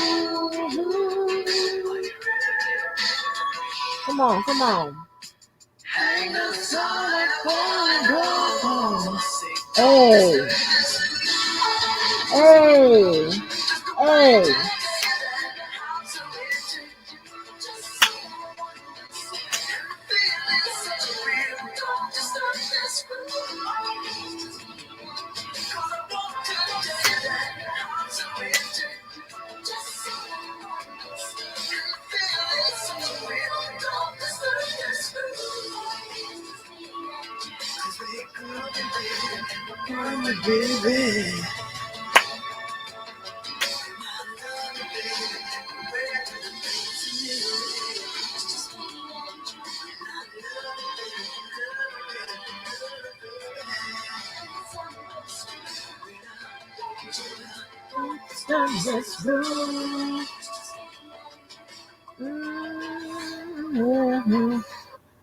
Yes, honey. Yes. Yeah. Y'all know what's coming next. Let me let it breathe for a minute. I gotta get my feet right, honey. Feet right. Send me that damn credit card, man. Credit card, man. Flies at it. Oh, whatever. I can't. Yeah, I cannot. That's a whole project. Y'all mean well. Blessings to you. I can't. I can't. Listen, I can't with all the goddamn word games and the chastising and all that bullshit. I can't do all of that. And the forgiveness. I can't. Like somebody slow or something. The fuck? Smart as you are. I'm not doing all of that. What's a turn? What do you mean a turn? Well, I forgot what he said. Just so damn corny. Like, oh my God. Just, bored. Oh, shit. Got no boring ass motherfucker. Ain't never got nothing going on. His ass ain't never in trouble. What kind of shit is this? hey, y'all, his ass ain't never in trouble. I mean, shit, he ain't got called to the office in school. He ain't been in the in the office at work. Shit. The fuck? What the babe? You don't sit down somewhere that is boring. He want to travel, yeah, and bore you to fucking death. Shit, just boring. I wonder why the people take off. Because you boring.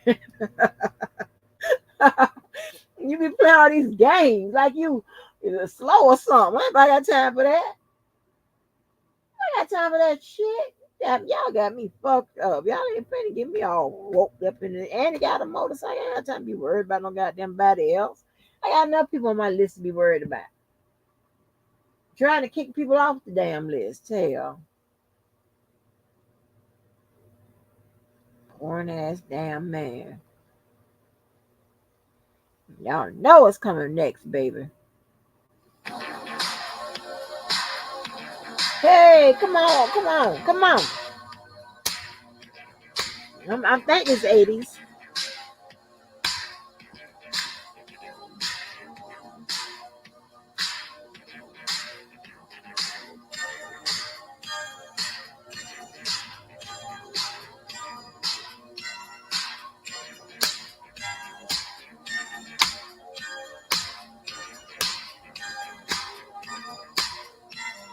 Come on, y'all. Good.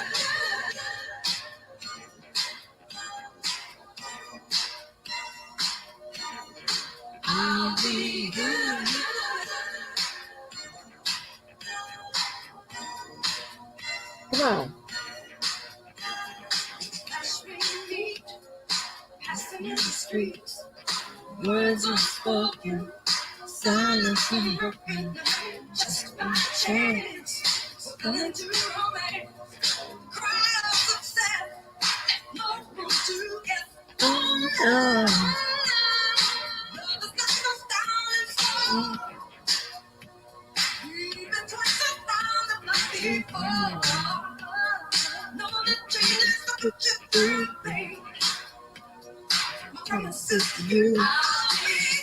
Hey. When she said, that's my girl, she hit that shit.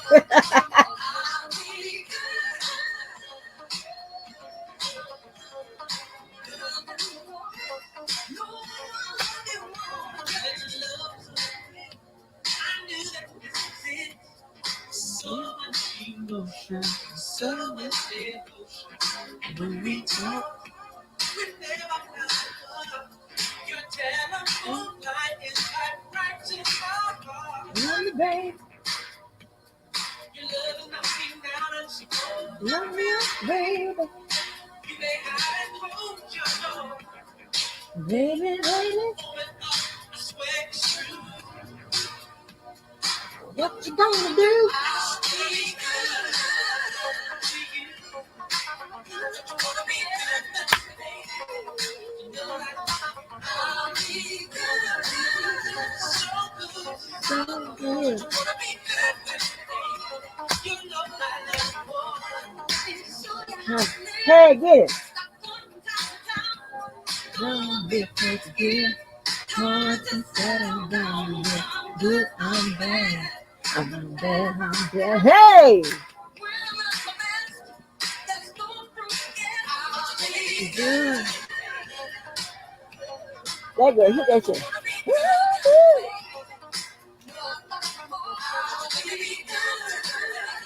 Ooh. Oh, I love you more.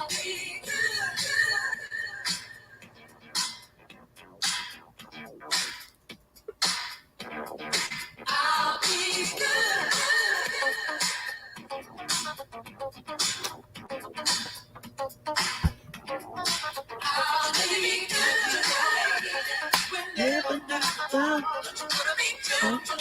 Tell it from love. Tell it from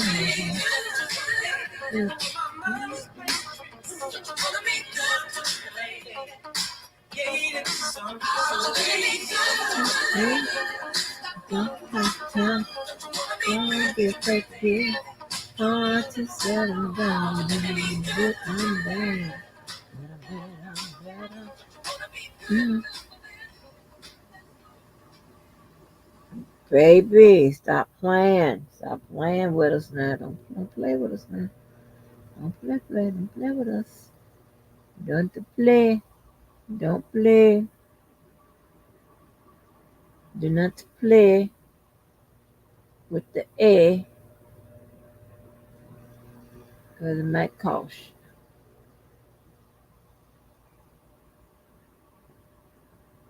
you. I'm going to don't be afraid to be hard to settle down when I'm good, I'm bad. When I'm bad, I'm better. She tell you about your. She tell you what it is. Mm, mm, mm, mm, mm.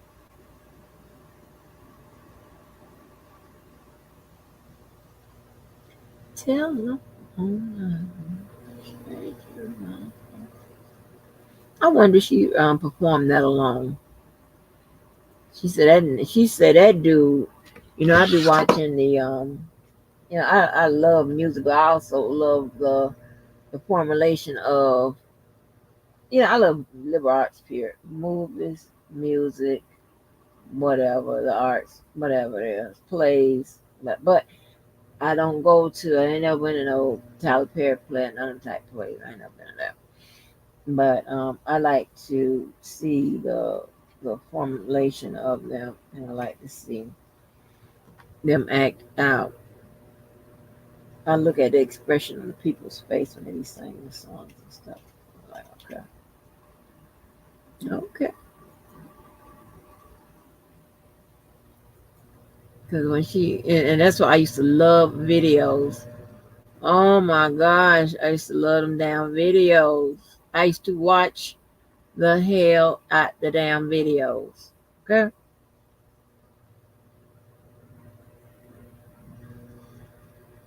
Don't be afraid to get hard to settle down.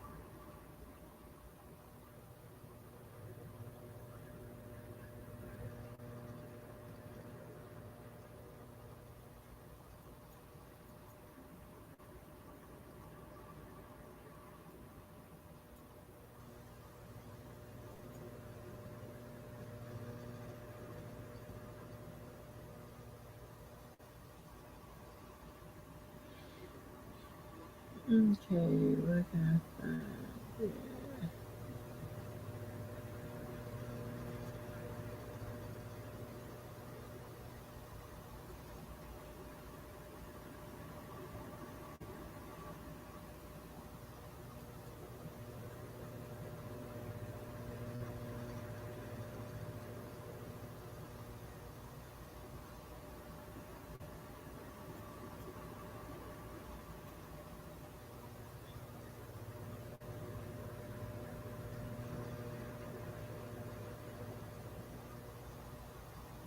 No.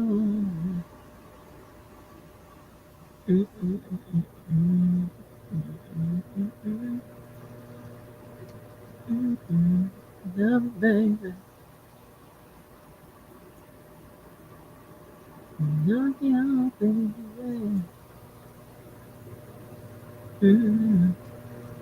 Yeah, baby.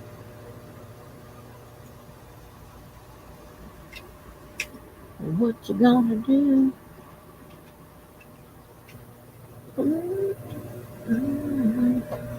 Better than before.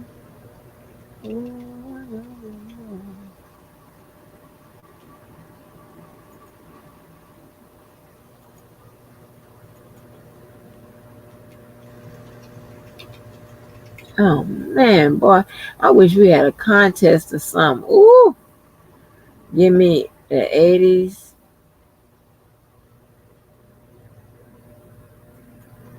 give me the 90s. I'm killing it. The 2000s, but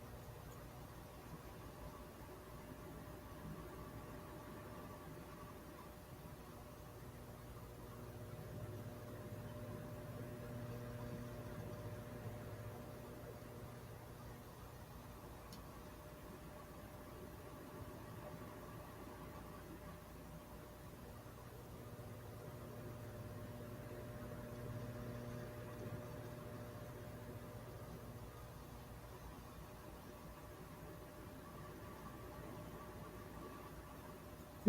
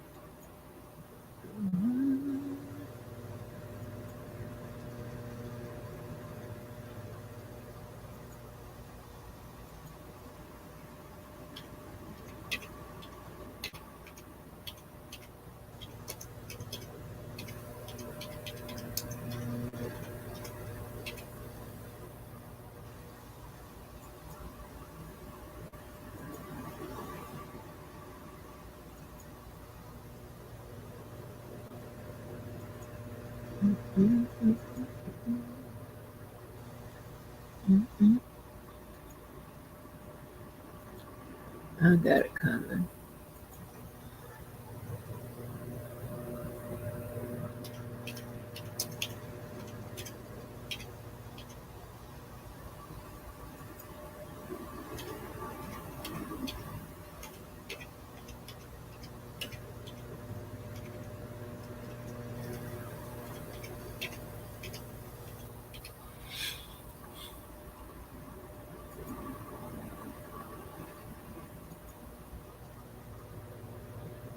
My favorite person in the world.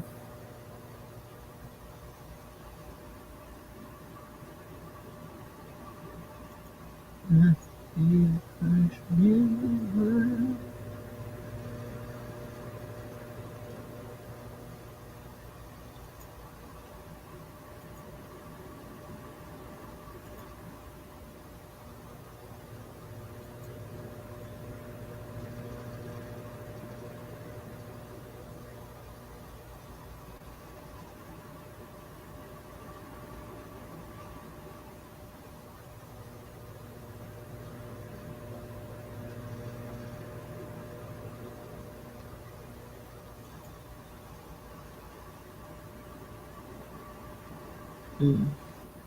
Don't cut me off. I'm trying to figure out what the hell is all this about.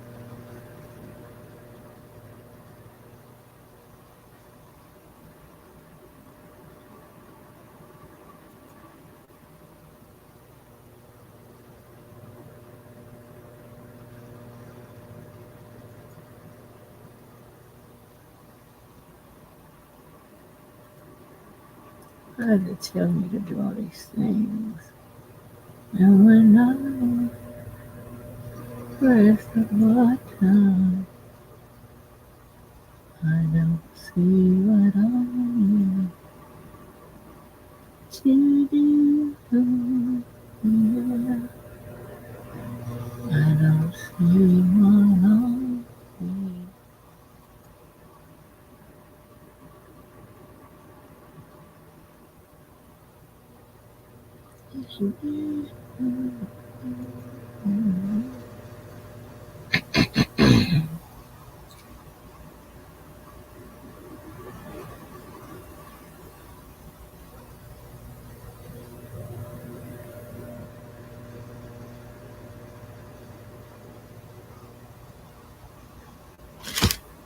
Okay, I'll write this down. Oh my gosh, I do all of this.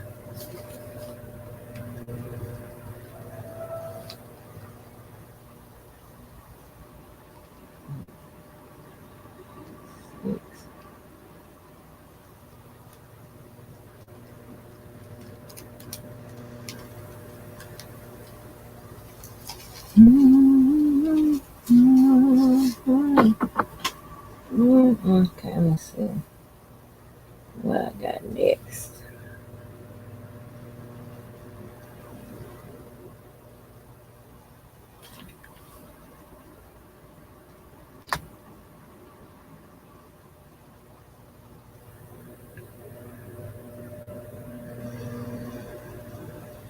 Get my ass up out of here.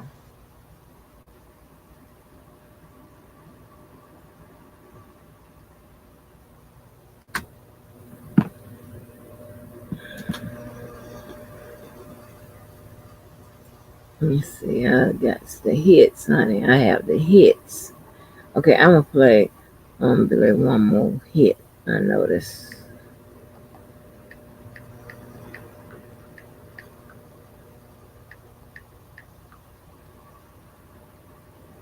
Y'all hand finna go up. I'm telling you now.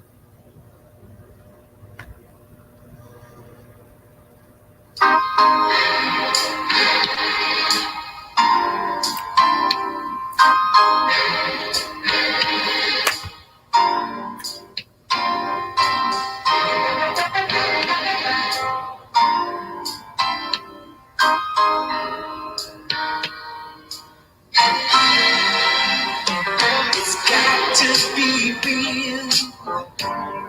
Girl, I could write a book on how you're making me feel. I know I'll never find Come on, y'all.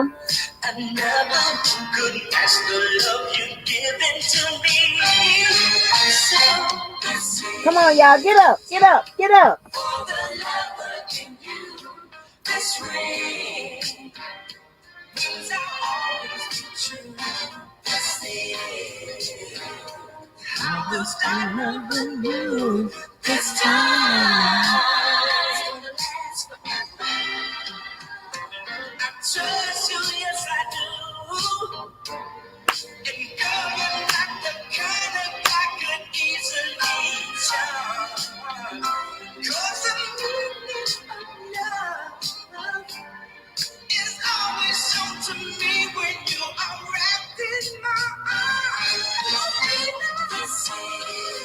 Hey. For the lover in you, this ring means I'll always be true. This is how we'll start love anew. This time it's gonna last forever.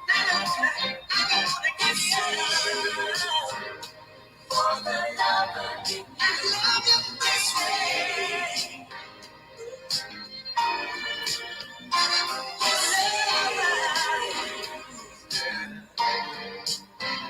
This time it's gonna last forever. I can say I never met a girl, no. I know. Satisfied my mental and my physical, baby. When I lay me down to sleep, I'm rest assured that the thought that you are right next to me, my baby. This is for the lover in you. Take this ring, means I'll always be true.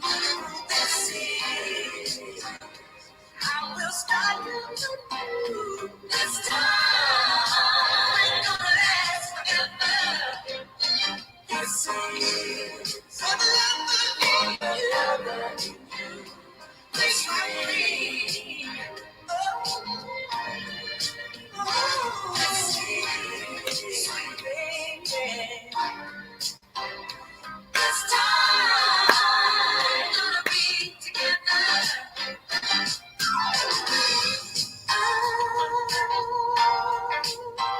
So much love between us. Be the one to come running.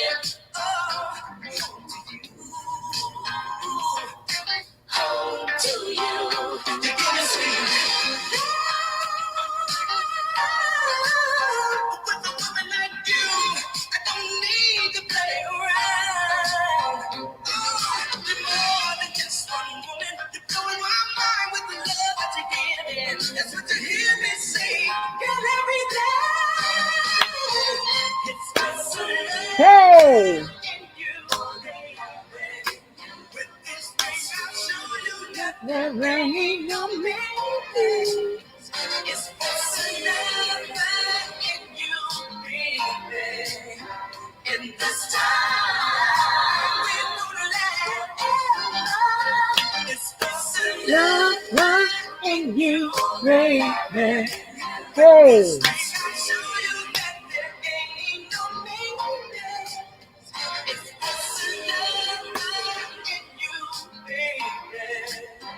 And this time we're gonna be together. It's the love in you. With this race, I show you that there ain't no limit. It's the love in you, baby. Okay, what, baby? Boy, I'm trying to tell you, we need to take our ass to Twitter and do a damn challenge or whatever, girl. And like each channel and the whoever gonna participate on the channel, so like what we go against baby, and we get our song list together and shit. Kind of like how we used to do on Atmos or whatever, baby. What? You like give us like 80s, 90s, 2000s, and all like that. Oh, girl, guys, trying to tell you what. Damn, boy, I'm tripping. I am tripping. I got two more I want to play. Hold on.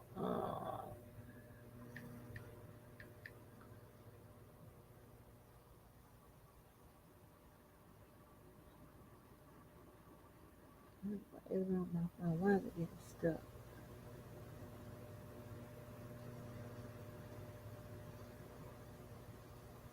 So, who still got a house phone, me? Y'all still got a house phone? With the damn jack and shit. Oh, Lord. I be telling my people, like, if you say you can't reach me, there's something wrong with you. You must be one of the people. Home phone. Silly phones.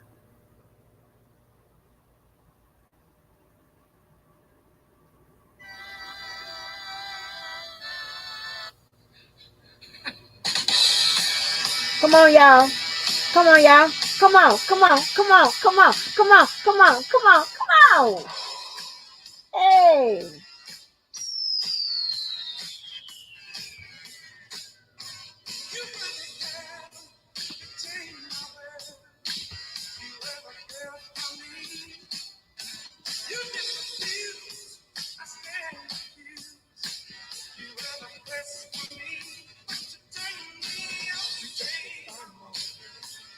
Oh, that time my party gonna be off the goddamn chain, baby.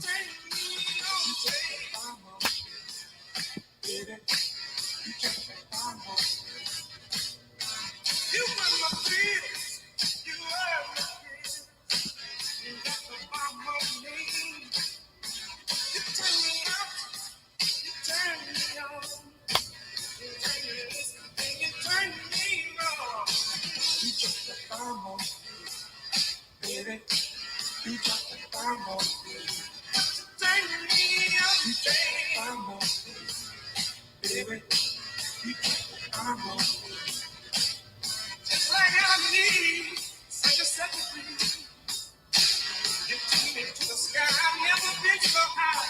You were my fears, you were my fears. You were my hope, you were my smoke. You know Look at them people on Twitter is over there holding on, baby. Go ahead on Twitter. I ain't mad at you. What's happening?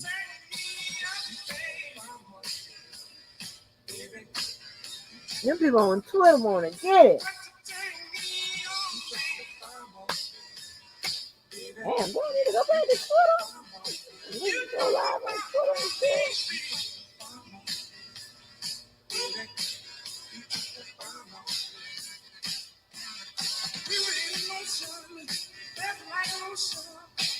You ever hear from me? When the first explosion turns out to be closer, you ever press from me? But you turn me up, you change. Baby, you just find out.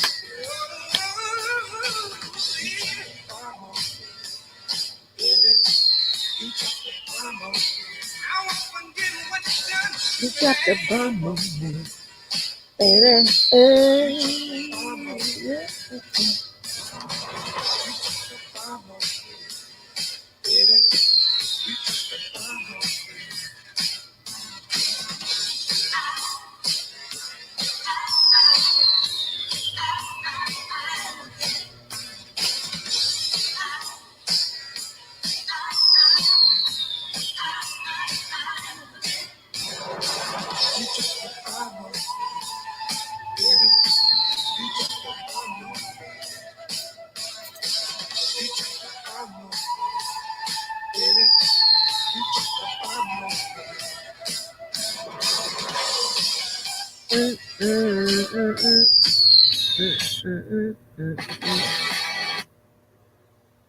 Okay.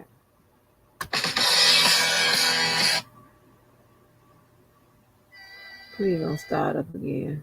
Well, why you just can't stop when I stop it? Oh my gosh. Like, get off my screen.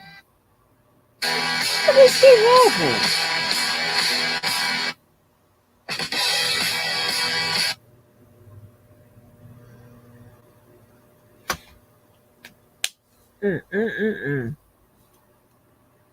That was the times, honey.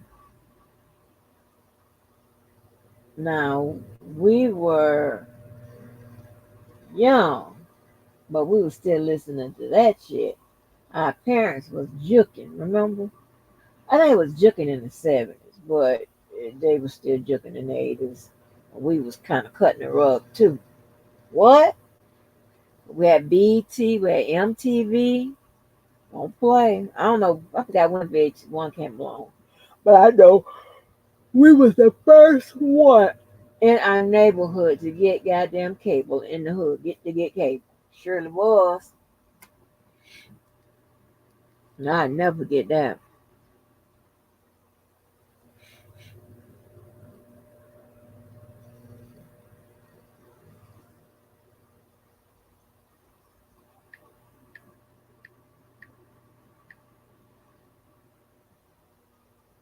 Okay, y'all know this gonna be next to.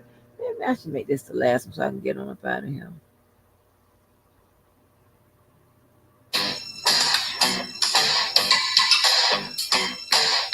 I always tell you I change the words to this. Just you know.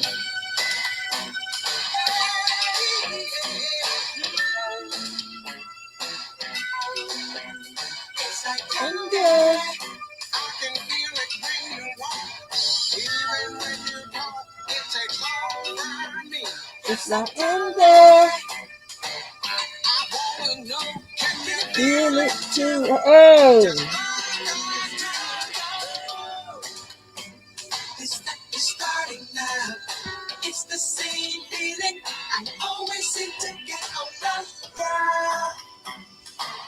There's no mistaking. I'm really taken by the simple fear of you.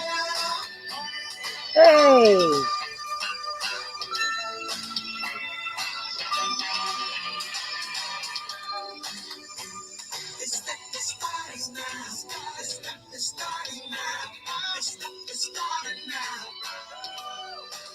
My eyes roll in my head. I toss and turn in my bed. Hey.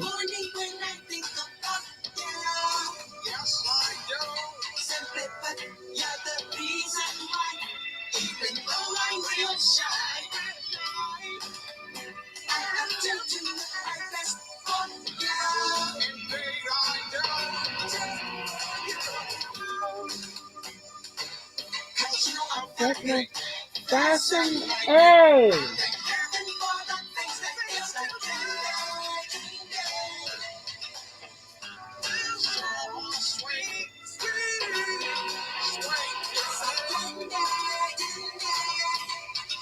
Taking my appetite, but it's alright.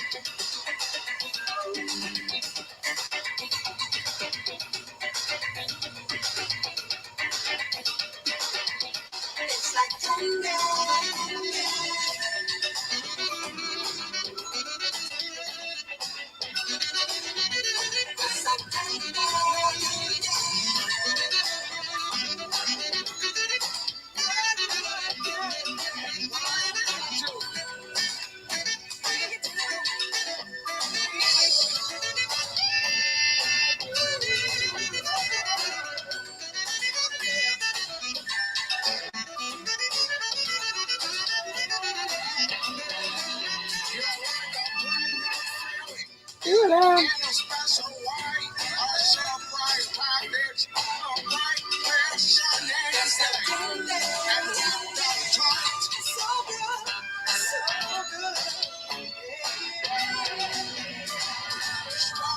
Okay, how's that?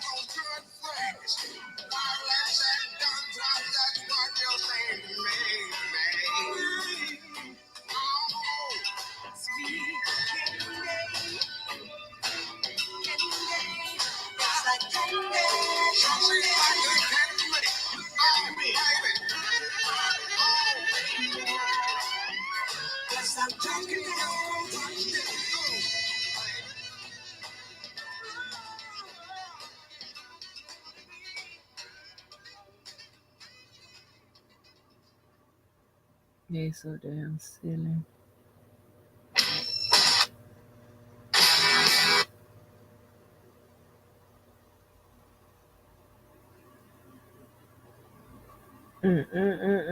Oh my God, Barry, that song. What? What? Who mad at that song? Who? Who is mad? Them people on Twitter is be holding it down. Yes. Yes. Okay,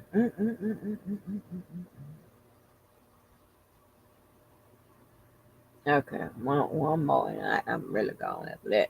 Because, baby, another episode of that movie, that little show Clip, came on. Gotta watch it.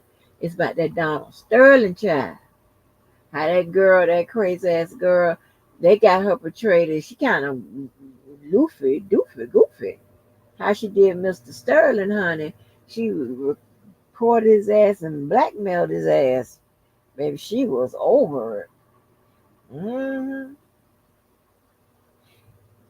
And the wife knew that he was giving all that stuff.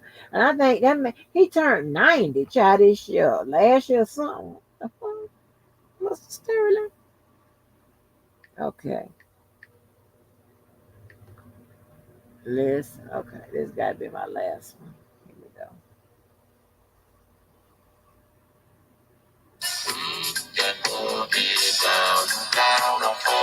Hey!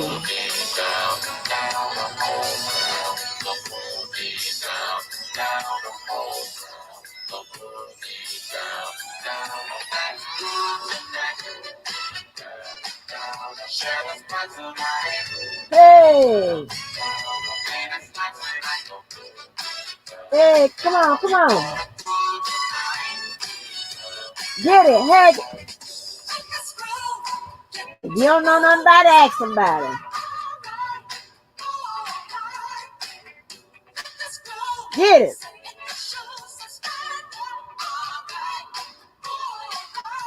I just love this lady in this video.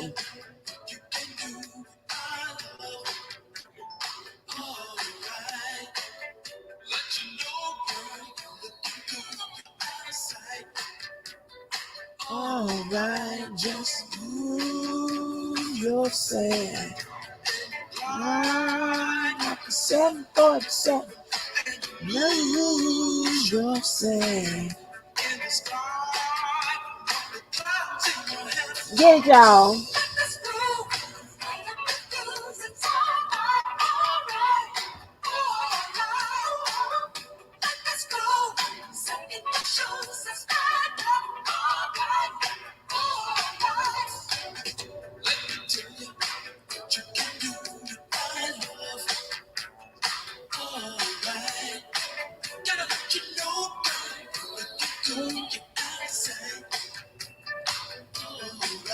Just tell your DJ to play your favorite tune, and you know it's good. Hey, happening now. Oh, it's good.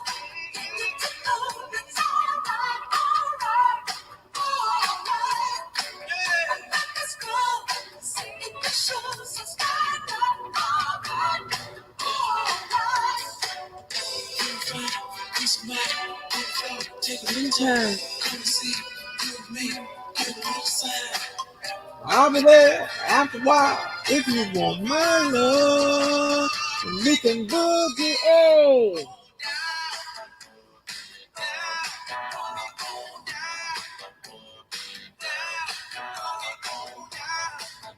Shit, they even forget that shit. Down, up, and let's go tonight. Come on, come on.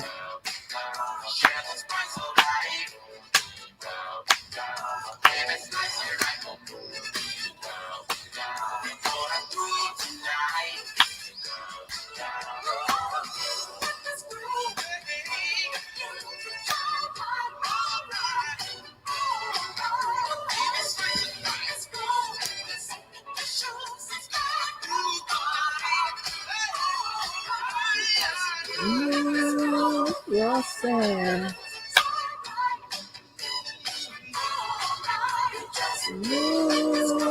Yourself. Hey.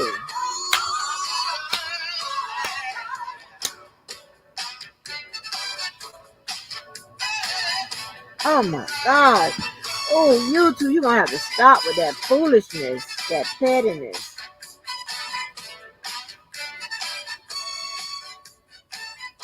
Take the damn money or whatever. Just take the money. Shit. Just stop with that pettiness. Maybe we can be on here doing some things. Oh, goodness. Oh, I was so young. But I remember all of those songs. Oh, we had them all. Just play them on the radio. And baby, every weekend, everybody get together. The parents used to be drinking that day. I'm gonna tell you. I remember Black Velvet being in rotation, Pinch, Johnny Walker,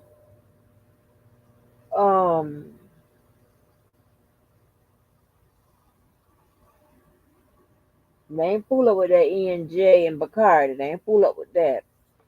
I remember them drink. Let me see what else. Oh, child. They used to be on it. And, oh, child, they used to be feeling it. Let us go. Love. All right.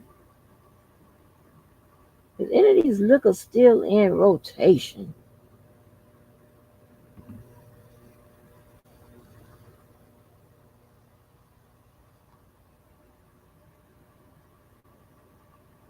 Michael Ealy said y'all ain't ready for Power Ghost 2. What did he say? He's the leader of the task force and probably the most formidable form of law enforcement to ever come into the power universe. He was a real force of nature. He kind of wreaked havoc on everything and everybody. He has a dark past that, is kind of tragic in terms of losing his wife. He's a prime example of how we all mourn and grieve differently. And I think this audience will definitely relate to him, whether they like him or not.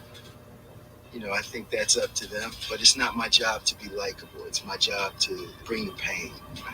It's what my job is. I know who you fucking are, and I'm gonna put you where you belong. As an actor, you always want the most complex, most interesting version. You like you done gained a few pounds. Wait a minute now, Michael Ealy. Somewhat tangible. I think that's our job, to dig as deep as we can. From the first table read, I felt like, okay, this is gonna work. I had a scene with Matt, and he was like, hey, Ealy, you know if you're gonna live or die, right? And I was like, I don't know, bro, you? And he was like, hey, you seem stressed. And that really set the tone for the way in which His thighs look a little thick, y'all. You never know what your future holds, or if there is one at all. The fans for this show are rabid. The conspiracy theories that they come up with, very intense. And so, I'm excited. I don't think anybody can see what I'm about to do. Sometimes he look good to me, and sometimes he don't. Speculate all you want, but you ain't ready. Baby, that hair gets me. His hair, Method Man's hair. Oh my God, Method Man's hair on Power. What is shutting it down? I know y'all saying, all your men look the same. No, they don't. You know, they either had them, well, either had them waves or had them bushes. One of the two.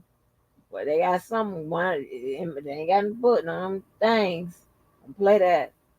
Get your shit together. Mm-mm. Get your head right. Yeah, I gotta come up with that one too. Get your head right. Yeah.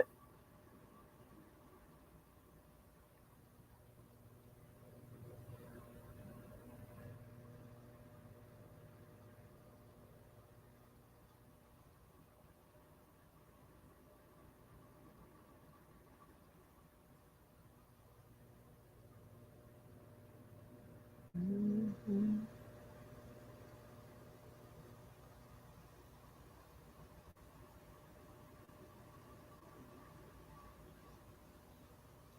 It's comfort.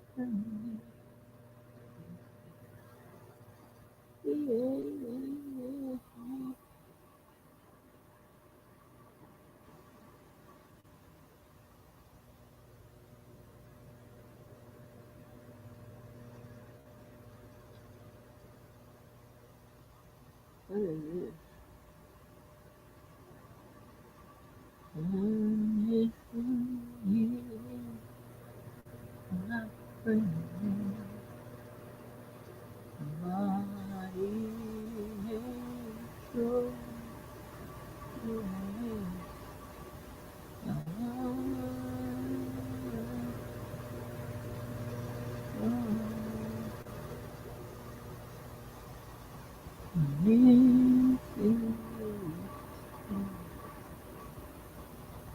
What is this? Nigerian Idol? What?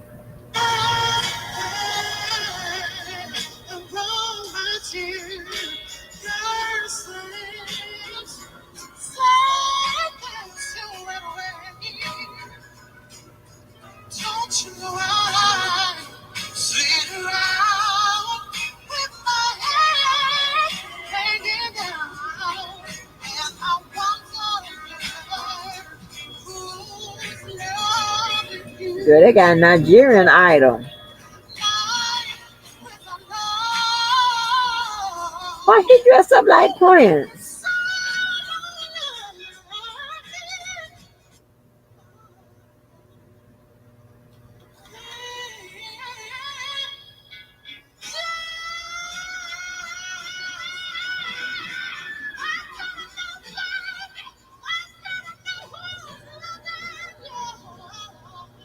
Oh Lord, okay. Oh, I got another cover. Baby. That's tight work. Let me show you another cover, baby. Don't play with me. Stop playing with your mama. Um,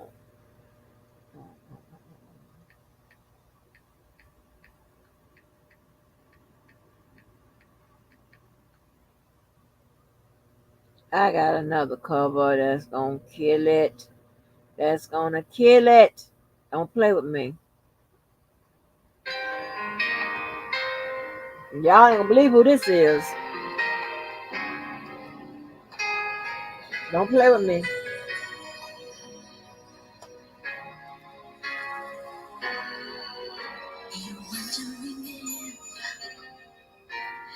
I care about you. Is there some cause that I should doubt you? Something new. Oh, I can see. Only that you don't know me very well. You're so unsure. You run here and there to rest my feelings. Friends only guess they can see really. Ooh, oh. Don't ask my neighbor.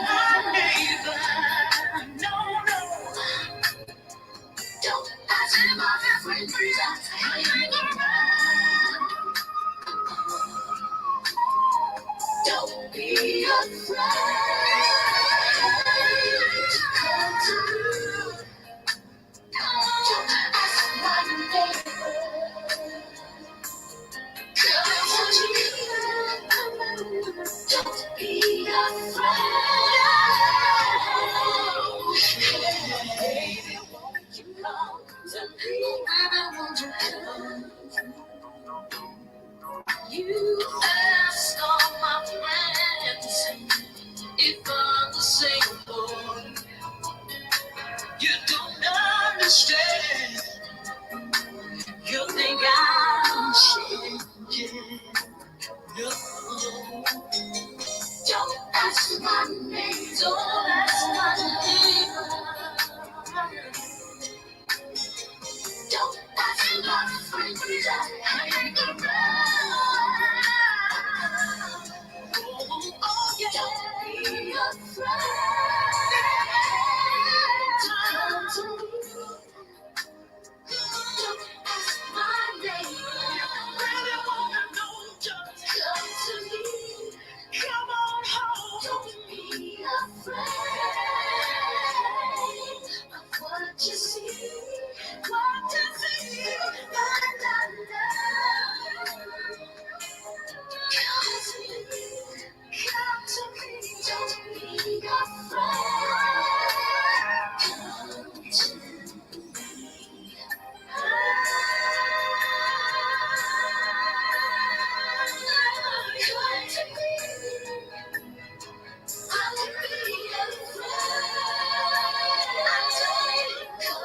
me. Don't ask my neighbor. Come to me. Come close. Don't be afraid of what you see. What you see. You find out love. Come to me. Oh, well, don't be afraid.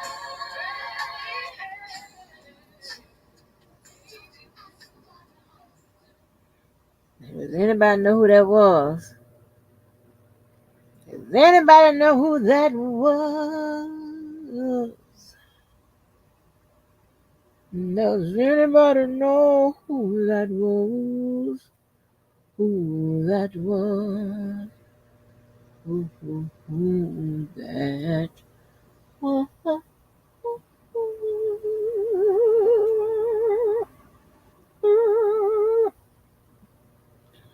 Does anybody know who that was? Who that was? Yeah. I will tell you if you do not know. That was Pam and Gina. Other words, Tisha Campbell and what? Tanisha Arnold. Yes, it was. Yes, it was. Yes, it was.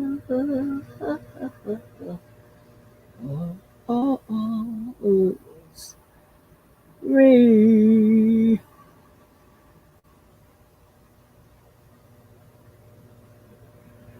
Do you know where you're going to? Do you like the things that I will show? Are you going to? Do you know what?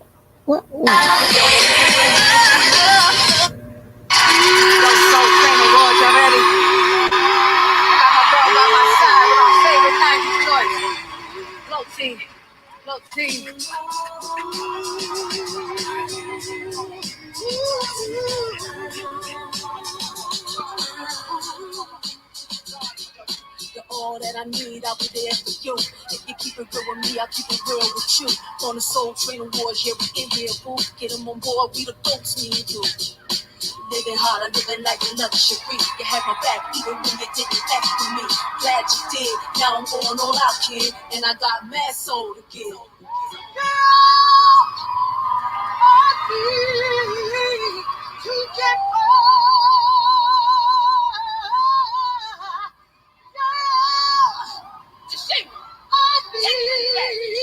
you're doing too much. Let's go. We got a quick change. I don't know about this quick change. What are we supposed to do? Yo, I think they can see us. They can see us. Look. They can totally see us. They can see us. He's looking at my butt. Stop looking at her butt. I get top. You gonna get top. He's let's go that way. Damn it!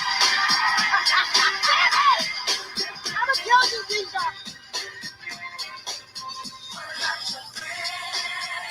I'm gonna bring you down. I'm gonna let you down. Yeah.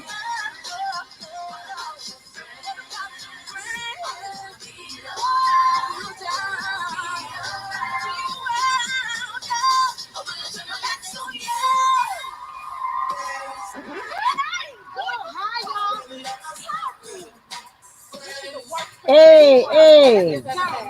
I'm not working no more. I'm telling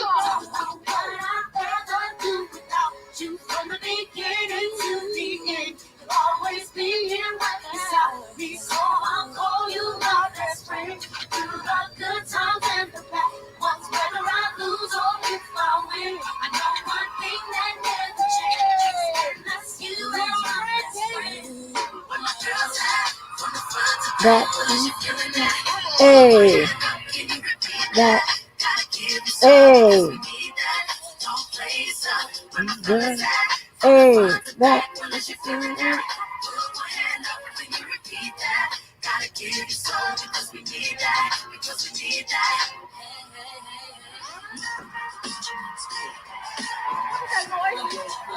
Yo, this not the song. Wanna bump with the T, huh? Throw a hex on your whole family. Dressed in all black like the omen. Have the friends singing, this is for my homie. Do you know me? Make it so sick. Boss on my six with the legs on my wrist. If it's murder, you know she wrote it. Journalism for your ass, bitch. He wrote it. No, you wanna kill it on cause it's black and cold. To the left, to the left, to the right, to the right. Now tip, now tip, now tip.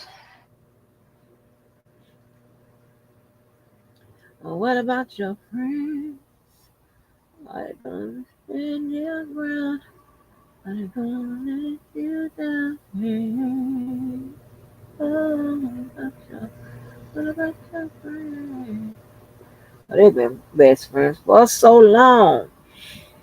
Oh my goodness. That brought back the memory of a song that's 90s.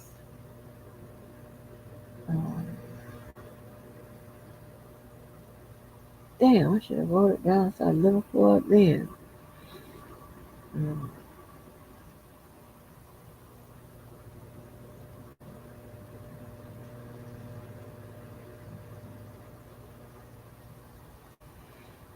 All right, folks. Maybe y'all give some selections one day. I'm listening. How y'all think? And you know, music can also be a reflection of how you think too.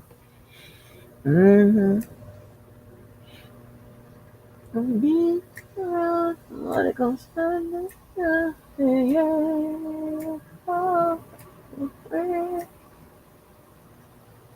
Okay, wait a minute. One more. But this ain't the 80s though.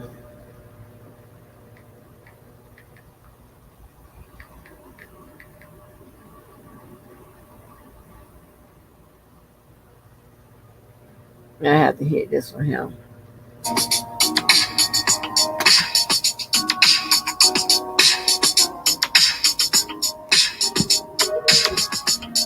What up? What up? Say what, say what, say what?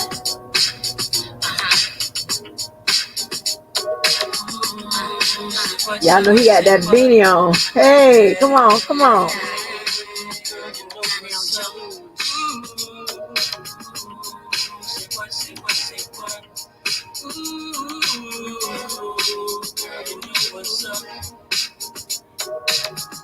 Me and my people be rolling. On you and your woman. The first day of summer, all comes out in the open. Hit the park and parlay. Hope that you walk this way. You and your girl on the ride. Play all day, puff on the line. Say what, say what, say what. You know that I like it, baby. Ooh, girl, I know what's up. And you know what I need. Ooh, say what, say what, say what. You know that I'm about it, baby. Ooh, girl, you know what's up. You know what's up. I'm begging you. I'm begging you. You know what's up. Said I'm begging you, and I'm on you. Tell me what's up. People flying to the morning, talking about the song. Nothing wrong going on. Girl, you got me wide open. Been all day in the morning. So baby, don't run. Backseat treat, you know what I want. Say what, you know that I like you, baby. Boy, you know what's up. And you know what I need. Ooh, say what. You know that I'm about it, baby. Come on, girl.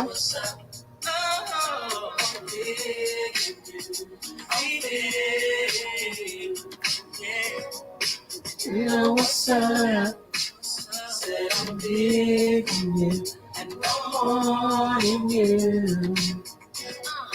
Tell me what's up. So baby, tell me what's up. Can we ascend to higher heights and when the path is rough, we can get into brighter nights. Breathe in peace, expound by leaps and souls and reap our souls to keep the passion deep and filled with heat. Living this life on the hustle, I barely get enough time. You know me from the platinum, how I stack them and shine. You see a lot of Oh shit. Hold on. You know what's up. Said I'm big on you and I'm on you. Tell me what's up. So baby, tell me what's up. Can we ascend to higher heights and when the path gets rough, we can get into brighter nights. Breathe in peace, expound by leaps and souls and reach our souls to keep the passion deep and filled with heat. Living this life on the hustle, I barely get enough time. You know me from the platinum, how I stack them and shine. You see a lot of contenders, they try to end up in my world. A reputation known as the untouchable girl. I'm moving on and now I'm trying to make a change in my ways. Be the best that I can be to last me all of my days. Now we can face back ways or just take our time. Better holler if you hear me, cause that's not gonna shine. My eyes don't lie, see how they listen when you pass me by. You and I don't need permission to be unified. Surely I've been seen and heard of many places. Then I traveled around the world, see many faces. Don't let another one get near me if you wanna be true. And show me that nobody else can do it better than you. So if you're serious, I'm curious to see what you got. My love is furious, cause I believe in blowing up spots. I'm feeling you, I'm feeling you. You know what's up. Idiot. Said I'm big light and I'm on you. Tell me what's up. How it's going down. I'm digging you. I'm feeling you. You know what's up. Said I'm digging you and I'm on you. Yeah.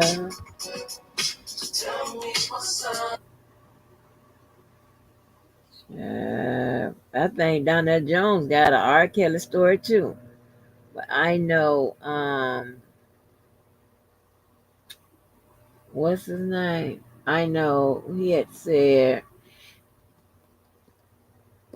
no, his wife or whoever he was with, his baby mom, whatever. I know she had some kids from when they, he started out. Child, she said, honey, he got a taste of Hollywood and whatever.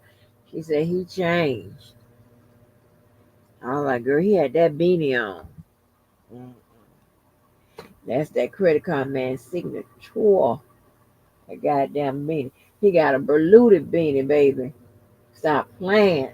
He has a berluted beanie, baby. I said, go on, honey. Baby, I'm country. Ah, oh shit. I don't know, I don't know what I can bring to your game. I used to bring her something here and there. I'm like, shit, your gang, you know what I can do. I don't know what I can do for you, baby. Oh, Lord, honey. Mm-mm. Ah, I need to do a tell-all. Tell all about it. I done had me a good time. Ooh. Dang. I'm in that order. 'Cause I'm needing you. Well, all right, folks. Your mama got to go or I get in trouble by the what? People. It has been joyful. It has been nice. The Twitter people done held it down. The YouTube people done held it down. What's happening? I will see y'all some other time, baby. Maybe I had to change my title. We'll finally get to some other damn documents I done paid for, and we shall read through those. I put them on the record. But I had to when I saw that when I had that got the drop on that Debo shit, baby, I had to rush that to the front. I had to knock out YSL for a little bit because that was interesting. There was a lot of stuff we can learn through that, right? Through those experiences. And look him. Mm-mm. You know what?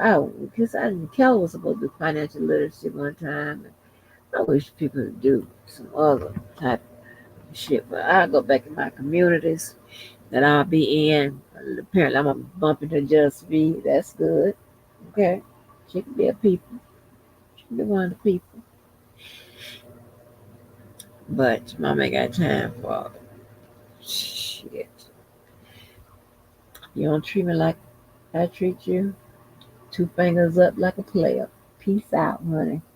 Yep. And don't let me hit them 3 fingers up to the goddamn, 1 finger up to the sky. You know what that means. I like to do the 3 fingers up. You know I'm winning.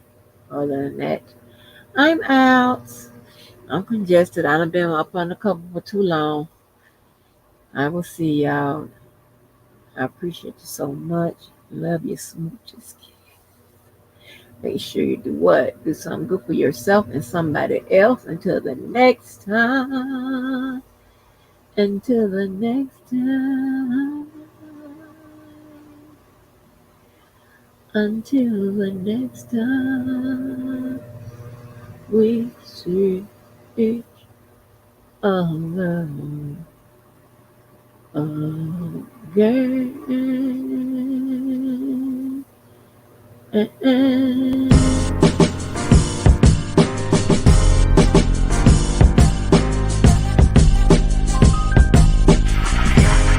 Say, stop. We've been in it like this, haven't ended like this in a long time. I don't know, I feel like I want to lie. Good gracious, hey,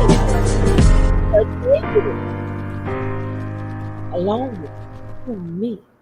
Good night, peace.